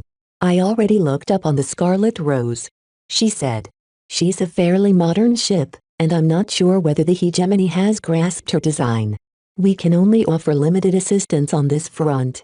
Well, do the best you can. Even some advice is useful. You hexers must surely be familiar with the tricks the Fridaymen employ. You'll see what I can do. Your friend C should be able to offer what you need, I think. She's been trying just as hard as me to get you back. Vez narrowed his eyes. I could have used C's help earlier. Gloriana's projection scowled. You're not the only one who's disappointed in her. While she promised to make it up for her absence, don't put your hopes in her. She doesn't love you like I do. Only I can save my boy. Don't worry, Vez. You just do your best and evade the Fridaymen. As soon as I obtain your data, I'll pass them on to the hegemony to figure out the best way to circumvent their pursuers. How much effort are they investing in recapturing this ship? The coalition doesn't have many assets in place to hunt you down. However, the states in this region are all aligned with our enemies. We have already seen signs that these states have dispatched a lot of outfits and forces to intercept the Scarlet Rose. Don't trust anyone you encounter. He already anticipated this possibility. If the Fridaymen manage to work together with Genso and General Cavendish, then they should surely be able to leverage the help of states closer to coalition space. After discussing his precarious situation, Vez wanted to know what had happened to the organizations he left behind. Has the LMC imploded? She smiled. Don't worry, Vez. Your company and your other organizations are still holding up. The people you put in charge are still firmly in control. Right now, they're busy executing one of your contingency plans. While they aren't able to move as many assets as they want to, the authorities haven't posed any hindrance. They can't afford to antagonize us after this scandal blew up in their faces. He became relieved at hearing this. He feared the Bright Republic decided to commit to the Friday Coalition and make the LMC and the Larkinson family miserable. What about the Deliverer? Our new model is performing as we expected. She smiled brilliantly. The Deliverers has succeeded in making an impact in the Ilvain Protectorate. There are already talks about assisting other states, but the negotiations aren't always smooth. You can't imagine how remorseful the Bright Republic is right now. The Ilvainans are driving a very hard bargain against your state right now. Vez had mixed feelings about this. If the Deliverers showed their value earlier, the Bright Republic would have never screwed him over. Chapter 1742 Slalom Chapter 1742 Slalom. After hearing about how much leverage the Ilvain Protectorate gained after they managed to master the use of his Deliverers, Vez felt a bit proud. He even considered whether he should make use of his influence on the state to dictate their decisions. If Vez wasn't so rational, then he would have followed his angry impulses and told the Ilvainans to bleed his former state dry. A darker part of him even wanted to take a step further and withhold assistance entirely. However, Vez quickly ruled out these impulsive decisions. From a logical point of view, the fall of the Bright Republic would expose the flanks of the Ilvain Protectorate and Vija Kingdom against the Sandmen. There was no way the Ilvainans and Vijans would be able to stretch their overstretched defense forces any further. Since its own safety was at stake, the Ilvainans would never break relations with the Briders entirely. They still depended on each other to protect each other's flanks. Aside from that, Vez maintained a principle that he should not be too picky about his customers and how they utilize them. The moment the mech ended up in the hands of his customers, he no longer possessed any say in their use. If the Ilvainans wanted to use his mech to help the people who stabbed his back, then Vez shouldn't interfere. This was what a mech designer ought to do. They only provided the tools. It was up to the recipients to use them for their desired ends. Of course, the situation was a little special right now. It was not that easy to remain hands-off when the Deliverer had the potential to wipe out most Sandmen fleets before they inflicted any substantial damage. He managed to move on, though. This was not the time to indulge in improper influencing, especially when the lives of trillions of Briders and Ilvainans were at stake. The three leading dynasties were the rightful rulers of the Ilvain dynasty. Vez did not possess the mandate, experience or training to be a qualified leader of an entire state. After reminding himself of this, Vez loosened his shoulders. Let's end this call before the Fridaymen find out any more. Each communication attempt is risky, so we shouldn't talk too often. Though Gloriana looked regretful, she reluctantly accepted his argument. Tears began to well in her eyes as she gazed at her boyfriend. Vez clearly wasn't in a good state right now since he was still relying on a floating chair to move around. Don't give up, Vez. I'll do everything I can to bring you to safety. Once you're in the clear, we should have a good talk about our future. That sounded rather ominous to Vez. He immediately suspected that Gloriana wanted to encourage him to move to hegemony space in order to avoid coalition pursuit. Vez quickly ended the comm call before he said something he might regret. In his rational state, who knew what kind of insane decision he might make? He felt as if he was in Axeler's shoes right now. His sane self was a lot more suspect than his ordinary self. Because it wasn't him. Only when he regained his emotions would he trust his own judgment. Right now, he acted as if his judgment was impaired. It's like I'm drunk right now. I can't assume I'll make the right decisions. Perhaps someone like Patricia would disagree, but Vez had always been someone who stuck to his choices even if his logic disagreed. One benefit about his recent changes was that he gained the opportunity to make a comparison between his rational self and emotional self. With the help of Patricia's explanations, Vez gained a much greater awareness of himself. It was as if he was on the outside looking in on how he acted. While his judgment wasn't always good, he longed to return to normal. This was because Vez never doubted his decisions. Whenever he made a choice, he usually committed to them with unflinching conviction. His decision to commit to Gloriana despite the dubiousness of the relationship was a typical example. As long as he was happy, who cared about whether he made the wrong decision? This certainty was missing in him right now, which troubled him quite a bit. He continually doubted some of his decisions. If he wasn't used to sticking to his choices, then he would have changed his mind already. My mental state is not very good, right? He concluded. I should distract myself. Before he did anything else, he first prepared the data package for Gloriana.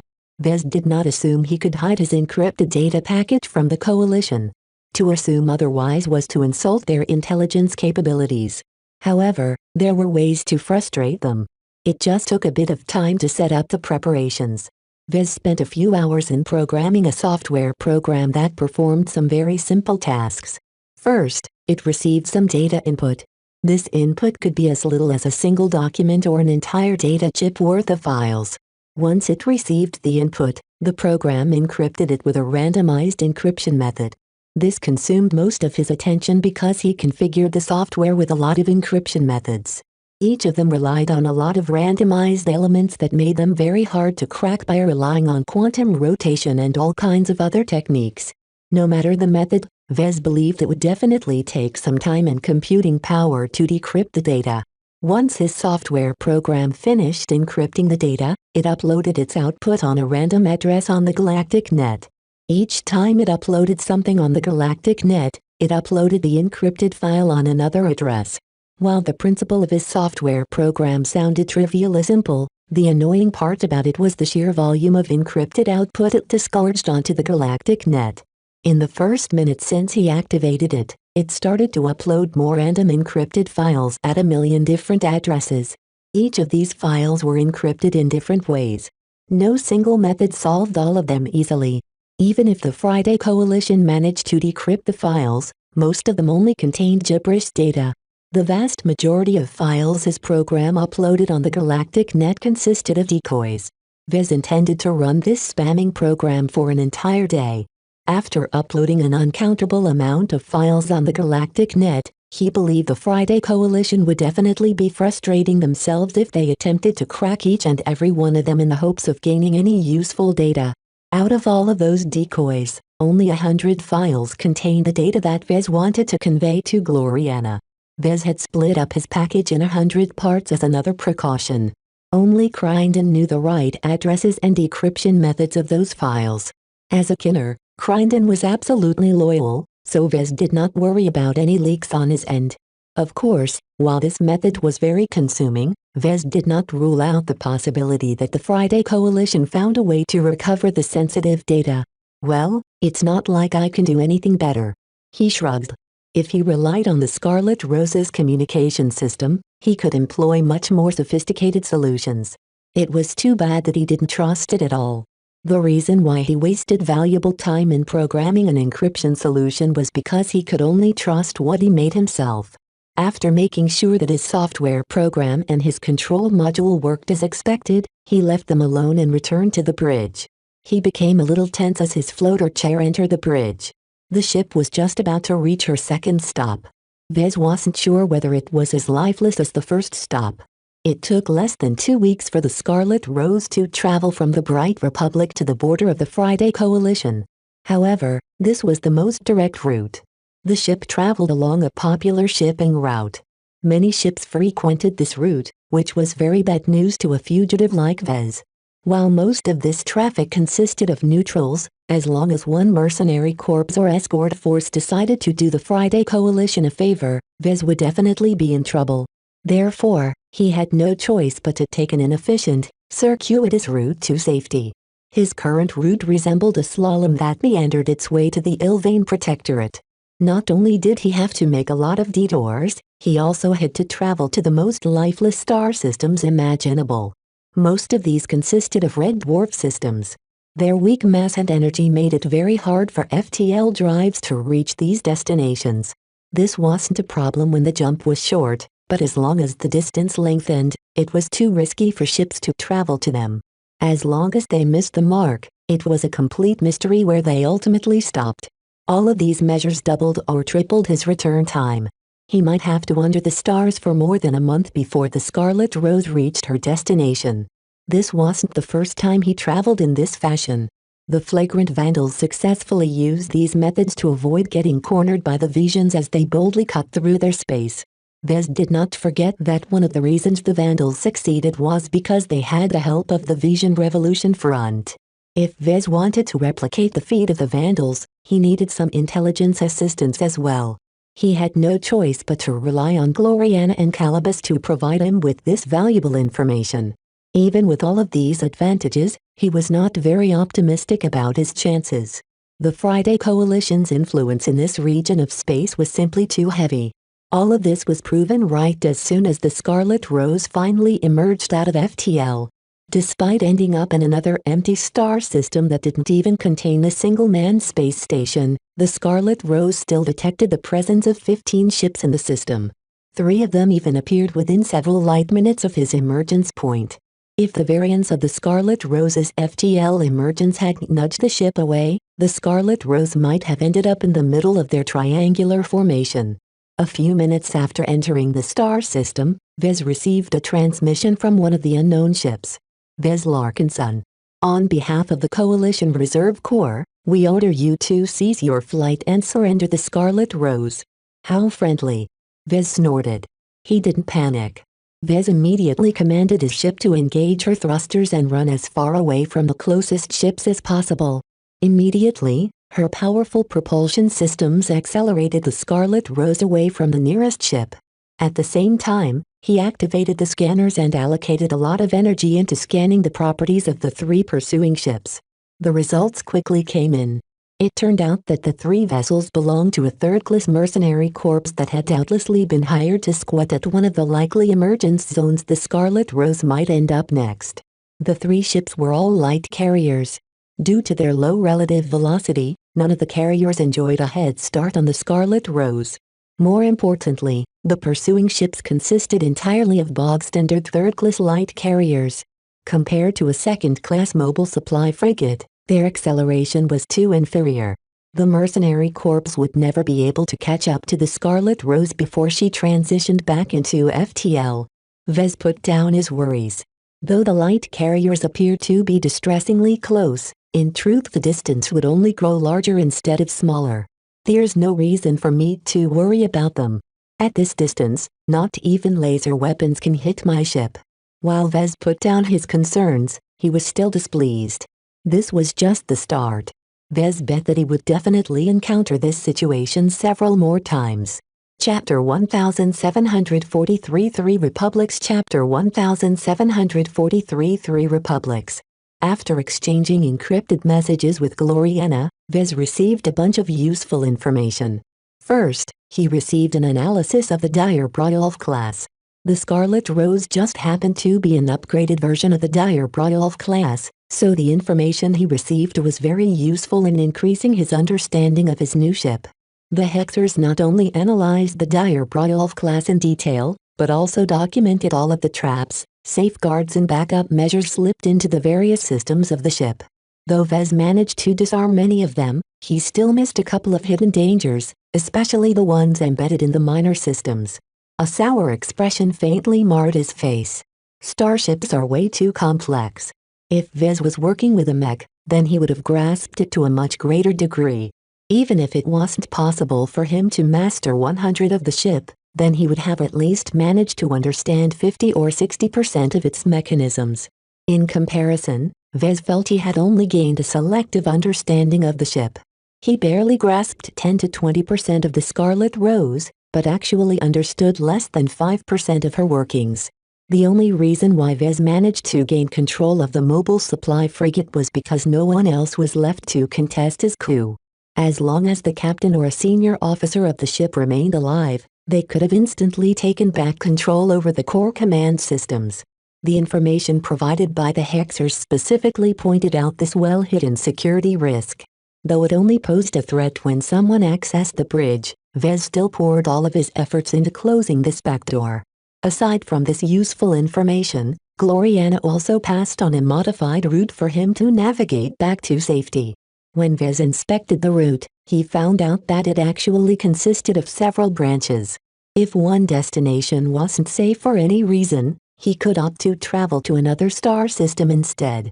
Vez had to admit that this plan was very comprehensive.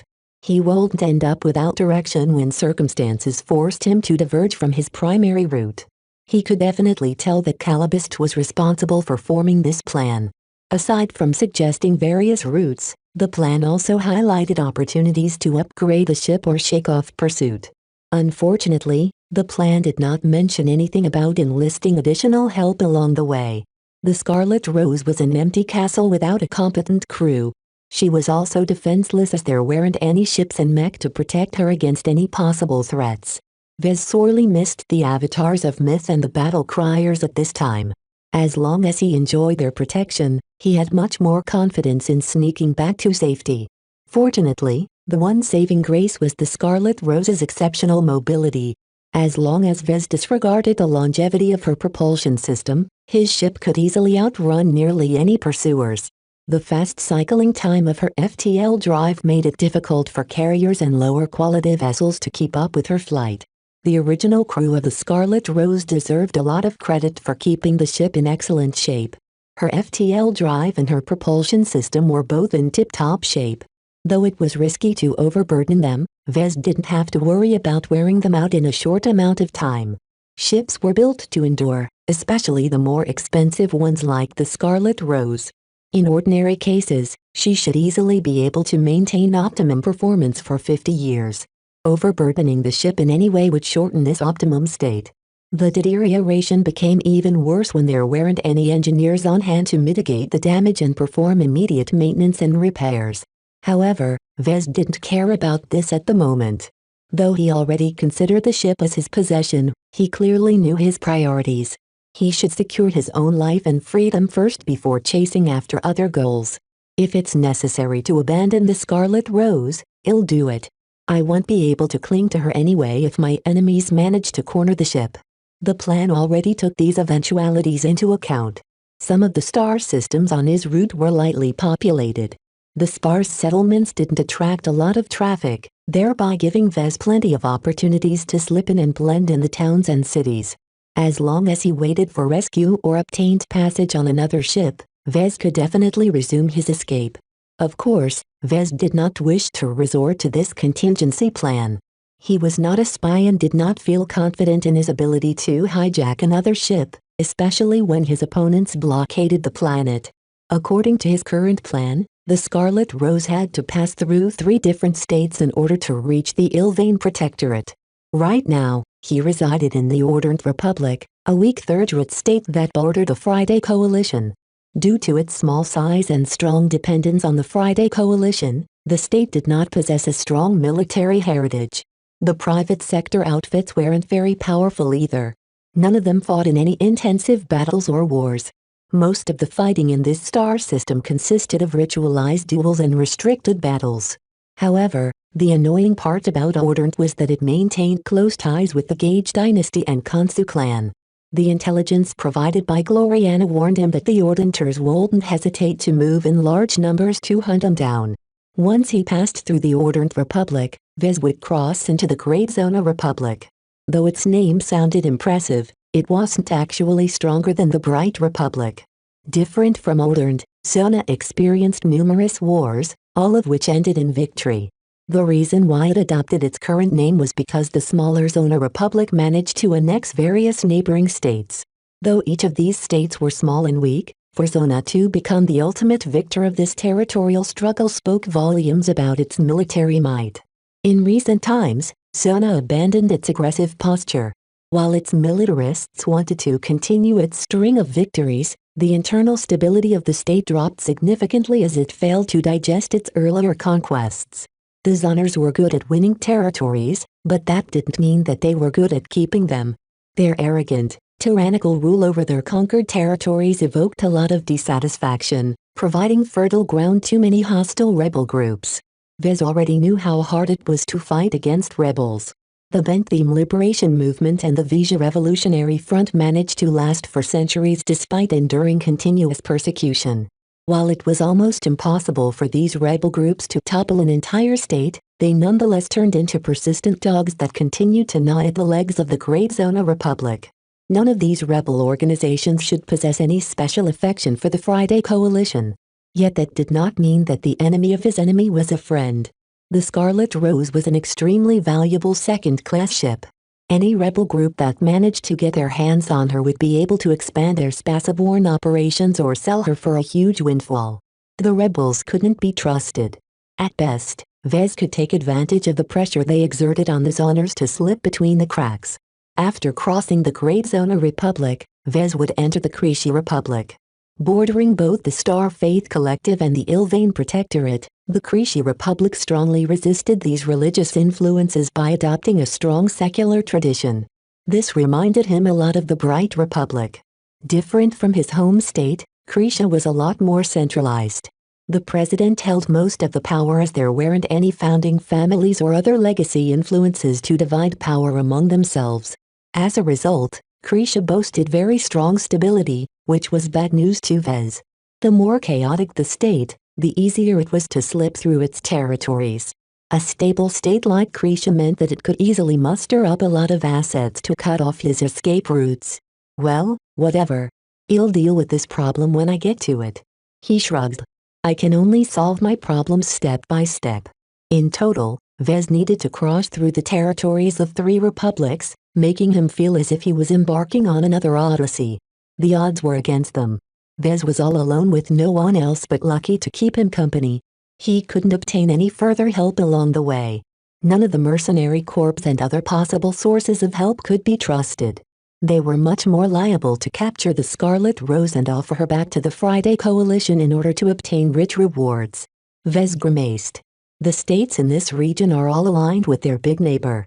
A second-rate state ordinarily didn't bother with taking over the poorer territories of third-rate states.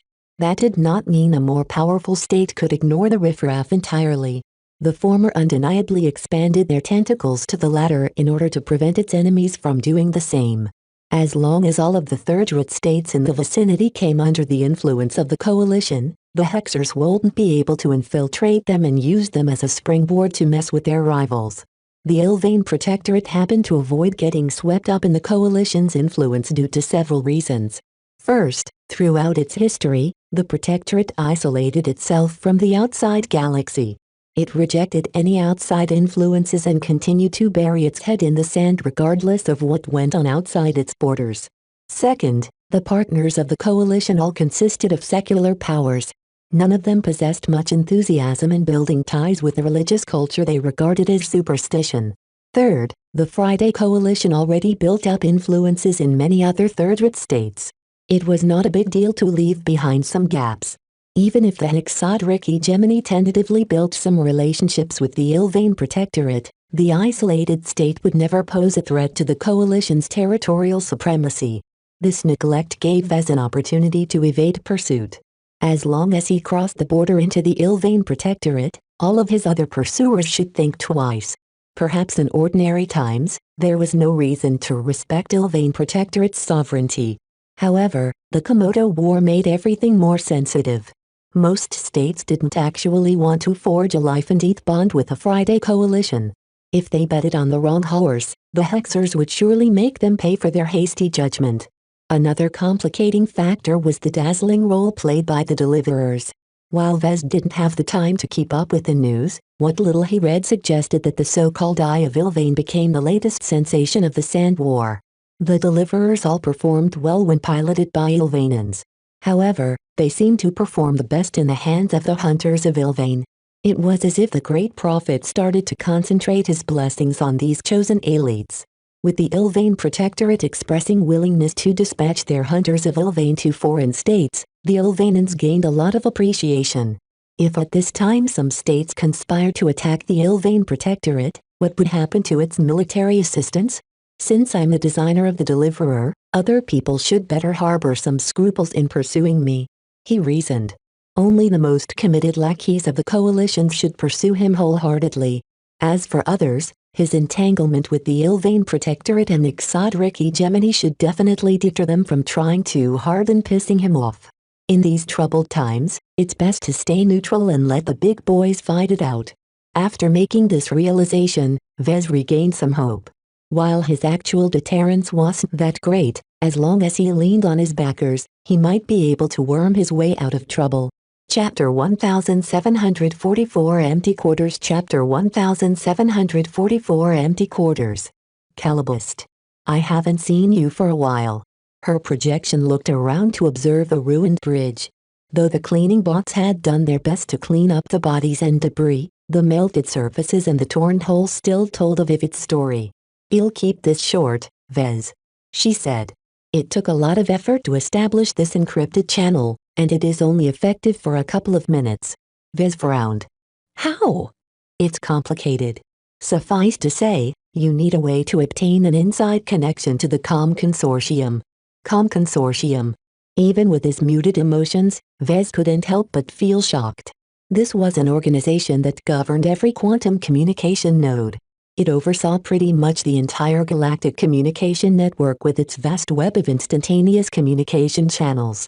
How Calibist managed to make an arrangement with someone inside the Com Consortium was a mystery. Why go through this trouble? To explain myself, and to transmit some helpful data to you. As we speak, I'm transferring some software that you can install in the Scarlet Rose's operating system.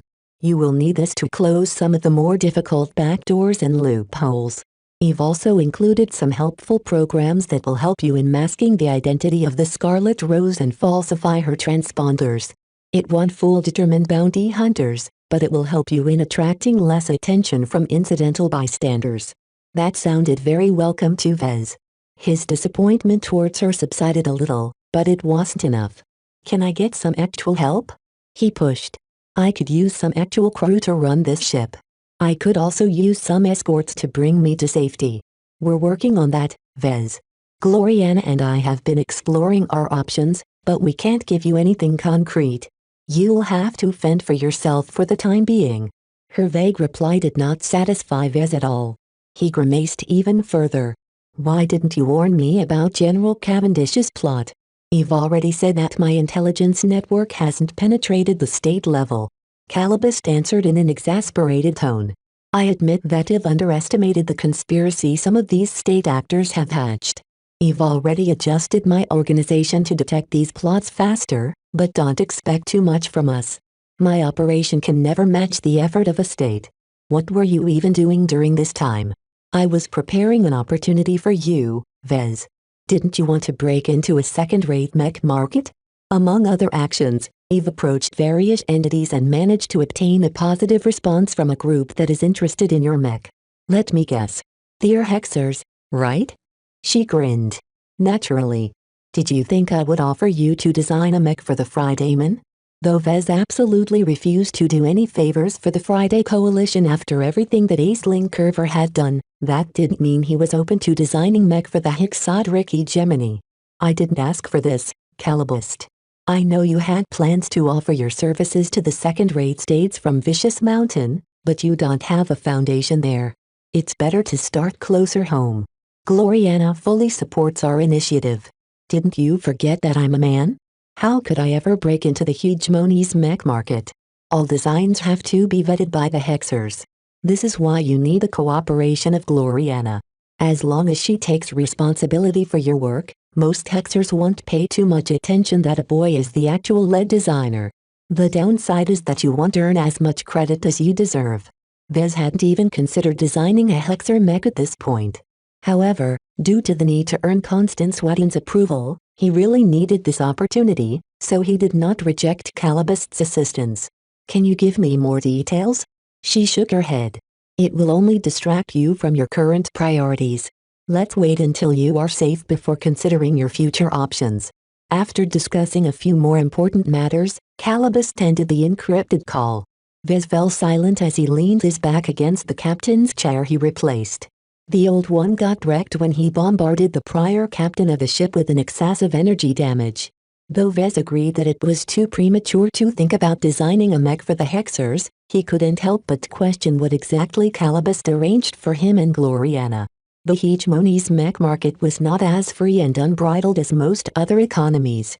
The hexers deferred to their matriarchs to decide whether a mech design was a good addition to the market. While this vastly reduced the amount of products for sale in the hegemony, the quality of them tended to be very high. Of course, one of the downsides of this was that novices and apprentices barely had room to breathe in their domestic mech industry. While the hexers implemented various policies to avoid starving them to death, it was undeniable that the Friday Coalition offered much more fertile ground to the younger generation of mech designers. Vez knew that Gloriana managed to beat the odds by specializing in a very small niche. There was always demand for custom mech. Even if she didn't manage to attract any customers, she could always gain more experience by designing mech for the Wadden dynasty. While Gloriana already developed a presence in the hegemony's mech industry, she didn't actually possess that much commercial experience. Vez expected that it would take some years for him to offer his products to the hexers. Right now, he still had much to learn before he came close to reaching an adequate degree of familiarity with second-class mech. What kind of mech do I even want to design? He asked. This question had been plaguing him for a while. Ever since he completed The Deliverer, he no longer saw any need to intervene in the Sand War again. Outside of this destructive conflict, the states in the region shouldn't be eager to fight on a massive scale. Wars and skirmishes would certainly diminish as the survivors poured most of their energy into rebuilding what they lost and taking over the territories scoured by the Sandmen. This was why Vez already considered stepping up to a second-class mech market. All of the low-level friction that took place in the third-rate states did not interest him at all, especially after he experienced the Sand War. Taking part in the Komodo War sounded much more interesting, though this conflict was fought at a much higher level than Vez was used to. Without a compelling and technically sound mech design, he would never be able to break into the market. Right now, Vez still needed to supplement his knowledge and hurry up in gaining all of the competences necessary to design a second-class mech. And not just an ordinary second-class mech, but a premium one. That reminded him that Aisling and Patricia's quarters were ripe for the picking. Since both of them were at the mech workshop by the time that Vez launched his hijacking attempt, the women shouldn't have gotten any opportunity to retrieve their personal possessions. While Vez wasn't interested in their personal effects, he hoped they left something useful behind, such as a full copy of their library. The printed books in his stateroom only encompassed a shallow layer of the knowledge that Clarion University had to offer. As long as Vez got his hands on Aisling's restricted knowledge, Vez would definitely be able to grasp second-class mech design faster. He first processed the information in software sent by Calibust. It took one day to install the new software, become familiar with its functions, and increase his control over the Scarlet Rose. Only after he finished these necessary chores did he choose to investigate former quarters of his least favorite Friedman mech designers. In case of any traps, Vez decided to take some precautions before entering. Meow meow. Hey, I haven't complained at all about the fact that you're treating millions or billions worth of calls of exotics as your food. The least you can do is to scout ahead and dig out any secret stashes. Meow. Though Lucky looked a bit grumpy, Vez thought it was best to pull Lucky away from the material stores. He still needed at least some supplies to perform critical repairs when needed. Aside from this precaution, he also donned a suit of combat armor he managed to retrieve from one of Lucky's unfortunate victims. Many of the guards that met an unfortunate end at his claws had died from internal wounds. That left their combat armor intact. As long as he hacked its systems and adjusted their biometric locks, the combat armor he salvaged fully recognized him as its native user. The main issue with his protection was that it consisted of medium combat armor. This was larger and bulkier than Vez was used to. Along with the fact that second-class combat armor came with many complex functions, he was unable to adapt to it in a short amount of time. This was why he made for a very strange sight right now. A large, armored form coated with the colors and emblems of the Coalition Reserve Corps approached the entrance to Patricia's quarters.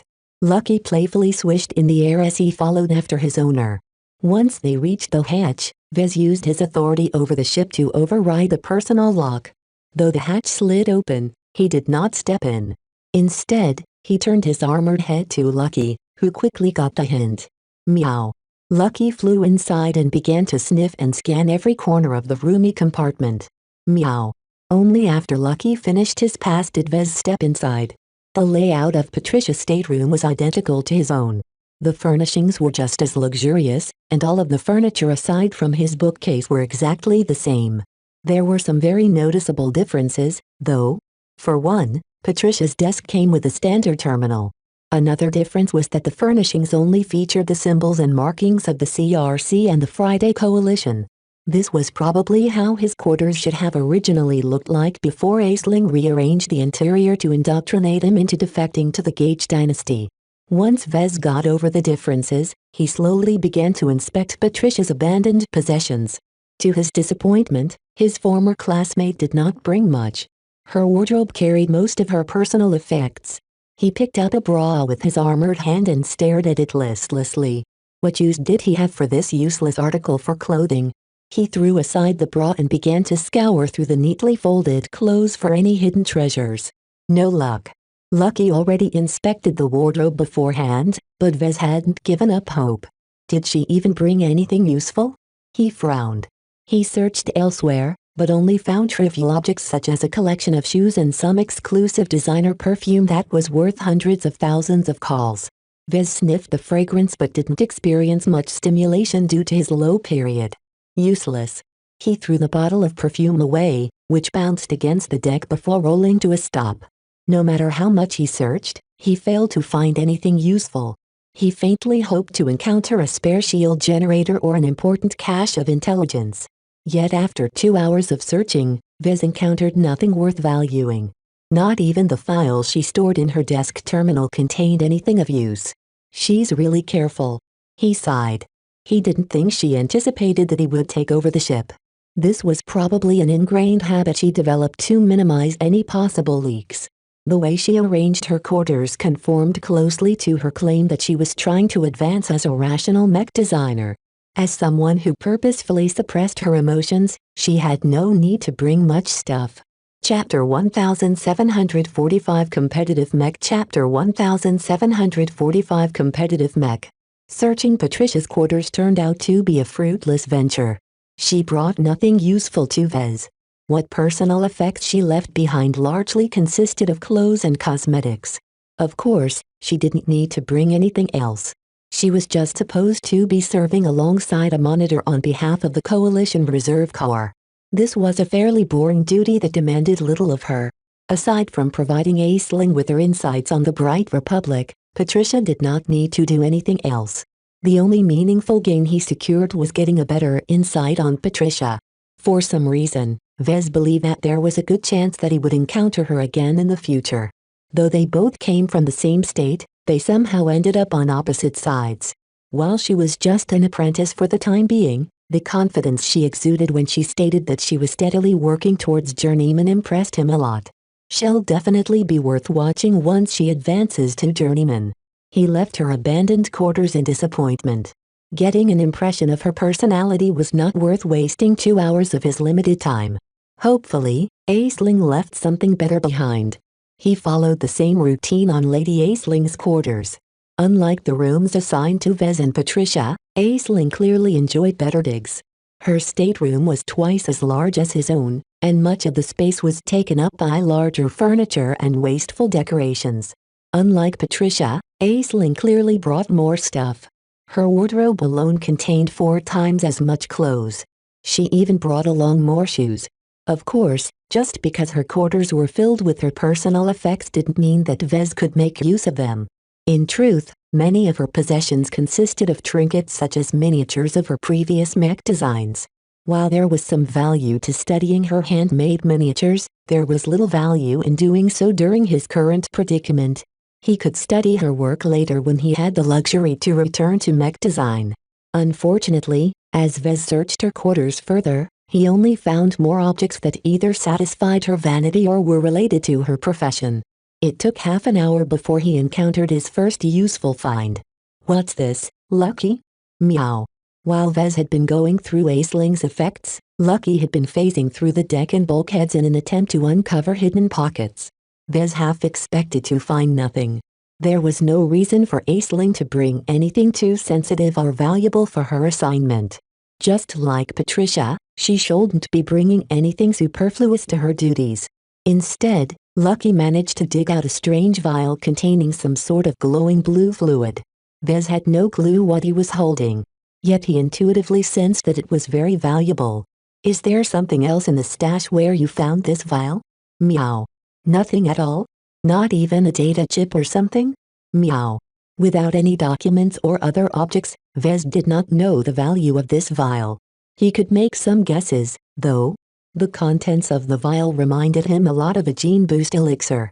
The ones he was familiar with acted as primers that increased a person's tolerance towards genetic modification. Vez obtained an entry-level boost from Master Olson. He gained a follow-up boost after undergoing an operation at the Starlight Megalodon. The value between these boosts differed substantially. While an entry-level boost was already valuable, a second-phase priming agent could be worth as much as the Scarlet Rose. Though his vision grew hot for a moment, his rationality quickly reasserted itself. How could Aisling be so careless as to bring along a second-phase priming agent to this mission? She should never be carrying something so valuable without more protection. Unless it's not for her. Perhaps it might have been prepared for an upcoming trade. Vez recalled that Aisling ended her monitoring assignment early. In exchange, the CRC passed some other assignments to her in order to make up for her premature return. Is this a part of her make-up assignments? He couldn't really tell. There was something special about the vial that prompted Aisling to store it away in a hidden stash in her quarters. Whether it was a gene boost elixir or some other valuable substance, Vez couldn't immediately make use of it, let alone identify it right away. Maybe her terminal contains some information. He left aside the unmarked vial and sat down behind her desk. With Lucky's assistance, he managed to gain entry into her files. Well, it's not as empty as I thought. Unlike Patricia, who maintained a very light footprint, Aisling clearly didn't possess the same concerns. She dumped all sorts of files and documents in the storage space of her personal terminal. While her files were locked behind numerous passwords and encryptions, Lucky easily solved them all, revealing all of their contents to Vez without any further hindrance. He combed over Aisling's haphazard file structure. Many of the files were related to her former and current design projects. He not only encountered Aisling's design schematics, but also her notes, logs and explanations. The former only provided him with some reference value. The former combined with the latter allowed him to imitate her mech design. While Vez didn't feel any desire to engage in such a shameless action, he could still gain a deeper insight into her specialty. Wait a second, these design schematics are very familiar. 4 of the folders contained the full design documentation of the mech stored in the mech hangar. Each of those dormant mech were actually her own work. She designed and built all 4 mech to serve as her honor guard of some sorts. If Vez hadn't sabotaged their neural interfaces, then he would have definitely failed in his hijacking attempt. As it was, without any mech pilots, the mech basically turned into metal statues. There was no way that Vez could take advantage of their strength. Nonetheless, that did not mean that Vez discounted them entirely. At the very least, if he didn't have anything else to do, he might as well study Aisling's work in order to deepen his understanding of second-class mech. If he combined personal inspections of the mech with studying Aisling's design files, Vez would definitely be able to grasp the essence of their designs. This was considerably valuable to Vez as he didn't really have many opportunities to inspect a second-class mech up close. Out of curiosity, Vez delved into the documentation related to her specialty. He immediately encountered pages filled with calculations, projections and incomprehensive jargon. Vez only possessed a shallow understanding of neural interface technology. His scattered learning on this subject only encompassed the tip of the iceberg. If Vez wanted to gain a technical understanding of neural interconnectivity, then Vez had to develop an actual foundation in this field. Did she leave any useful learning material behind? He wondered. He immediately stopped exploring her design files and turned his attention to her other folders. Vez encountered various irrelevant documents related to Clarion University and Master Huron.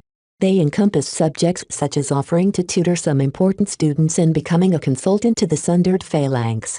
According to the correspondence logs, Aisling refused the offer to join a clandestine mech design team related to the Gage Dynasty's mech military. Ordinary individuals would never be given the opportunity to say no, but Aisling was different. As a direct disciple to a master, she enjoyed a more privileged status in society. Vez idly browsed her correspondence further. While she didn't deliberately obfuscate her information, she still exhibited some care in avoiding anything too sensitive. The most he gained out of reading the messages she sent to her friends, colleagues and her master was that she was a very wanted partner for collaboration, especially when it came to mech designed for small-scale military units and mech athlete teams of all things. The former made a lot of sense. Neural networks worked best when they tied a small number of mech pilots together who shared a lot in common. Outside of close relatives, the only people who qualified were those who underwent the exact same rigorous training that shaped their attitudes and personality traits in the same direction. Vez did not expect Aisling to be involved in the design of mech proposed for group sport competitions. The mech games circuit of the Friday Coalition is much more popular than the scene in the Bright Republic. The mech pilots and diversity of competition formats were on an entirely different level. A lot of money passed around in this industry due to the sheer number of fans they attracted. Not only the Friday men, but many other fans from the Bright Republic and other third-rate states watched the matches. Vez personally didn't waste any time in watching them since second-class mech were too far away from him. He regretted this decision now as he would have gained a much better feel for these types of mech if he witnessed thousands of battles. He turned his attention back to the correspondence. It turned out that neural interconnectivity was a high-risk, high-reward addition to group sports mech. Competitive teams who wanted to gain an edge in teamwork were all interested in leveraging the power of neural networks. Though neural networks increased the chance of incurring brain injuries and other neural problems, to mech athletes who wanted to win at all costs, even a 5% increase in effective performance was worth the risks. Reading through all of this correspondence not only enlightened him to the demand for neural interconnectivity, but also expanded his horizons of the mech games circuit. He couldn't help but consider what it would be like to follow Aisling's footsteps and design some mech for a professional mech athlete team. Depending on the league and team tires, mech designers stood to gain a lot of money. As mech served as one of the main victory factors, their designs were very crucial. In the team correspondence, Aisling received offers that rewarded her with 2 to 5% shares of a mech athlete team's seasonal profit. As long as her mech continued to be used, the calls would keep rolling in her bank accounts. However, to a mech designer like Aisling, she had little interest in the monetary remuneration. What interested her more was exposing her work to an incredibly huge audience base. Though the offers she received only came from teams competing in the lesser leagues, This was still a very great opportunity to build up a reputation and expose her work to many future customers. Unfortunately, the offers vastly reduced when the Komodo War erupted. Most mech games leagues suspended their matches while the rest reduced their scope. It couldn't be helped. In the long-awaited war against their hated rivals, the Fridaymen couldn't afford to indulge in too much entertainment. What a shame. Vez developed a slight yearning to participate in group competitions. What would it be like to introduce mech with powerful glows to the mech arenas? The crowd would definitely go wild when they experienced the glows in person. He became more and more interested in this idea. It was a very good idea for him to gain a reputation in a new and unfamiliar market. Sadly, the Komodo War ruled out any attempts to gain exposure through this method. If not for this massive conflict, Vez would gain the confidence to elevate a smaller team to prominence. Oh well. He shrugged. Maybe I can find some opportunities elsewhere. After a bit of thinking, he found that Gloriana and him were very well suited to design a suite of mech tailored to a competitive team. This idea has a lot of promise. I should get back to it when I have the chance. For now, he needed to resume his inspection of Aisling's personal files. Chapter 1746 Mysterious Eye Chapter 1746 Mysterious Eye. For the first time since the outbreak of the Sand War, hope began to spread. It originated from a surprising source. Across numerous battlefields in the Protectorate, the Cronin defense fleets deployed as usual. The Sandman race continued its mindless assaults on human territories long after the Sandman Emperor perished. They showed no signs of stopping.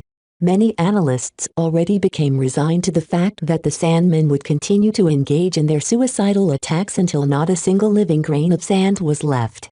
The only variable was how many humans they killed while their race collided against the might of human civilization. Without the assistance of the Big Two or the two dominant second-rate states, the Ilvanans, Briders, Visions, Reinaldans and many other people had to depend on themselves to save their lives. After many months of fighting and countless human deaths, salvation finally graced the fatigued combatants. It came in the form that no one expected, even the Ilvanans themselves. The Deliverers, especially in the hands of the Eye of Ilvain, turned battles around whenever they were deployed. Each time these mech made an appearance on the battlefield, their distinctive profiles with their huge gauze rifles lifted every Cronin mech pilot's morale as much as the glows of the holy soldiers. Ilvain is with us. The Eye of Judgment will punish the wicked. Despite the many mysteries surrounding the mechanisms of the Deliverer model, the Ilvanans were inclined to remain skeptical. Experiencing the fantastic glows of the Deliverers was enough to make any Ilvanan into a rapturous believer in the mech. Each time these mech engaged the Sandmen, every other mech pilot and starfighter pilot tried to see how bright their luminescent third eyes shined into space. The brighter the shine, the greater the mech pilot's devotion to the Ilvanan faith. The brighter the shine, the more responsive the Deliverer's blessings acted on the mech pilot's aim. Of all the mech pilots, the hunters of Ilvain often achieve the best results. Their intense devotion, which was constantly being reinforced by their exposure to the Deliverer's sacred glows, turned them into vessels of the great prophet's will. Prophet Ilvain had not forsaken his flock. He lived, and lent his assistance to the descendants of his original believers. Tears welled in the eyes of both the hunters of Ilvain and the Cronin mech pilots that were willing to sacrifice their lives to shield these precious mech. Their faith had been rewarded. The legacy they preserved was real. In one major star system, several mech regiments resisted a large Sandman fleet that consisted of up to 20 Sandman admirals. Millions of drones buzzed around three humongous monoliths. The monoliths each fired heavy laser beams at distant starships, pressuring the Ilvanans into concluding the battle quickly. Without their motherships, the mech had nowhere else to go. The Ilvanans couldn't afford to lose their ships, especially when the losses far outpaced their replenishment rate. However, the starfighter screen that protected the vital holy soldiers and other vulnerable mech were dropping like flies. Just like the Briders, the Ilvanans introduced a second generation of starfighter models that featured much more substantial armor.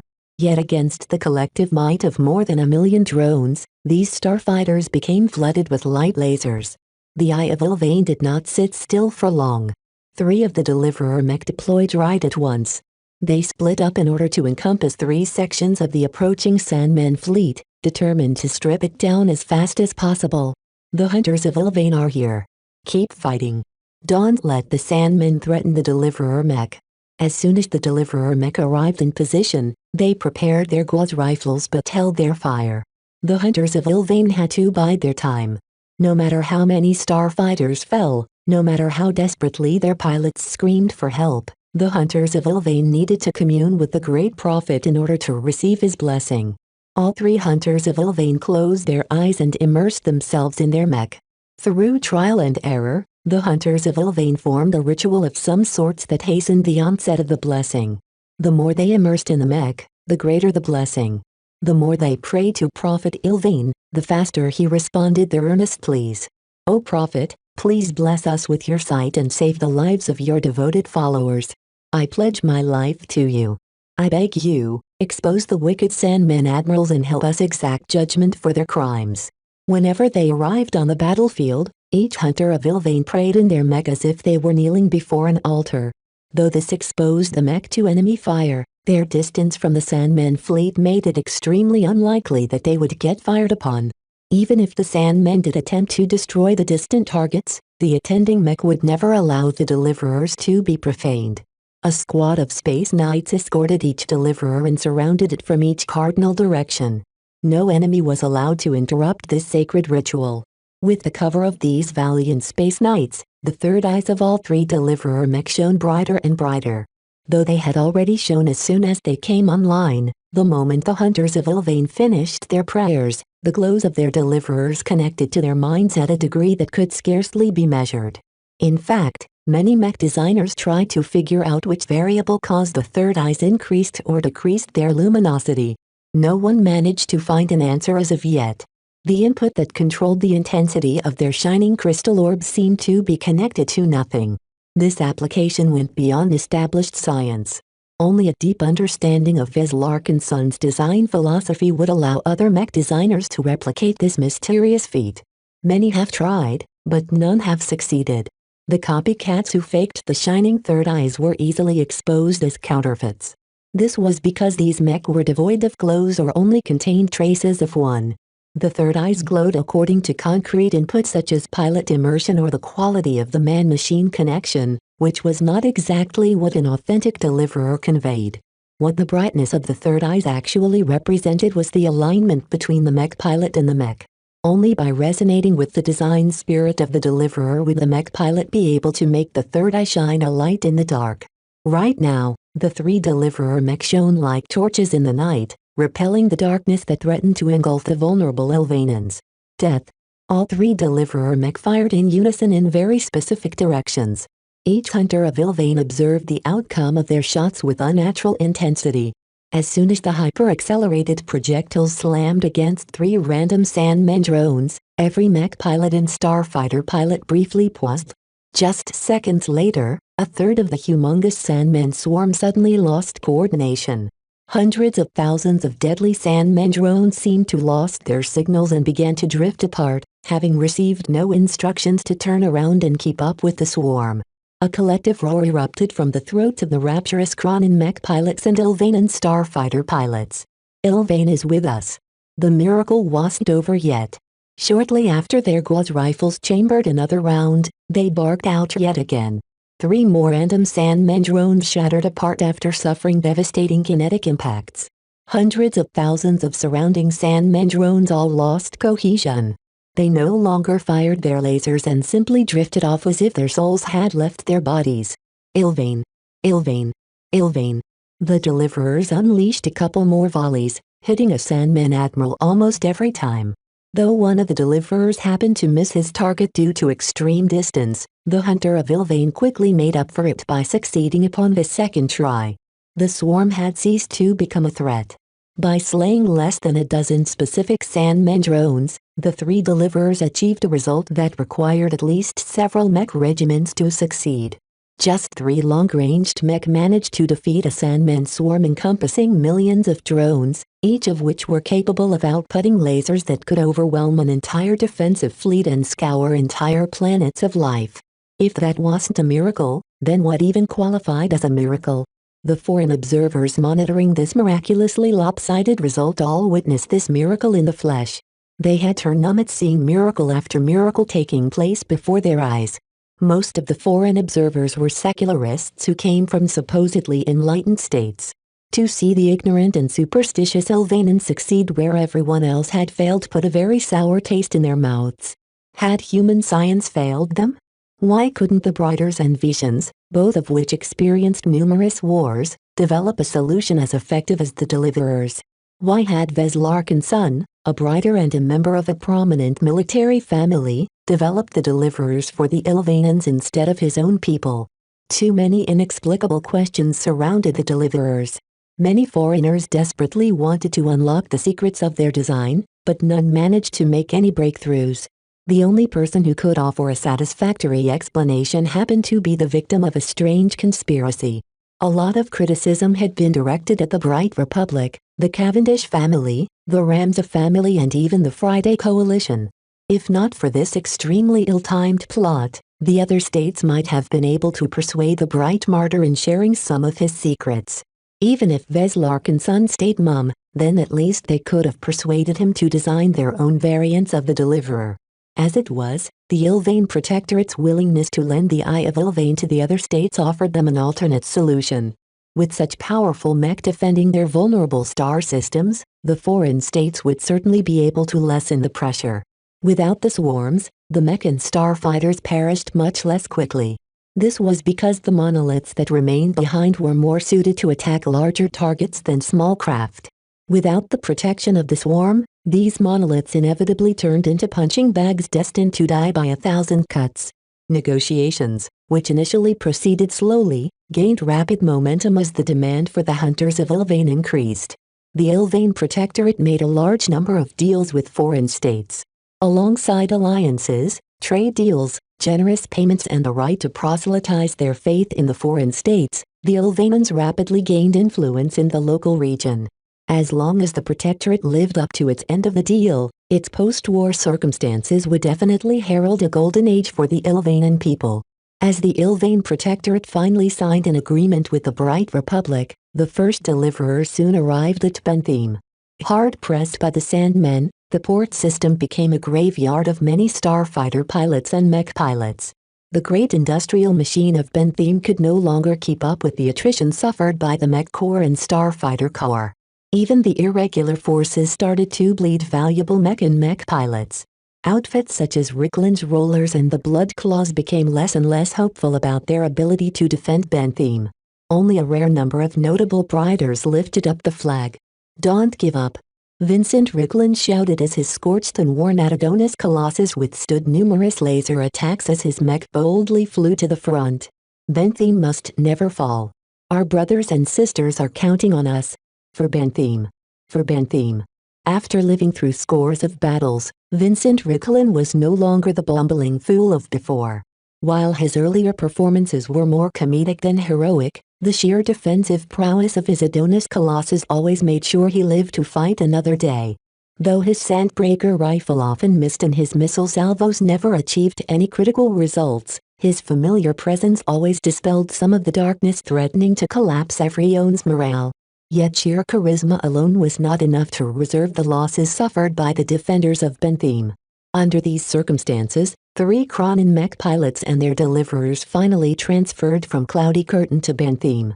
Chapter 1747 Light of the Prof. Chapter 1747 Light of the Prof. Lieutenant Dominic Cronin and his 2 subordinates received a kingly reception upon their arrival to the war-stricken star system. They came not as individuals, but representatives of their people and state. They wore their best dress uniforms as they attended a grand banquet in the presence of ministers, generals and other dignified officials. As mere soldiers, they should have received the least attention out of the people present, but the circumstances were anything but unusual. The Cronin mech pilots had already joined the hunters of Ilvain by virtue of their skill and record. Not only that, but Dominic, Edward and Jessel all became one of the foremost representatives of the Eye of Ilvain. Not only did they test pilot the prototypes of the deliverers, they also piloted the only 3 gold-labeled deliverers in existence. Technically, the precious mech still belonged to the LMC.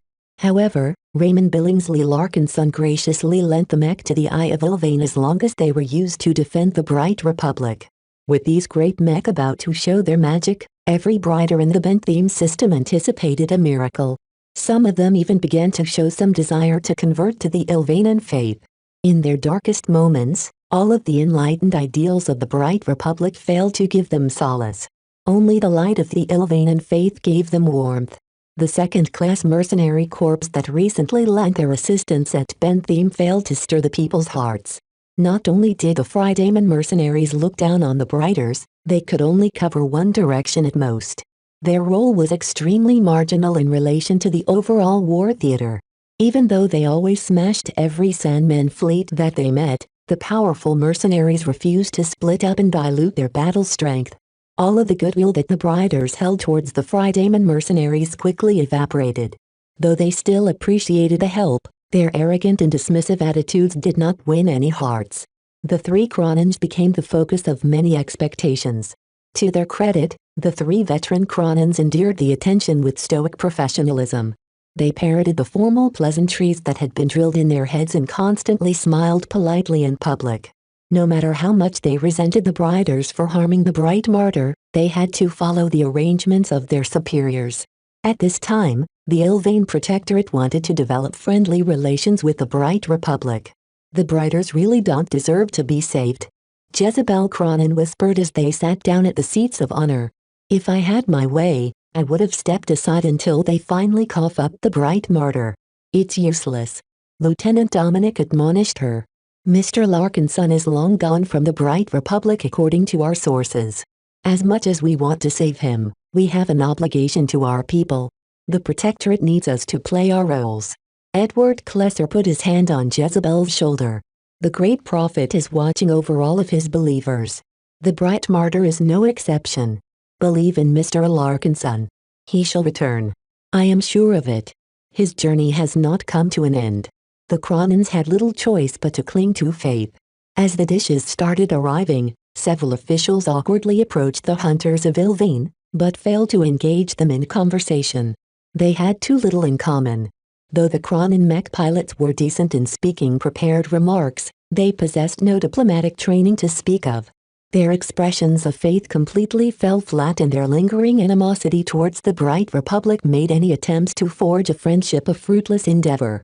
Fortunately, at least some higher-ups anticipated such an outcome. Ordinarily, soldiers understood other soldiers the best. However, any officers of the Mech Corps received cold shoulders from the stoic hunters of Ilvain.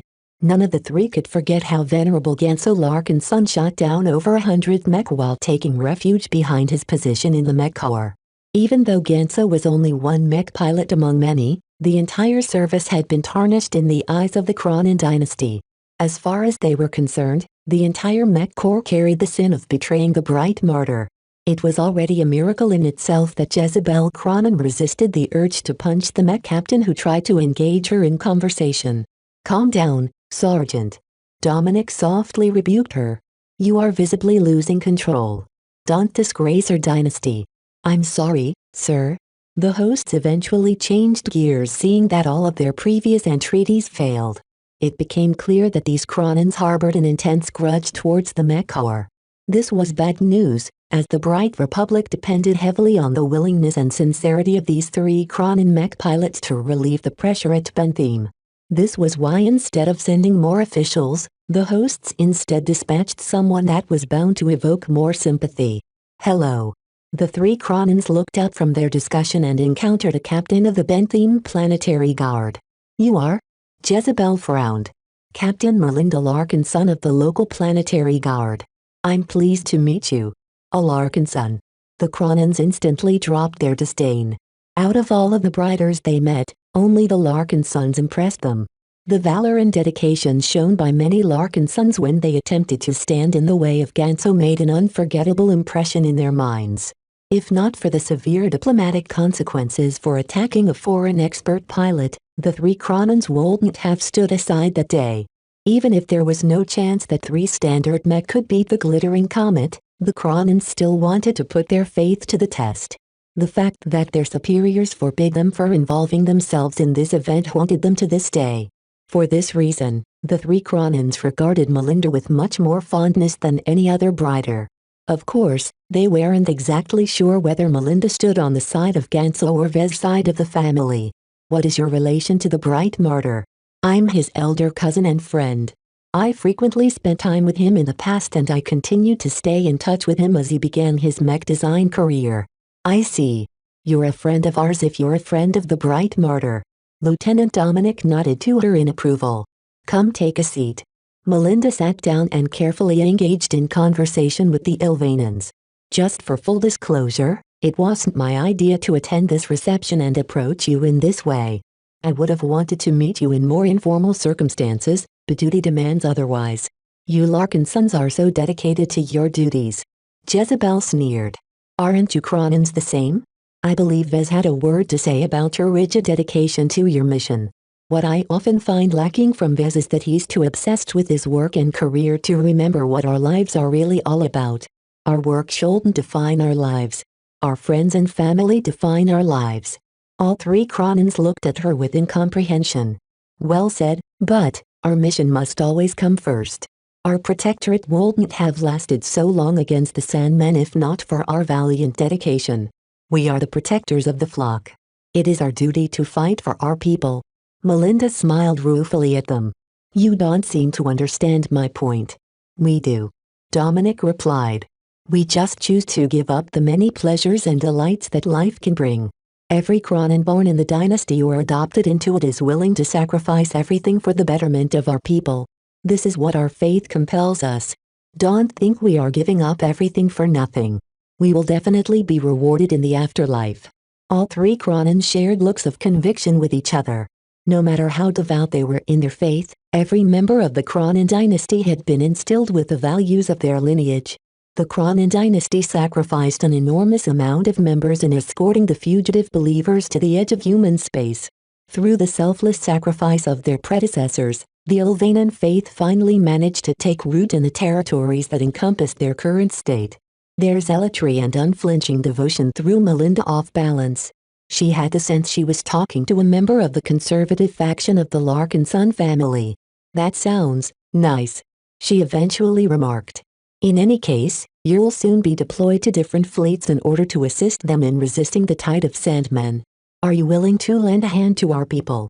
We are professionals, Dominic declared. We follow the instructions of our superiors. As long as Ilvain wills it, we shall defend you briders as if you are part of our flock. What if there is a conflict between the two? What if your superiors and Ilvain disagrees? Jezebel grinned. The great prophet's will is absolute. As our greatest leader and founder of our faith, his orders take precedence. He's dead, though? Melinda blurted out. How can you possibly take orders from someone in the grave? The great prophet isn't dead. Edward responded. He's alive. We know because his heart beats with ours each time. If you are a devout Ilvanan believer, you will know this as well once you step in the cockpit of a holy soldier or deliverer mech. Aren't you one of the bright martyr's friends? You must have piloted one of his mech, then.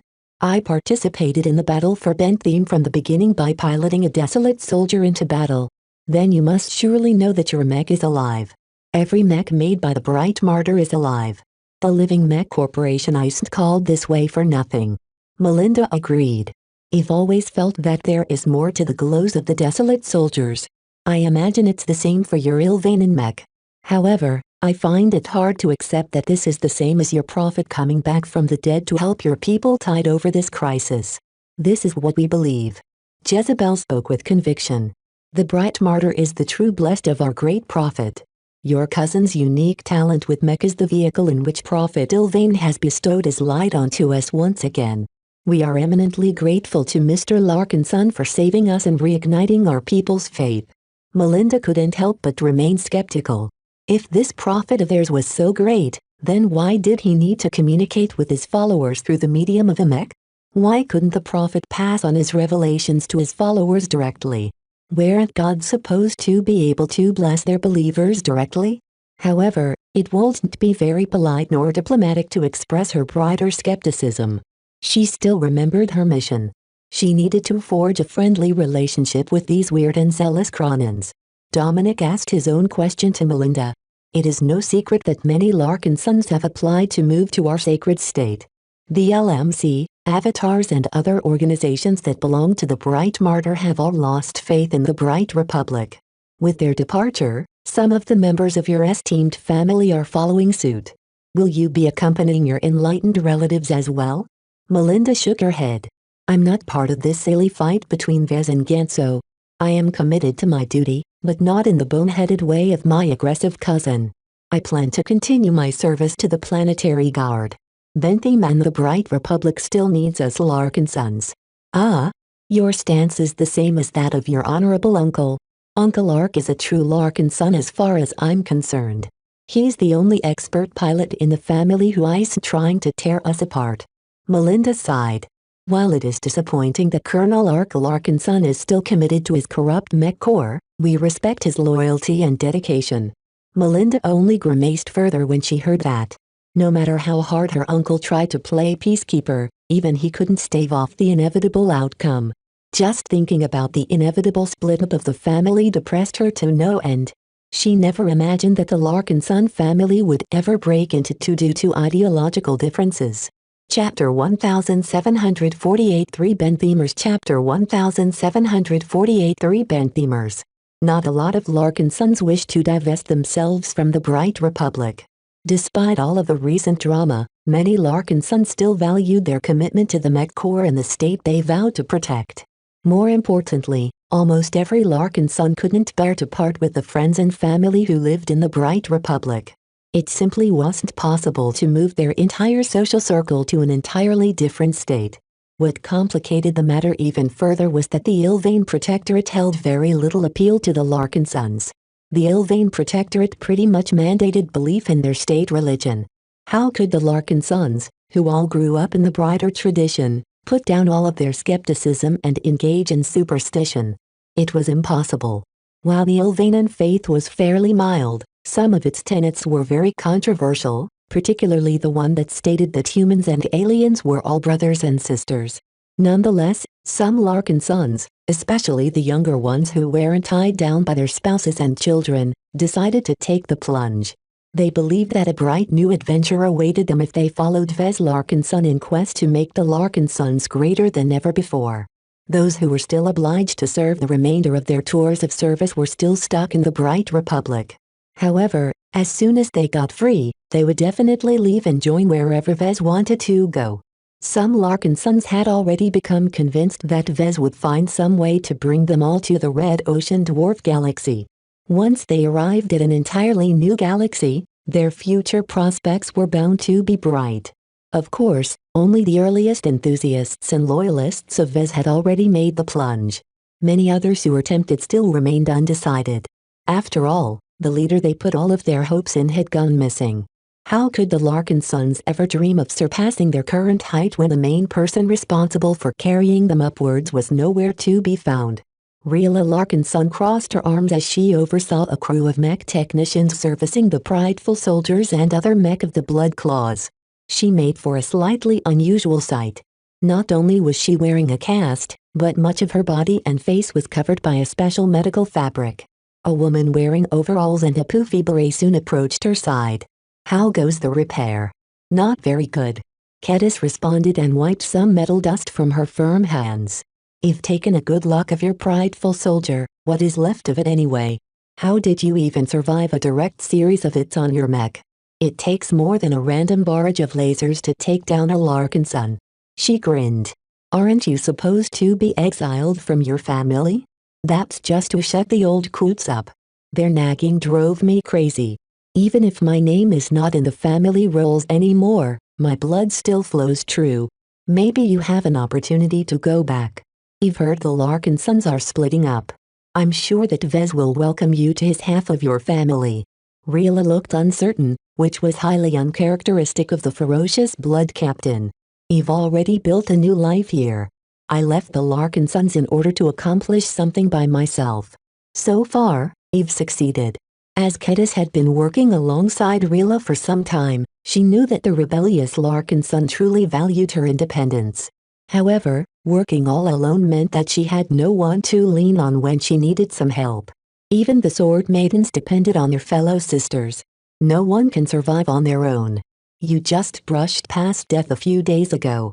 Cadis gestured to Reela's limp arm. When we pulled you out of the ejected cockpit, your left side was marred with third-degree burns. If your cockpit had been hit again, nothing but ashes would have been left of your body. Well, I got better. These kinds of flesh wounds are trivial. You'll be ready to thrash the Sandman as soon as I become accustomed to my regenerated tissue. Her Larkin Sun identity came in very handy this time. The Blood Claws did not hesitate to offer her the best treatment they could provide. Sometimes, you behave just like the Vez I know. The two of you aren't as different as you think. Cadis pointed out. Ah, shut up. Reela weakly punched the mech designer's arm. I hate being compared with my cousins. I don't mean to make you feel bad.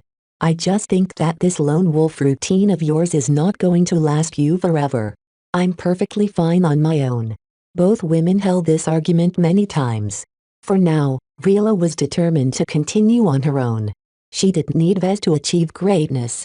Elsewhere in Bentheme, Vincent patted the leg of his battered Adonis Colossus with satisfaction. Keep on fighting, old soldier. Your popularity has reached a new record, Vince. His PR manager said ecstatically.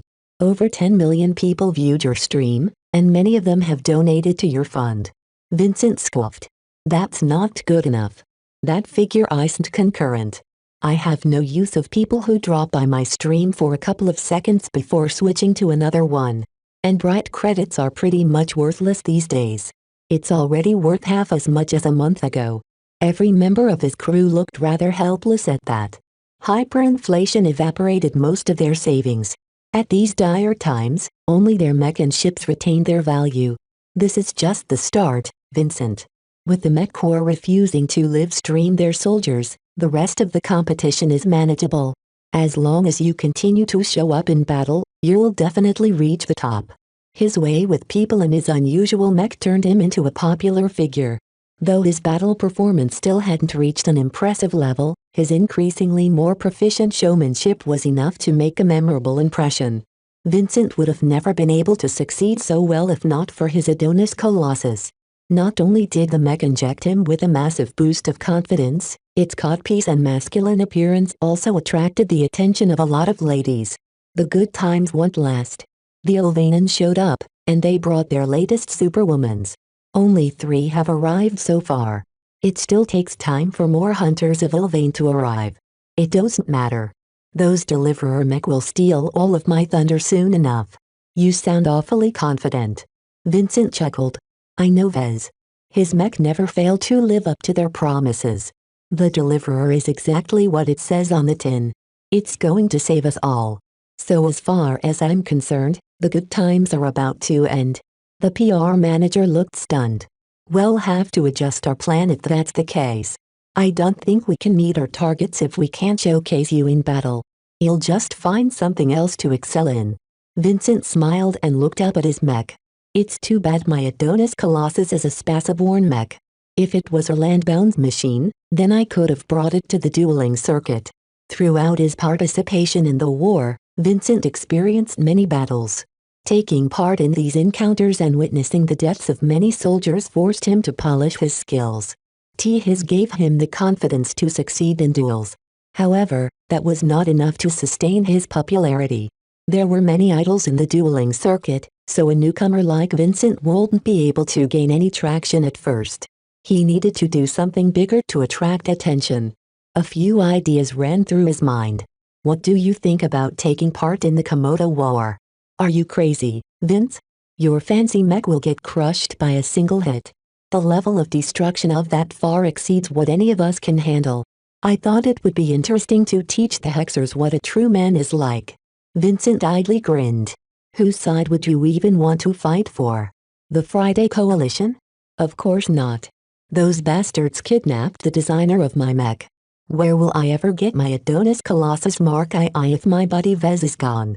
The PR manager couldn't believe it. Are you actually thinking about fighting for the Hexers? Why not? Vincent grinned, showing off his gleaming white teeth.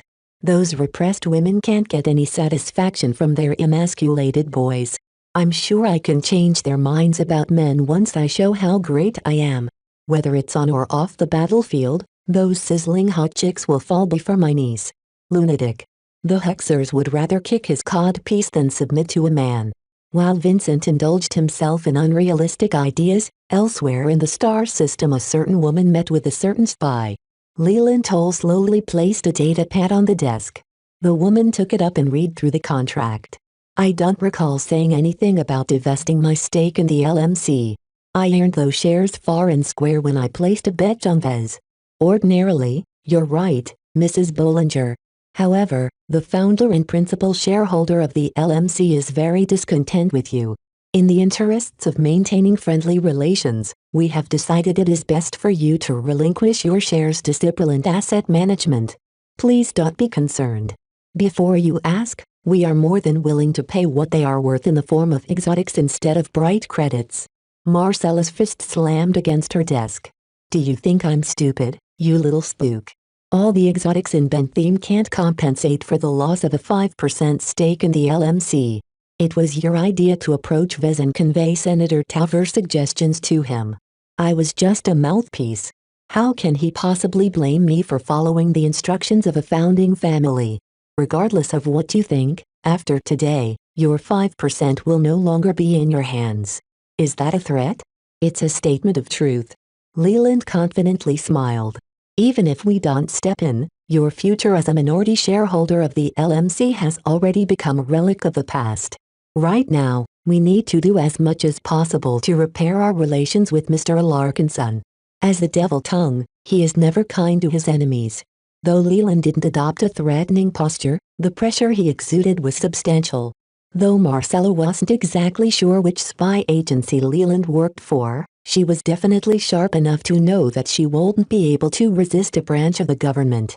As a consummate Bentham insider, Marcella knew more than most locals. She took the datapad and reread the contract several times.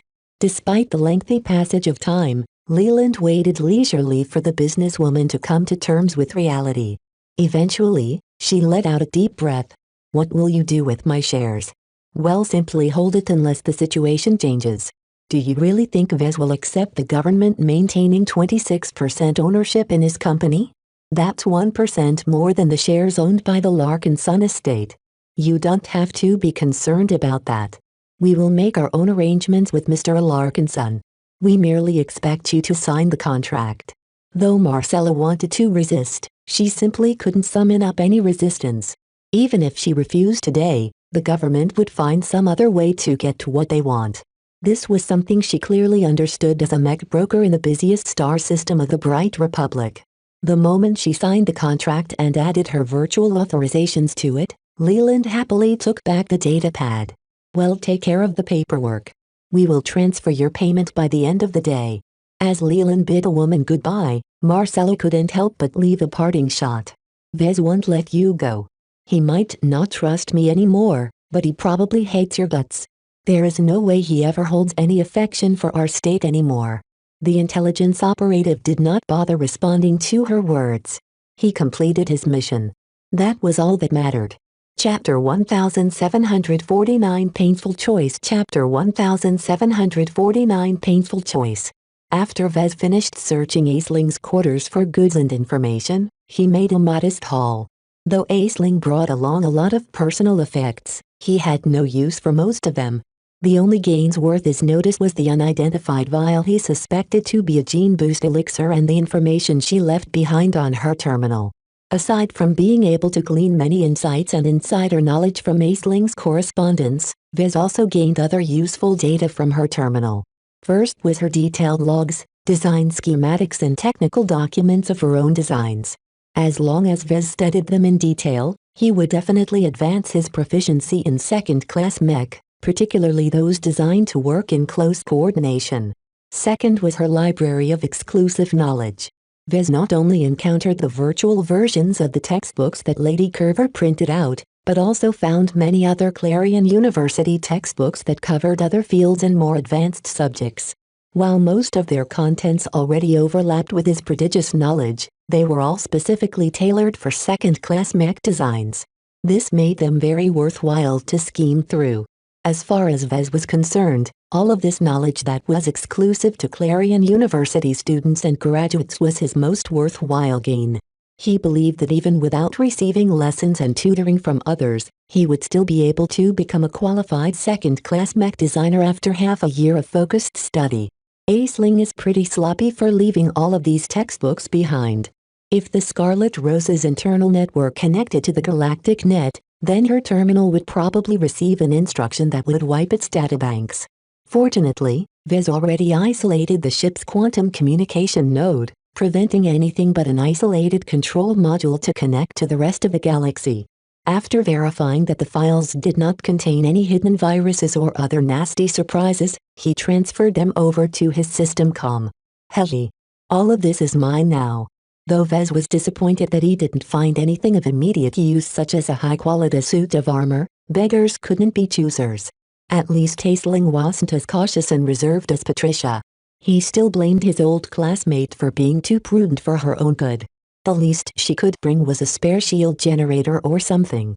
Though Vez managed to take over the Scarlet Rose and everything the former crew and passengers had left behind, none of them enhanced his ability to return to safety. This was a distressing outcome, especially when he had to evade capture for at least a month. He took some time to consider his chances and found that there were too many things that could go wrong. The likelihood of the Friday Coalition or one of their helpers catching up to his fleeing ship was very substantial. If Vez wanted to overcome this crisis, then he needed to increase his immediate combat and evasion capabilities. If I want to increase my chances of success, I'll have to increase my capabilities in another fashion. He directed his attention to something he long neglected, the Mech Designer system. When he activated the system, he first reviewed the DP he recently earned. Design Evaluation, Deliverer DLA-01. Model Name, Deliverer DLA-01. Original Manufacturer, Vez Larkin Son, Gloriana Wadden. Weight Classification, Medium.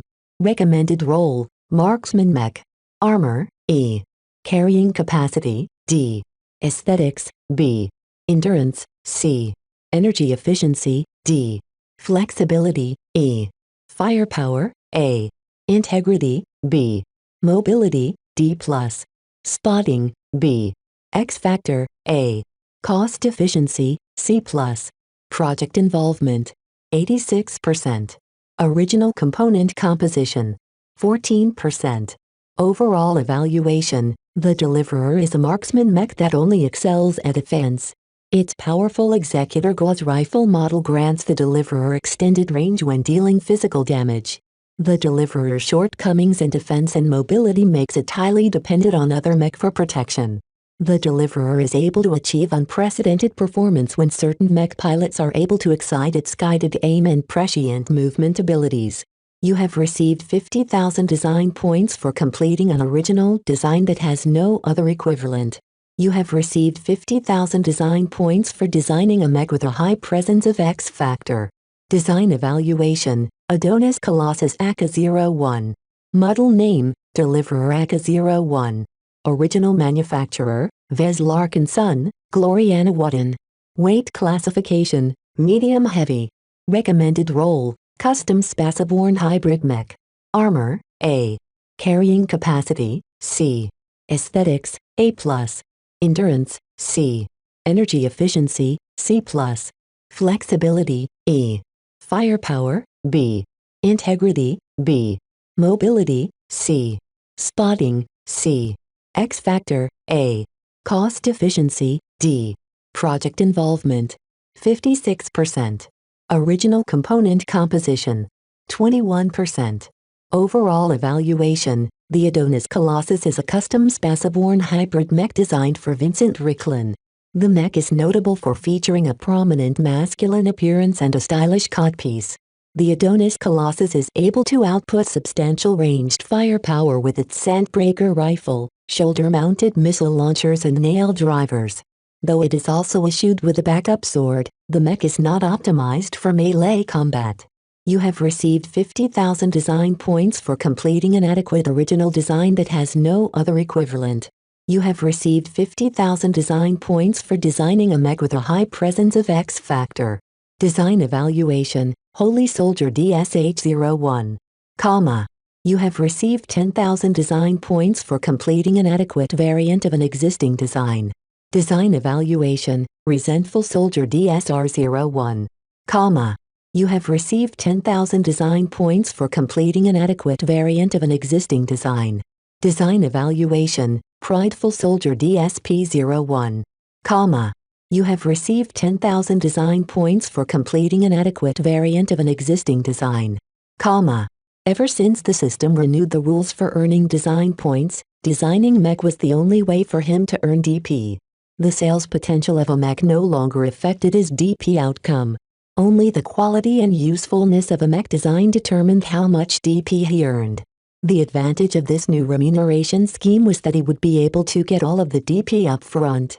The downside was that he couldn't milk any more DP out of the system once he finished a design. What distressed Vez the most was that the system heavily reduced the rewards for designing a variant. While Vez could easily earn 100,000 DP for designing an adequate original Mech design, he could only scrape 10,000 DP for a variant of the same quality. Clearly, the system did not wish for him to waste too much time with designing different versions of his existing work. Even though it took almost as much time to design the Militant Soldier and Peaceful Soldier as their base model, Vez only earned a tenth as much in the same amount of time. Earning 10,000 DP for 1 or 2 months of intensive design labor was incredibly inefficient. He'd have to waste an entire decade to accumulate 1 million DP, which was ludicrously slow compared to his previous earning rate. Status. Name, Vez Larkinson. Profession, Journeyman Mech Designer. Specializations, Spiritual Man-Machine Symbiosis. Design points, 1,333,622. Attributes. Strength, 1.6. Dexterity, 1.6. Endurance, 2.0. Intelligence, 2.2. Creativity, 2.1. Concentration, 2.1. Spirituality, 1.8. Neural aptitude, F. Skills. Assembly, Journeyman, 3D Printer Proficiency IV, Assembler Proficiency IV, Masterwork Mech Assembly I. Battle Mechatronics, Apprentice, Knight Mech Mastery I, Rifleman Mech Mastery I, Space Knight Mastery I, Hero Mech Mastery I, Custom Mech Design 3. Business, Apprentice. Computer Science, Journeyman, Mech Hacking 3, Programming 3. Electrical Engineering, Journeyman, Structural Pathway Configuration IV, Energy Storage IV, Conductors 3, Ultra Compact Energy Storage I, Power Reactors I.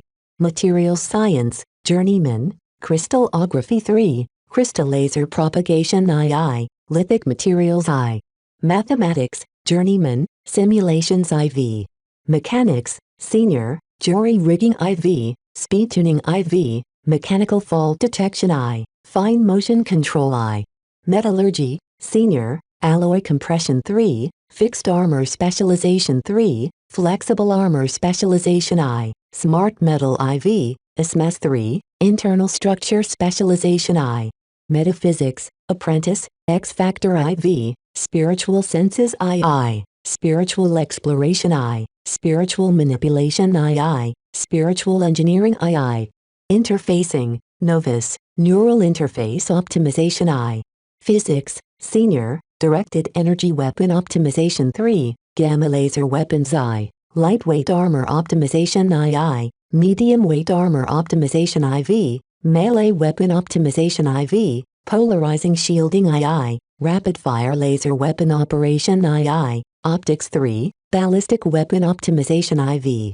Propulsion, Journeyman, Flight Systems IV. Salvaging, Apprentice, Field Repairs 3. Signals and Communications, Journeyman, Anti-Stealth Detection II. Stealth and Cloaking, Novice. Abilities. Super Publish, available. Can be activated once a year. Inventorize, unavailable. Evaluation, a qualified journeyman mech designer whose products gained prominence for their unique and distinctive glows. His prior self-study paid off as his status added several new sub-skills to the list. He particularly took note of Neural Interface Optimization I, which signified his ability to tweak neural interfaces to achieve greater performance. Of course, this wasn't anything impressive compared to neural interface specialists such as Aisling Curver. Vez could only turn a few knobs at most, while the Clarion graduate could pretty much design a neural interface from scratch. Vez was a little bit undecided whether he should expand his expertise in this field. With the help of all of the textbooks that he gained from Aisling's terminal, Vez obtained enough material to do more with neural interfaces. The downside was that he hadn't actually gained any authorization from the MTA to employ this knowledge in his mech designs. The only way he could make use of his expanded capabilities was by designing another underground mech such as the Devil Tiger. It's not worth it. He shook his head. He was only interested in Aisling's research in unifying the minds of different mech pilots. What if he could use some of her methods to increase the cooperation of the mech pilots of his mech? Whereas Aisling relied on neural interfaces to form a connection between mech pilots, Vez believed that it might be possible to form a more intangible bond through the use of a design spirit. Vez already formed some ideas on how to make this work, but this wasn't the time to delve into something so distant. I need to focus on my immediate needs. Right now, escaping mattered more than increasing his design capabilities. With over 1,300,000 DP in reserve, Vez gained a lot of choice in how he could strengthen himself. If he wanted to, he could try his luck and squander it all on lottery tickets. Considering the precariousness of his current situation, Vez did not dare to gamble with his life and freedom. Even if he won something, chances were his prize wouldn't actually be useful at this time. Vez ruled out spending his DP on skills and sub-skills. He already possessed more than enough knowledge to control the Scarlet Rose. The system didn't offer him any skills related to starships, which was another reason he dismissed this option. Perhaps the only field that was useful to him was to expand his expertise in hacking. Ever since he evolved his design philosophy in a certain direction, he no longer objected too much at becoming more proficient in hacking. However, Lucky already covered all of his hacking needs. What Lucky couldn't hack, Vez wouldn't be able to accomplish anything. That left the store. Only by purchasing and upgrading his items would he be able to increase his immediate survival capabilities. Vez dove into the shop and sought out an upgrade that he had long been eyeing. Com Upgrade Privacy Shield Level 2 Full Stealth. Price: 1 million DP. Duration: 30 minutes. Temporarily upgrades a Level 2 Privacy Shield to emit an overpowering field that disrupts any means of observation. It is capable of obfuscating every possible means of observation that is known to the mech designer system. Compared to his current full stealth augment, a level 2 upgrade extended its charge by 20 minutes. With 30 minutes of complete and total stealth, Vez could probably assassinate the entire crew of a moderately-sized ship. Still, 30 minutes is not enough for 1 million DP. Vez would have bought this upgrade immediately if it extended his use up to 60 minutes. With an entire hour of stealth, Vez could not only empty entire ships of their crews, but also infiltrate all manner of high-security facilities. As it was, 30 minutes was barely enough for him to consider spending so much DP. The system was such a greedy profiteer that Vez would have to give up other possible goodies if he purchased this upgrade. While this option significantly enhanced his personal security, it was no use at all in enhancing the Scarlet Rose's ability to evade pursuit. After a long moment of consideration, Vez ultimately decided to upgrade his full stealth augment. If I have to, I'll give up the Scarlet Rose. She's just a ship. My own life is much more important. Chapter 1750 Converting Gear. Chapter 1750 Converting Gear. The moment he spent 1 million DP to upgrade his full stealth augment, a heavy weight lifted off his shoulders. Losing so much DP meant that he wasn't plagued by choice anymore. The systems shop offered a lot of overpriced personal equipment that only truly started to become useful at 100,000 DP or more. At the 1 million DP price level, the system did offer various useful equipment. However, Vez no longer had to think about purchasing any of them now that his DP reserves dwindled to around 300,000 DP. Vez decided to keep the rest in reserve. Just like last time, he could redeem a number of useful medicine or some other gadget to overcome a crisis. Of course, the downside of this was that Vez wouldn't be as strong as he could if he spent the DP beforehand. This was his mistake last time. If he had redeemed some better gear, he might have been able to avoid sustaining so many injuries. Well, I'm not as helpless now. He managed to salvage an intact suit of medium combat armor. While he was anything but proficient in its use, he could still move around while enjoying the protection of second-class infantry armor plating. This was enough to resist nearly every form of third-class small arms fire. As for firepower, Vez not only possessed the Amastendera, but also the quaint but powerful laser pistol dropped by Aisling's female Benny. The laser pistol aroused a lot of interest from him. As soon as he finished spending his DP, he decided to get the rest of his gear in order. It's too bad I blew up the armory, he muttered with regret. He had already inspected it early and nothing useful was left. Every piece of useful gear had been destroyed by the cascade of explosions that demolished the entire compartment and turned the security compartment into a total mess. The only weapons and gadgets he managed to scavenge came from the bodies of the former crew and guards. Aside from some multi-scanners, none of them were useful to his situation. He decided to rely on the compact laser pistol as his new primary armament.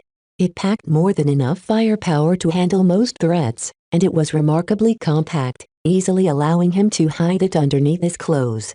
While he experimented with a heavy assault rifle, Vez quickly found out that they were very bulky and difficult to handle without training. This was because the rifles were designed to work in unison with combat armor. This meant that unless Vez mastered the latter, he could forget about making full use of the former. Though Vez wasn't really proficient in their use, he decided to mount one in his armor holster anyway. In any case, the rifle came with many interesting firing modes and other useful functions. As long as he didn't have to aim too much, the rifle could definitely unleash a lot of devastation. The heavy assault rifle incorporated 3 different damage types. Aside from lasers, the rifle was also capable of firing particle beams and kinetic rounds. The variety of damage types was the main reason why the rifle was so comically bulky. While the Scarlet Rose traveled quietly in FTL, Vez took the time to inspect and tinker with his new gear. With Lucky's help, Vez delved deep in their programming and made sure to neutralize every single backdoor and precaution against unauthorized use. Second-class gear was very powerful, and therefore very dangerous in the wrong hands. Only the compact laser pistol that belonged to Aisling's assistant gave him some difficulties. Its security precautions were on an entirely different level. Not only did it contain various hardwired security measures and identity locks, they were also interconnected with each other. As long as he tampered with one security precaution, the other security precautions would automatically trip, rendering the weapon completely useless. Fortunately, Vez was a very capable engineer.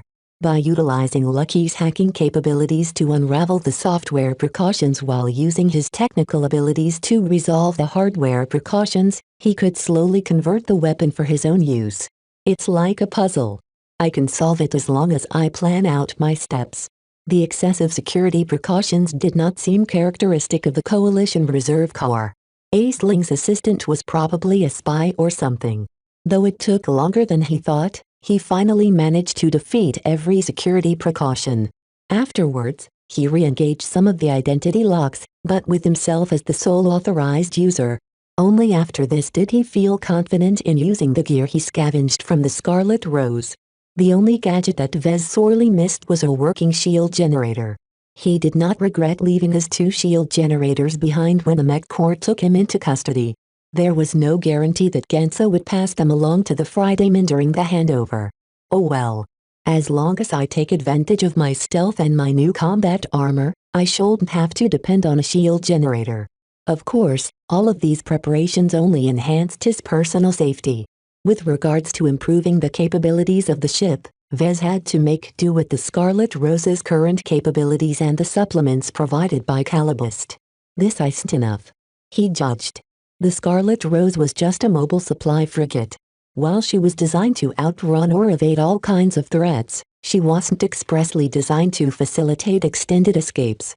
As the ship was about to translate back to real space in a couple of hours, Vez became a bit more apprehensive about what he would encounter upon emergence. He rubbed his smooth-shaven chin in thought. The Coalition should definitely be aware of my last known position and my likely flight directions. Just like last time, Vez expected to encounter an outfit or two who had been hired to intercept the Scarlet Rose. There was a small but real chance that his ship would emerge within interception range of these hunters after exiting FTL. If this ever occurred, Vez would have very little means of resisting. He'll just have to bite the bullet when it comes to that. As the hours ticked down, the ship entered yet another lifeless star system. The weak glow of the red dwarf star illuminated a handful of rocky satellites that barely qualified as planets. The Ordnance Republic, which had become quite dependent on the Friday Coalition, did not possess a large and powerful mech military. Its private sector outfits weren't anything impressive either. Just like the decadent Kamen Republic, Ordnance mainly focused on developing its economy and culture. Seems like there aren't many formidable mercenary corps in Ordnance. He commented from the bridge as he observed the ship skulking in the star system. The Scarlet Rose detected 7 light carriers spread out in 3 different groups across the star system. None of them happened to be within a light hour of the Scarlet Rose, which meant that Vez did not have to worry about interception.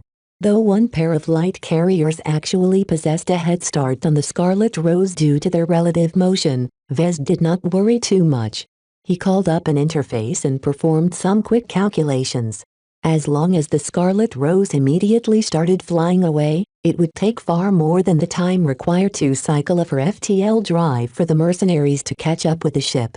In short, unless the FTL drive or propulsion system malfunctioned, he was safe.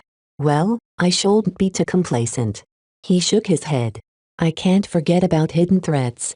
Just like before, he engaged the active sensors and dialed them up to full power.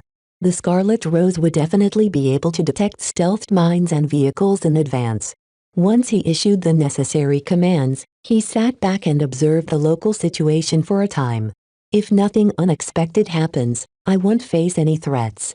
Vez found it notable that he hadn't encountered any pursuers from the Friday Coalition yet.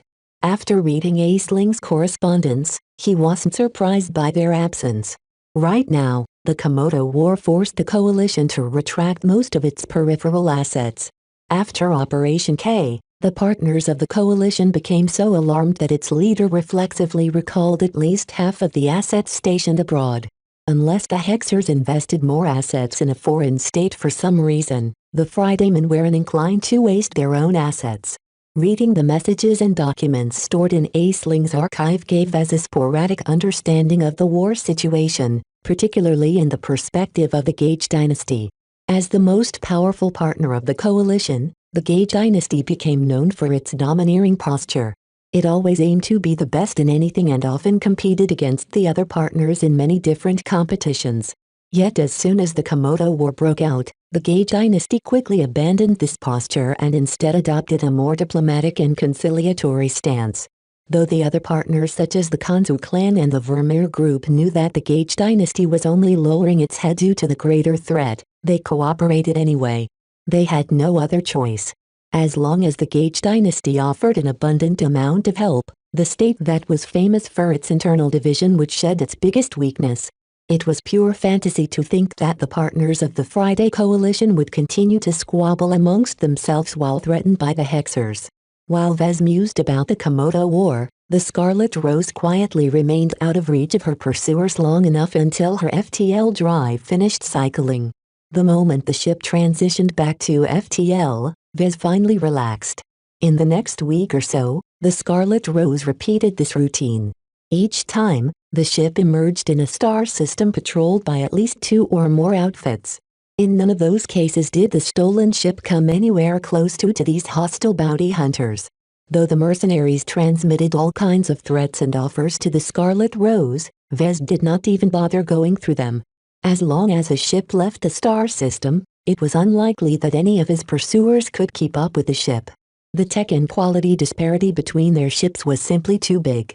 Even the swift, third-class corvettes were unable to match the speed of the Scarlet Rose, let alone the Barracuda. By the time the Scarlet Rose left the territory of the Ordnance Republic and crossed into the space claimed by the Great Zona Republic, Vez made it through a fourth of his journey without encountering any threats. Vez did not expect the good times to last. Great Zona is very different from Ordnance, he observed. While it's close to the Friday Coalition, This aggressive state has always pushed the boundaries and conquered a lot of neighboring states on flimsy excuses. If not for the rebel groups stirring up trouble in its conquered territories, Gravezona would have continued its conquest spree until it rivaled the Sentinel Kingdom in might and territorial acquisitions. As it was, Gravezona's instability provided fertile ground for many pirates, mercenaries and other scum. Vez immediately experienced the difference between Ordant and Gravezona as his ship immediately sounded the alarm upon transitioning back to real space. He expected to encounter the same scattered presences as before. Instead, the Scarlet Rose emerged at a point in space that was very close to a formidable-looking mercenary corps. 5 light carriers, all part of the same fleet. Vez gasped. And they're all close. The local plot quickly updated with more information as the sensors captured more data. All 5 light carriers had instantly started to close in on the Scarlet Rose. According to the Scarlet Rose's estimates, the fleet would come into combat range within 40 minutes, which was far too soon for the Scarlet Rose to escape back into FTL. Vez was in true trouble this time.